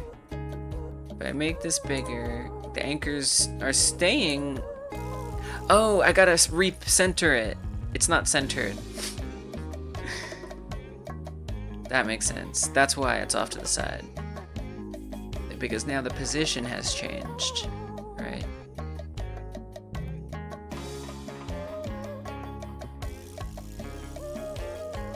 So it's gonna be, what is that? -90 by -90? There we go. Probably if I had put the pivot offset to the center, might have grown from the center. Okay. We're back to it being promising. Nice. Wow. This is better. I kind of wish it wasn't on the top. Can pump it a little more, the alert max value, since it only lasts for a fraction of a second before resetting. True. Yeah, that's a good idea. I think I know what you're saying.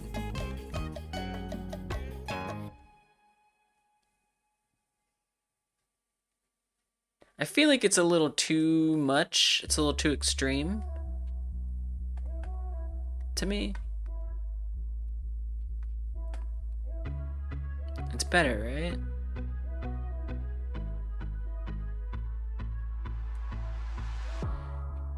I have some kind of wacky ideas I want to do here. Namely, I kind of want to stretch it out on the top. Okay, I know this is wacky, but I'm gonna choose to bear with myself here.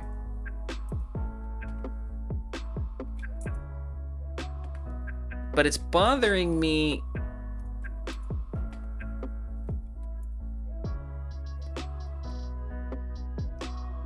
how it's on the top, but that's like, because that's like where the lava is.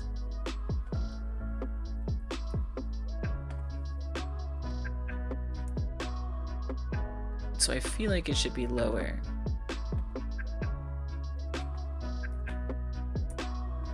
So I'm just gonna experiment with these values a little bit. What's up, Awab? How you doing?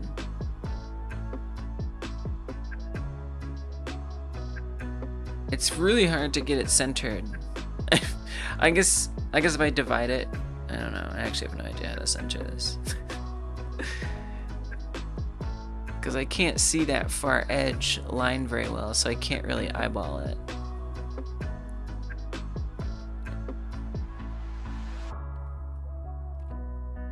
And then I just kind of feel like it's also a little too noisy.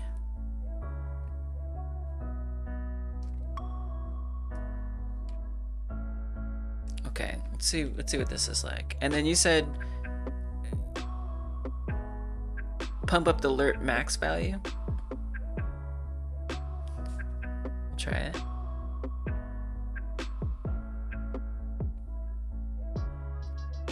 Yeah. You see what I mean? Like, we already have it on the top.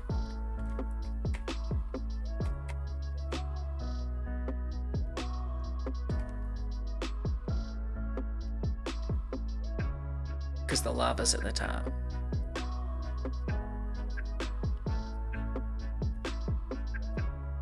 Then it almost obscures the player's vision. Yeah, this looks really good.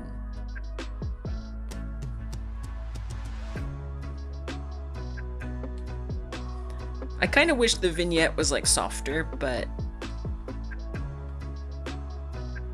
it fixed itself. Let's go. I feel the heat.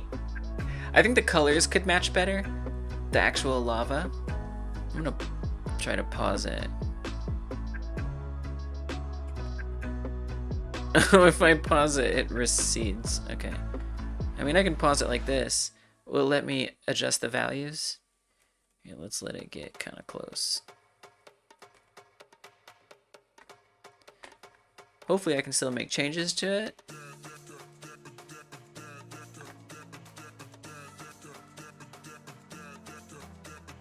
Nice.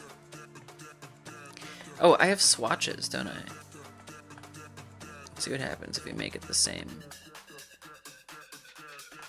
What if we inverted those? It's just we're not getting a lot of the red influence in there. You know?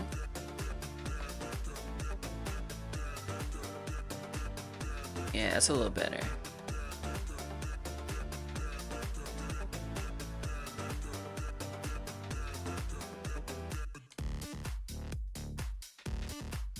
Make that brighter. Using a small value instead of 0 for the min value so it triggers from further away. Nice. Yeah, I think that's a good idea.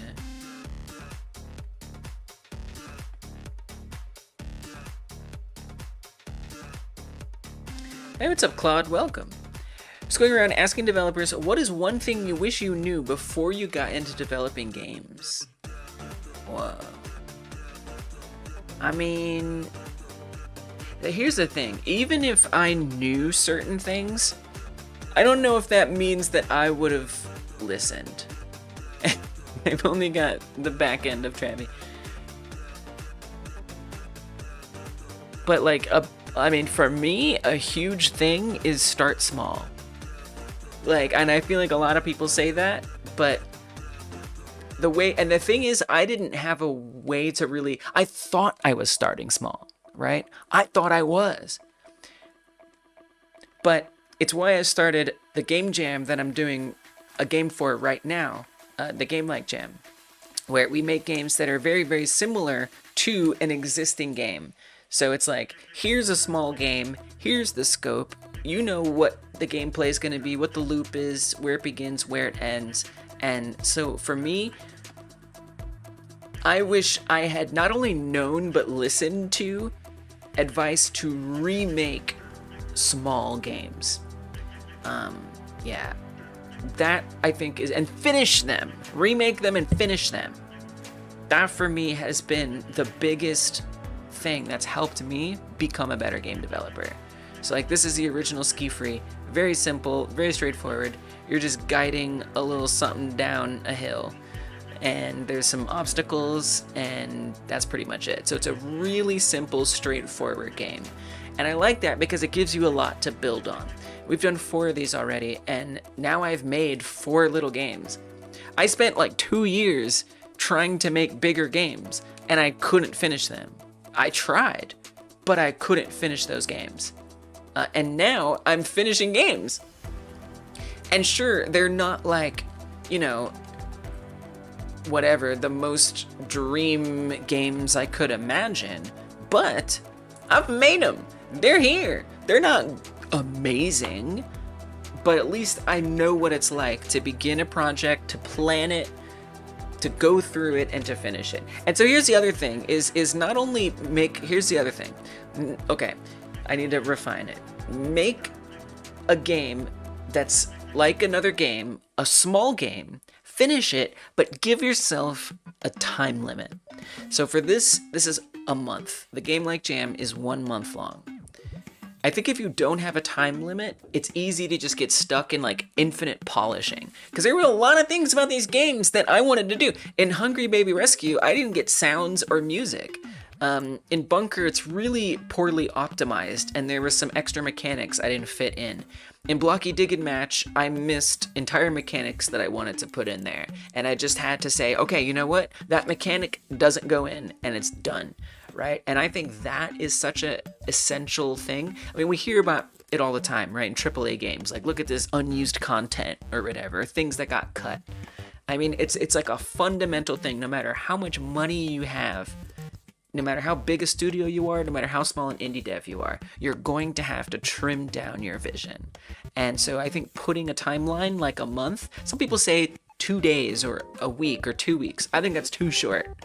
I say spend a month making a game small like another game. And this is just speaking for myself. That has been something I wish I knew to follow religiously before I started. But again, even if you had told me, I don't know if I would have followed it. I feel like going through the experience of starting a project that I thought was small and it exploding is what really pushed me. There is an entry. Actually, I had to disqualify it. It was a fake entry. It was just somebody making something, sharing something else they had made. It had nothing to do with the Game Like Jam. It was something else. You know how it is.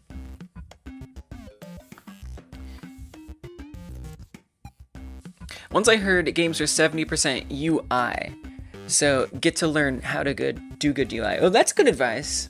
True that. Yeah, of course, Claude. Good luck. Hey, Claude gifted a sub.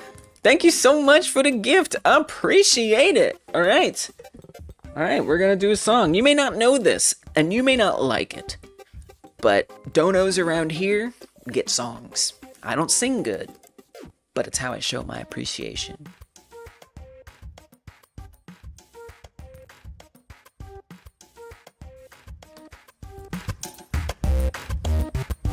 Oh, oh, oh, oh, oh, oh, Claude. Claude is cranking the good questions and making the tunes go bop, bop, bop. Oh, Claude is cranking up the juice in this chat, making sure people get subs and that,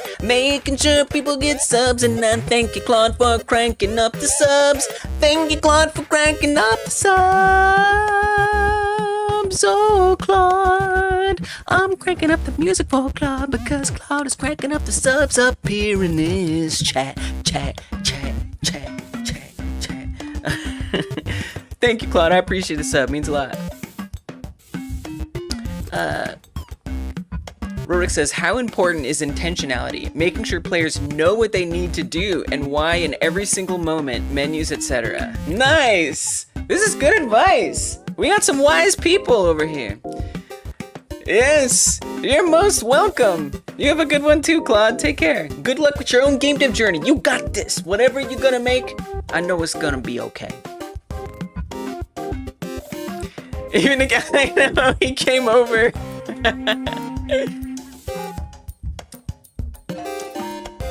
Okay, so what was I gonna increase the minimum? What? Something? Small value instead of 0 for the min value, so it triggers from further away. Okay, so in the alpha, maybe like 0.3. It'll also just be there all the time then, right? Probably.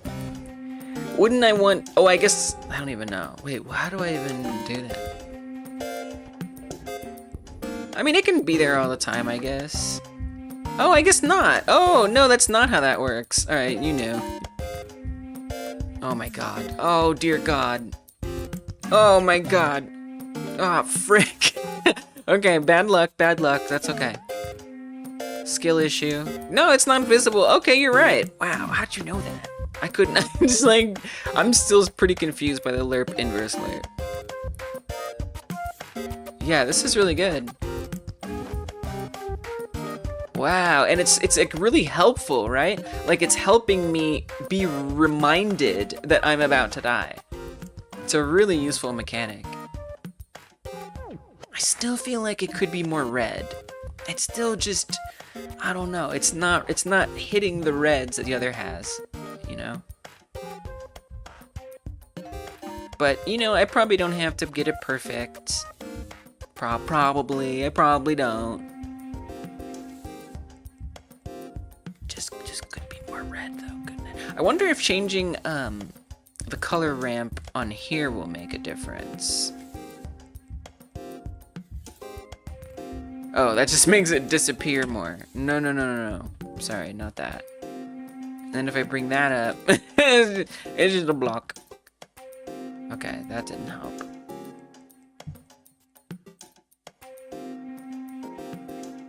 So it's saying that that's the tip color. Okay. Okay. Radius, the fall off. Yeah, none of that's really making it particularly redder. I kind of like it with a slightly higher noise influence, even though it's kind of getting back to that that circular look. Let me increase this a bit. I also almost kind of wish it wasn't so alpha. Okay, let me try something else real quick. Let me try, actually, let me try commenting the aperture back in and the alpha out.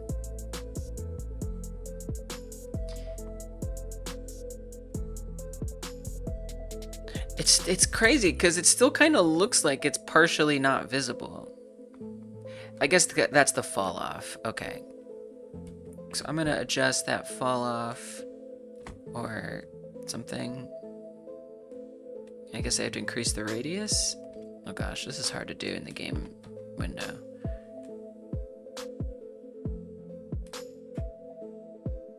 Lower the fall off, increase the radius. You know, it's fine. I don't wanna nitpick too bad. Okay, I know I'm nitpicking a lot here. I know. It looks good. It does. I don't think I do like the aperture. Yeah, the aperture's gotta go.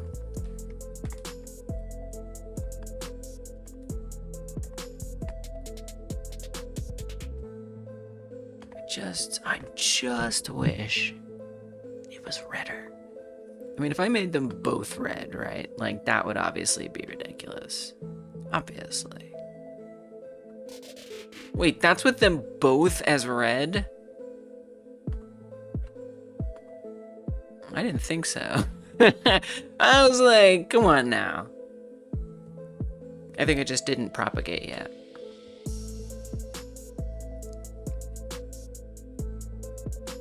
Nice. You know, it's missing the dynamics.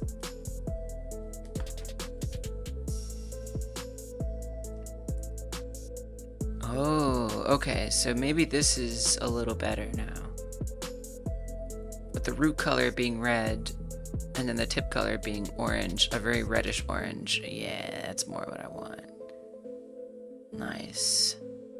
It sucks too because it's like actually obscuring your vision, and pretty much I feel like when you're playing it, you've really got to think about, I'm gonna adjust this to 0.2. You really have to think about looking at the bottom edge, because that's where like all the obstacles are coming in. And so if that fire is covering that up, it kind of gets in the way. But I mean, it's not necessarily a bad thing. Like, I think that's kind of cool, actually. Let me see if I can't move that down a little bit. So that's at -720.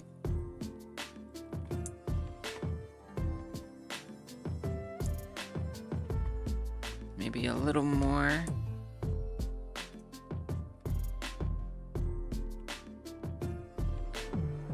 Let's see what that's like. All right, cool. Is it too much? I don't think it's too much. I think it's good. No, I didn't mean to die.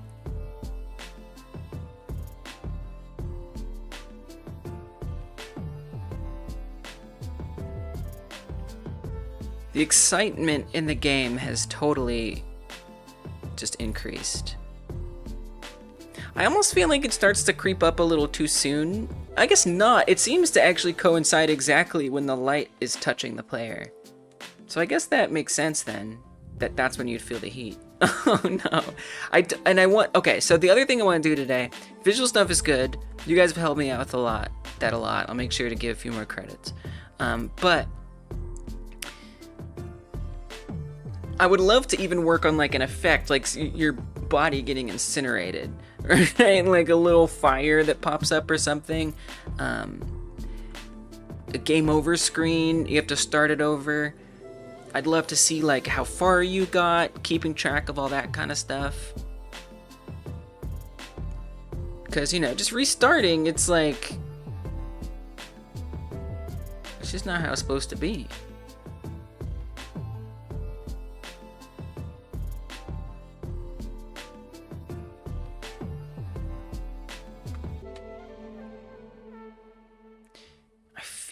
It could be a little bit further, just a little bit.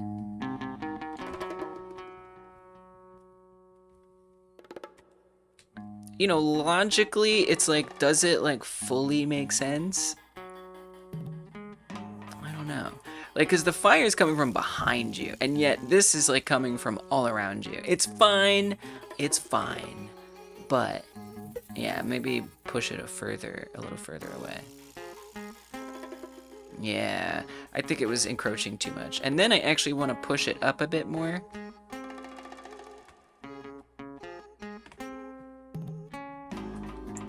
Let's go back to 690.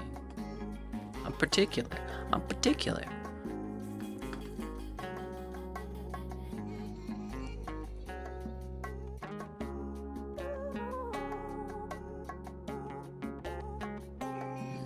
Nice. It's not there.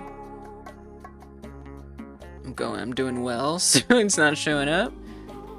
Yeah. So it's subtler this way, but I think that's better. All right, I think this looks really good. Cool. Awesome. Let's make a commit. We're feeling the heat. The lava's real. Now I want to make it do stuff to the gameplay. So I'm gonna make a commit, and then I'm getting a little peckish, so I'm gonna go grab a little food, and then I'll come right back. Okay, so let's say lava effects added. That's pretty much what happened, right? We added lava effects. Right? You feeling the heat? It's getting sweaty in here. Exactly. Good. Mission accomplished. Okay, let's throw some credits around. I gotta remember everyone who needs credits.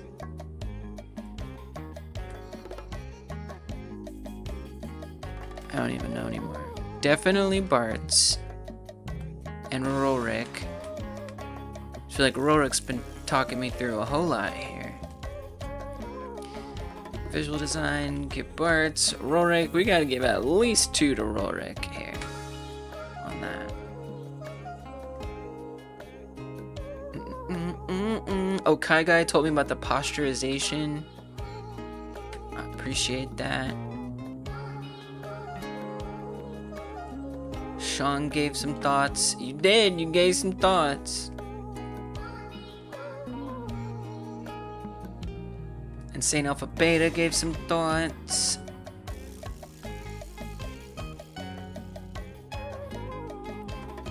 Okay, I think I have disseminated well. Sean is actually freezing but too lazy to get up and turn the fan off. Just play this game. Oh, you can't yet, but when you can, you should. Actually, I can let this run while I go get a snack. Get up. Okay, I'm gonna get a snack. Use this as an opportunity to go get a snack. Or, I'll get the snack. You turn the air off. Turn the fan off. You got this. You can do hard things. We can do hard things. Okay, I'll be super right back. And stuff. On YouTube, you might get some ads. Twitch already has tons of ads, so I won't add more. But, we're gonna put 3 minutes up there. I will be super right back. What if I just turn with chalky milk? Get you some chalky milk! You deserve your chalky! Okay, oh, it's not gonna put the effect. Okay, usually it puts a little timer up there. But today, it didn't. Okay, great. There it is. Okay, I'll be super right back. You already back with it? Nice.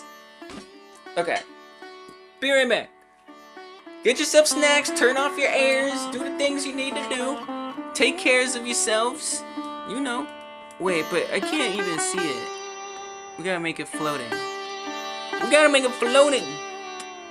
I'm gonna run out of time.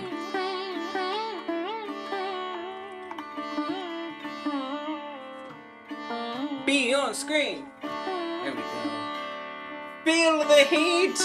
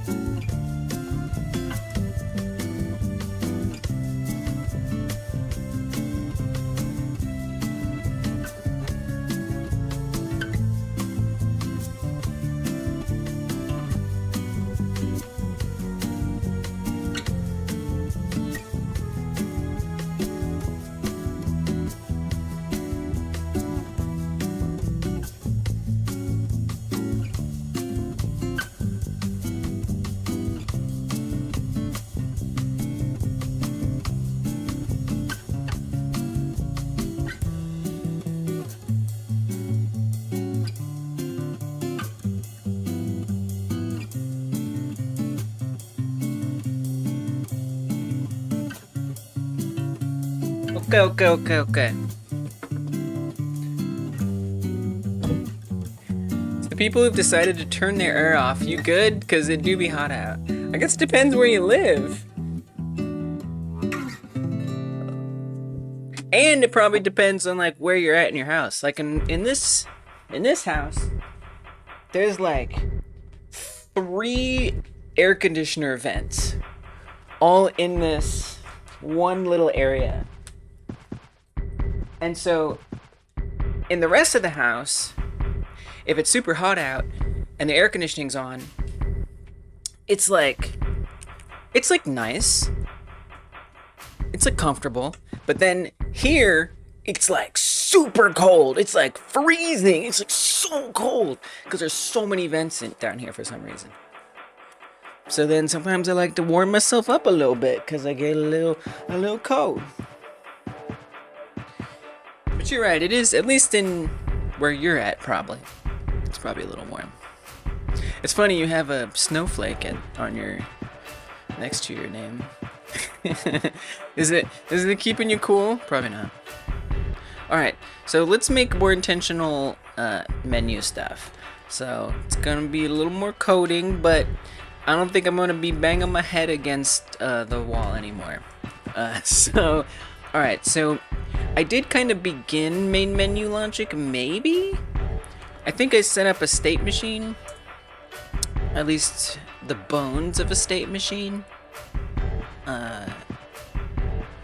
So we can update the game state, which it does already do. And we've got intro, main menu, gameplay, paused, game over, you won. So I kind of would love a main menu, which I'm not gonna design super well right now. I just want it to work, right? Surely I'm not gonna go designing it too much. Okay, so let's make a margin container in here. And we want to make sure that takes up the whole screen. I love that the fire is just always there now. I don't know how I feel about that. And then in the margin container, we should contain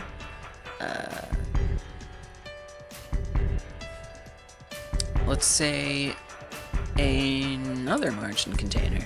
Except this margin container will be different. In that margin container, I'm gonna put a VBox, and in that VBox, I am going to put a label. And this label is going to be label menu info or something. And that could just say stuff like main menu. I don't know that I particularly want it to be that way for this game, but it's a start. I'm trying giving it a theme. I don't know if the theme that I have... Yeah, so this is actually the same text that's used on these labels in the UI.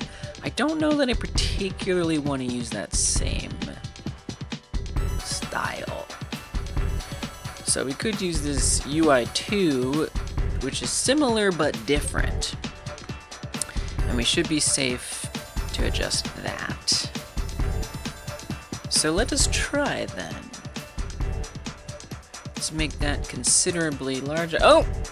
Okay, these are all UI2.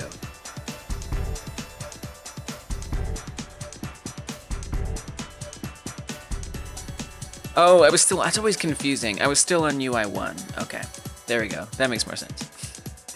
Okay, so then I'm gonna say this goes in the center. Again, not worrying about designing this particularly carefully. Just kind of making it good enough for now. So I wouldn't want any of the UI to be showing at this time, right? That would not necessarily be visible.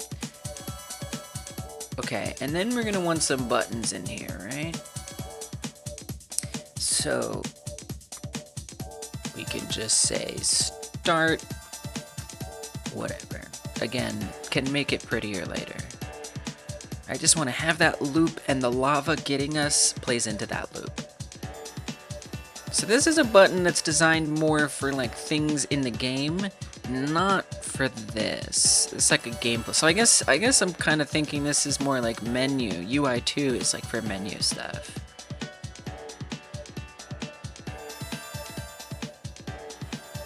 UI2 doesn't have anything. Are we sure that that's true? I'm not gonna break something on accident by messing with UI2. Can I just check something real fast? I'm actually gonna remove UI2 right now, and what I want to see is if I try to delete it or check its dependencies, if it has any. I just want to make sure I'm making the right choice here. So it is being used. What's it being used by? Before I co-opt it into something.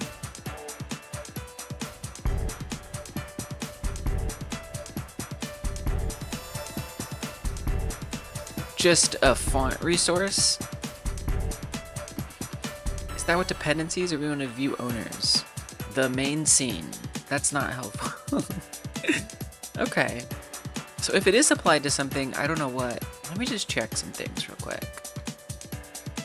I want to make sure I'm not making a mistake. Because there might be some button, I don't know, it's like hidden. Okay, that's UI1. I don't think any of these others have UIs. Label theme is UI2 back here. This label should also be UI1. Sorry, I said UI2, but I meant UI1. UI1. The button axe. Ah, that is UI2. Okay, that's why I didn't want to mess it up. Okay. Okay, alright, so then let's do it this way. Let's make an entirely new theme. Let's start from scratch there. I think that's gonna be safer. New theme. Whoop, not on that, please. New theme for the menu and stuff. We'll just make it fresh. That way I don't have to worry about stepping on any other functionality.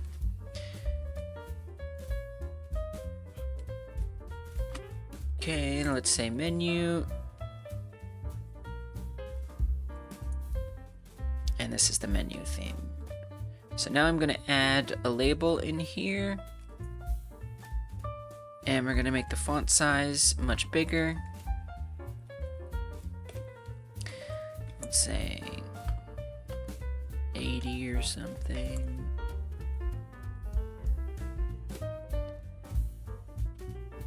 I'm surprised the font, I do have to, okay, let me set a project-wide font. Well, I don't know. I actually don't know what kind of like fancy font I want for this.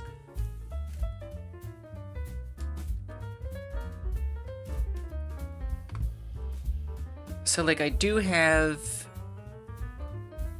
the font for the UI, which is Norwester, I think it's called. But I don't want that to be the main menu font. It'd be kind of nice to find. I know, see, you're gonna get caught up in designing. It's supposed to be simple for now. It would be fun to pick a fun font though. No, I will resist. Let's not do it. Okay, font is bigger, and then go to button.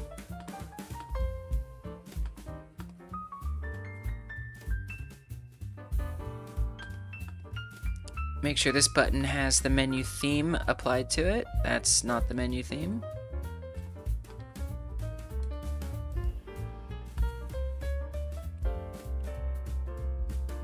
Increase this size considerably.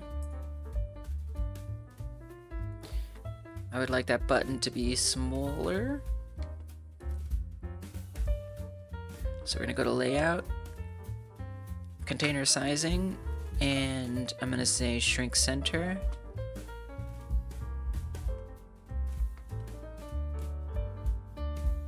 And then I think we can define in the theme, make the style box come out a little wider. We could also set a minimum size. That would also be another way, but I think I'd rather do it here. So let's make a normal style box for the button.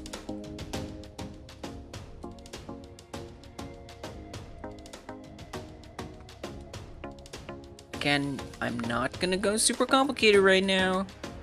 Okay, I promise to myself. I I just want it to work. And then we can expand these margins if we want. So it has some space on the sides. Okay. Then I'm gonna copy that. I'm gonna make the focus mode empty,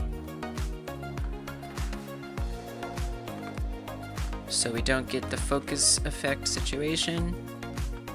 Then on hover, I'm just gonna paste the normal one, and we can make it a little different.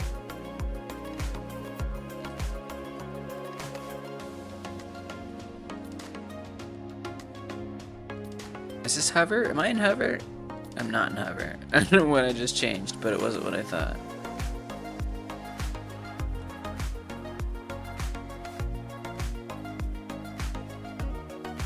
Make sure we're in hover. Okay, then we can kind of preview it down here. It looks nice and hovered to me.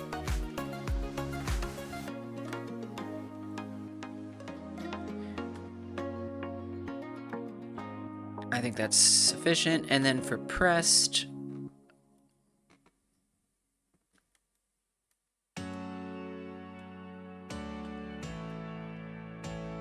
paste again, make it unique, open it up, and we'll just make it darker. Again, nothing fancy, just something to get us by for now. Okay, button. I think it would be nice if there was like an outline on here. It would just be nice. Again, it's nothing big, okay? I'm not going all out on design here. Okay.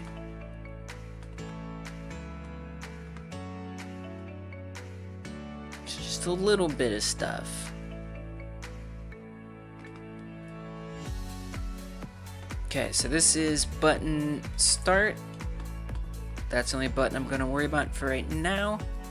We could put a little background on the menu.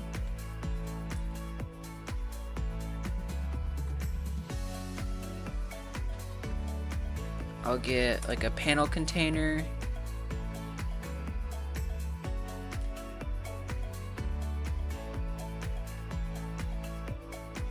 This is where the other margin container can come into play. Maybe. Just kind of shrink that down a little bit.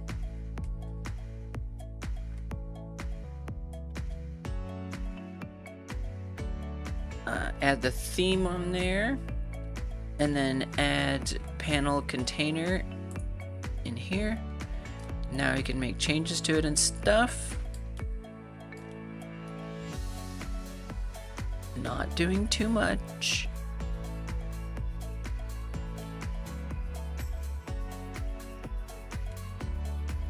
Just a bit so I can stand to look at it. You almost want that to contrast it a little bit.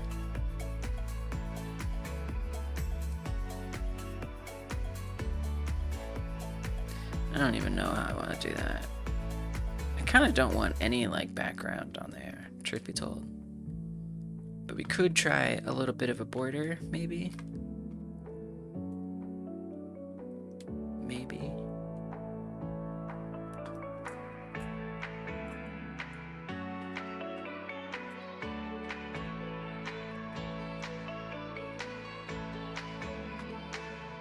And I'm gonna make that shrink center. This was all gonna change. I know it. Right, so if you wanted, you would have to contain it inside of there if you wanted to wrap around. Which you could also not make the margin container have those restraints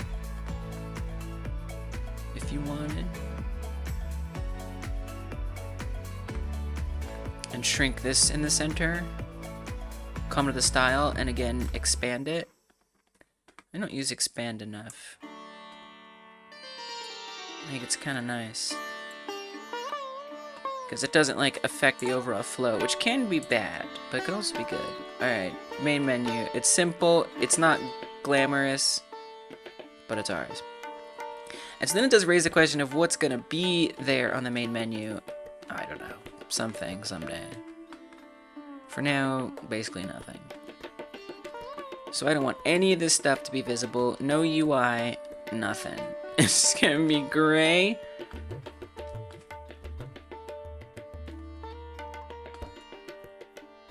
What I want to be on the main menu is like the top of the mountain. And the player either on it or the player having just fallen off of it. Something like that.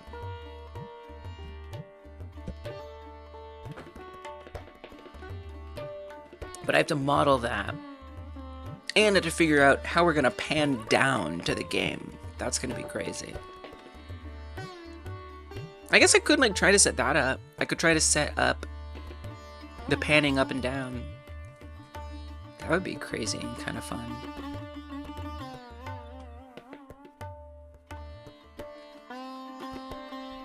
What's up, Math Dork? I'm doing pretty good.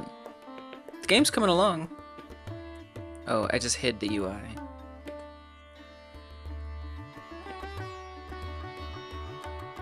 The math has mathed. I've got a snack. I don't know if I could do even better. So I'm working on a main menu now to try and have a place to go when we do die.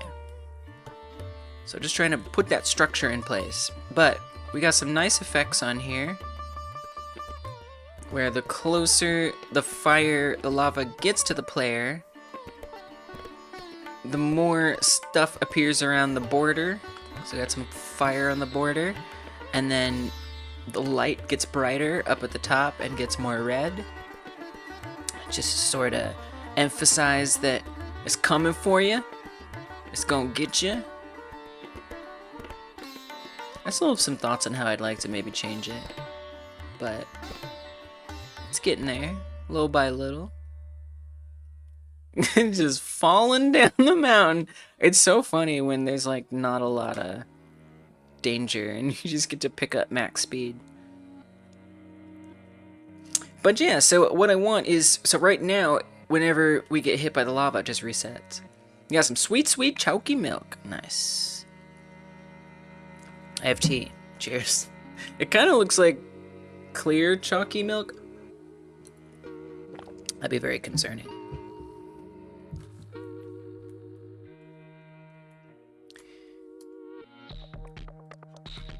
So what I'd love is like the camera actually moves upward to like the top of a mountain. That's gonna take some like effort to design. So I guess I'd want the ground to like potentially not be moving, right? So let me set up kind of what these states would have. This is a lot. I gotta bounce all around, but that's okay. Currently, when the game starts, it auto puts us in gameplay. So the initial state right now is gameplay. We're not gonna do the intro, but I will do the main menu. So we'll say that that happens. That's probably gonna break some stuff. Is there anything that's like based on gameplay? I actually have no idea. Debug, game states, mouse canvas.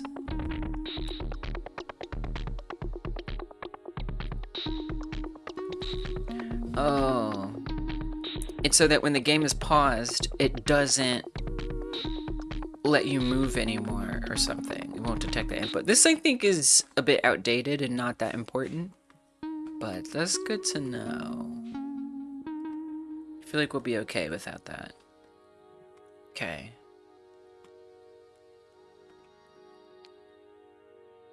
So I'm gonna say in the UI, if we're in the main menu state, then the UI isn't showing. In fact, the UI is only going to show if we're in the gameplay state. So what I'm going to do is I'm going to connect this signal I already have called update game state to the UI script on update game state, and I will say that when the game state updates, func on update game state, which is going to call with the state that it got updated to, if state is set to game states, game state, game states, gameplay. We could even say its visibility is literally tied to whether or not it's set to gameplay.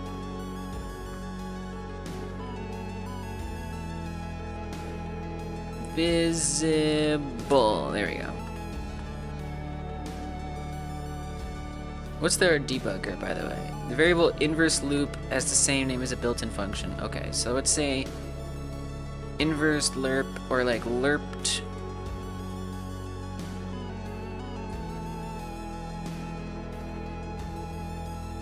Lerped lava approach or something.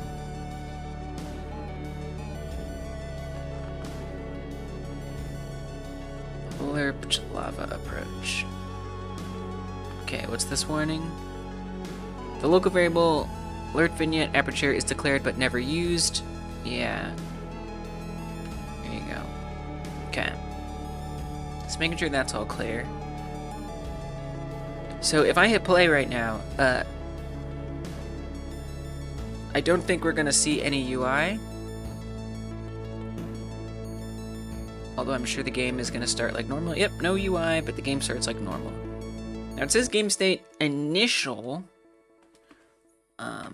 which is true. But technically we're in the main menu state, which I wish it would update to. But I don't remember why it doesn't.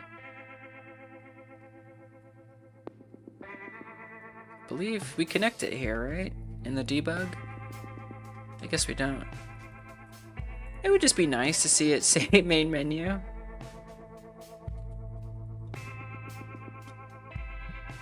Oh, so it's doing the getter setter, which maybe on the initial that isn't actually there.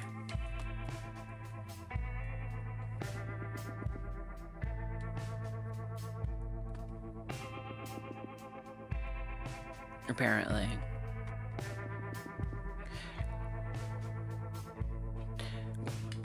Wait, emit initial state. Oh, that happens in the scene initializer, doesn't it?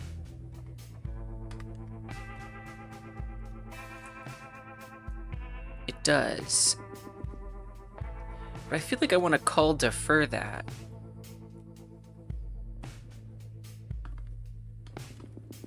Right? How do I call defer this? Let's see if that fixes it.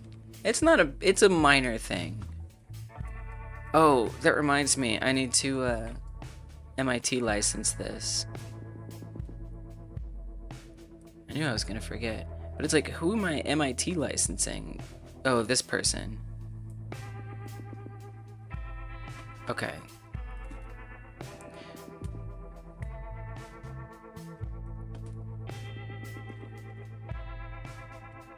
Cool, so it doesn't highlight good. Awesome. Okay, paste that. Let's grab this. I want to make sure I put this in my credits. So we'll give this its own special credit.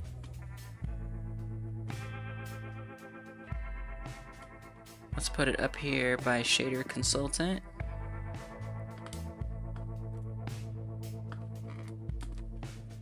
And I'm gonna say border fire shader.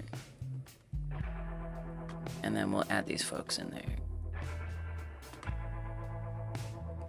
And then the person who made this one, that person. And put their credits right there. Right. I guess we'll give this person 2, so they're on the top. Okay. Good. Let's close this so we just minimize things. And then how I do that.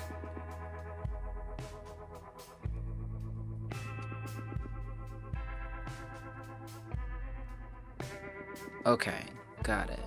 We just add dot call deferred on the end. You sure about that? You sure about that? Oh, I see. We just take this off. Got it. Again, I don't know if that's actually gonna fix it, but it'd be nice if it did.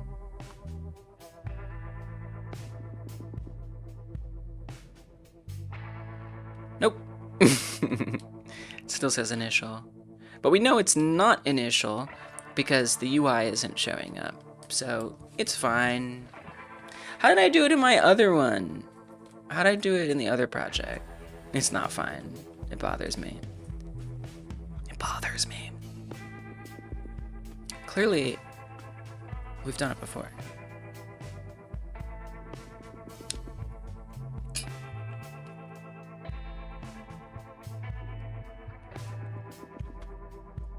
What's the other project? Puyo Puyo Light?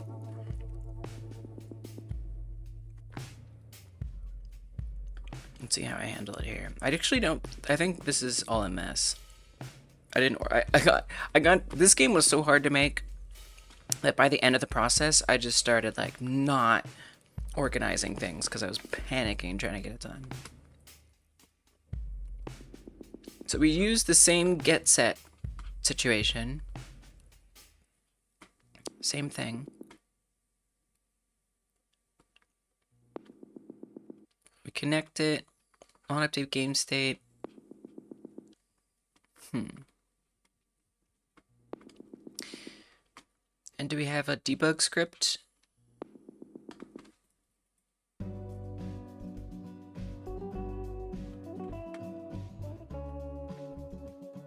This is the debug script.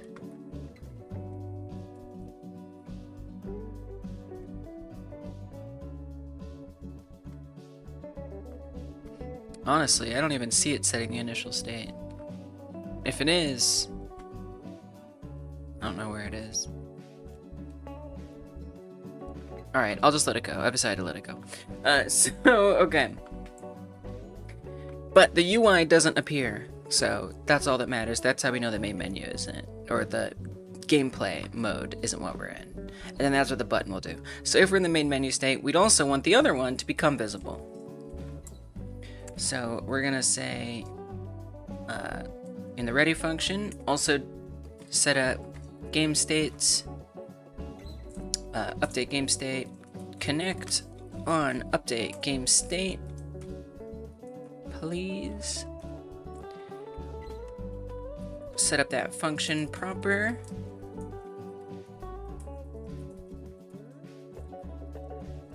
We want to check the state, and we just say visibility is tied to if the state is set to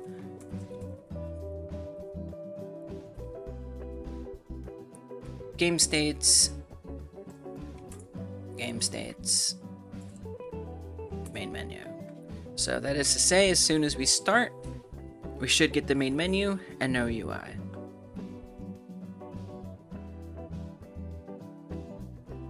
Great. Awesome. Oh, so I wouldn't want like the joystick, I don't want the gameplay in the background. None of that should be happening when we're in this state, right? I do feel like we could separate just a little bit.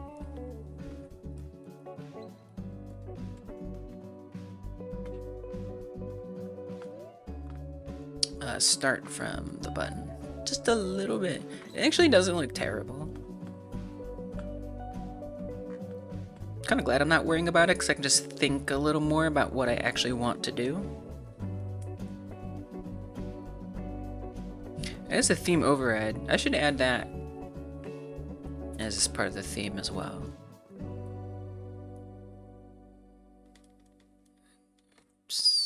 Let's increase that separation.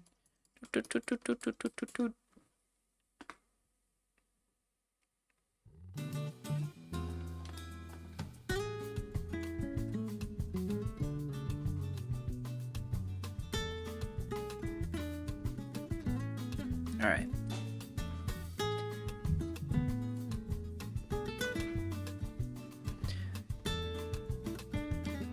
So this is where things are going to get wacky, right? I'm trying to stop the gameplay and then start it up. Because I've made the game to just start right at the beginning.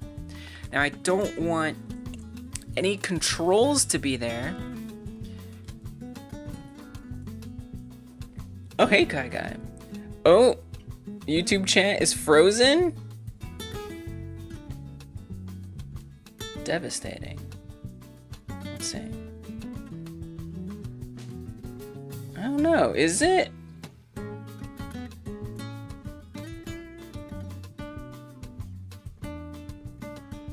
Oh, it is being weird. Good looking out! Sorry if I missed you on YouTube, whoever you may have been who was on YouTube. Let's see if I can fix that.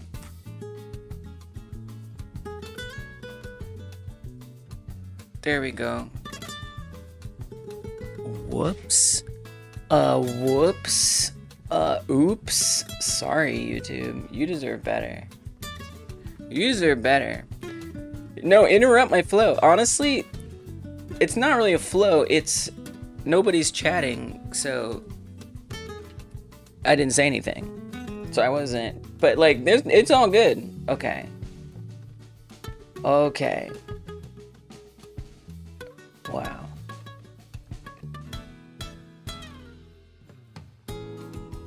Let's see if the YouTube chat is working better now. Hello. It's not. Okay. All right. Cool. Let's try this. I see you there. I see you there. Sorry, y'all. I wasn't trying to avoid you. There we go. Okay, it's back. It do be like that. Why is it stealing? The Twitch chat was stealing focus. How rude. Alright, I gotta keep a better eye on that. Alright, and then to catch up with what you guys were actually saying, hello.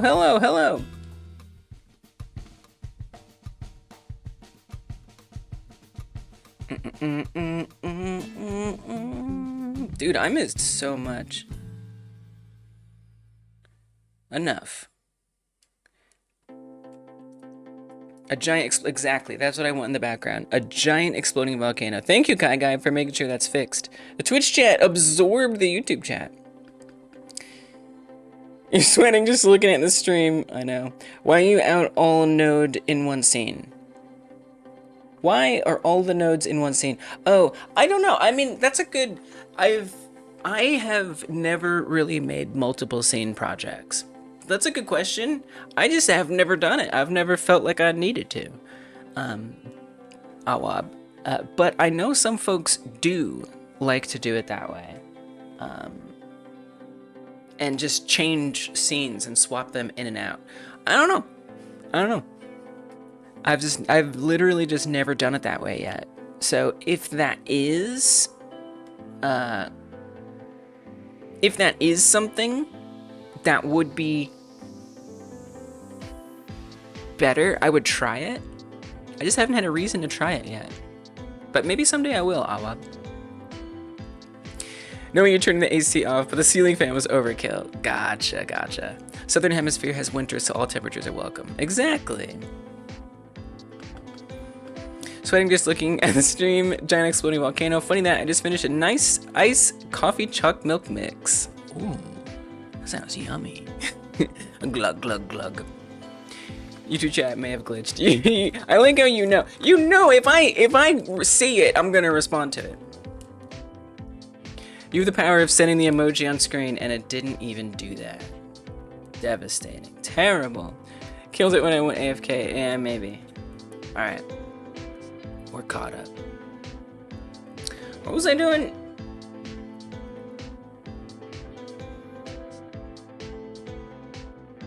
I don't know. Why am I selecting a resource right now?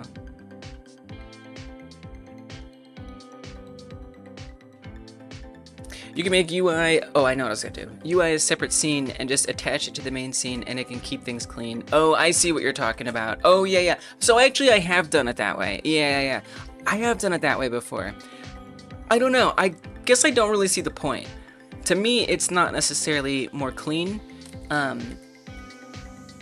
It's just different. I actually have done it that way. I thought you meant like changing the main scene. I thought that's what AWAB meant. Like, which some people do, right? They have like the main scene and then they swap it out to a totally different scene. So like I do have that for like my, I guess I think of that more as like assets and stuff. But yeah, I guess I don't really particularly see the value, you know? Maybe you guys have thoughts, but I don't know.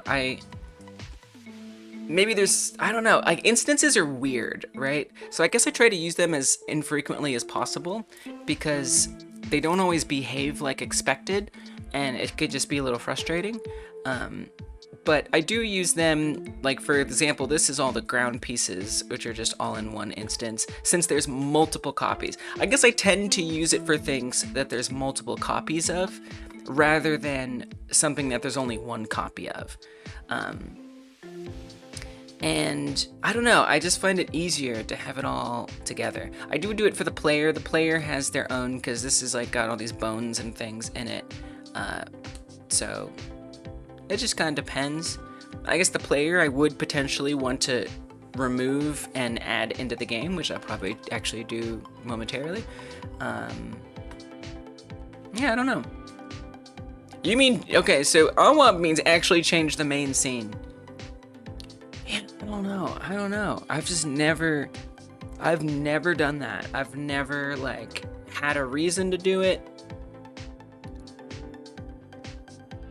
Is that what do you do that? I'm afraid. I'm afraid of changing the main scene. Not that I should be. But if you wondered if I had, like, a specific reason, I don't. Just never had a reason to do it. Okay, so I wanted to make sure all the controls were not on. I really wish, I feel like, I don't know. Part of me wishes this was centralized more.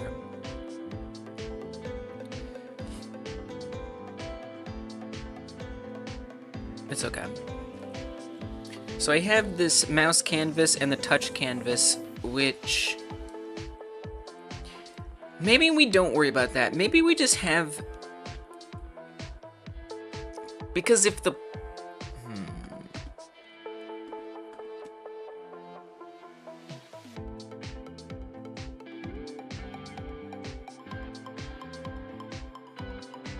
I don't know if the mouse stuff really needs to be messed with. I think that's just the touch. The touch detects like swipes and other things like that. If I were gonna just deactivate this, just say don't be active. Input, you'd wanna put it in here. If game state,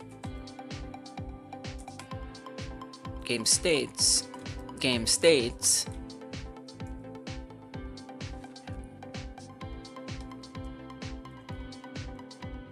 is set to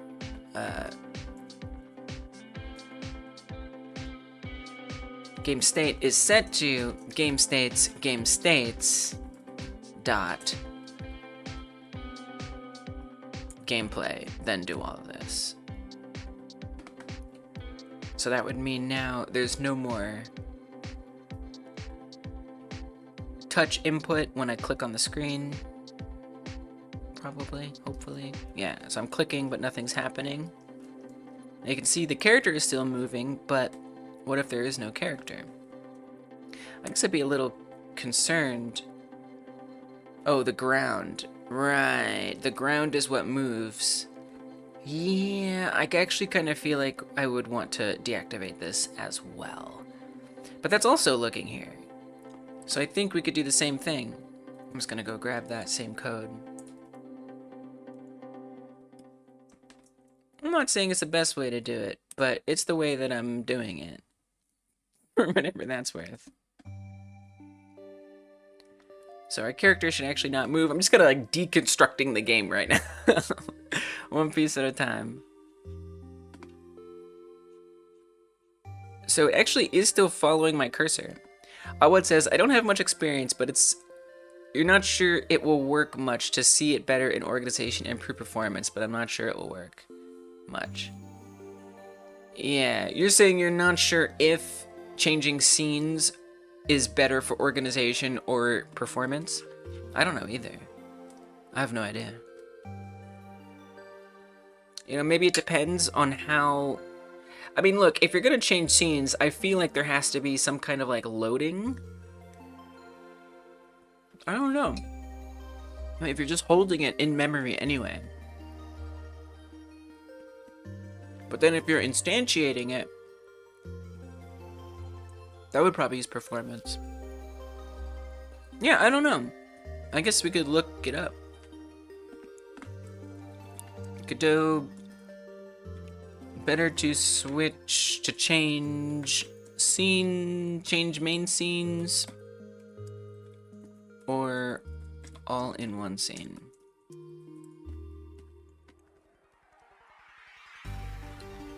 Reddit, the usefulness of changing scenes. This was a year ago. Trying to wrap my head around changing scenes. A base game that runs in the main scene, which is to know his script. Main menu as a child, could play an instance of the player. Yeah, it's pretty much what I do. On tutorials, they instead seem to say I should use the scene change functions. Never at the moment, I never change scenes once from starting to finish. I want to know if there's actual purpose or advantage to doing this, or if keeping the main game scene active at all times will cause any issues. I never use the scene tree change scene methods. I prefer to manage the scene tree myself by removing nodes I don't need and adding ones I do. I love that. And I'm not necessarily removing like the main scene or the UI or anything like that, but I could. Although hiding them does reduce some of the load as well.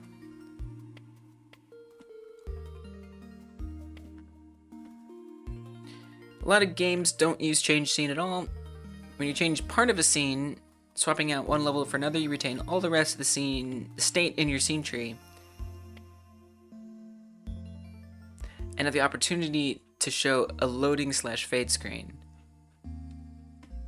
One reason I can think of to change the entire scene is where you use the Godot editor as a level editor. For example, a puzzle game where you place a lot of blocks, props, and items, as well as player starting position initial properties. In this case, switching to the new level and destroying the old player scene in the process might be easier than teleporting the player items to the new locations and adjusting it. I mean, in that case, I would just instantiate the level underneath the player.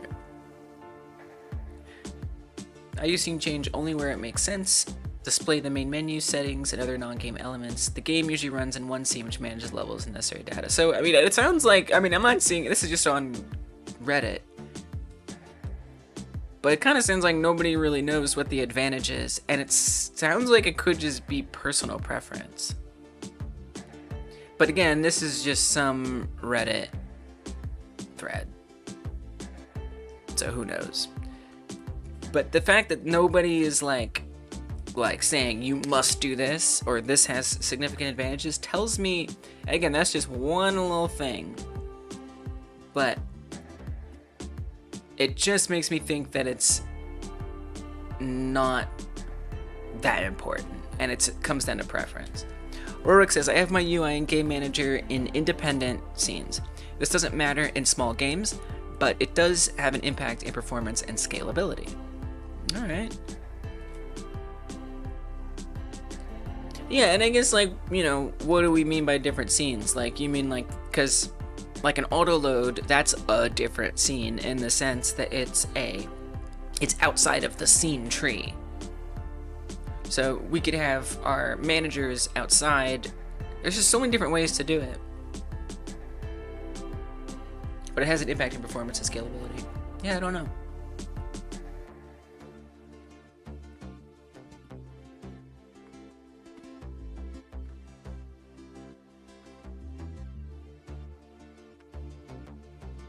Yeah, maybe if you have like really big assets, Are you saying positive or negative impact? Oh yeah. Oh, maybe Rorik isn't saying negative. That's true. Yeah. Or positive. I don't even. Yeah. What is Rorik saying? Yeah. I don't know. I feel like nobody knows. But I could be wrong.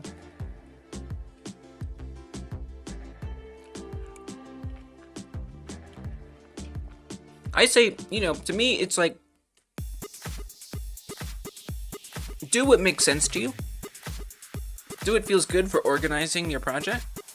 And if you're running into problems like, oh my gosh, my main scene is too cluttered, or oh my gosh, my game is slowing down, if only I had separate scenes, then do it. You know, but I think like trying to worry about what you should do ahead of time is just preventing you from doing stuff.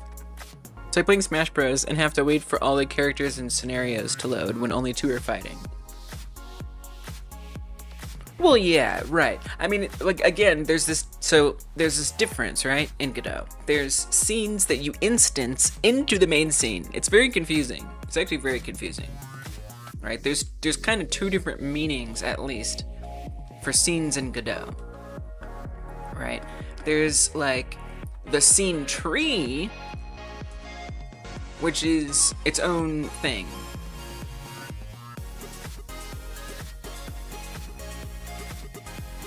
Which is where you would define, like, the main scene. So we could say this is also main scene. Or current scene, I guess. I think this makes sense. And then there's other types of scenes, and these I use a lot. So you could have a scene instance. And so like your Smash example, you could have every character be a potential scene instance, right? And they just get spawned in or not, and you could add multiple of them or less of them or whatever as needed within the main current scene. And what Awab is talking about is you could potentially have another scene, except it just wouldn't be the current scene. So I guess we'd even want to say further outside here, you've got the current scene. And so you could take this other scene that you've constructed and change them. So this one is out here, and that one is in there. And I think that's what Awab is talking about. So it's a little confusing. It seems like everyone works on what they're comfortable with. Yeah, exactly.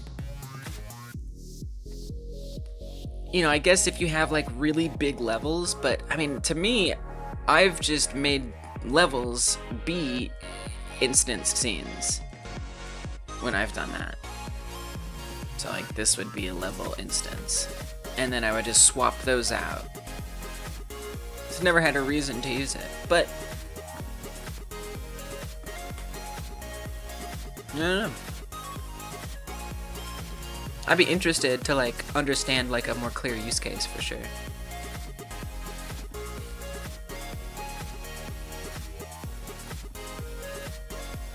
Okay, so this isn't actually doing what I think it's doing. Is it? I think this is important to turn off, but it's not the main thing. So we're gonna add one more check here onto the ground, at least one more, I should say.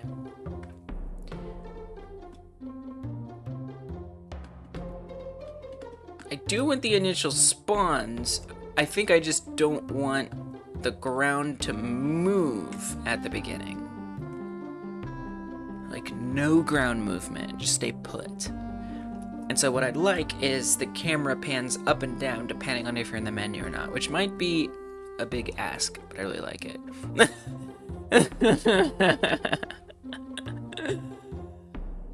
Oh, that looks funny. So it looks like the ground is just not visible right now, which is not necessarily what I want.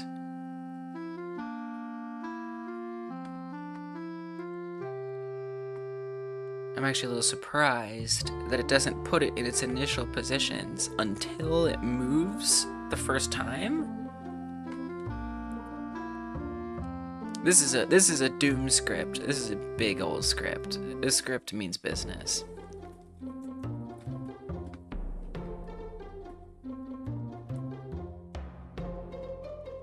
Horizontal speed calculation, vertical speed calculation. Wow. Really? Well, okay. I didn't know the ground would be not visible if it wasn't moving.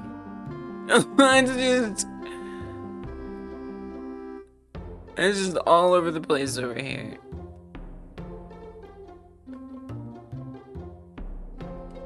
What are these initial positions? Okay. Okay. Here's what I'm thinking. I'm thinking we change these. This is gonna be kind of breaking the game potentially. That's okay. In the ready function, I am going to connect, or I'm gonna say game states update game state, connect on update game state.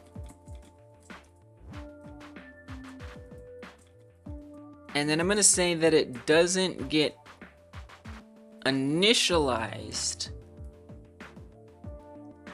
until the game actually starts.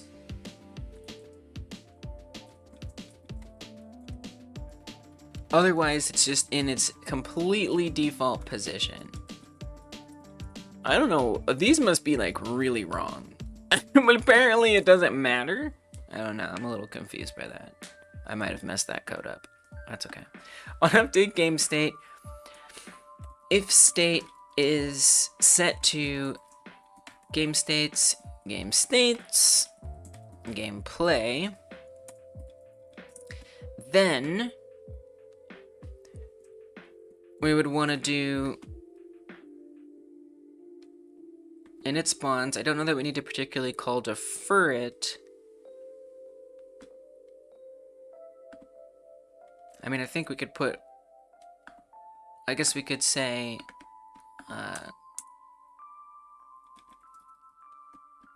we don't really need that to be underscored. Right? We could say, init grounds,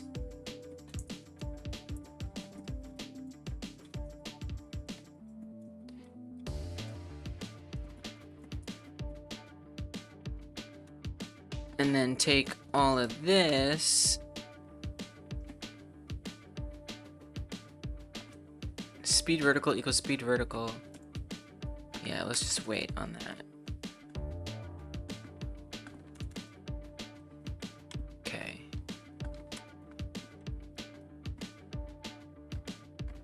So perhaps what'll happen is the ground will just be at its default viewport position, which is not all fractured all over the place. Okay, good. Perfect. Now, the lava. We don't want the lava to be doing anything at all. So we're gonna say, once again, if we're in gameplay, then move lava. Bunk, move lava, which calls with delta, afloat. Okay. In fact, I don't even want the lava to be visible.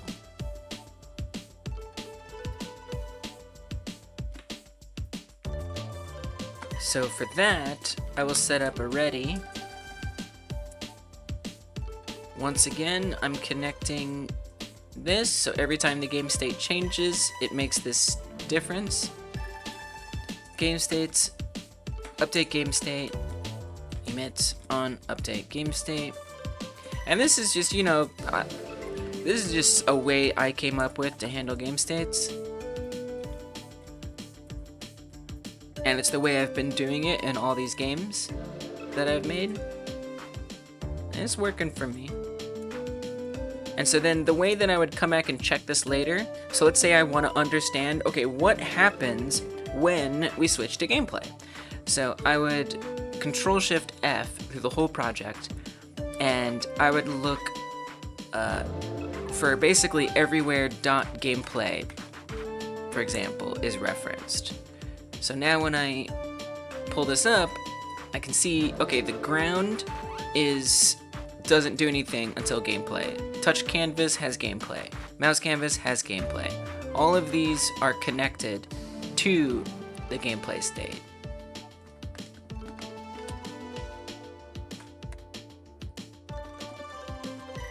Okay, so when in this case, state is once again set to game states, gameplay, I want to say that is the visibility. So that should mean that the lava will not only not advance, but it will neither appear. Oh! Invalid type and function game state setter in base node game states cannot convert argument 1 from callable to integer.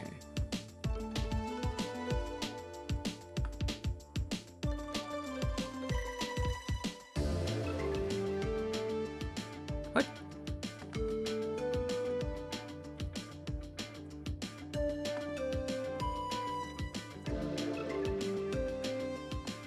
So that would mean that the update game state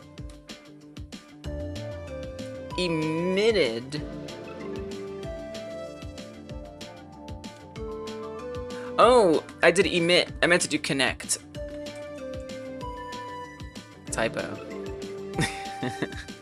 We don't want to emit the game, and if we were emitting, we'd want to emit a state.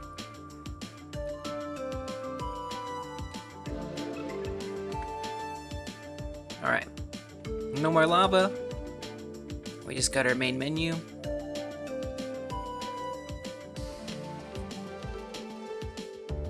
Now I just have to get rid of the player.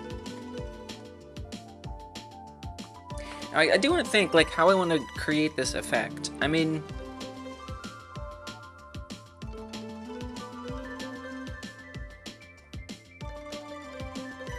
like, if I were to pan the camera upward right now,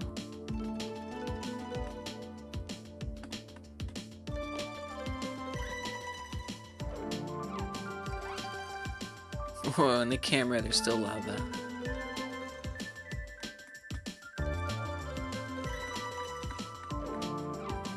So I don't even know if I want to get rid of the player. I think I want to leave the player there. And so the camera would start up here, and this is where we would see, like, the top of the volcano. So where are we at? 2, 1, 10, 5, 15?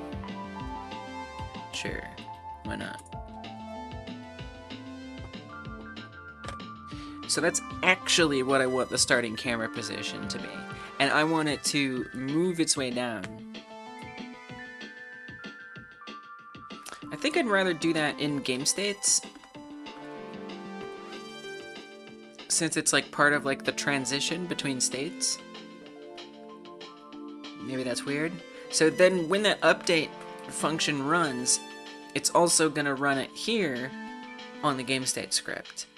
So I've often not wanted to particularly drop this all in here, so what I'll do is I'll just make a function for main menu transition or whatever. Gameplay transition. I don't think I need a main menu. Well, you do if you go into the main menu. You would want that. But really right now we just want gameplay. So func gameplay transition. I guess we could do both. We could do both. So the camera goes up and back. So whenever that happens, I mean, the only thing here is it just gets a little messy. I think I want like a transition manager. I think this is just gonna be a little crazy. So let's make a transition manager. Yeah. Lava, I'm actually gonna put further down on the scene tree here. Back down closer to the ground. I think that just makes a little more sense.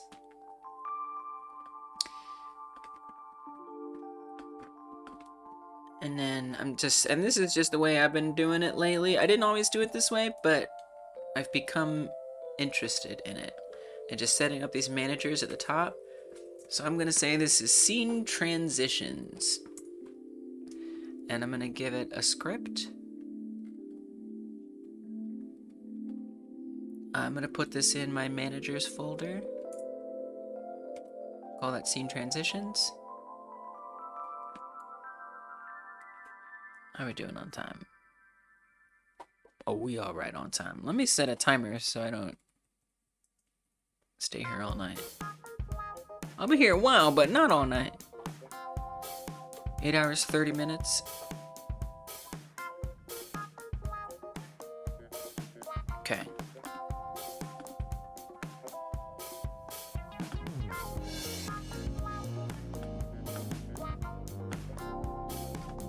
Got it.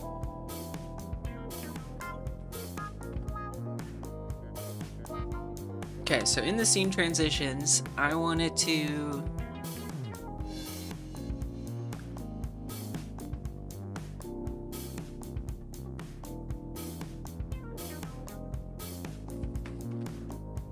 I guess I'll just put the function in here.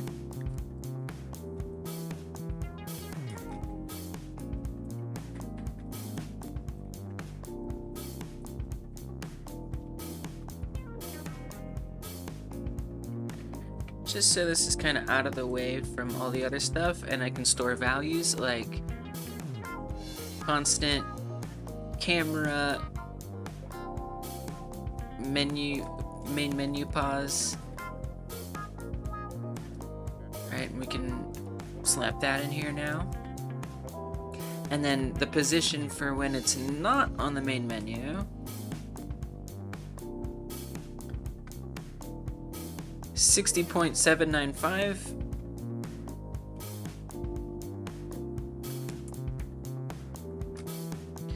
Constant camera gameplay position. Set that. And I'd want to like tween between them, basically. So instead of putting these here, let's actually give that the class name. Scene transitions.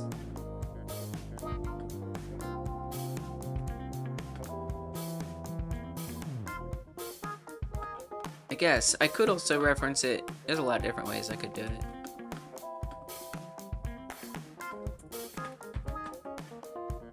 I'll make a static variable and initialize it as such, as itself, I should say.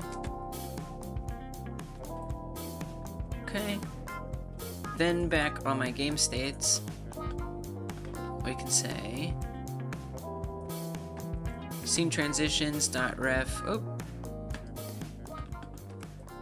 Scene transitions.ref.main menu transition. And same thing here. Scene transitions.ref.gameplay transition. Okay. Make sure I spelled that right. Main underscore menu transition, gameplay transition. Come back here. Yep. Okay. So when we go to the gameplay transition, I'm going to want to create a tween.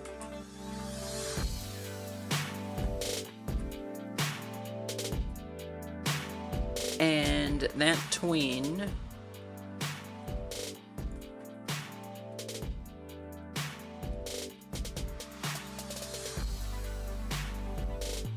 is going to adjust the camera. I think I'll on-ready the camera. It'll just be easier. We'll just call it camera.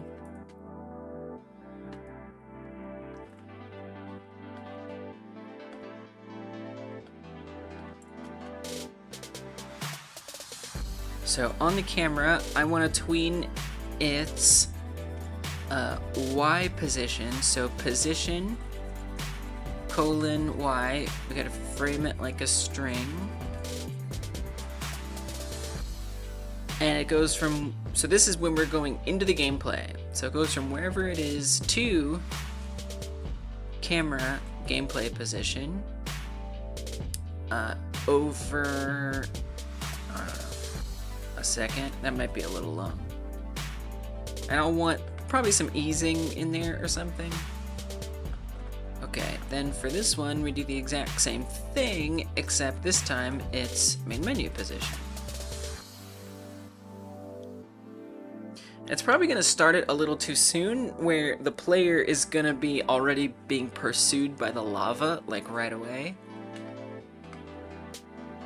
So I'm probably going to want to adjust that timing a little bit, but, you know, to start with, we'll see what happens.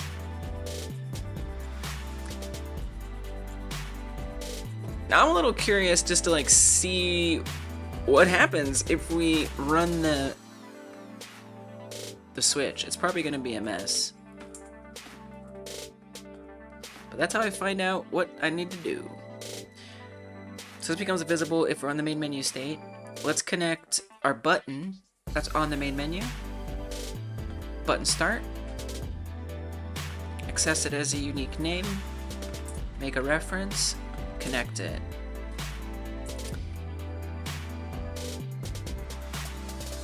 Button start. Pressed, connect, on start pressed, bunk on start pressed, and then when that does happen, I would like to, now we're going to emit game states, update game state, emit, and I specifically want to emit the state that we're going to, which is going to be gameplay. If I can spell it correct. Oh, not a comma, but a dot. Alright, so this is probably going to be a mess, but let's just see what happens.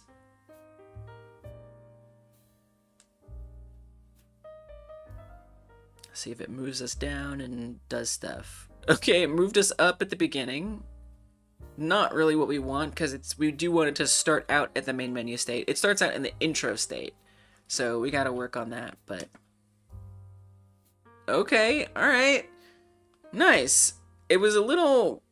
It started us off a little quick, as expected, but it's not too bad. It really just puts you in peril right away. But it's not bad. It's not bad at all. Now, it's probably going to go back to the main menu when we hit the reset. So I don't love that it's taking us back up every time. I feel like I'd almost, when you die, like almost want it to like black out or something. Like you blacked out because you died.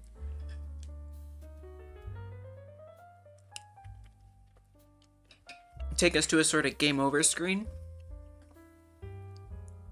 But it's pretty good. So like at the beginning, right, the lava is at the receded position, right?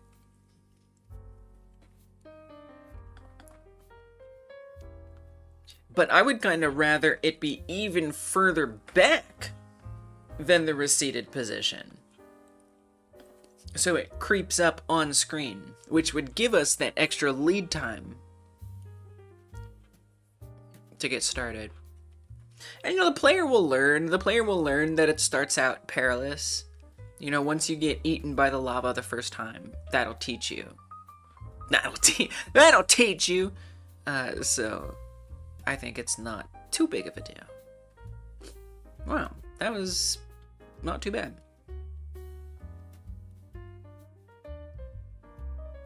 So if we get consumed here, and you just see like just everything disappears. Llama gone, everything's fine, no problem.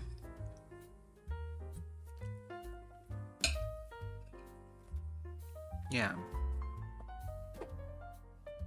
I don't love blackouts because I feel like they really like take you out of the game for a bit, but maybe that's okay. Here. Cool. That was not that bad. That was not that bad.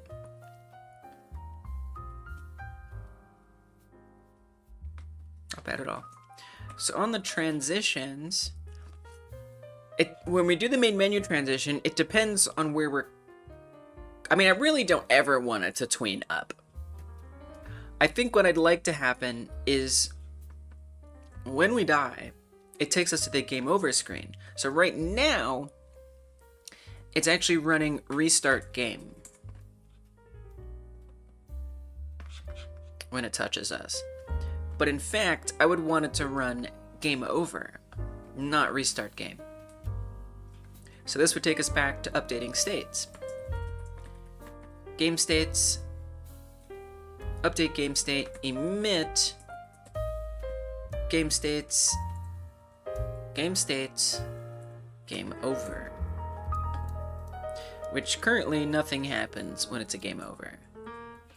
So we want to make that do something. The only thing that happens is it's going to undo all the gameplay stuff. So let's do scene transitions, ref, game over transition. Okay, then head over there and configure it to do, you know, stuff. Func, game over transition. I think I'd like a blackout. I don't want it to take very long though. I want it to be pretty fast. So I find blackouts are good if they're really very on top. So I'm gonna make the main menu layer be absurdly on top. And let me just make sure that doesn't consume any inputs. Now it's gonna break the game when we die because we're not gonna have a way to press start again. But I just wanna make sure these buttons and stuff still work. Okay, they do. So it's not consuming inputs. Oh, nice. So we just kind of sat there dead. Now the lava does go away because I said, hey, if we're not in the gameplay state, then just hide the lava, which is not really what I want. Yeah, so we're fine. Alright, main menu's not visible, then we don't have to worry about anything. Good, perfect. So I'm putting this super on top, so that way I can make sure that the blackout is above everything else. So I'm gonna call this blackout, and we're gonna make it just that. You probably want that in a margin container. I think would make sense. So that way it takes up the full screen.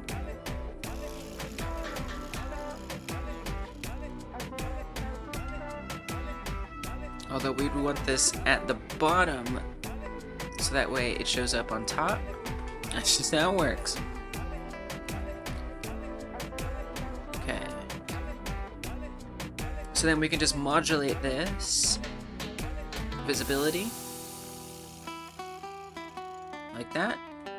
So the blackout will just fade us here and then fade us back into the main menu. So normally the blackout will not be visible. And then in scene transition, we're going to reference that blackout.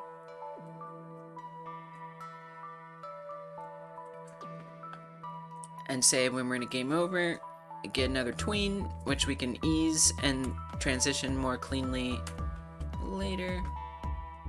I don't think we need this tween at all here. That's okay. So this time, I want to tween the blackout, modulate A, to, I want to say 1. Wait, yeah, because we're blacking out, so that makes it fully visible. And then, I don't know, 0.4 or something. So I'd want to know when this tween is finished, right? So I'm gonna say tween finished connect to on blackout finished. Make a function for that. On blackout finished.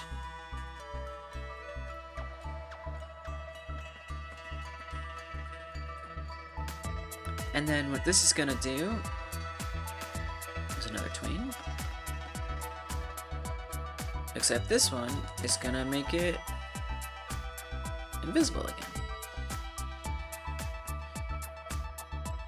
So that's not gonna do a lot of other things, but you know, it's not gonna move. What I'd want is when the blackout goes away, we're suddenly at the main menu, the top of the mountain again.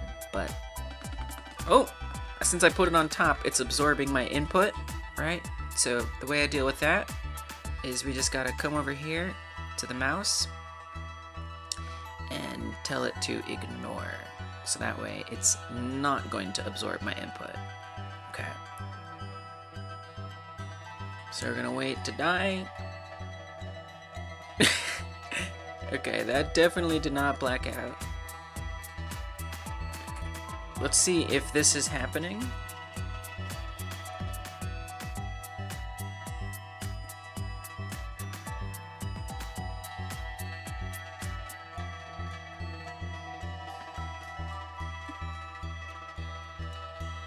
It's gonna put a little print message here. I don't think I have old print messages. Maybe I do. It's possible.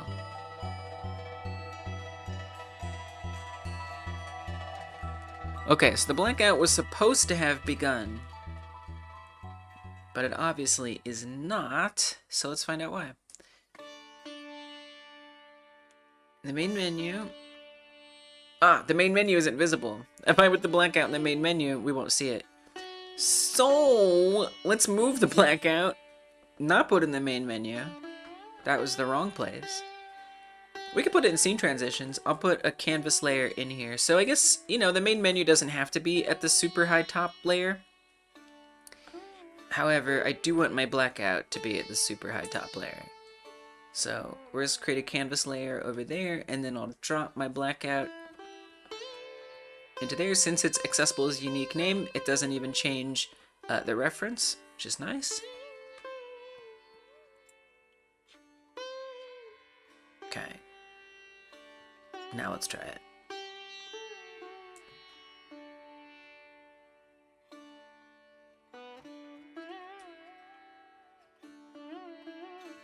Okay, let the lava consume us. Ooh. Okay, oh, right. I need to probably add like a margin container in there. That was a little fast.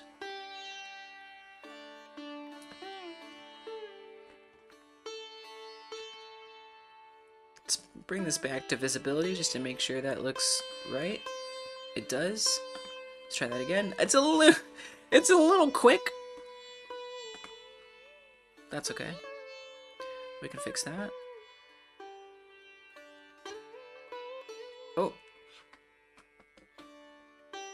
My input is absorbed by the margin container actually now. So I'm going to make sure that the margin container is set to ignore. Okay, now we can start it. Hit the wall. Get consumed. Blacks out. And comes back. Perfect. It's a little bit fast.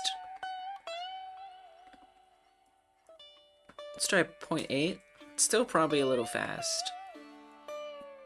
You know, I do want the player to get back in the action, but I also want you to have a moment to deal with what just happened. But then I guess, like, the game over screen, like, where does that go? You know, does that go in the blackout? And then once we decide to continue? Okay.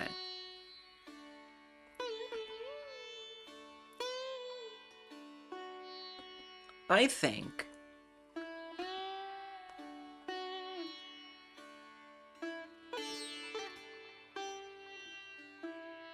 I don't know that we need like a game over, you know?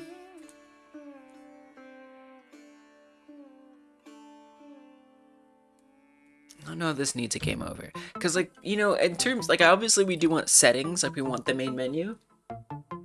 I mean, that's the thing. It's nice to go back to the main menu to potentially adjust settings and stuff, but there will be, like, a pause menu that will have settings. Yeah, we should.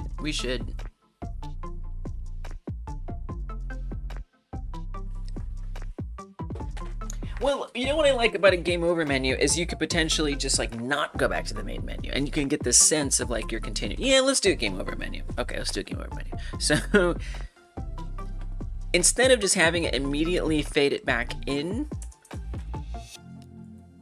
I think what I'd rather do is have it switch us to a different menu. So what I like to do is just change this text at the top. Puts on sunglasses. Kind of does look like sunglasses. Game over, yeah. It does look like sunglasses. Oh, and then I don't want the lava to disappear. So really we should just say that I'm gonna go back to the lava. And we're just gonna say that the lava visibility is actually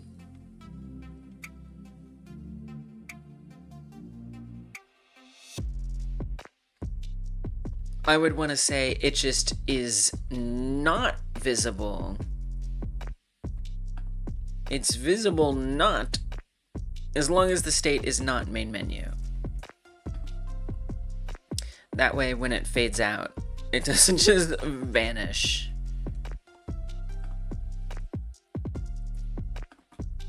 Blackout. Finished. Okay, right. So I'm gonna set up the main menu info label in here as well. And we're gonna change that text. When the blackout finishes, I mean, I don't know. I kind of feel like this should be on the main menu. So I'm gonna make, I guess I like to make separate states for the main menu as well. We could probably just use the game states. But no, the menu does have different states, like settings. At least that's how I did it on the Puyo Puyo like. Well, the main menu had states where it would like animate. It would like drop down and pop up. I'm gonna try not doing it that way. Let's say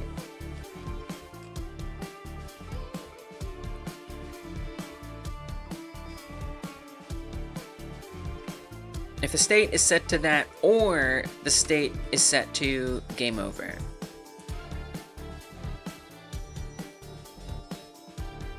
I'm gonna refactor this. I'm gonna do this a little differently. Let's say on game, let's do a match. Match state, if that state is set to game state's main menu, then of course it's visible, but also we want to make sure that the text at the top, so let's drop that in. Make sure that label menu info text is set to main menu.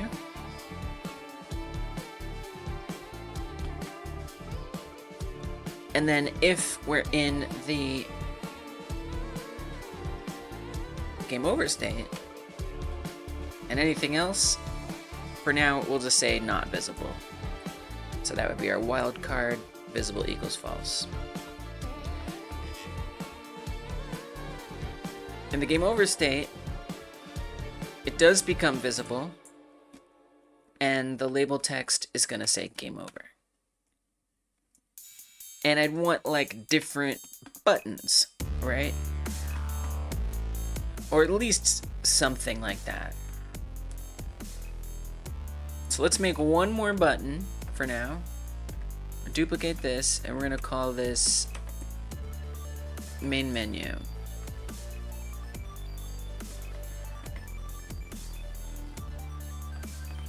And then I think I'll actually rename start to like try again or something.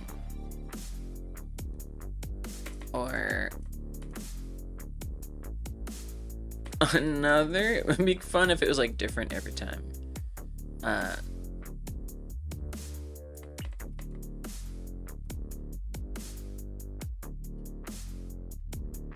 It'd be kind of cool if continue is like flashing or something. It'd be kind of hype.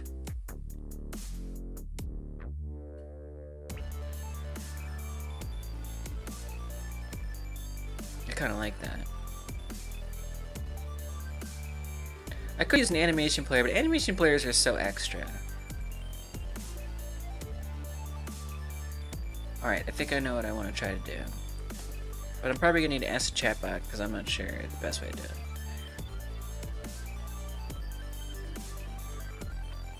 Okay, so if we're in the game over state, oh, and then let's get this main menu button and set it up. And so what this would do is change us to the main menu state, which we would want some kind of special transition for that as well. It's probably going to get a little confusing to get these transitions, but oh well.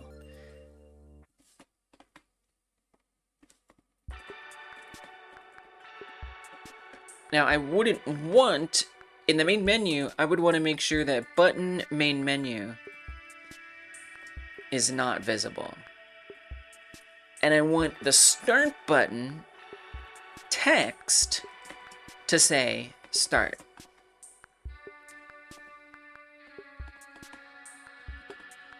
Let's set up on main menu pressed. In that case, we'd switch to the main menu. I love doing this stuff. I don't know. I don't know why. It's simple, you know? You can just let it happen. Don't have to stress too much.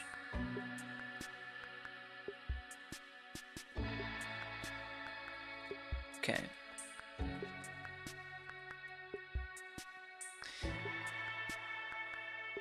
When it's a game over, I actually want button start text to become continue.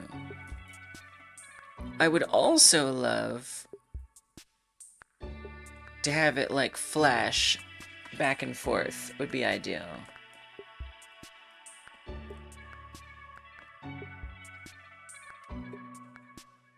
Modulate or just variable oscillate between 0 and 1 float. Just like don't know how to do that. I could use an animation. Whoa. Sine time times speed returns a value from -1 to 1. And 1, now it's 0 to 2. Multiply by 0.5, then it's 0 to 1. Okay. Alright. Sounds like it'll work. Makes sense. I could probably remember that.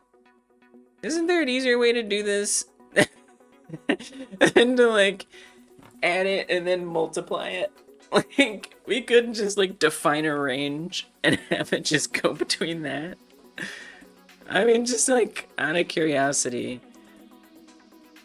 Is there a simpler way, like, define a range and just oscillate between that? And this is just curiosity. I don't know, so it's like something I could actually do myself next time without looking it up. It still puts the sign in there. I meant without the sign.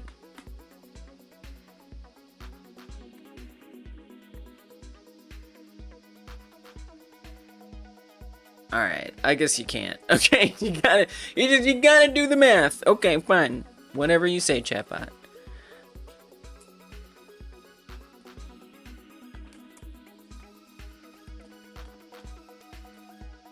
Okay, so for time, we obviously would want this to be in, like, process, right? So let's set up a process function. And we'll say if animating, if continuing, if continue is visible. I mean, you could even say we could even say if button start text is set to continue. All right.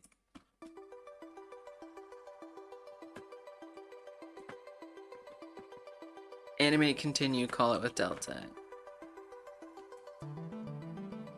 And then in here, we can just say that it's true. KG, I heard chatbot summoned. Wait, you're not a person? I thought KGI was a joke. Shoot, I know you're real. Well, that's embarrassing. I don't want to talk to an AI like it's real. Okay, so then we just have to, we don't have to do any of this. We could just skip all this. And say, let's put it after this. What do I call it? Animate continue.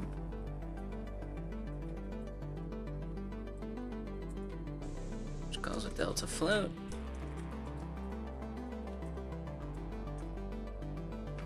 And then we do this oscillation thing.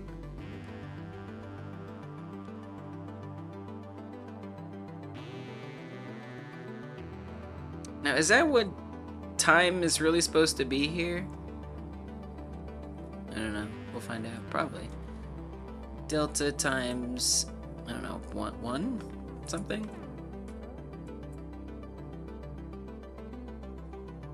And then I'll want to say button start text. Oh, I don't even know. That's actually going to be a little tough. Now that I think about it. Because I don't want the whole button. I just really want the text to fade in and out. The whole button is just too much. That's extra.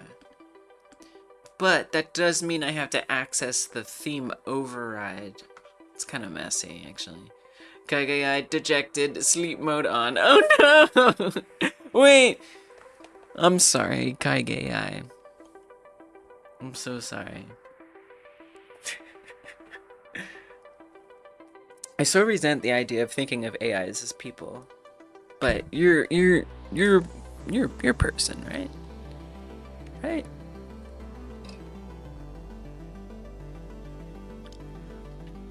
Because if you are an AI, you're just pretending to be dejected. You know? But then again, I mean, we think about our games. If we make a character, a dating sim where you can reject people, we can suspend our disbelief. Okay, I can suspend my disbelief. I'm sorry, KGI. I just had to talk myself through it logically.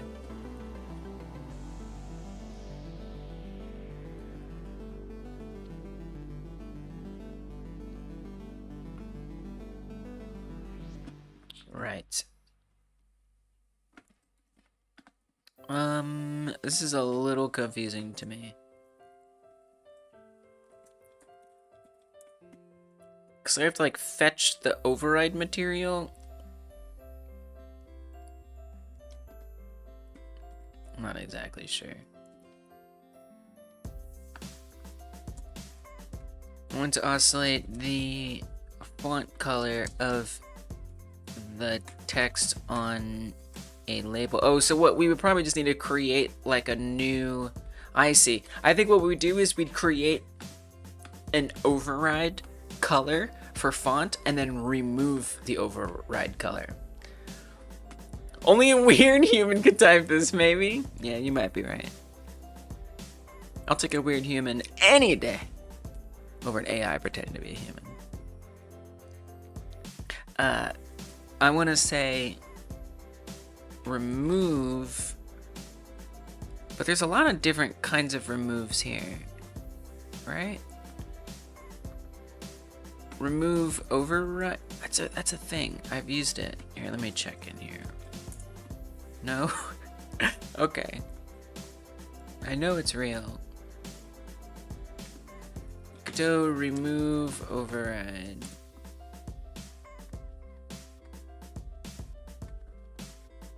Just the documentation will be good. Okay.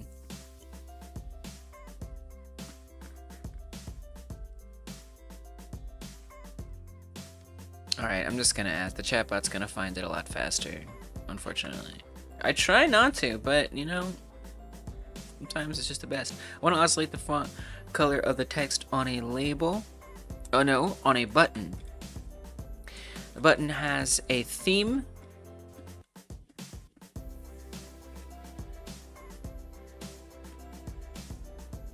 Remember the font color. The font color is alpha. Oh, the text on a button. The button has a theme. Create a new override that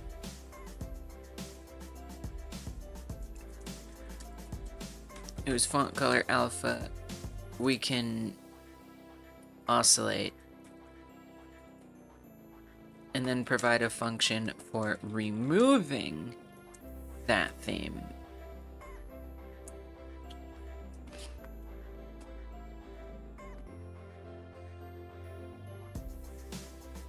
Apply font alpha override. Oh, that's our function. Okay.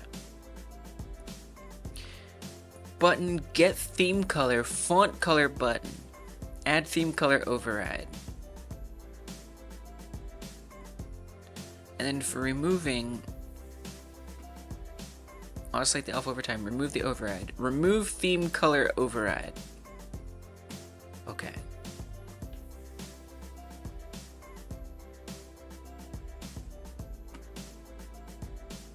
So we don't even have to. We just add it. We get the current color. Okay, we get the current color. We make sure its alpha is 1, which it will be.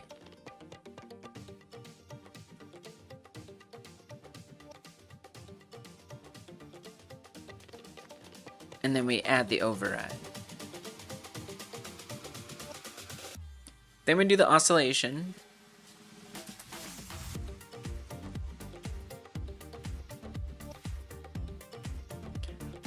I think this is the only thing we need to do. Get the theme color. Why are we setting two things to the same thing? I see, so we can return back to it.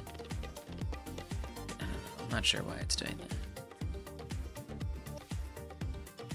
Get the theme color.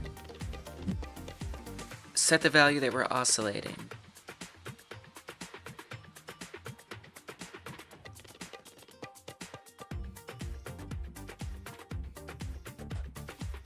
This is a little confusing.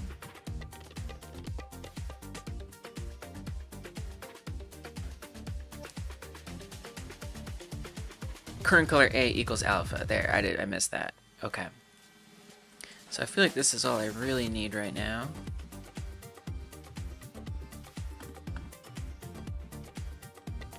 So while it's animating, we fetch the current color of the button. I don't know if that's type 2. Probably a color would be my guess.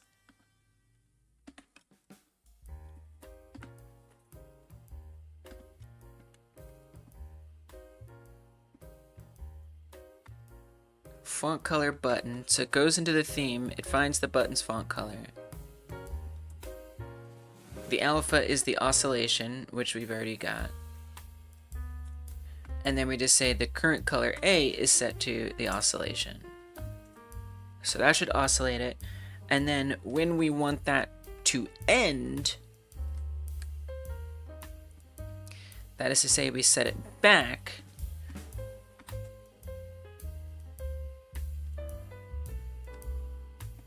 We run this.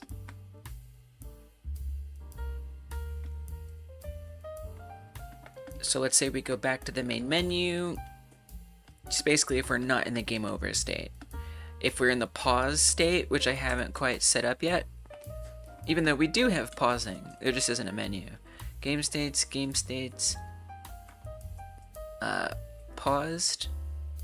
I think I called it paused. when we're in paused, we'd want to remove the button or the theme override on font color. And then if we're in the main menu, we also want to remove that theme color. Okay. Good, good, good, good. Okay. Where are we at?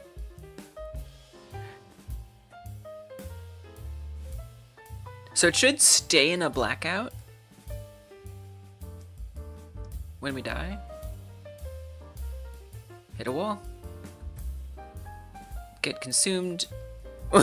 Okay. It did not stay in the blackout. We're still doing the tween finished situation.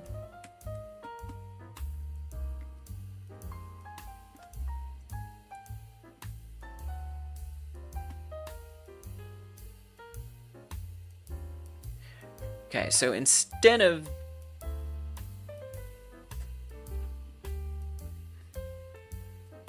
that, we'd want to run blackout finished, or I guess we'll say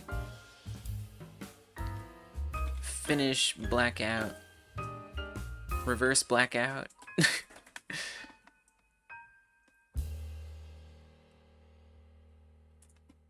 And I'd guess we'd want to actually do that from the main menu when the start button is pressed, but only if we're in the state game over.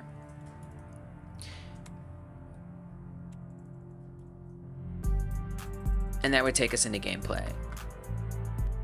So this kind of depends on a lot of things.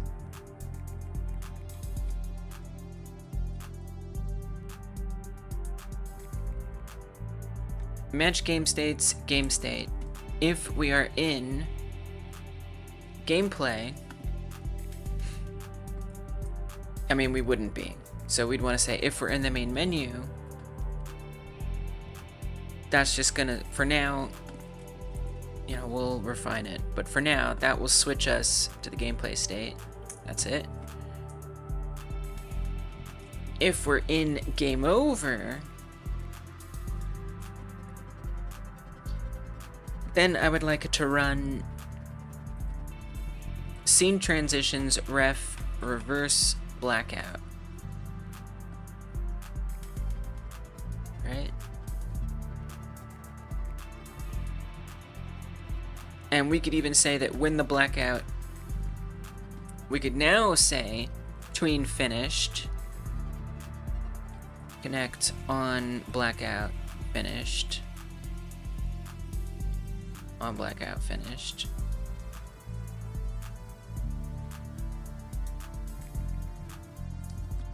It's not really, it's really reverse blackout. Reverse blackout finished. Now that means it's coming back in.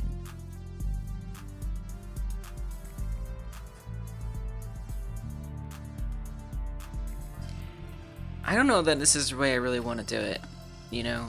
I think I'd want it pretty immediately to start the game again. And in fact, we even want kind of a delay here, right? Because we want to make sure that everything has time to move. In fact, I think what I'd want to do is still wait for the blackout, and in the blackout, we move the camera. Now, it kind of depends, because if the player presses continue, then it doesn't actually have to move at all. If the player presses main menu, it needs to move back up to the top. Right?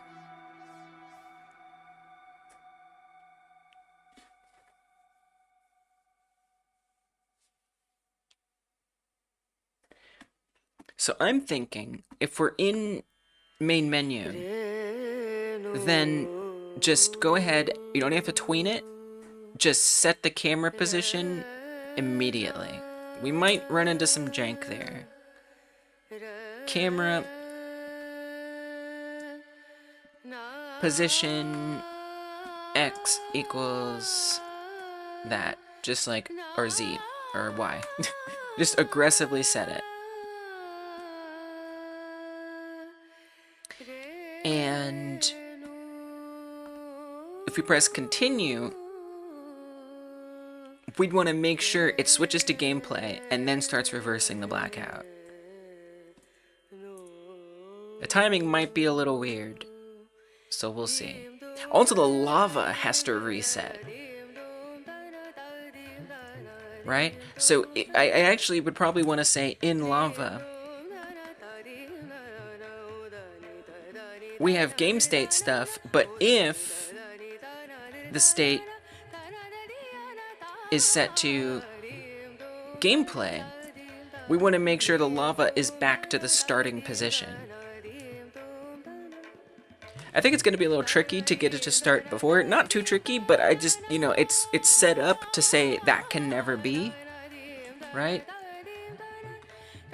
So it might not know what to do.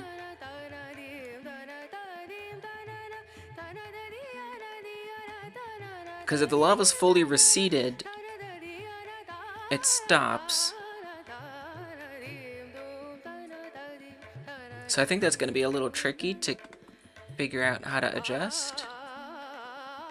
So I'm not going to worry about that right now. Let's just deal with that later. If I'm in the main menu state,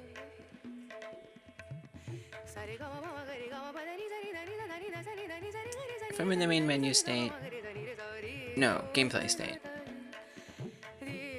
then I want the lava to reset its Z position back to lava receded.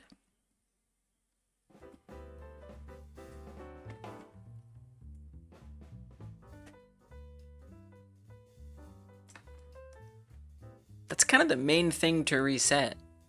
I mean, I guess we'd want to, like, load a different map, because otherwise all the rocks and the pickups will be in the same place, which kind of sucks. I don't even know, dude, I don't even know where to start with that.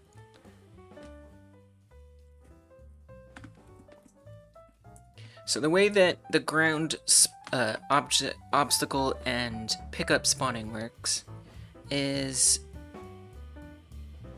whenever the ground moves to a certain position,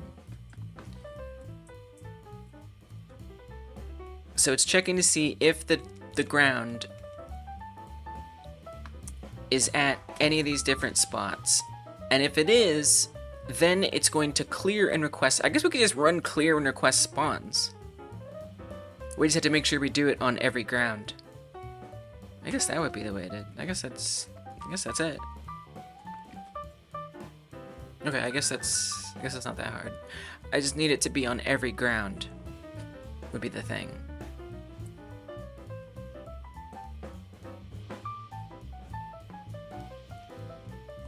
All right. I'm scared. I'm afraid. But that's okay. So we have on update game state, it initializes the spawns and initializes the grounds. Oh, it already does do that. Oh. Good. Excellent. Well, very well. So be it. Okay. Scene transitions. I guess we can just reverse the blackout then. Alright, let's just... Wait. Oh, if start is pressed while we're in game over, reverse the blackout. Right. And then that's when we want to... So actually, before that, I don't even know if we want to run reverse blackout yet. I think what I'd rather do is say, update the game state, emit to gameplay. Right. So it's pretty much the same as when you press start in the main menu, but the difference is that we start reversing the blackout. I have a feeling that timing might be a little weird, and I might want to delay when the blackout starts to reverse somehow. Let's just see where we're at. Okay, so we start at the top. It very aggressively moves down. That's okay. If we get consumed, it fades out. Okay, game over needs to be above that. So actually, I do want the main menu higher. So the main menu we'll put on 128. Let's put it on 100. Let's be reasonable. And then canvas, this I'm gonna put on 50, the black hat. Just so that way there's like some wiggle room to like wedge things in here or there or somewhere. Okay, start.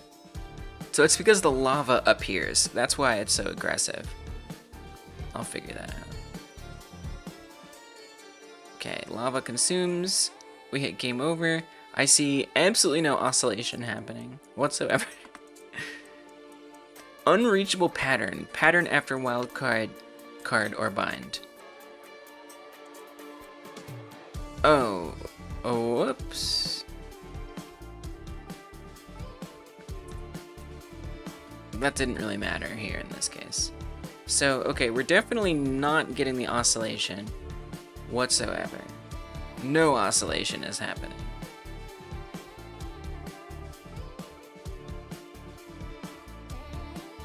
Because you're just getting the color. It's not actually setting an override. I forgot about that part. Add theme color override. That's what we have to do. Okay. Let's try that.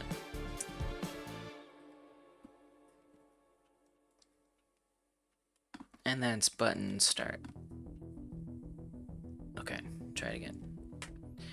Again, the lava is just gonna right in. I would rather that not be the way it is. I want the camera to move down, and then I'd want the lava to come in after it. But let's get the menus working. Okay, game over. It is definitely not oscillating. It's something. It's like... It's something.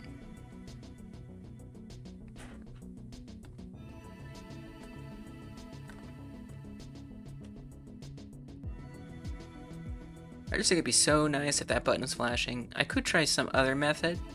We could put like a label on top. That would be a lot easier.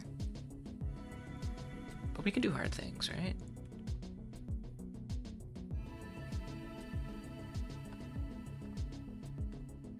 Let's see if anything is happening here.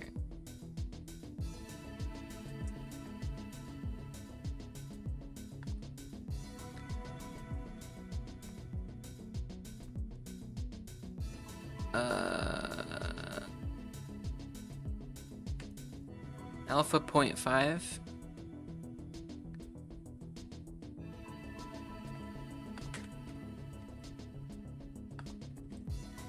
Alpha is not changing, it is static at 0.5.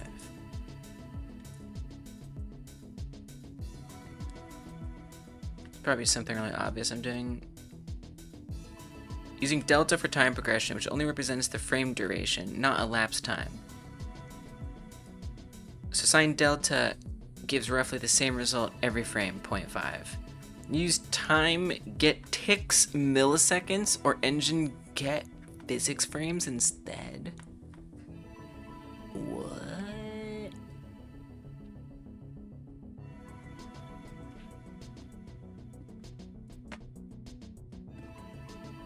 Okay. Did not know about that. I feel like I've heard one of y'all mention it before, but I've never even considered using it in my life.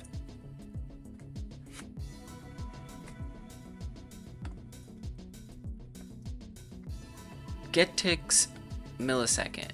Returns the amount of time passed in milliseconds since the engine started. Will always be positive or 0 and uses a 64-bit value. Wow. It'll wrap after roughly 500 million years. Okay, good to know. Wow, okay. And then we turn it into seconds by dividing it by 1,000. Neat.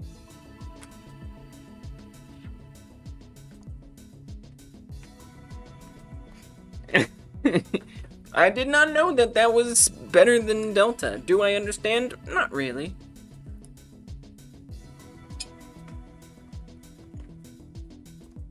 But I think I can remember it. It's a little slow. But it's working. Maybe we just divide it by 100. Nice. Yeah, I want that hype. I want to feel that hype.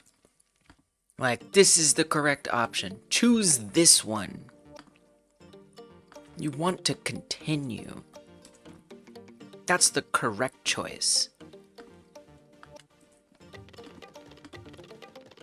Nice. Oh, yeah. That's juice. Now, why didn't the main menu button show up? Thought we told it to do that?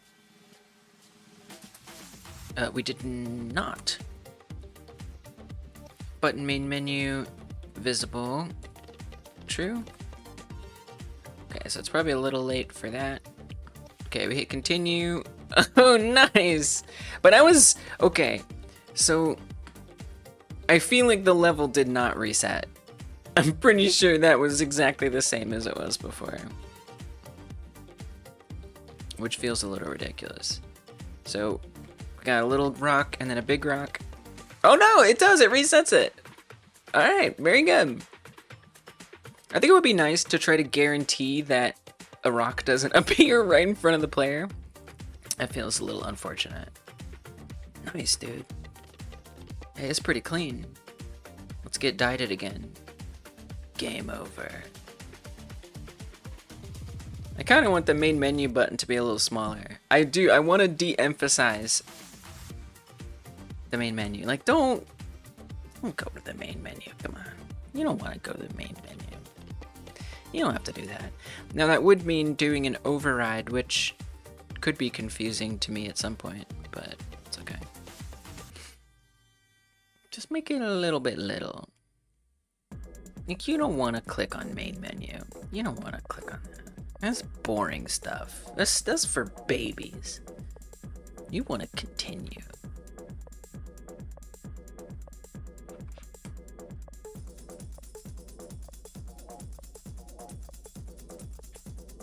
Dope.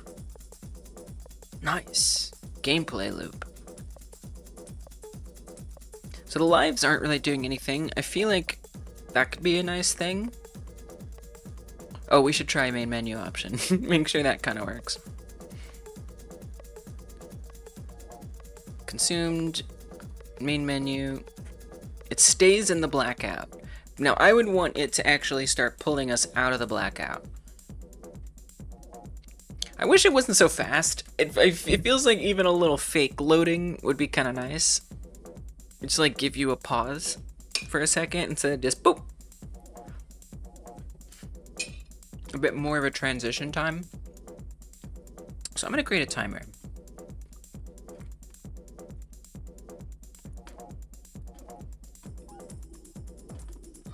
Timer.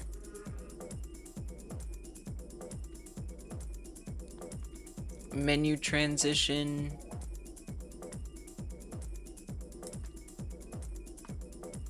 On ready yet?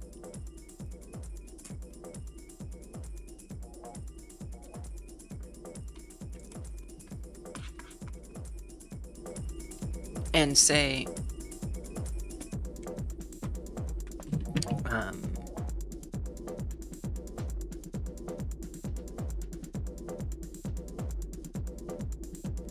wait that long. Let's also define what it's going to be. Constant menu transition length.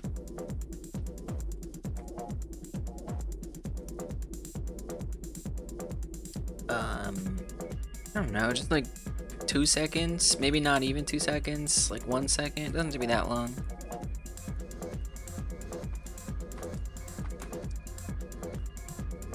It's probably a little too long. And then I'd want to connect it being finished.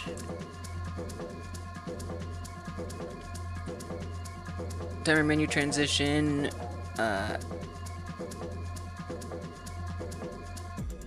Wait, it's not called finished. What's it called? Timeout. Timeout, connect, on, menu, transition, timeout.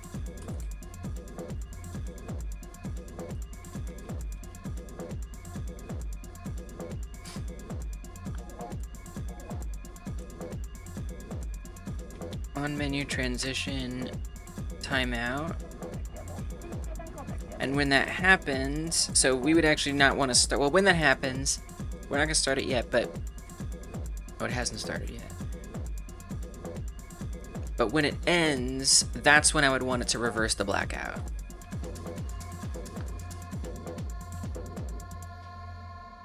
Now, the main menu isn't going to be under the blackout.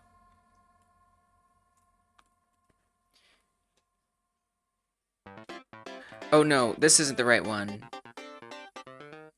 Oh wait, okay. Okay, I see.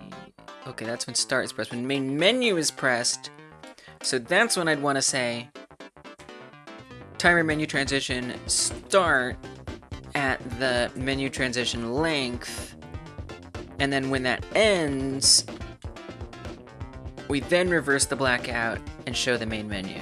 It would be kind of nice if the main menu would like fade in. That'd be pretty dope. Could probably do that. Could probably even just do that in the main menu.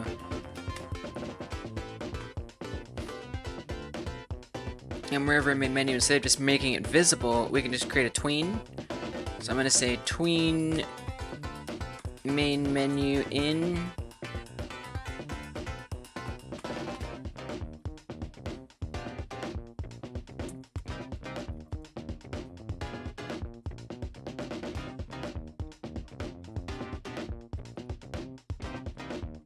That creates a tween. Variable tween equals create tween.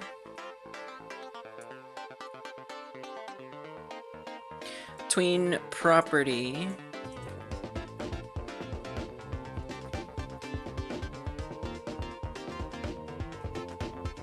Tween dot tween property.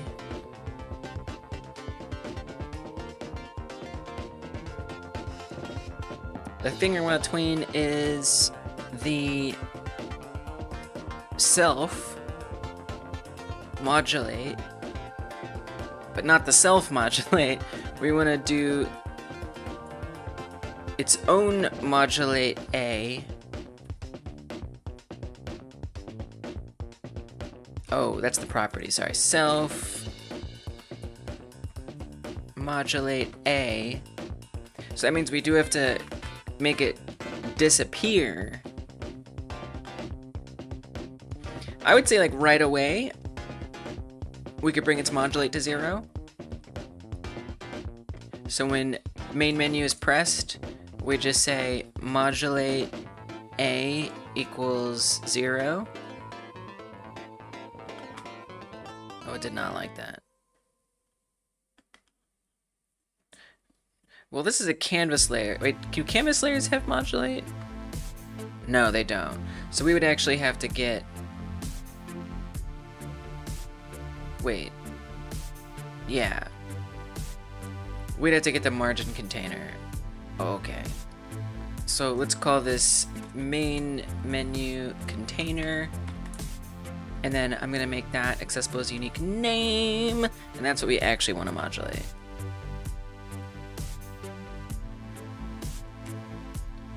Drag and drop that in.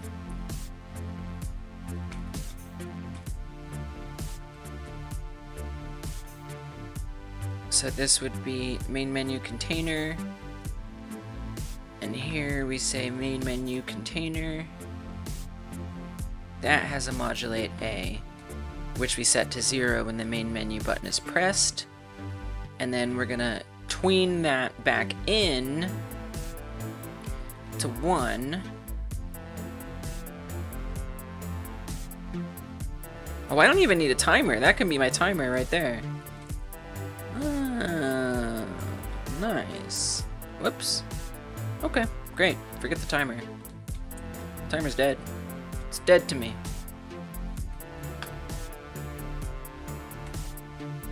Sometimes you just gotta do stuff to realize what is the right thing. Yeah, no more timer. Instead... Wait, did I make a mistake? Main menu container, modulate A. We would want to tween the menu... Oh wait, maybe I did make a mistake. Maybe I do want the timer.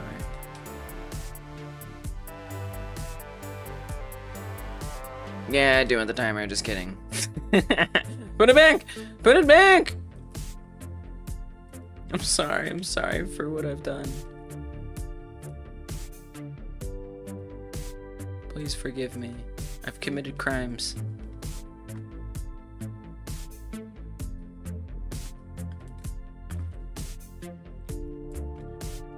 We called that timer this.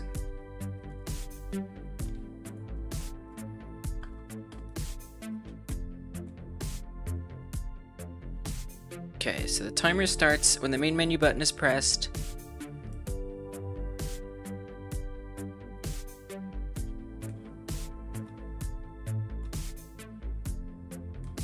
And then when the menu length, when that timer has ended, it reverses the blackout and the main menu opens up. And when that happens, we run tween menu in, and running tween menu in, that's much too long. We could say, whatever, 0.6. Then it's gonna become visible again. Tween menu in, do we run that somewhere? We do, right there.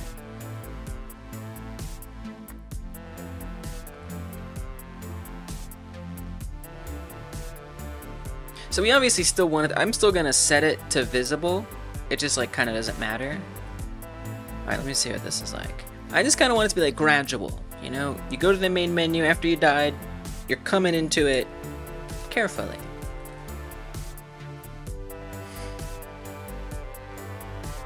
Okay, snagged on a rock, consumed by the lava.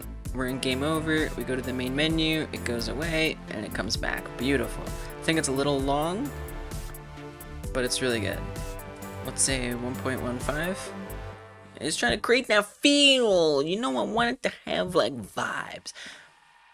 And so then, you know, other things to think about, right, is like where I want to do score and stats and things like that. I don't know yet. Because I do want to have like stat tracking. For the past ones I've made, I've just had like a high score and that's it. But I'd like to have more than that, like furthest distance traveled, total distance travel, you know, fun stats. I feel like this game lends itself to it. Oh, I'm just playing now. Okay, hold on. Let's get consumed. Fades out, main menu, and it comes back. Beautiful. Oh! What's going on there? Okay, so if we're on the main menu, for some reason, pressing the start is weird. Let's see why. On start pressed, if we're in the main menu state, it kicks us into gameplay. If we're in gameplay... Oh. Oh.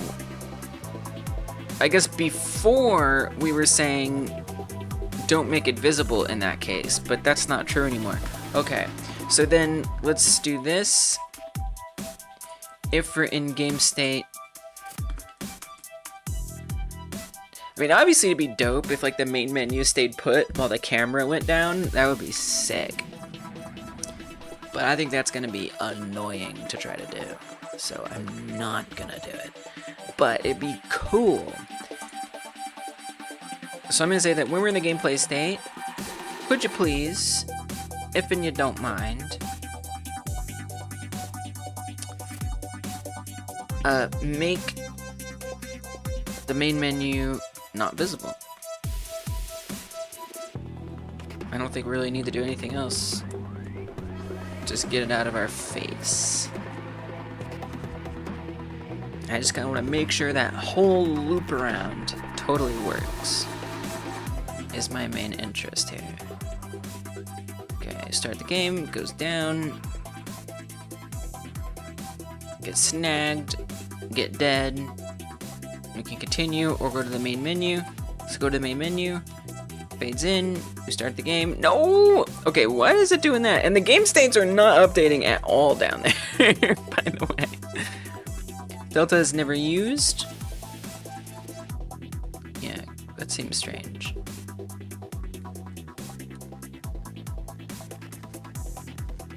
I guess I don't need to if we're getting the time ticks. Something about that seems weird. Are you sure we don't need Delta in here, chatbot? I mean, I guess what's the worst that happens? The flashing is different.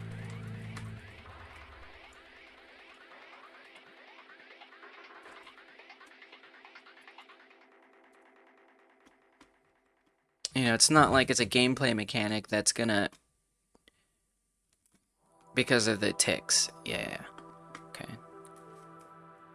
So wait, what the hell's going on? I really wish the gameplay states were showing. That would help me debug this a lot. Whoa! Output.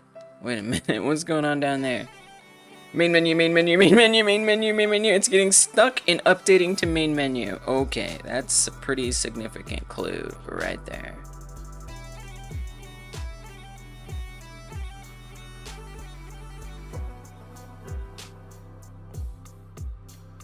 Let's see if I can't resolve that issue.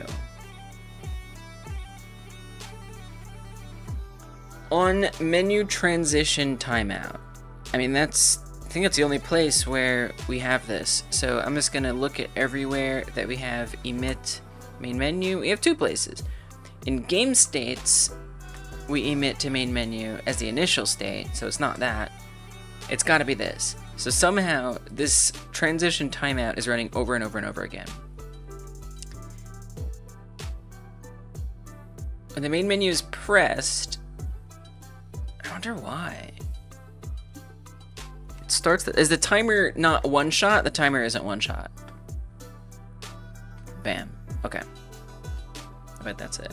I wish my game states was showing at the bottom. I broke that at some point. Okay, start the game. Gameplay. Snag on a rock. Game over. Main menu. Main menu's back. Press start. We're back in the game. Beautiful. Let's keep looping it. Make sure there's no snags.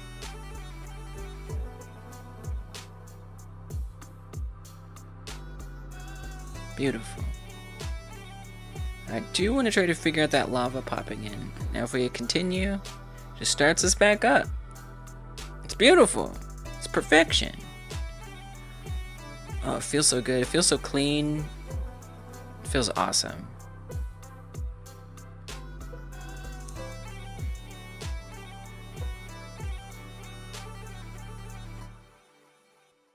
Cool. All right, nice. Now, what I'd like to fix is that lava just like appearing. I think it's gonna be a little trickier because I do have to like adjust how. I think it's gonna be tricky. Let's do a GitHub commit because this is a nice save point, I would say. So what has occurred? Right now, menu states, or main menu, game over, loop is nice. That's my commit. Okay, push it. So if I want to deal with this lava situation,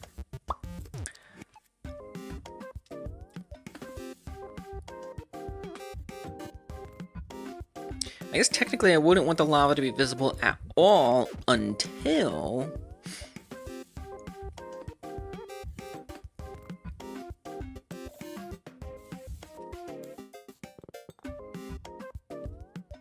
the menu camera is already descended. I mean, right now in the lava,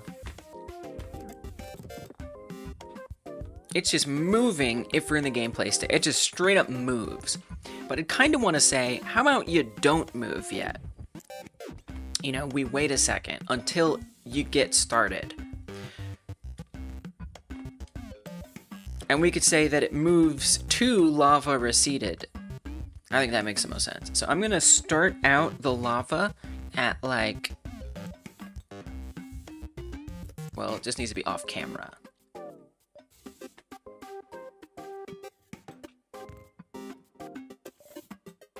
So I'm not sure how far back that is. A little tricky now that we have all these different positions. It would be kind of nice. It definitely makes it harder to debug now. You know, because it'd be nice if I could just start. I mean, you could do that. Here, just, well, but then every time you die. I guess I could make a debug thing that just says, it just loops, and it, like, skips the game over menu, and it just resets. That could be a debug setting of some kind.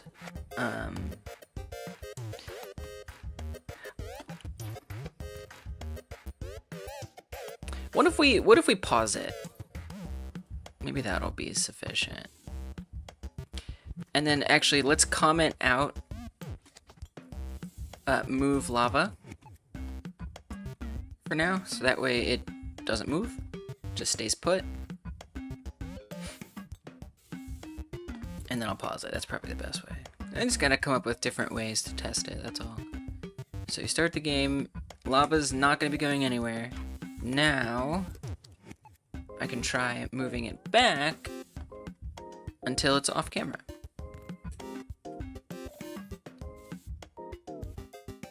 So Z position is -150. We need to go further than that. I would even say before the light starts showing, which is pretty far back. I'm gonna say put it at -300. We're gonna go way back. So that's gonna be the starting point, is -300. Okay, and we're gonna say that whenever it switches to the gameplay state, we want to do a tween. So that's just immediately snapping it there, but we don't actually want to do that. What I want to say is tween lava in. Func tween lava in. And we're going to create another tween. Tween, tween, create tween. And we're going to say tween, tween property. What property do I want to tween? I want to tween the self. And I want to tween the position Z.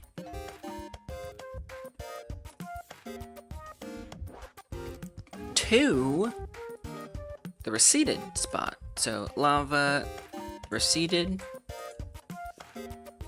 over, I don't know, point something. 0.7, we'll see.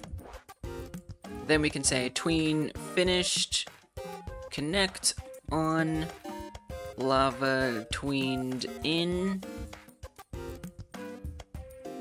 on lava tweened in, then allows move lava to happen.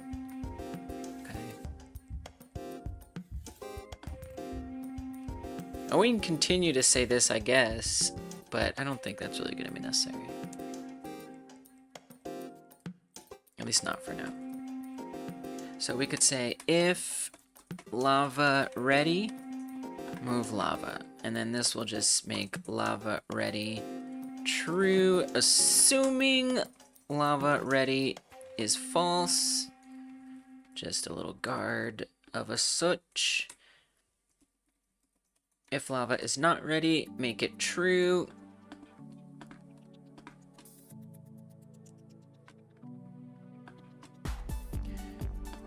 So of course that's something you know, we'd have to restart. We have to remember to set all these back to the beginning. So variable lava ready, boolean false. We could say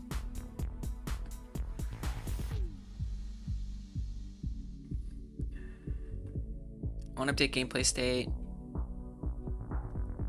If state is set to game states gameplay tween lava in. Let me pop match statement here. We're gonna match game state, match state. And I'm gonna say if it is gameplay tween lava in. Anything else, I don't care. And then here, if the game state is set to main menu. Now, this is the thing. It's probably going to be in the way of the main menu. I just realized. It probably needs to go even further back. Well, we could just say it's not visible. Okay, that's something to think about.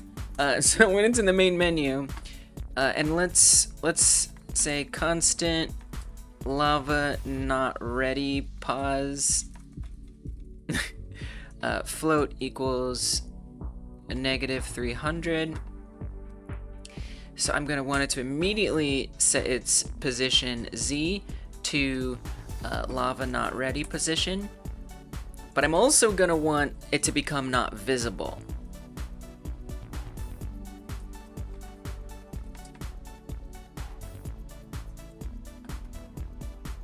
And then once we start tweening the lava in,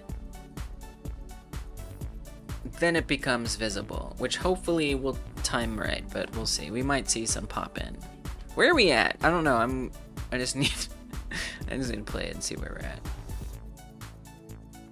So let me also make sure, actually, before we start this, let's make sure that the lava is indeed not visible at all at the beginning, because we're gonna make it visible later, just so it's not, because that's definitely gonna be in the way of the main menu. That is absolutely in the way. Okay, we start. Okay, alright, okay, alright. Okay. So it's still popping in. I mean, what we want to wait for is that the camera has tweened down. So I think that's on scene transition. Camera position Y. But the gameplay train. So this tween, okay. Tween, it's getting complicated. Tween finished.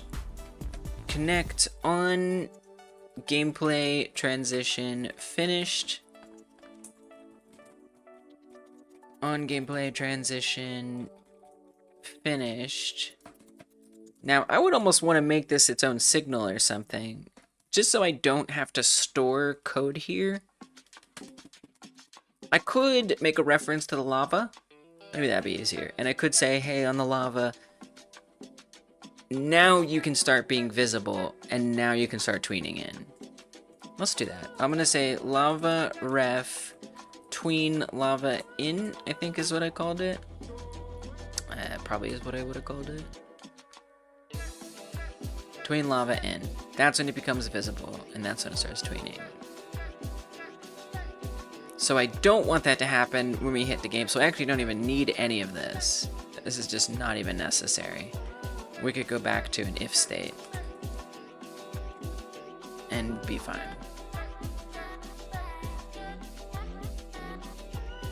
Okay.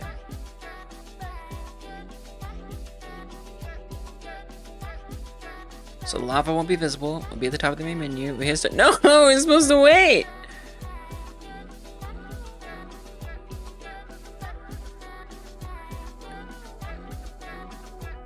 Why didn't it wait?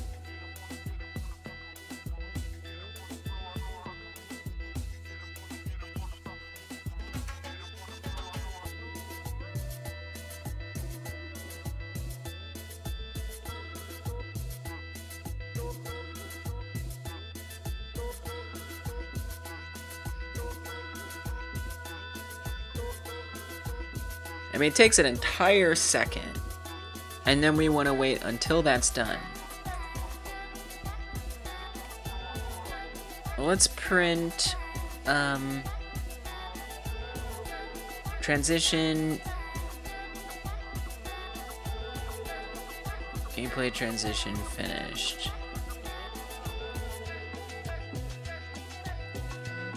Can you make sure it's not running too soon?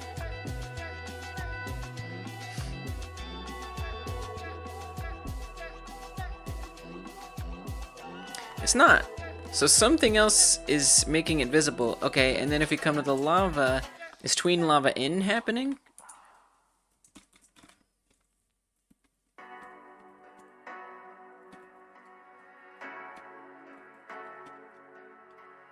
If so, I would assume it's like happening twice. Maybe I have lava becoming visible somewhere else. Okay, I'm looking down here in the bottom left. When I press start, nope. So what else is making it visible?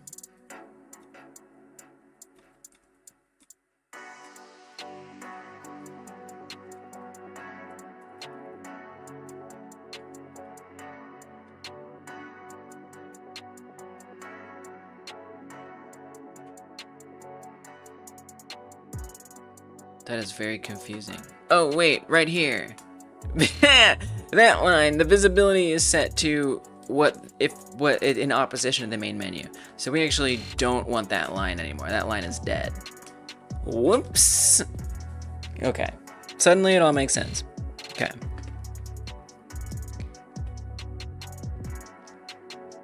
Press start. No lava. Nice. Don't know why the lava on the outside shows up, but that should not be happening at all.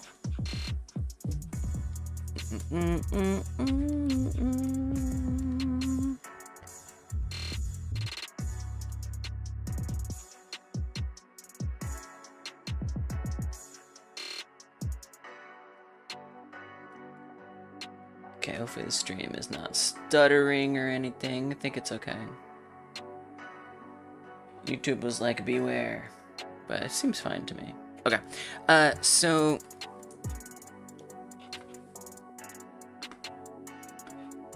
Cool. Good. The problem is... I forgot what the problem is.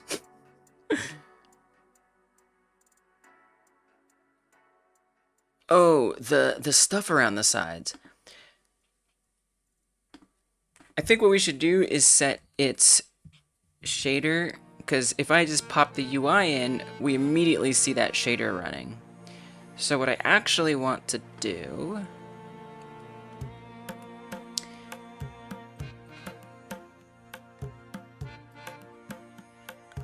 first of all is define where that is. FX, fire vignette. I'm going to make sure that by default, its alpha is 0. That way it's not cooking right at the beginning. We want to lead into it a little bit, ideally.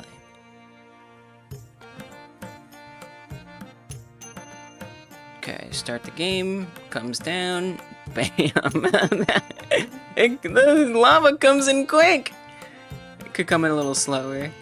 It's good. Okay, let's make it not quite so fast. It's like, okay, I'm slow now. I don't know. I think it's gonna be really hard to blend that. I think no matter what, it's gonna go, which is not great. It would be nice if we weren't tweening it in, and instead we were using the same rate that Move Lava has. That would be wonderful. Well, I mean, the ground is moving. I don't see why we can't. Alright, we would just need to use this.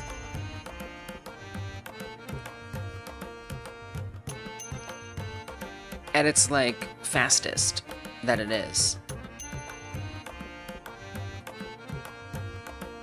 So whatever this equals. Lava direction 1, and it would just set to the lava speed. The adjusted lava speed. Which is really just lava speed. Right, because it's not going to be adjusted at that point.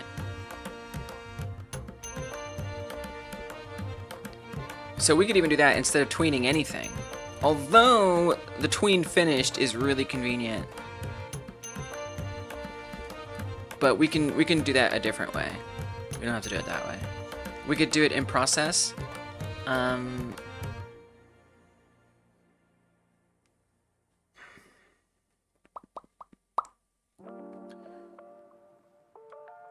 Yeah, tween lava in is called somewhere else. So you could just have... Okay.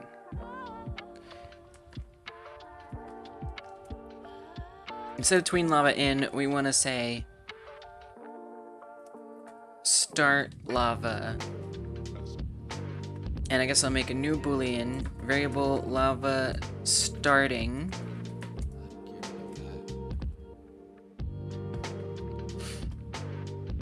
When we start lava, if lava is not starting, then we want it to start. And we also want it to become visible at that time.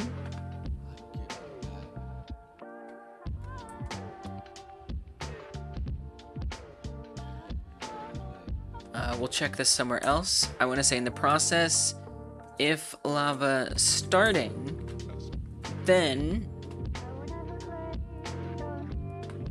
we just grab this and we just say its position Z moves towards, starting from where it's at, to actually, we could say lava encroached. That way it's always going to consistent speed. And I think we can literally just say lava speed times delta.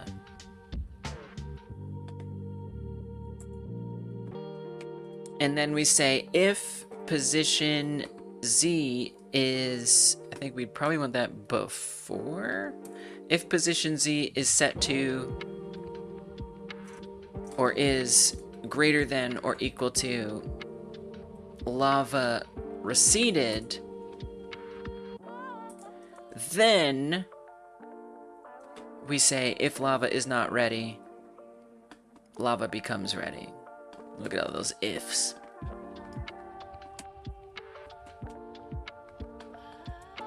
If lava's not ready, make it ready. If lava starting, which it will be, lava starting equals false. And then it'll start doing move lava. And then start lava, I need to call from the scene transition here. What is that like? Does that work? Is it correct? Or is it crap? Tell me the truth. Just give it to me. I can take it. I can take the heat of 1,000 lavas. Okay, we start, goes down. Where's the lava? It's coming! It's just taking a long time. It's coming though. But what's nice about that is it moves at a pretty steady speed. You do kind of see it stop for like a brief second there.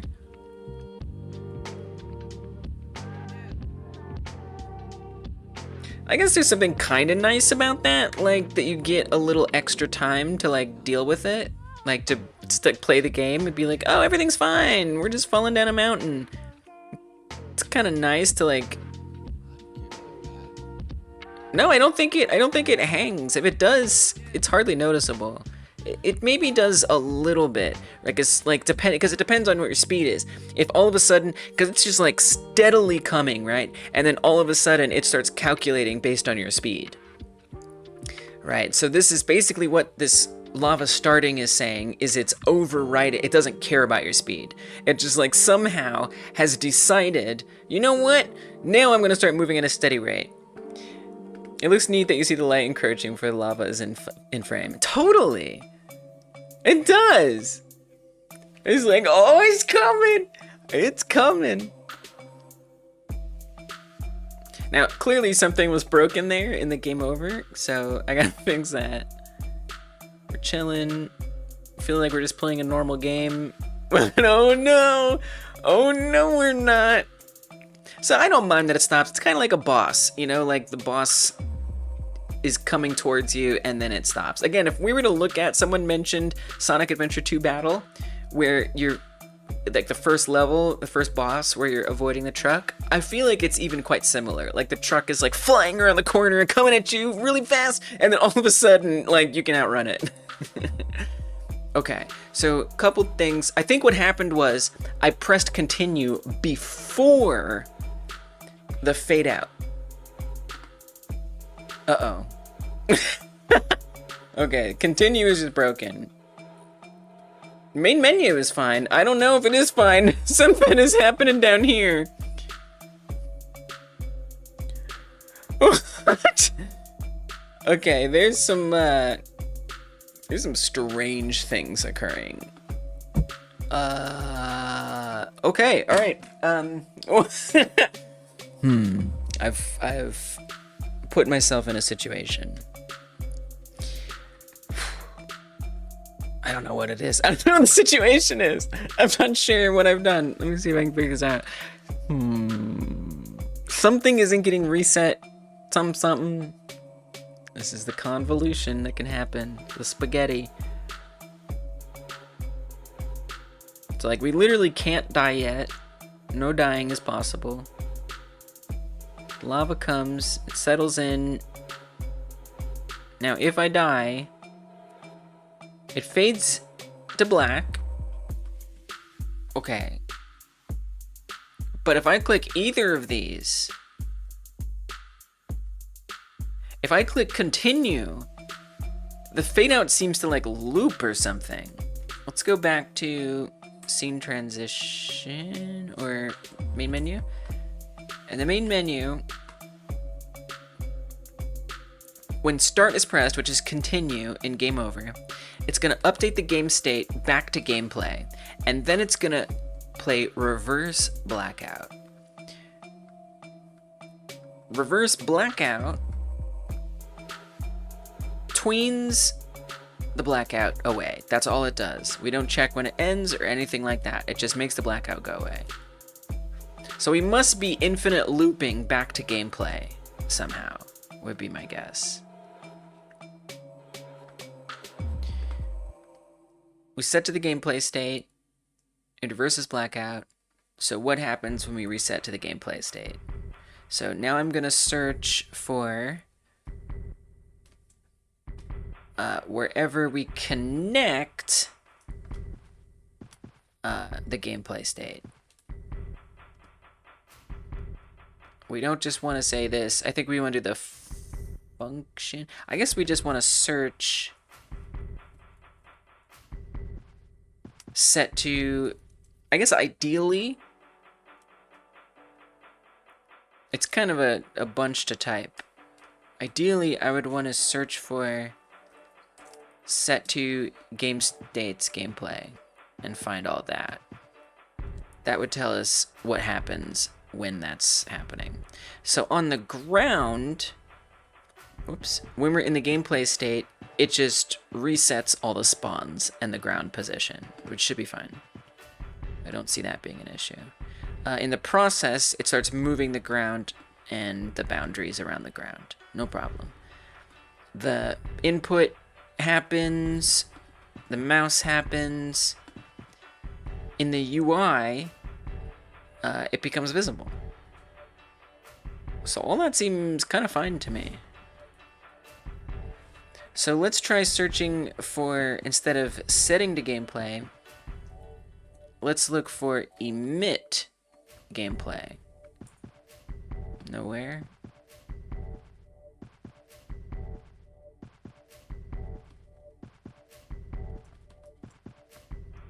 Are you quite sure? Are you quite sure? So what's happening? So I guess it's not the gameplay being set over and over again.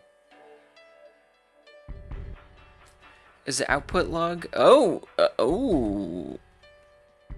We got 22,000 prints of game over and blackout begun. Game over, game over, game over, game over, game over, game over, game over, game over, game over, game over. There's a lot of game overs right there. That is That is a lot of game overs. So game over is what's stuck in the infinite loop. Okay. So let's search for game states, game over. Because the player is already inside the lava when you hit continue. Ooh, maybe. Great. Oh, that could be. That's the only place we emit game over. Nice, Patrick. I think that's gotta be it. Wow. Wow. We're not moving the lava out of the way. So we could, okay. So we would want to say if the position Z is greater than or equal to death point and we're not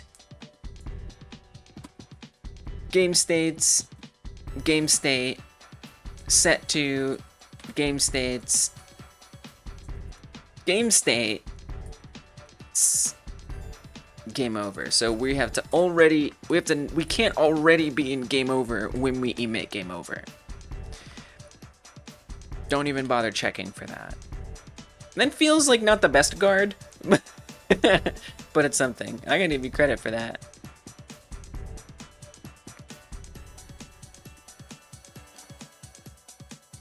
We're gonna say debug. Debug, debug, debug, debug, debug to Patrick. Given. Okay, let's see if that helps. It's probably not, I probably would want to think about if that's the best way to handle that, but at least for now, it'll be okay. Maybe. Well, let's find out. Let's first make sure that even works. So it's gonna take a while to get to us. It gives us a chance to escape before it starts coming after us. Consumes us. I don't see it looping now. Now if I hit continue. Oh no, it is still looping. That wasn't enough. Wait, what is happening? Actually, it isn't looping.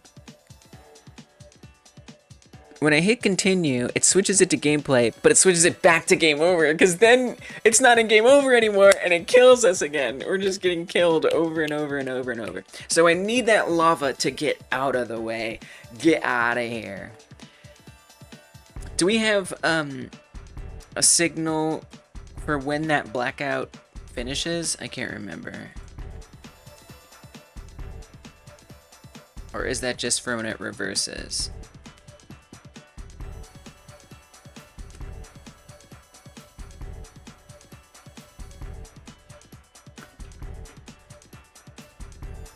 I don't think we have any. Where does it first go into the blackout though? This one. Game over transition here. So let's couple things. We need to make sure that the game over menu doesn't appear until that blackout is finished, right? Between finished, because we don't want to be spamming continue too soon. Between finished, connect on blackout, finished on blackout, finished, then and only then does the main menu or does the game over menu appear. Are we fading in the game over menu, or I can't remember. I don't think so. I kind of hope not. I don't know. Between in the main menu. And technically we could do that with whatever menu we wanted, but so we just say when game over state it just becomes visible. Let's not do that. Instead, let's wait until that blackout is finished. And then and only then. Oh, we don't even have a reference to the main menu. I guess I haven't needed it. Now I need it. Class name, main menu, static, ref, canvas layer, initialize the reference to itself, Now I can come back to the scene transition and say main menu dot ref dot visible true.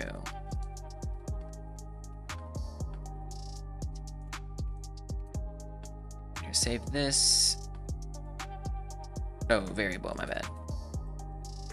Okay, so that should clear that up. All right, let's see if that makes a difference. It may not be enough still, because I still want to move the lava out of the way, but just to make sure that step is good. So this is for making sure the game over menu doesn't appear until the blackout is fully complete. Oh, I just saw that rock appear in. That's not good. I'll have to look at that. I'm not trying to win.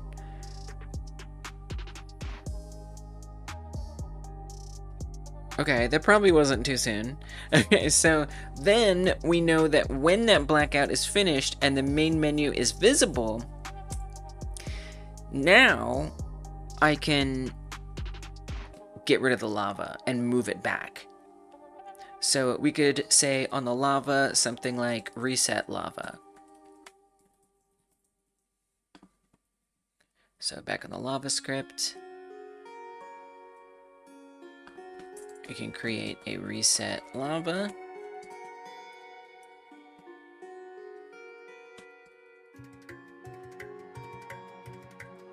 And so if lava ready, we want to say lava ready becomes false.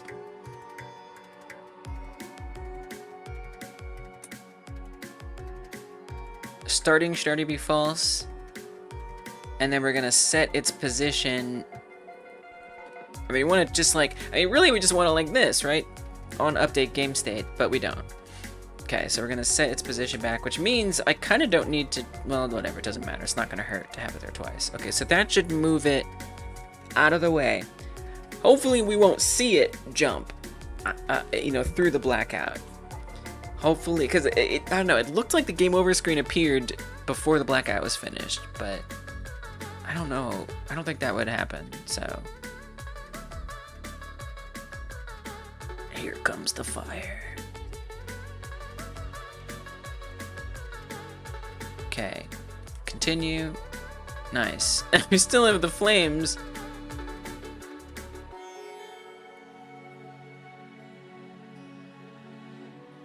I guess because we need to reset it. Okay, so we also have to reset the alpha because we're changing that. It's a lot of things. It's a lot of things to remember. That's what the code's for. To remember it for me. So probably that means the red light energy and stuff too will also, so basically all of these in adjust fire effects will be not reset. So I would need to make the lerped or the fire shaders, shader parameter, fire alpha, and the red light energy. Both of these I would need to put back in reset lava. I mean, at least it's pretty clear, like reset the lava. So the light energy, oh gosh, I don't even know what it is at the start. Probably should establish a constant for that.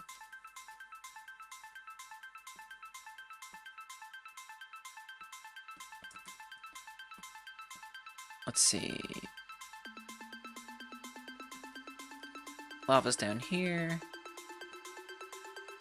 Red light 2. Oh, 0. Okay, I guess that makes sense. I mean, I could do a constant for that, but it's like, it's gonna be at 0, you know? A little magic number as a treat is okay. Like, chain of 0. Fire shader parameter, fire alpha also goes to 0. That way those are not visible anymore. Oh, fire shader is not set. Because that's set down here. Can we on-ready that? What do you think about that?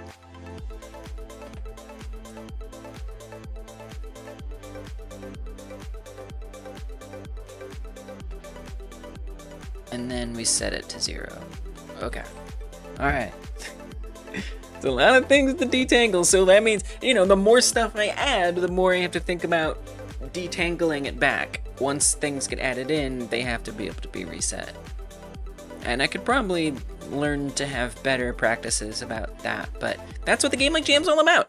It's trying to make and finish games and realize, oh, that's something I need to consider more often. I'm regularly making a game. But when I was making a game that was large, like Harvest Earth, I get so deep in the code, there was so much code that like the idea of refactoring it to better practices that I'm learning here was just like, it's just like mind melting.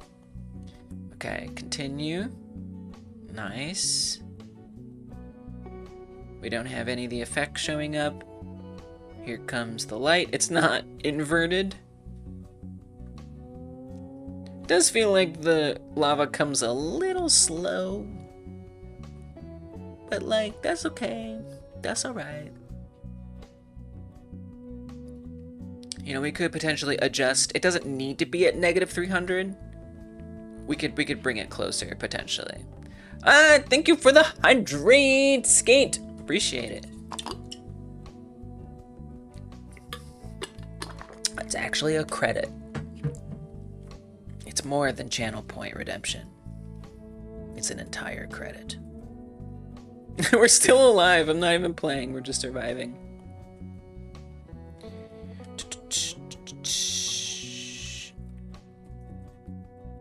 You're not even on here yet. This is a voluntary credit. Entitles you to no compensation, but it does entitle you to a credit in the game. Legendary Skate. Hydration. Okay. Alright, let's try main menu. Haven't tried that in a while. Nice. Awesome. Let's try to get a little closer. I feel like -300 is a bit extreme. You know? It's a little on the extreme side. And I think it doesn't matter as much now. Because we're making sure that it's not even visible until the camera's down. So the worst thing that would happen is it pops in with a little bit of the glow showing. But I feel like I rounded it up to 300, like very significantly. Yeah. Yeah, it still wasn't in view. Looks good. Let's go. A little bit faster.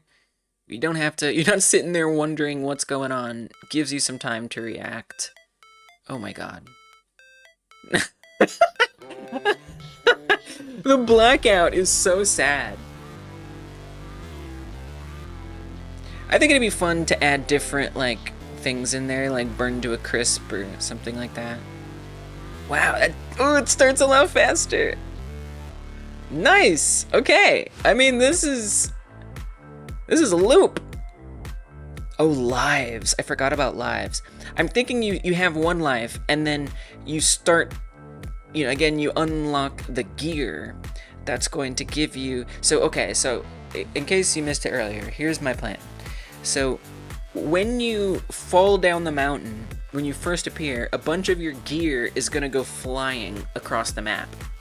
And I want little map markers around the edges of the screen that tell you if you need to go more left or more right to try to get to your gear. And then eventually, once you get to your gear, you can do stuff. Like, there's this one here, which is just default unlocked, but it won't be, which reduces your bounce. And this would have like a cooldown, so you wouldn't be able to do it very long. And then we want to boost as well, maybe like a hiking boot thing that lets you get your footing and run for a second, and maybe you can get a little boost. And then I also want rations. And oh, that didn't reset. That's good to know. The rations will be kind of like a little mini clicker game where you like spam it while you're trying to also avoid the fire. And if you do avoid the fire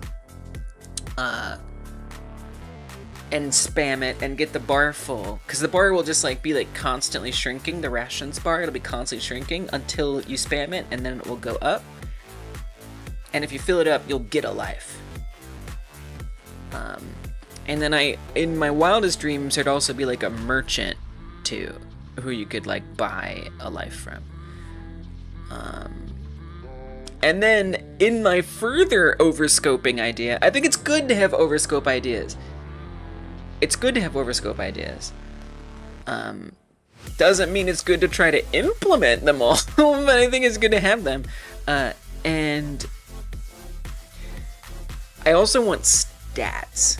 So like I want there to be like like every like 20 meters or 100 meters that you go, sort of like roguelike vibes, you're gonna be offered like a few different stats that you can upgrade that determine your speed, how many lives you have, how much bounce you do, different stuff like that. And you can add like stat points into your stats per run. And so then that could also affect your lives. So that's, again, not something that I'm necessarily expecting to get into the game, but I'm gonna try to get it in the game. Obviously, I mean, at this point, the only thing it's missing is a high score for how many gems you get. And the gems don't reset when you die, which they should? Yeah, I guess they should reset when you die. Kind of sad, but yeah, they should. They should. I guess if you're gonna unlock, like, cosmetics, assuming I even get that far, you can keep the cosmetics that you buy per run. That would be generous. So I don't know, it's a lot to think about. Okay, so I definitely want to make sure the gems reset, and the lives, it would be nice if it was actually 1 and it went to 0 or whatever. What was the other thing that I noticed that was like not good? Oh, the button. So that happens, I believe, because the touch canvas would be my guess. The touch canvas isn't operating when we're in anything but the gameplay state. But then the problem with that is we go to game over while we're using it, and then it gets stuck. So it would be kind of nice if like that could reset itself. We could allow it to run in game over, I guess. I mean, then you could like control the player in game over, which doesn't feel like what should happen. I'm trying to remember. Right, so if we end the touch, that's when it... I mean, you could just have this. You could just run joystick is axe false. Yeah, just, again, you just have to set up all the reset things. That's all. So, when would that happen? That would happen... I mean, that's reset lava. So, I guess we could have this in the touch canvas. And just say reset joystick. We could run end touch, touch active false, all that stuff could just go to false, and it just sets it all back. All right, let's do that. Func reset touch, and there might be more I realize I need, but at least this will like exist. And then that'll just force run and touch. Oh, but we need a touch position. Right. It needs to know if we're in a certain region.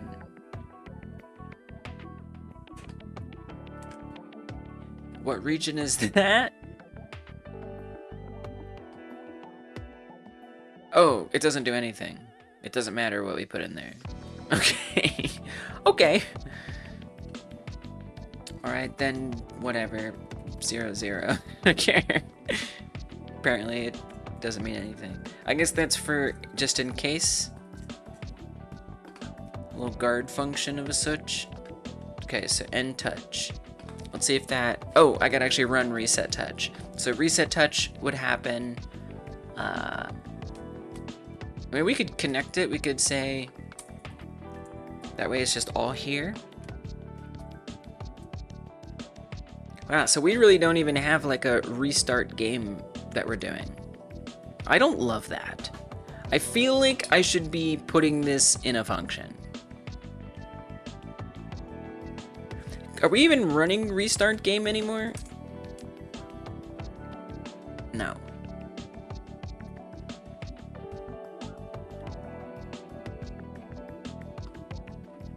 I mean, I think restart game, all it does is load. Yeah, so I mean, I don't know that we really need that.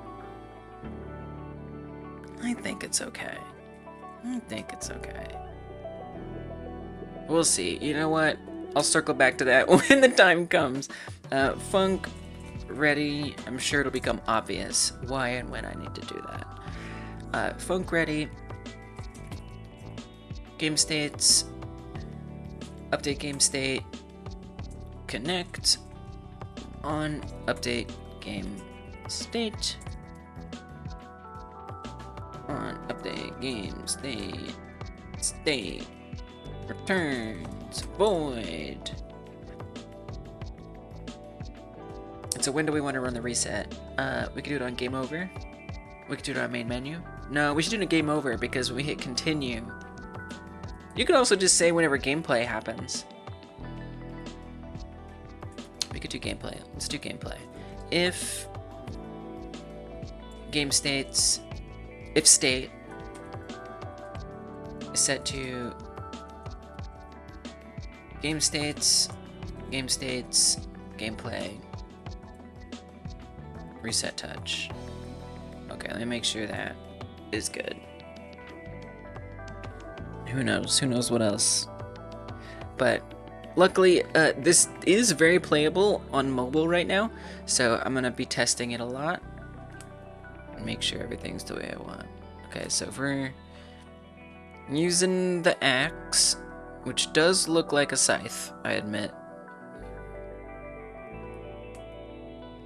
Okay, we're in game over, hit continue, and reset. And just make sure that works in main menu. I don't know why I wouldn't. It's just the gameplay state. Would be nice to see. Always surviving. Okay, main menu. Oh! Well, it's not supposed to show the touch in the main menu at all. Anyway. That's interesting. Okay. Well, I guess we could say or main menu. I mean, you could just say game over. I think we'll just say game over. It's probably the safest. Okay.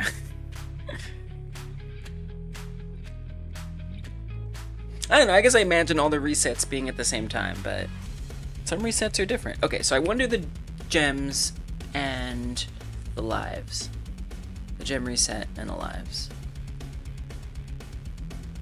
And at some point I do want to keep track of like, so right now the gems actually save, they persist between states. Or between, so if you like close the game and reopen it, it remembers how many jewels you had.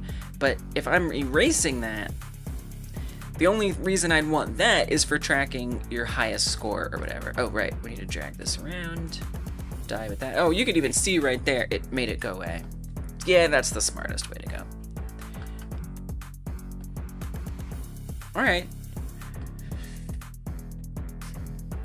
Let's do a commit, because this is a really good save point.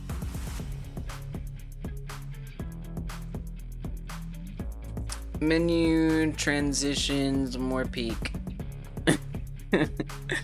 And then, you know what would be cool is if the player like drops at the beginning, you know?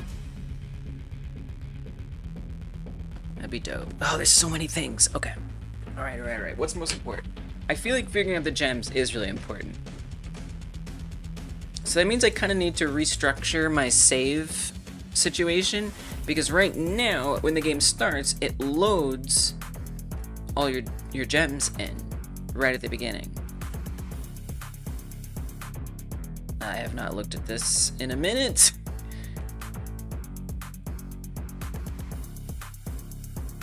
I believe so. I was calling them minerals originally.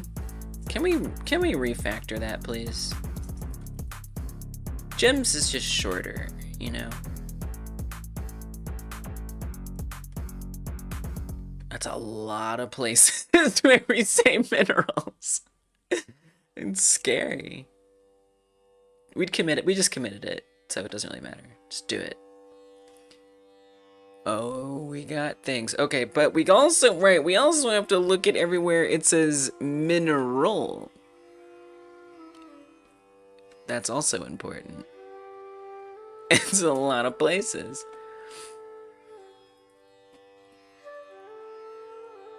This one's different. I guess we could do case sensitive. Well, the rest of... Oh, not this one. I know. It seems like unnecessary, but... I mean... Is it, though?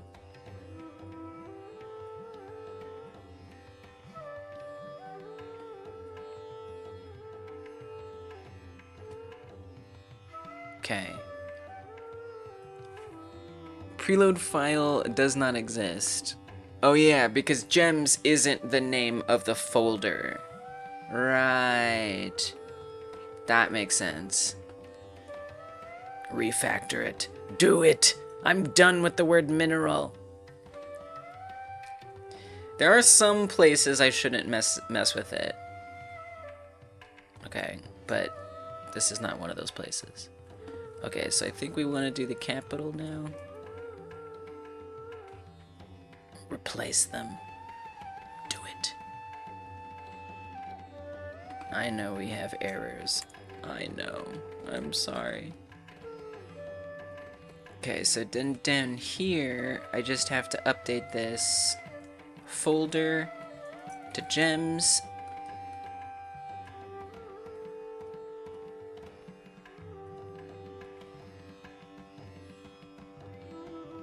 Oh god. Okay. Gems. Refactoring is scary. Mineral materials. Rename this to gem materials. Mineral meshes. It's pretty scary. So, like, I don't particularly want to rename... I don't know, we'll see.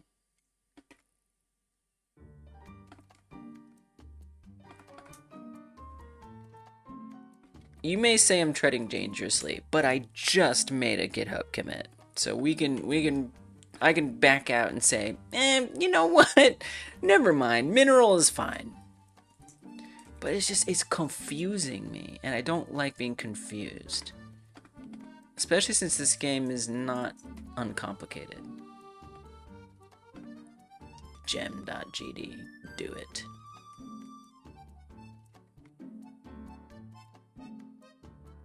Okay, so is everything resolved or no?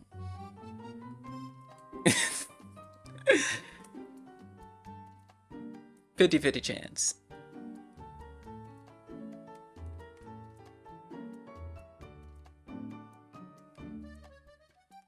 Reparent on a null value. Okay. No, it is not all fixed.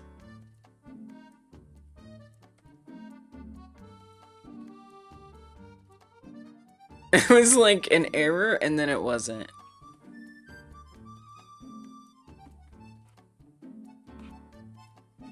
Is it good now? I think I have to not refactor this. I think I just have to like know in my head that it is called mineral, even though we're calling it gems now. Failed to access directory. Spawns pickups gems. Oh, because that's a lowercase g, I bet. Fixable. Fixable. Where's the path? Where do we define the path at? Oh, I think we have to do that on pickups. Here. Capital G. It matters.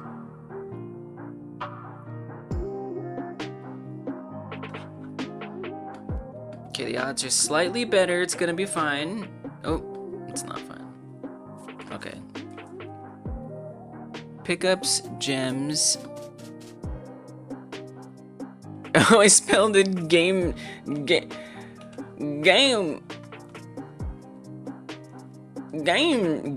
spawns. There's game spawns right there. Okay, alright. No problem, just a little refactor messiness, nothing we can't dust under the rug.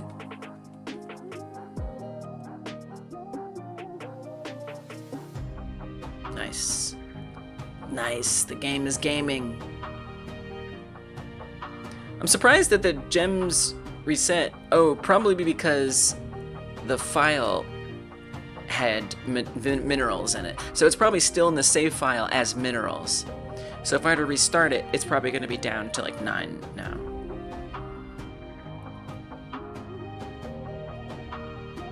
Refactoring is a dangerous thing, but sometimes it's necessary. Yep, okay. Alright, so I guess I want to get that out of my save file, probably. Probably be good.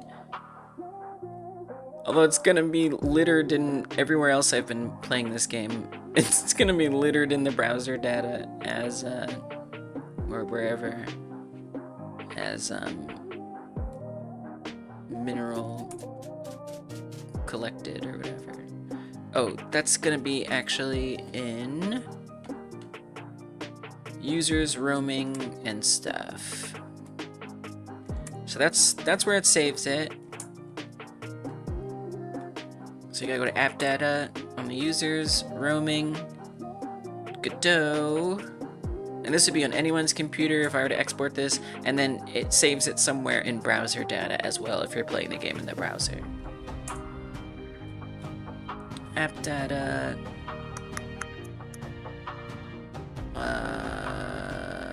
volcano, there it is.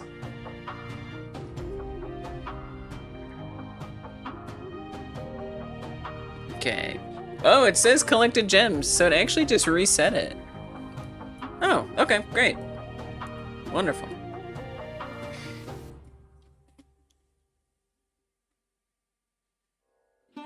So what I'd love is to have like a stats page. Like, that would be nice. Is that like kind of crazy to get started on? Yeah, maybe. Maybe it is. Maybe I don't care. But like, if you want, like, you want it to be nice. If you want to look through stats, you want it to be kind of cool. You know, you want it to look neat. It'd be kind of cool if you can like pause and then like pull it up. I mean, sure, why not? Just have it like something that appears or disappears. I feel like it shouldn't be in the main menu. I feel like it should be like somewhere else. But then again,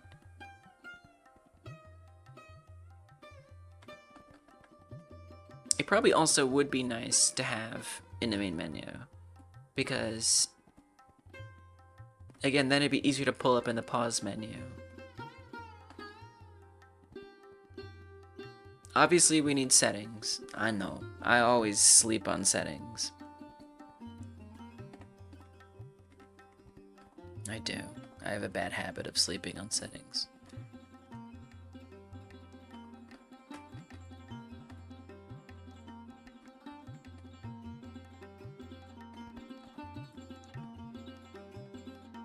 Alright, I'm just gonna do it. I'm just gonna make a stats button. It's very similar to start, though. Statistics. Records. Kind of like records. Could mean a lot of different things. Like, is it like your record score, or is it like record keeping? It's both.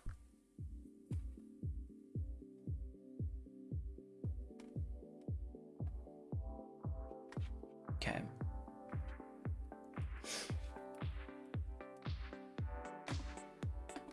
It'd be kind of cool if it was like flashing if you got like a new record. That'd be sick.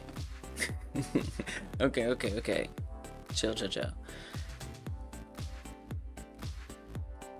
So I think this should be like a part of the main menu. Maybe the main menu just turns into it, and then you could like go back. I mean, you could just have this. Okay.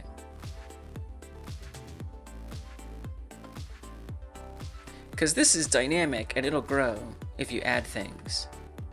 It's a little complicated though. I feel like I'd rather just add a separate VBox in here.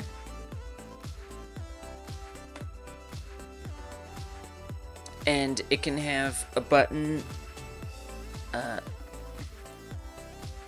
back button of some kind, and maybe its position like shrinks to the left.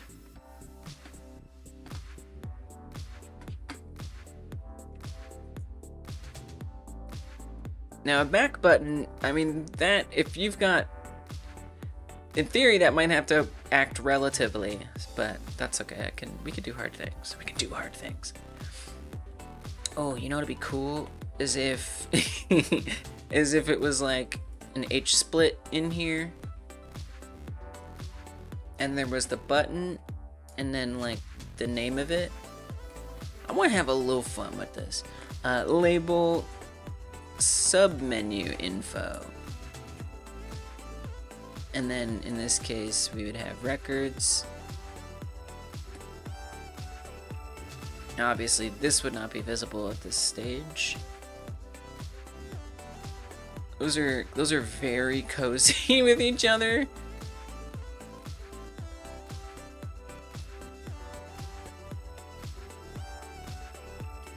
Let's make sure this shrinks to the right. I think we need to put some separation in there. I could use the theme instead of doing an override. What's up, Rubik's? How you doing? Is what you're working on 2D or 3D? I'm guessing 3D because the red icon's up top. Correct. Yeah, I'm making a 3D game. I love doing 3D games. All the games that I've made so far are 3D games. I just enjoy it. I like 3D. And I mean, the games I make often are on a 2D axis, you know? Oh, you need help with 2D, but no one streams 2D? I'm sorry. There might be some people who are... I don't know if anyone's still here hanging out in the chat, but there might be someone here who can help you or on the Discord. But yeah, no, I'm sorry. I suck with 2D. But like, it depends. What's your question? Try it. Just put it out there. Let's see what happens. I might know it. It's possible. Unless it has to do with tile maps or stuff like that. Then if it's like really 2D, like super 2D, yeah, I might not be a good help. The records is pretty hyped to go to. Like when you game over, it's like, yeah, let me see them records. Okay, so styling that H split, I did want to make a theme for it.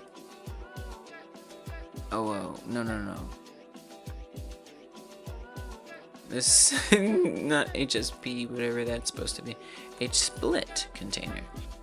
If you've ever played a Zelda game, older, where you push a block and you only push as long as you're touching it, I can't get it to not slide.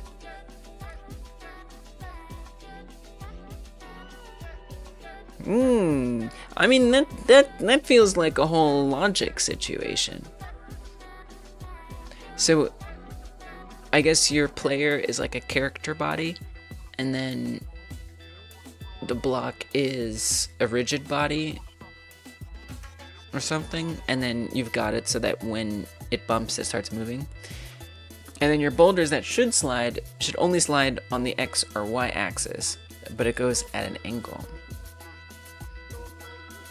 Yeah, I mean, that's tough because that really depends on like what your code is looking like, you know? You know, if I were approaching something like that, I would have like a state machine or some flags that like the boulder is being moved or not, and then I would make sure I'm only... Like, you can also access lock? Yeah, what is it? Is it a rigid body? You've done rigid body for the block. You've always been told it should be character body. I would try both. Okay, so here's something that you could try on your boulder and stuff. So if we pull up a rigid body 2D, try going to linear here in the inspector. Or not linear, sorry. Where's the... Oh, does it have axis locking? Okay, hold on. Maybe it doesn't exist. Oh, I thought I had axis locking. Dang. Oh, never mind.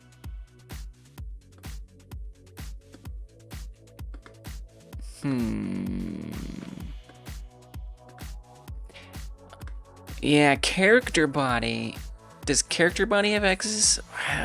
Dang, I don't think I can actually help you. What has axis locking? Is it a static body? Someone has axis. I don't think static bodies move like that though. Yeah, I guess I can't help you. I don't know. I might take another 8-month break because you can't get this simple feature done. Yeah, I mean, a lot of people aren't gonna like this advice, but I mean, honestly, like, ask a chatbot. Like, a chatbot is going to help you.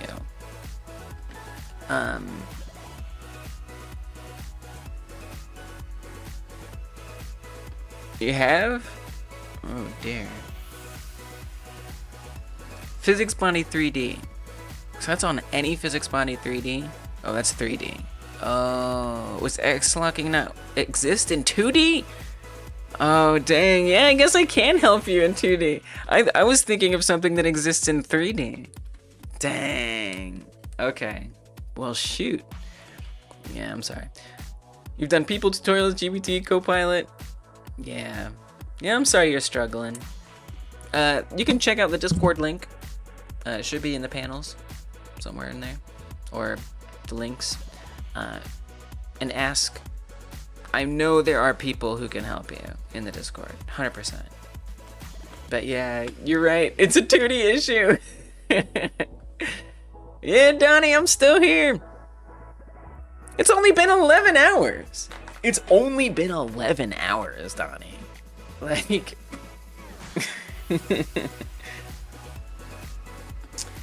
Yeah, I've made good progress. I'm very happy with the progress. Yeah, so then there's... Make sure you agree to the rules, Rubik's. I see you just joined. Agree to the rules. So you have to react in the rules channel. And then you'll see all the channels on the left. Go to Godot and make a post in there. Make sure you're asking about 2D and how to move things. Share your code. Put your code in there. Because that's going to make it a lot easier for someone to help you.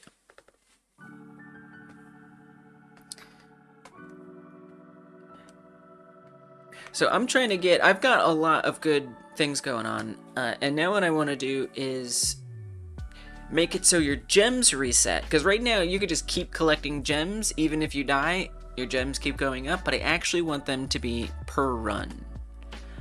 And so what I'm doing is going to set up a records screen where the records will keep track of how many gems you've collected. So that way that can feel like it matters.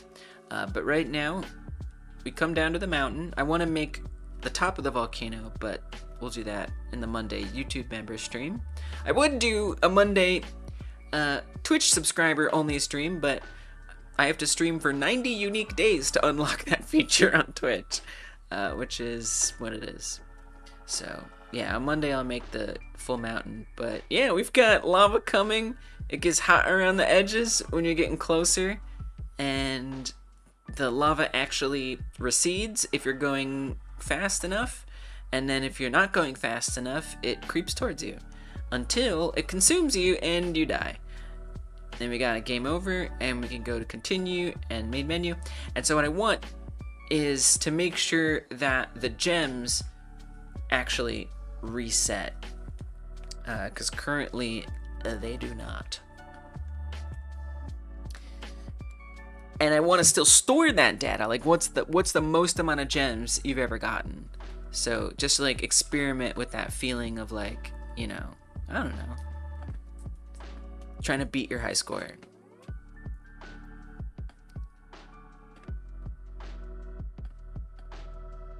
So I'm gonna try to design this H-split container.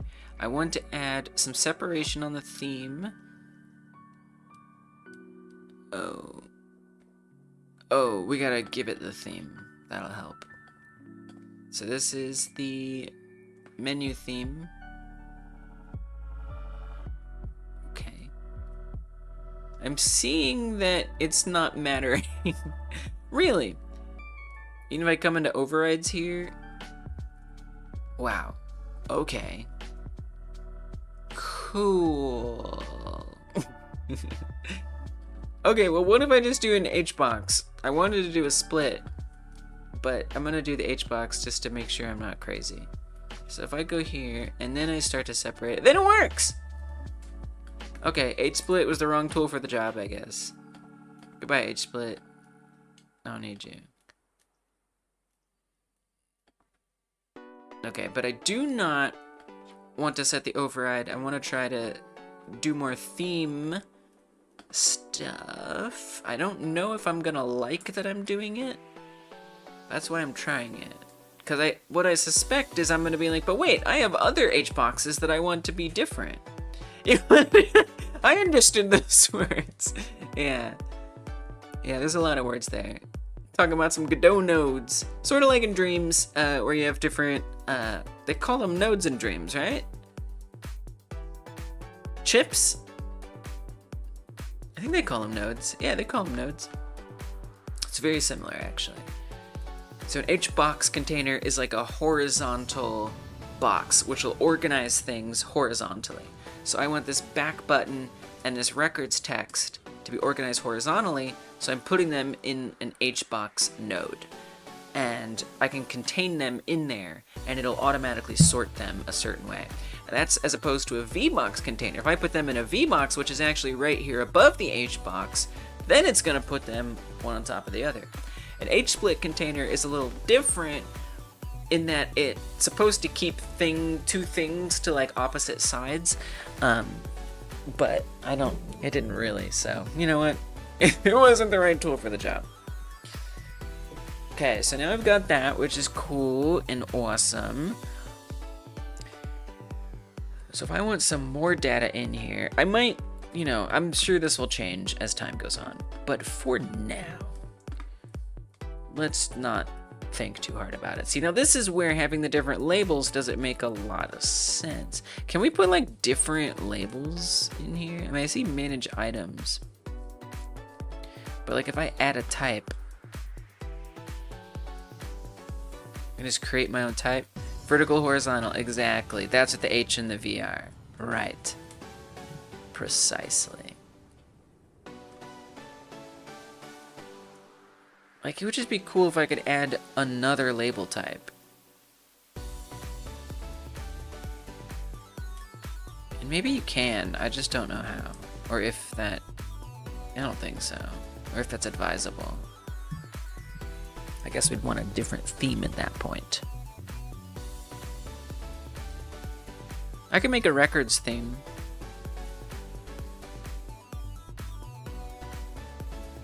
Let me see if that's true. Rubus created a thread and then tried to reply to it with your player script, and you got a message, could not be delivered, usually because you don't share a server with the recipient. With yourself? Because you don't share a server with yourself. That's hilarious. Why would it be that way? Discord, why are you like this? Discord, just come and make sense. The sense water is fine.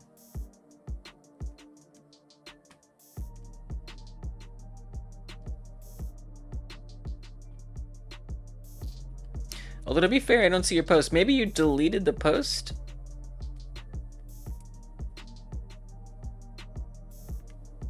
Oh, you put it in dev discussion.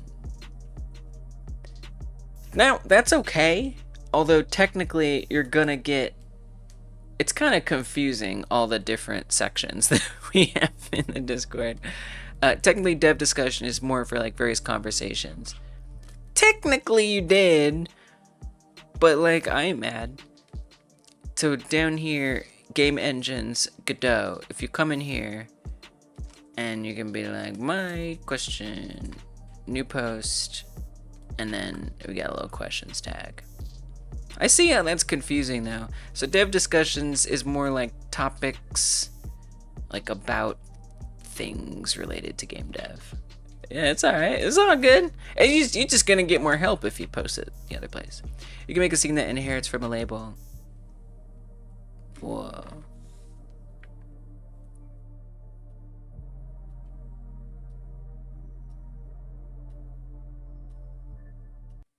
What? A scene inherit from a label? Oh! Whoa! You're right. That's pretty cool. Okay. So if I were to come in here and create like a, I guess I would want to put that in menu. Yeah. Wow. And then I could drop that in here. So if I create a new scene that is a label, and I say this is record label, that's funny, record label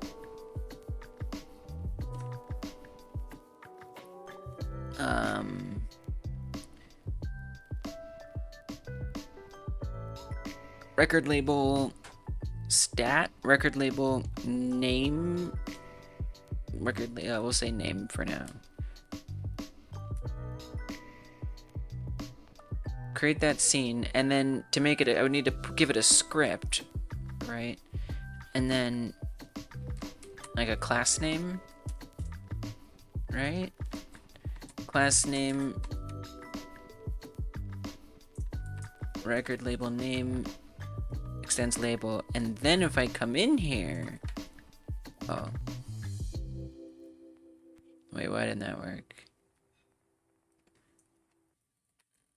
Okay, so it's here, it is here, and create node. Maybe I need to like refresh the theme editor. This is blowing my mind, but it makes so much sense. I hope it works. Okay, I'm just gonna, I guess, reproc this or something. What's another label? Or another theme? This one has a different theme. Okay, open that. Now come back. I don't know if this is gonna work. Come back to this. Open up that. See if I can search for it. Where is it? You moved it over and replying to the message still got the could not be delivered. That is weird. Hopefully you can just put a message in there. That's super weird. Why would it do that to you? You don't deserve that.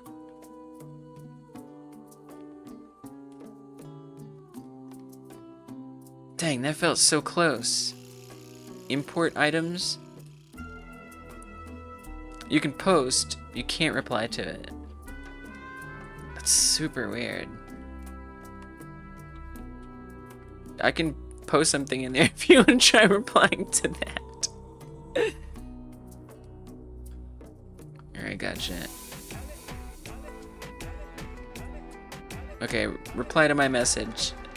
Maybe that'll work if you reply to it. I don't know why that's happening to you.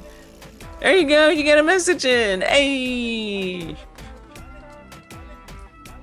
Now we're cooking. Oh, maybe it's in here? Oh. What a shame.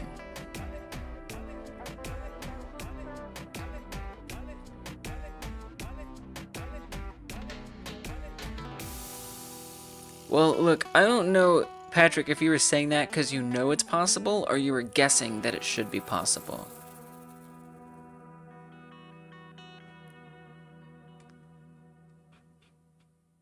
But I'm guessing that it's not possible.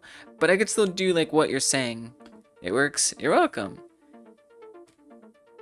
I could still do this, you know. I could make like a instance of that.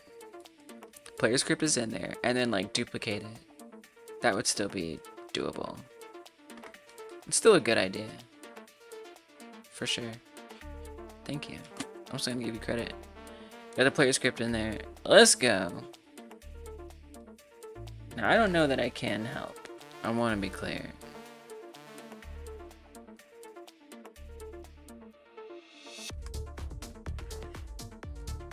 I want to be very clear. But it's probably better if I look at it later.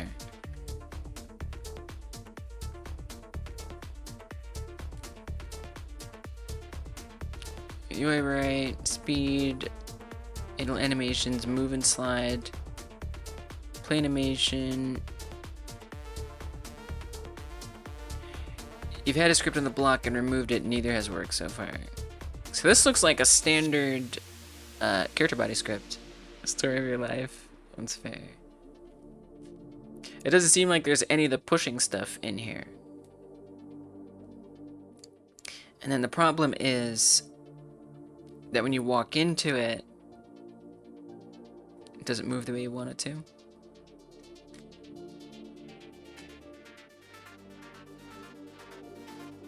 This actually doesn't look like a standard script. I see, so there's the animation. Yeah, I'll have to look at it later, but it's good. I think someone will be able to help you.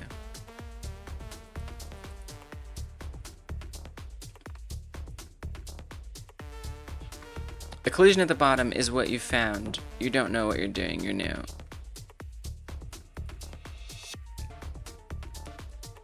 Ah, I see. For I in get slide collision count, variable collision, get slide collision I, if collision get glider is player.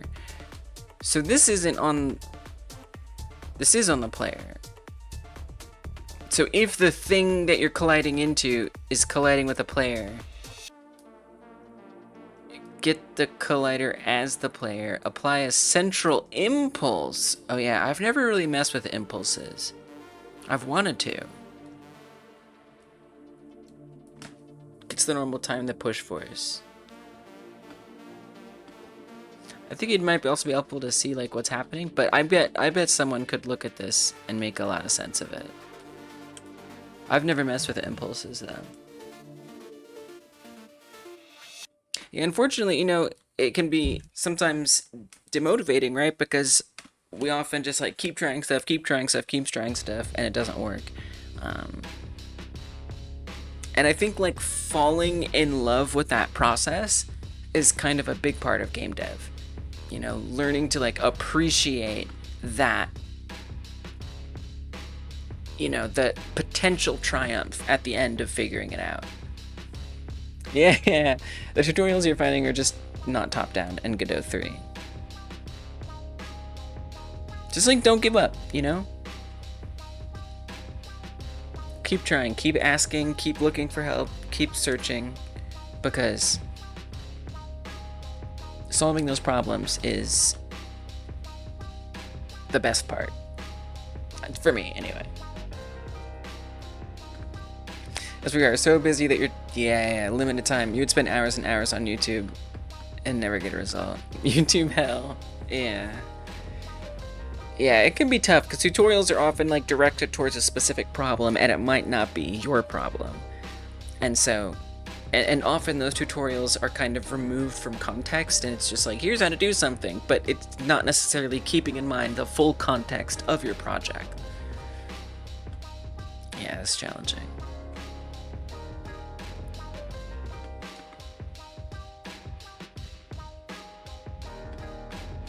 How does this label have a theme on it?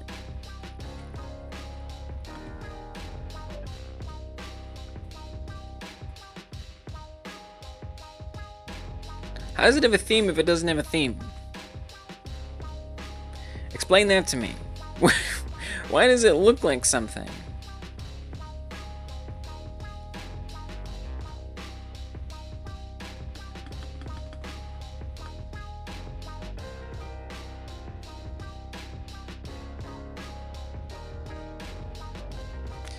This one looks like that because it has the theme. I mean, if I were to come in here and change the theme, right? Let's say make the outline. It's not even changing on it? Oh, it is. Alright, what the spooky heck is going on right now? What in the frickin' spooky heck is this? Why are you being spooky?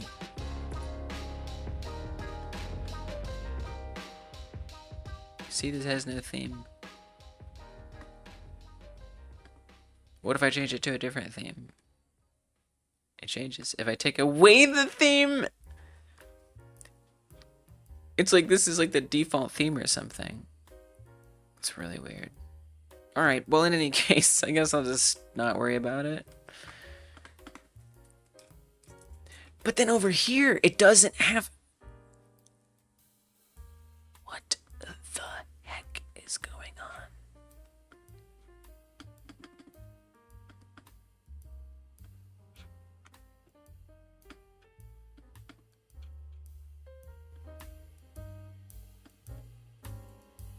It's creeping me out. Okay, so I put this in here, but it's not coming in with the... Okay, save it like that. Come back to the main scene. Drop this label in.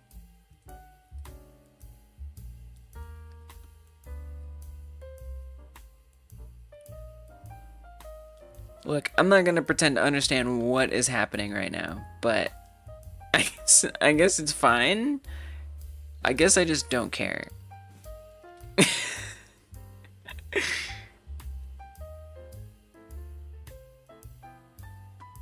Yeah, I think what I'm gonna do is I'm just gonna create a separate theme.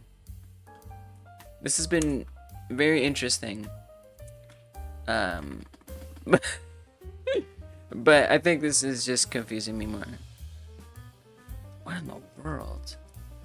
What even was that? I'm still gonna give you a credit, Patrick, because that was an interesting journey, and I learned something that I couldn't do, that I was curious about.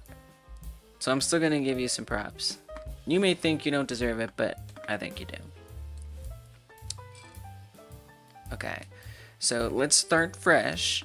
We're gonna add a new label that's not...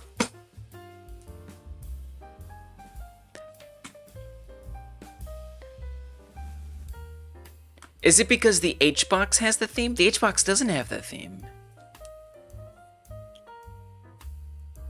Okay, I don't care. Let's just make a new theme. I'm gonna call this the records keeping theme. I don't get it, I'm confused. So we're gonna duplicate the menu theme. And I'm gonna call it menu to records. Cause I just want some like specific appearance here. And I don't have to use themes, but again, I'm trying to use them to see if I like them. I'm already a little disappointed. Theme, load, the records theme. Then we can make this smaller.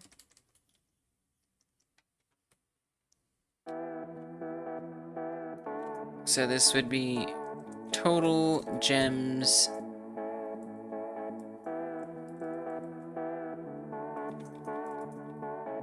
collected. Or all-time gems collected. It's very long. There's a lot of words there, right? So I'm definitely going to want to set a minimum size on this. Make this smaller.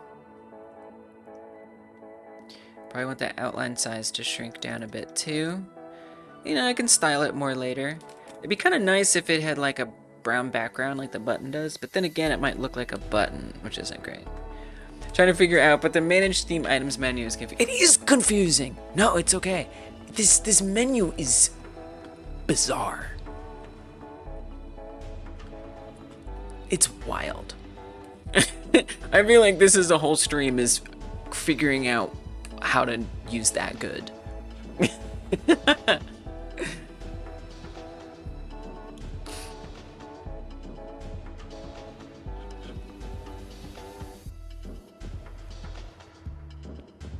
Okay.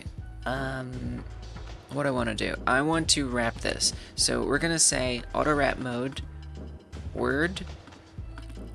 No, none. Apparently not smart. Okay, just word. We should need to set like a minimum size for this to work correctly. I think that's why the smart happened, because we didn't set the minimum size.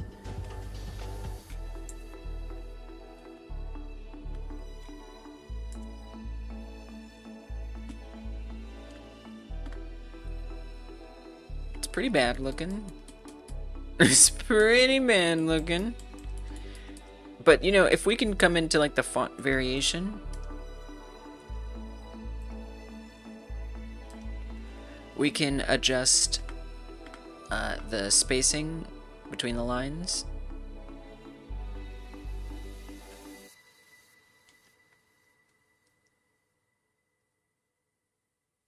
Okay, not that space.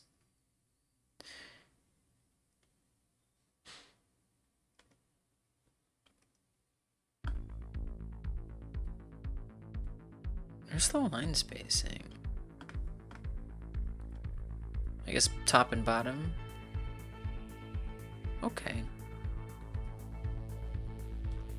That feels wrong somehow. Oh, it's not in there. We don't have to do the font variation. My bad. It's right here. It's like, that doesn't seem like the right place.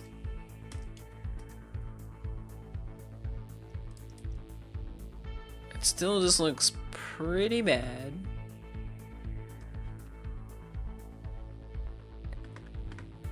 We could stretch this out further. If I separate these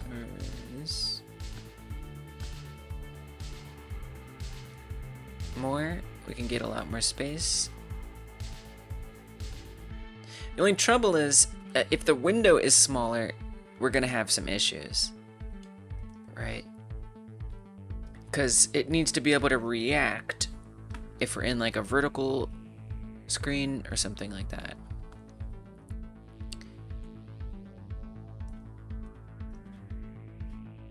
I mean, it should be fine. No, because well, yeah, okay, alright, this is fine. Alright, it's fine. You can figure it out. It's smart. It's got a big brain.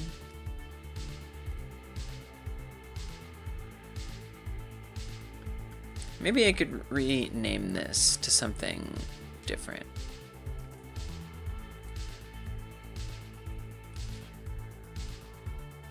What's up, Frank? It's got a good brain on its head. Good brain on its shoulders.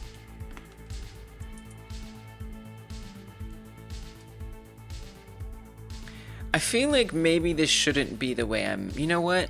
I need to rethink this. Yeah, I need to rethink this. Let's not make it an H box. Let's make it another V box. Yeah, I think that's what we gotta do. I think we should center it, right? And it'd be like a header in here. That makes a lot more sense. I'm also gonna add a separator in.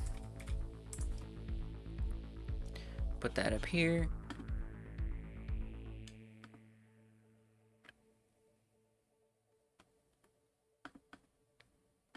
I will try to put the separator on the menu theme, which does start to get a little confusing, I admit.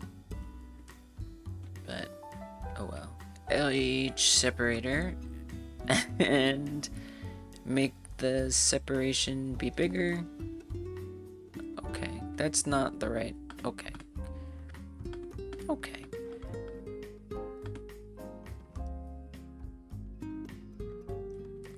Try adding a new style box line thickness. Okay. Do we want to do it here? Okay. I don't know.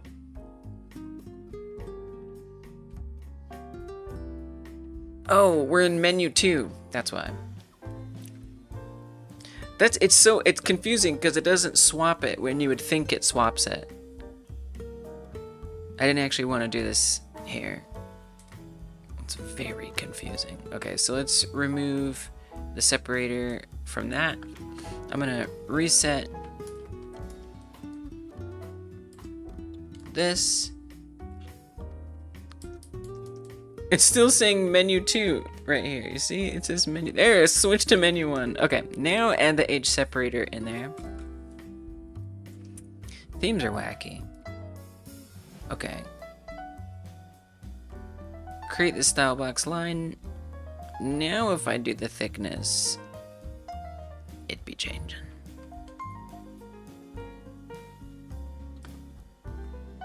The line's kind of ugly though. It's kind of ugly. It's not that good looking. That's okay. We don't want to obsess over this right now. All-time gems. I don't even know if you want to put the separator here. You could put it in between these. All-time gems collected. Nah, it wants a separator. It wants a separator up there. It does. Let's just make it a little bit less thick, maybe.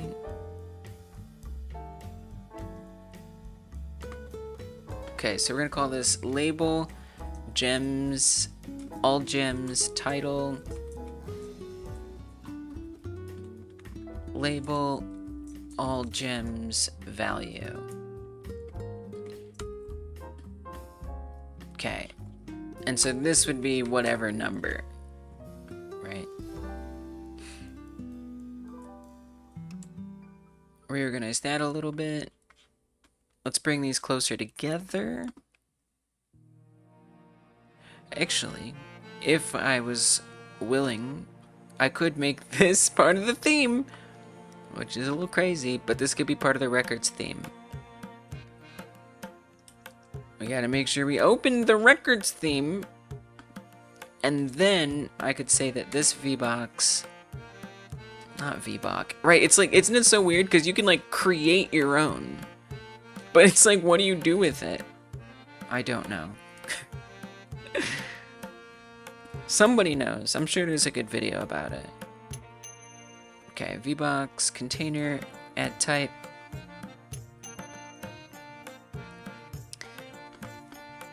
And then separation, bring it down. So they're a little closer together. It'd be kind of nice if that value is like different, like bigger. So we do kind of run into a bit of an issue there. That many it's kind of a lot. That's maybe too many gems.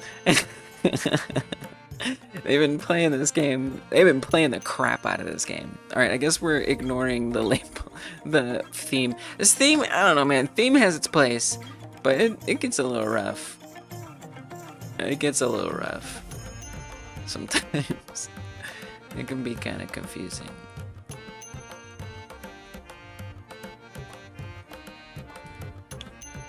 Okay, so it won't be that many. I'm gonna make sure we access this as a unique name. Access this as a unique name. So that's all the records have right now. It's not much, but it'll do. Is it just me, or is that container border not equal? Each gem values 1,000 gems. Because it breaks down, obviously, into other gems. You see? You see? Is this border actually even all the way around? It is. Doesn't it look like smaller in the top? Okay. So, what's next? Next, I want to make sure this records menu can actually appear. And then the back button has to function. I think I've overscoped for today. But I'm going to try. Okay, so...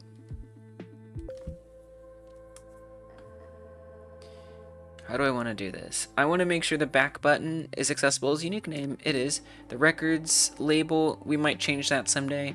And then the gems value. So all this is actually part of the main menu. I think that's ridiculous. I think you need to give this its own special script. So, record script. This, I believe, is our records right here. So this is VBox, main menu, and then this is going to be VBox records, right? Okay. Now, I want to say, put a script on there. And we put this in menu, records, and this will just be records.gd. Create it. Probably gonna want a class name on there, would be my guess, with a static variable that refers to itself. Initialize said variable, so it's a singleton. Ooh. Ooga. That's some juicy emote play. Hydrate, thank you for the hydrate, Frank. Cheers.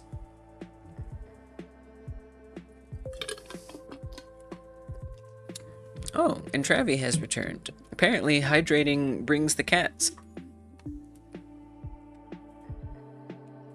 And of course, Frank, that nets you a credit. It does. That's a volunteer credit. You helped me. You helped me be better. Do you have a Frank credit here yet? We don't. Look at that little cat. Look at that cute little cat. I don't know if I have a rules, but you can go to the Discord. I should probably make a rules. But the rules here, I'll paste them for you. This is what the rules would be. Another hydrate! We drinking up today. We chug-a-lugging in this house. I don't like how that sounded. I don't know why. I just didn't like it. I like a lot of things. That didn't work. If you're watching on YouTube, you can like the stream. That's an option. Okay, here are the rules. Oh, it's too long. I can't paste it in the chat. It's too many words. Here, you can just look at them. There's the rules. I'll have to come up with a shorter version. Just like, you can go down the panels. The rules are in the panels. You can go down there. I think. Alright. Holy smokes. Oh, another hydrate from Cat Key. Cheers. Alright, I actually don't have that much more time. Yay! Frank, but I have time. I do have time. I just don't have that much time. Okay, Frank Frauds, hydrate, credit, right? And then Khaki. These are volunteer credits. You will have a credit in the game, believe it or not. Is that 2 underscores or 3 underscores? I think it's 2 underscores. Okay. Very good. So we're gonna initialize some stuff. Let's get the autocomplete. Thank you. Ref equals self. And what I'd love, we could really just say if it becomes open, well, let's figure out what opening it is like. But we should also connect the buttons, specifically the back button is the most important button here for this to work. So I'm working on a game right now, and this game is based on SkiFree, which may be a game that some of you are familiar with, maybe not. Especially if you had Windows PCs or played one that was especially from the 90s. I'll show you in a second. So this is for a game jam called the Game Like Jam, which is a jam we're doing on every odd month: January, March, May, July, September, November. I'll get that. I'll memorize that so well soon. So this is the 4th one. We've done several of them. and SkiFree is the theme game. So the challenge is to make a game within a small scope. So that way you don't have to worry about what kind of game you're gonna build and stuff like that. Cat just came to have a little nap. He's like, you know what? I want a nap here right now. And so this game is pretty simple. You just ski down a mountain and avoid obstacles. And what's nice about a simple game is there's a lot of room to explode the scope just on your own for fun. And let's just say I am doing that. I am doing that massively, but in a good way, not in a bad way, because this is only a month-long jam. So by the time it's over, I mean, I'm gonna have to figure something out. You know, I can't just like keep working on it, which is a good limitation that I like a lot. Okay, so let me show you how it's turning out right now.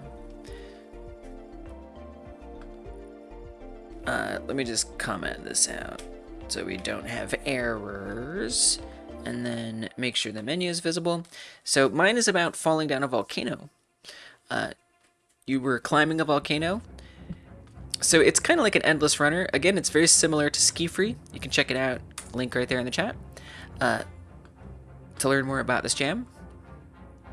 And so it's kind of like an endless runner game. Right here, I'm gonna work on making a mountain, and it's gonna have like a volcano at the top, and the player climbs it, and the volcano erupts.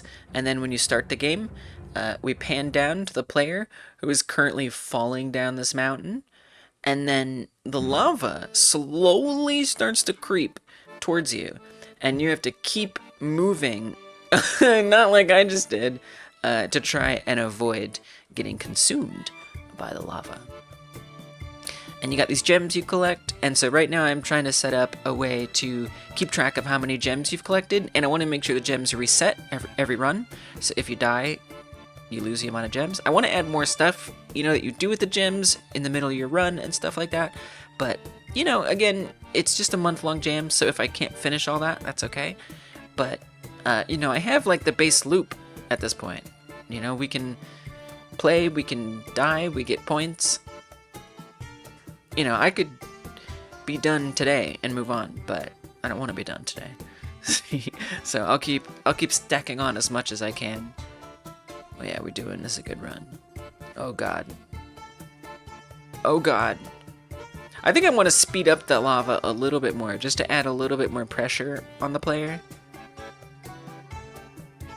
Because it is hard, but you really have to get caught for it to fully catch you. You gotta be in like a really bad situation. I think I will speed the lava up just a touch. I'm doing a little too well. And I love like distance traveled, right? That's another metric I really want to get added in there and stuff. So yeah, that's the game I'm working on. Okay, so that back button is pressed. For now, we're just gonna keep it kind of stupid simple. On back pressed, I'm just gonna say that I think I might want to universalize the back button at some point, but probably not necessary.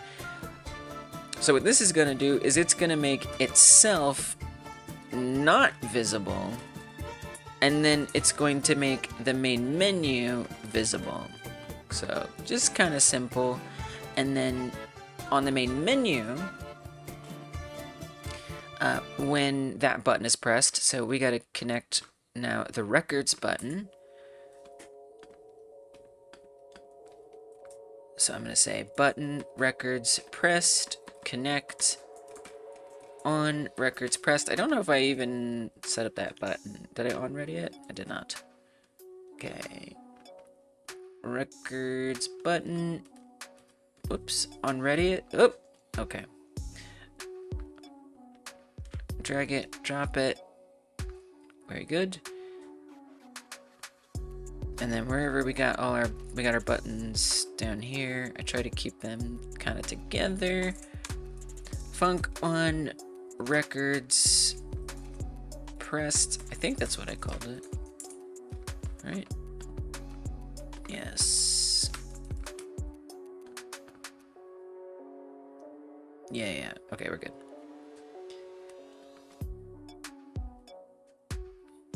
And I got lost. Okay, we're back. On records pressed, I want to say that, well, you can't just make itself disappear. Ooh, I made a mistake. So I actually need to say, we need to ready this VBox. And this needs to be up here. Okay, so drop this VBox main menu, and then I also need to put VBox records on here. Now back on, oh, let's make it accessible as a unique name so we don't have a big horrible reference. Now in VBox records, I actually want to drag VBox main menu in here. So that way we can say that the VBox main menu is what becomes visible. And if on the main menu, it's a little confusing the way it's organized, but that's okay. On the main menu, when the records button, oops, I got lost. When the records, I'm trying to hurry. When the records button gets pressed, we're doing a little mini jam moment for the end of the stream. When the records button gets pressed, I want, excuse me, Travi. I want the, oh man, changing the size is like so disorienting. I want to make sure the VBox main menu visible goes to false, and the VBox records visible goes to true. Okay, so let's make sure that much works. I think it should.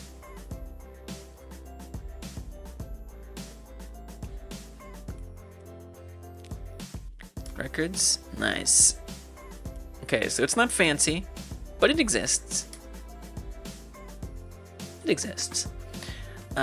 And now I want to actually make those records get updated, right? So over on the record script, what we're going to do is we can just say whenever it becomes visible, I guess. Let's say this. Let's say update records. We could really make a whole function for this, which is what I'd prefer to do, truth be told, but yeah, let's just do it like this for now. And we need to fetch globals, collected gems needs to be set to, or we actually want to say in records, the gem's value. How you doing, Anon? Welcome. The gem's value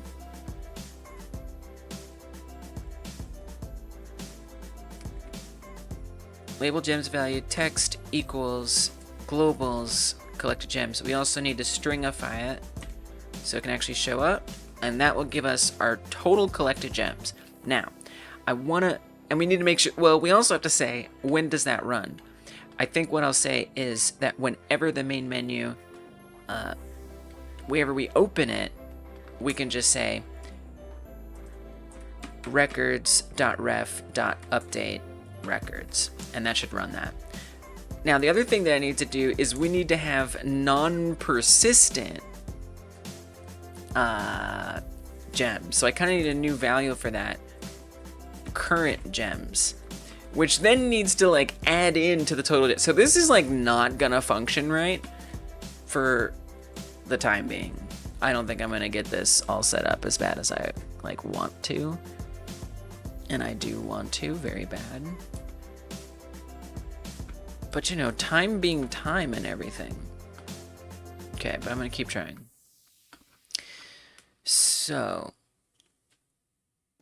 currently, when does it save game?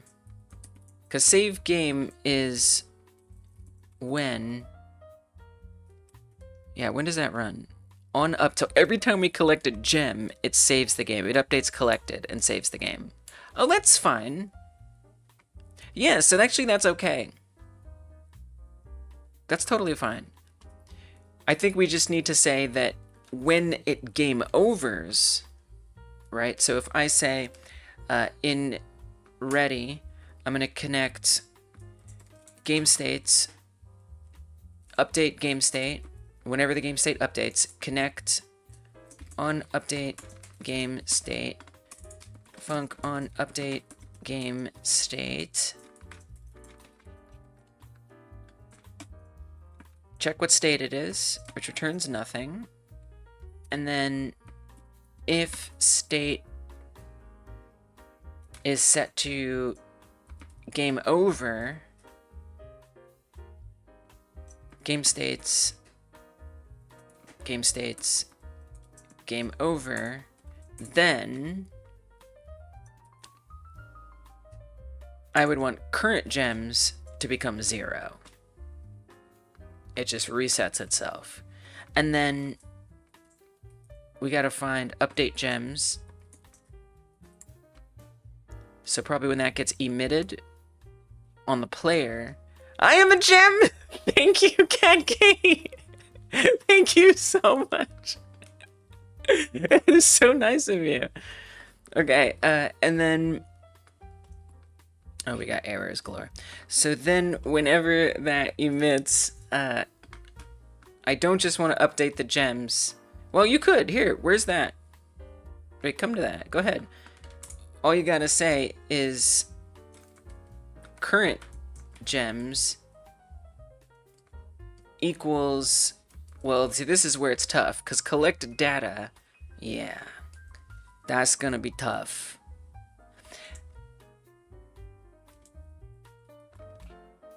Again, I could set this up more intentionally if I had time, but I just really want like a base thing working. So I can walk away from this and say, yes, this is good.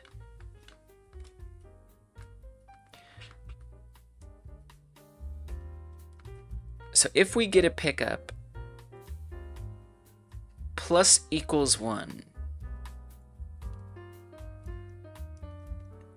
If collected data has that, what if, just for now, we say current gems plus equals 1?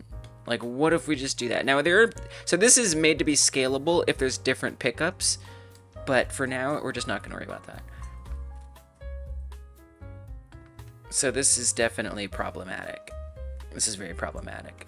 And then on the UI, I want to say that it,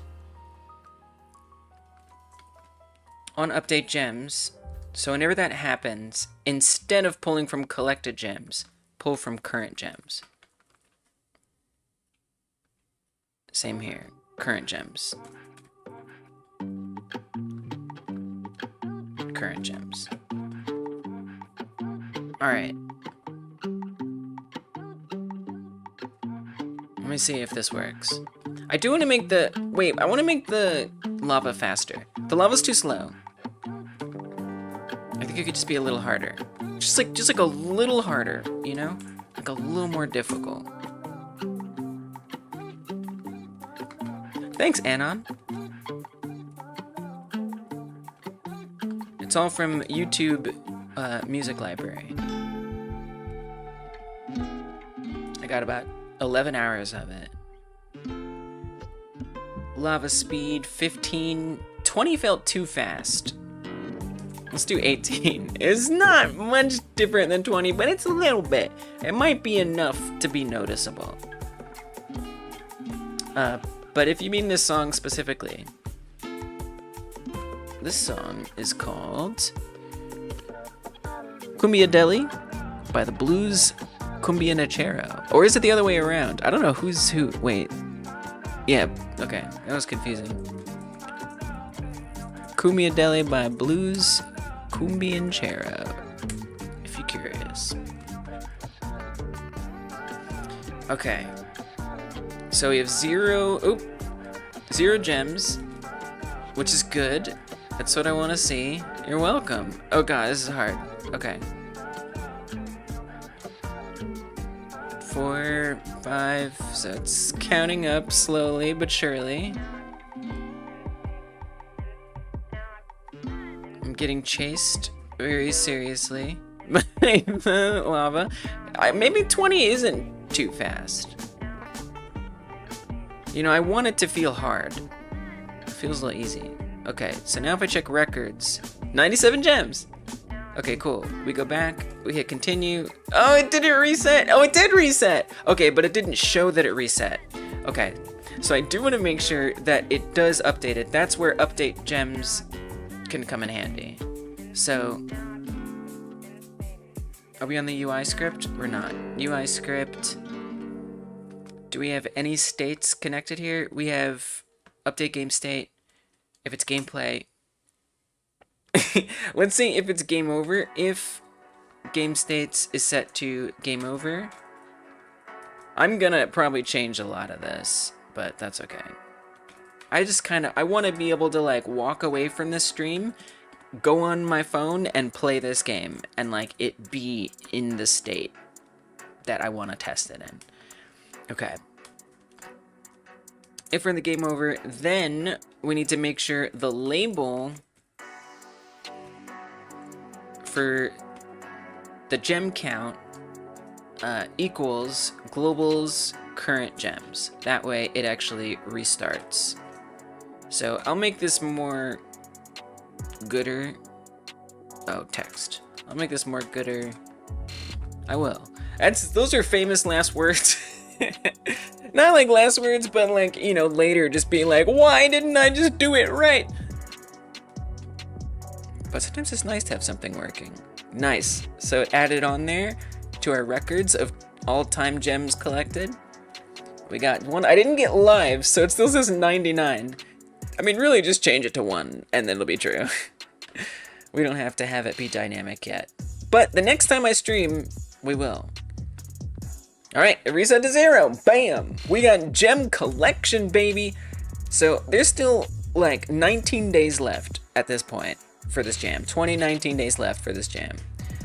So I got a lot of time to work on it. I got several streams planned to keep working on it. So I'm super excited to do that. Let's see, what's the next one? So we have July 18th, which I believe is just next week. So that's the next public stream that I'm gonna work on this, is July 19th.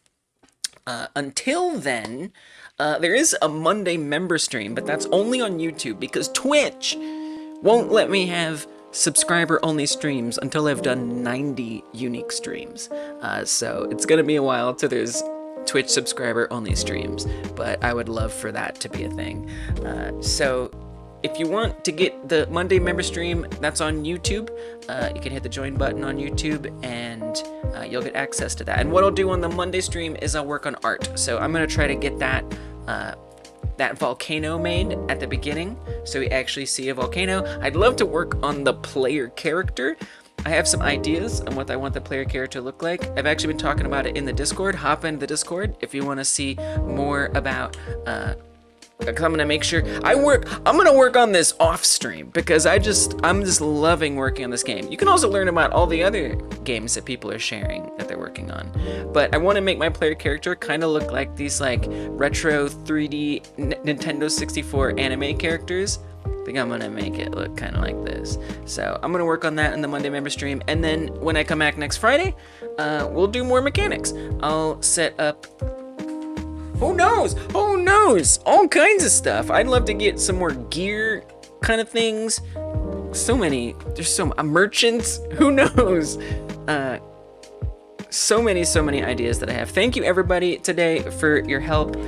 Thank you everybody for supporting the stream. My gosh, let me make sure that I'm giving my thanks to everybody. Who did all the things? On YouTube,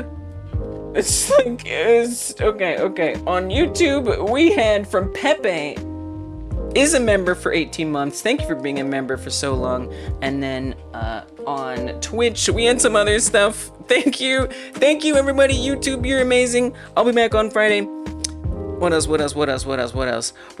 Yes, I'm back. I'm still live, but it's the bye-bye music. I know, it's the bye-bye music. It is. That's what we call it here. Okay, wait, what did we get over on Twitch? Ocean Uwu, thank you for cheering 100 bits. 200 bits from Ocean. And became a subscriber. Ocean is a subscriber on Twitch and a member on YouTube. That is crazy. That is nuts. Claude, thank you for the community sub gift. Really appreciate that. All right. All right, guys. Y'all are the best. Y'all are the realest. I will see you on Monday or Friday.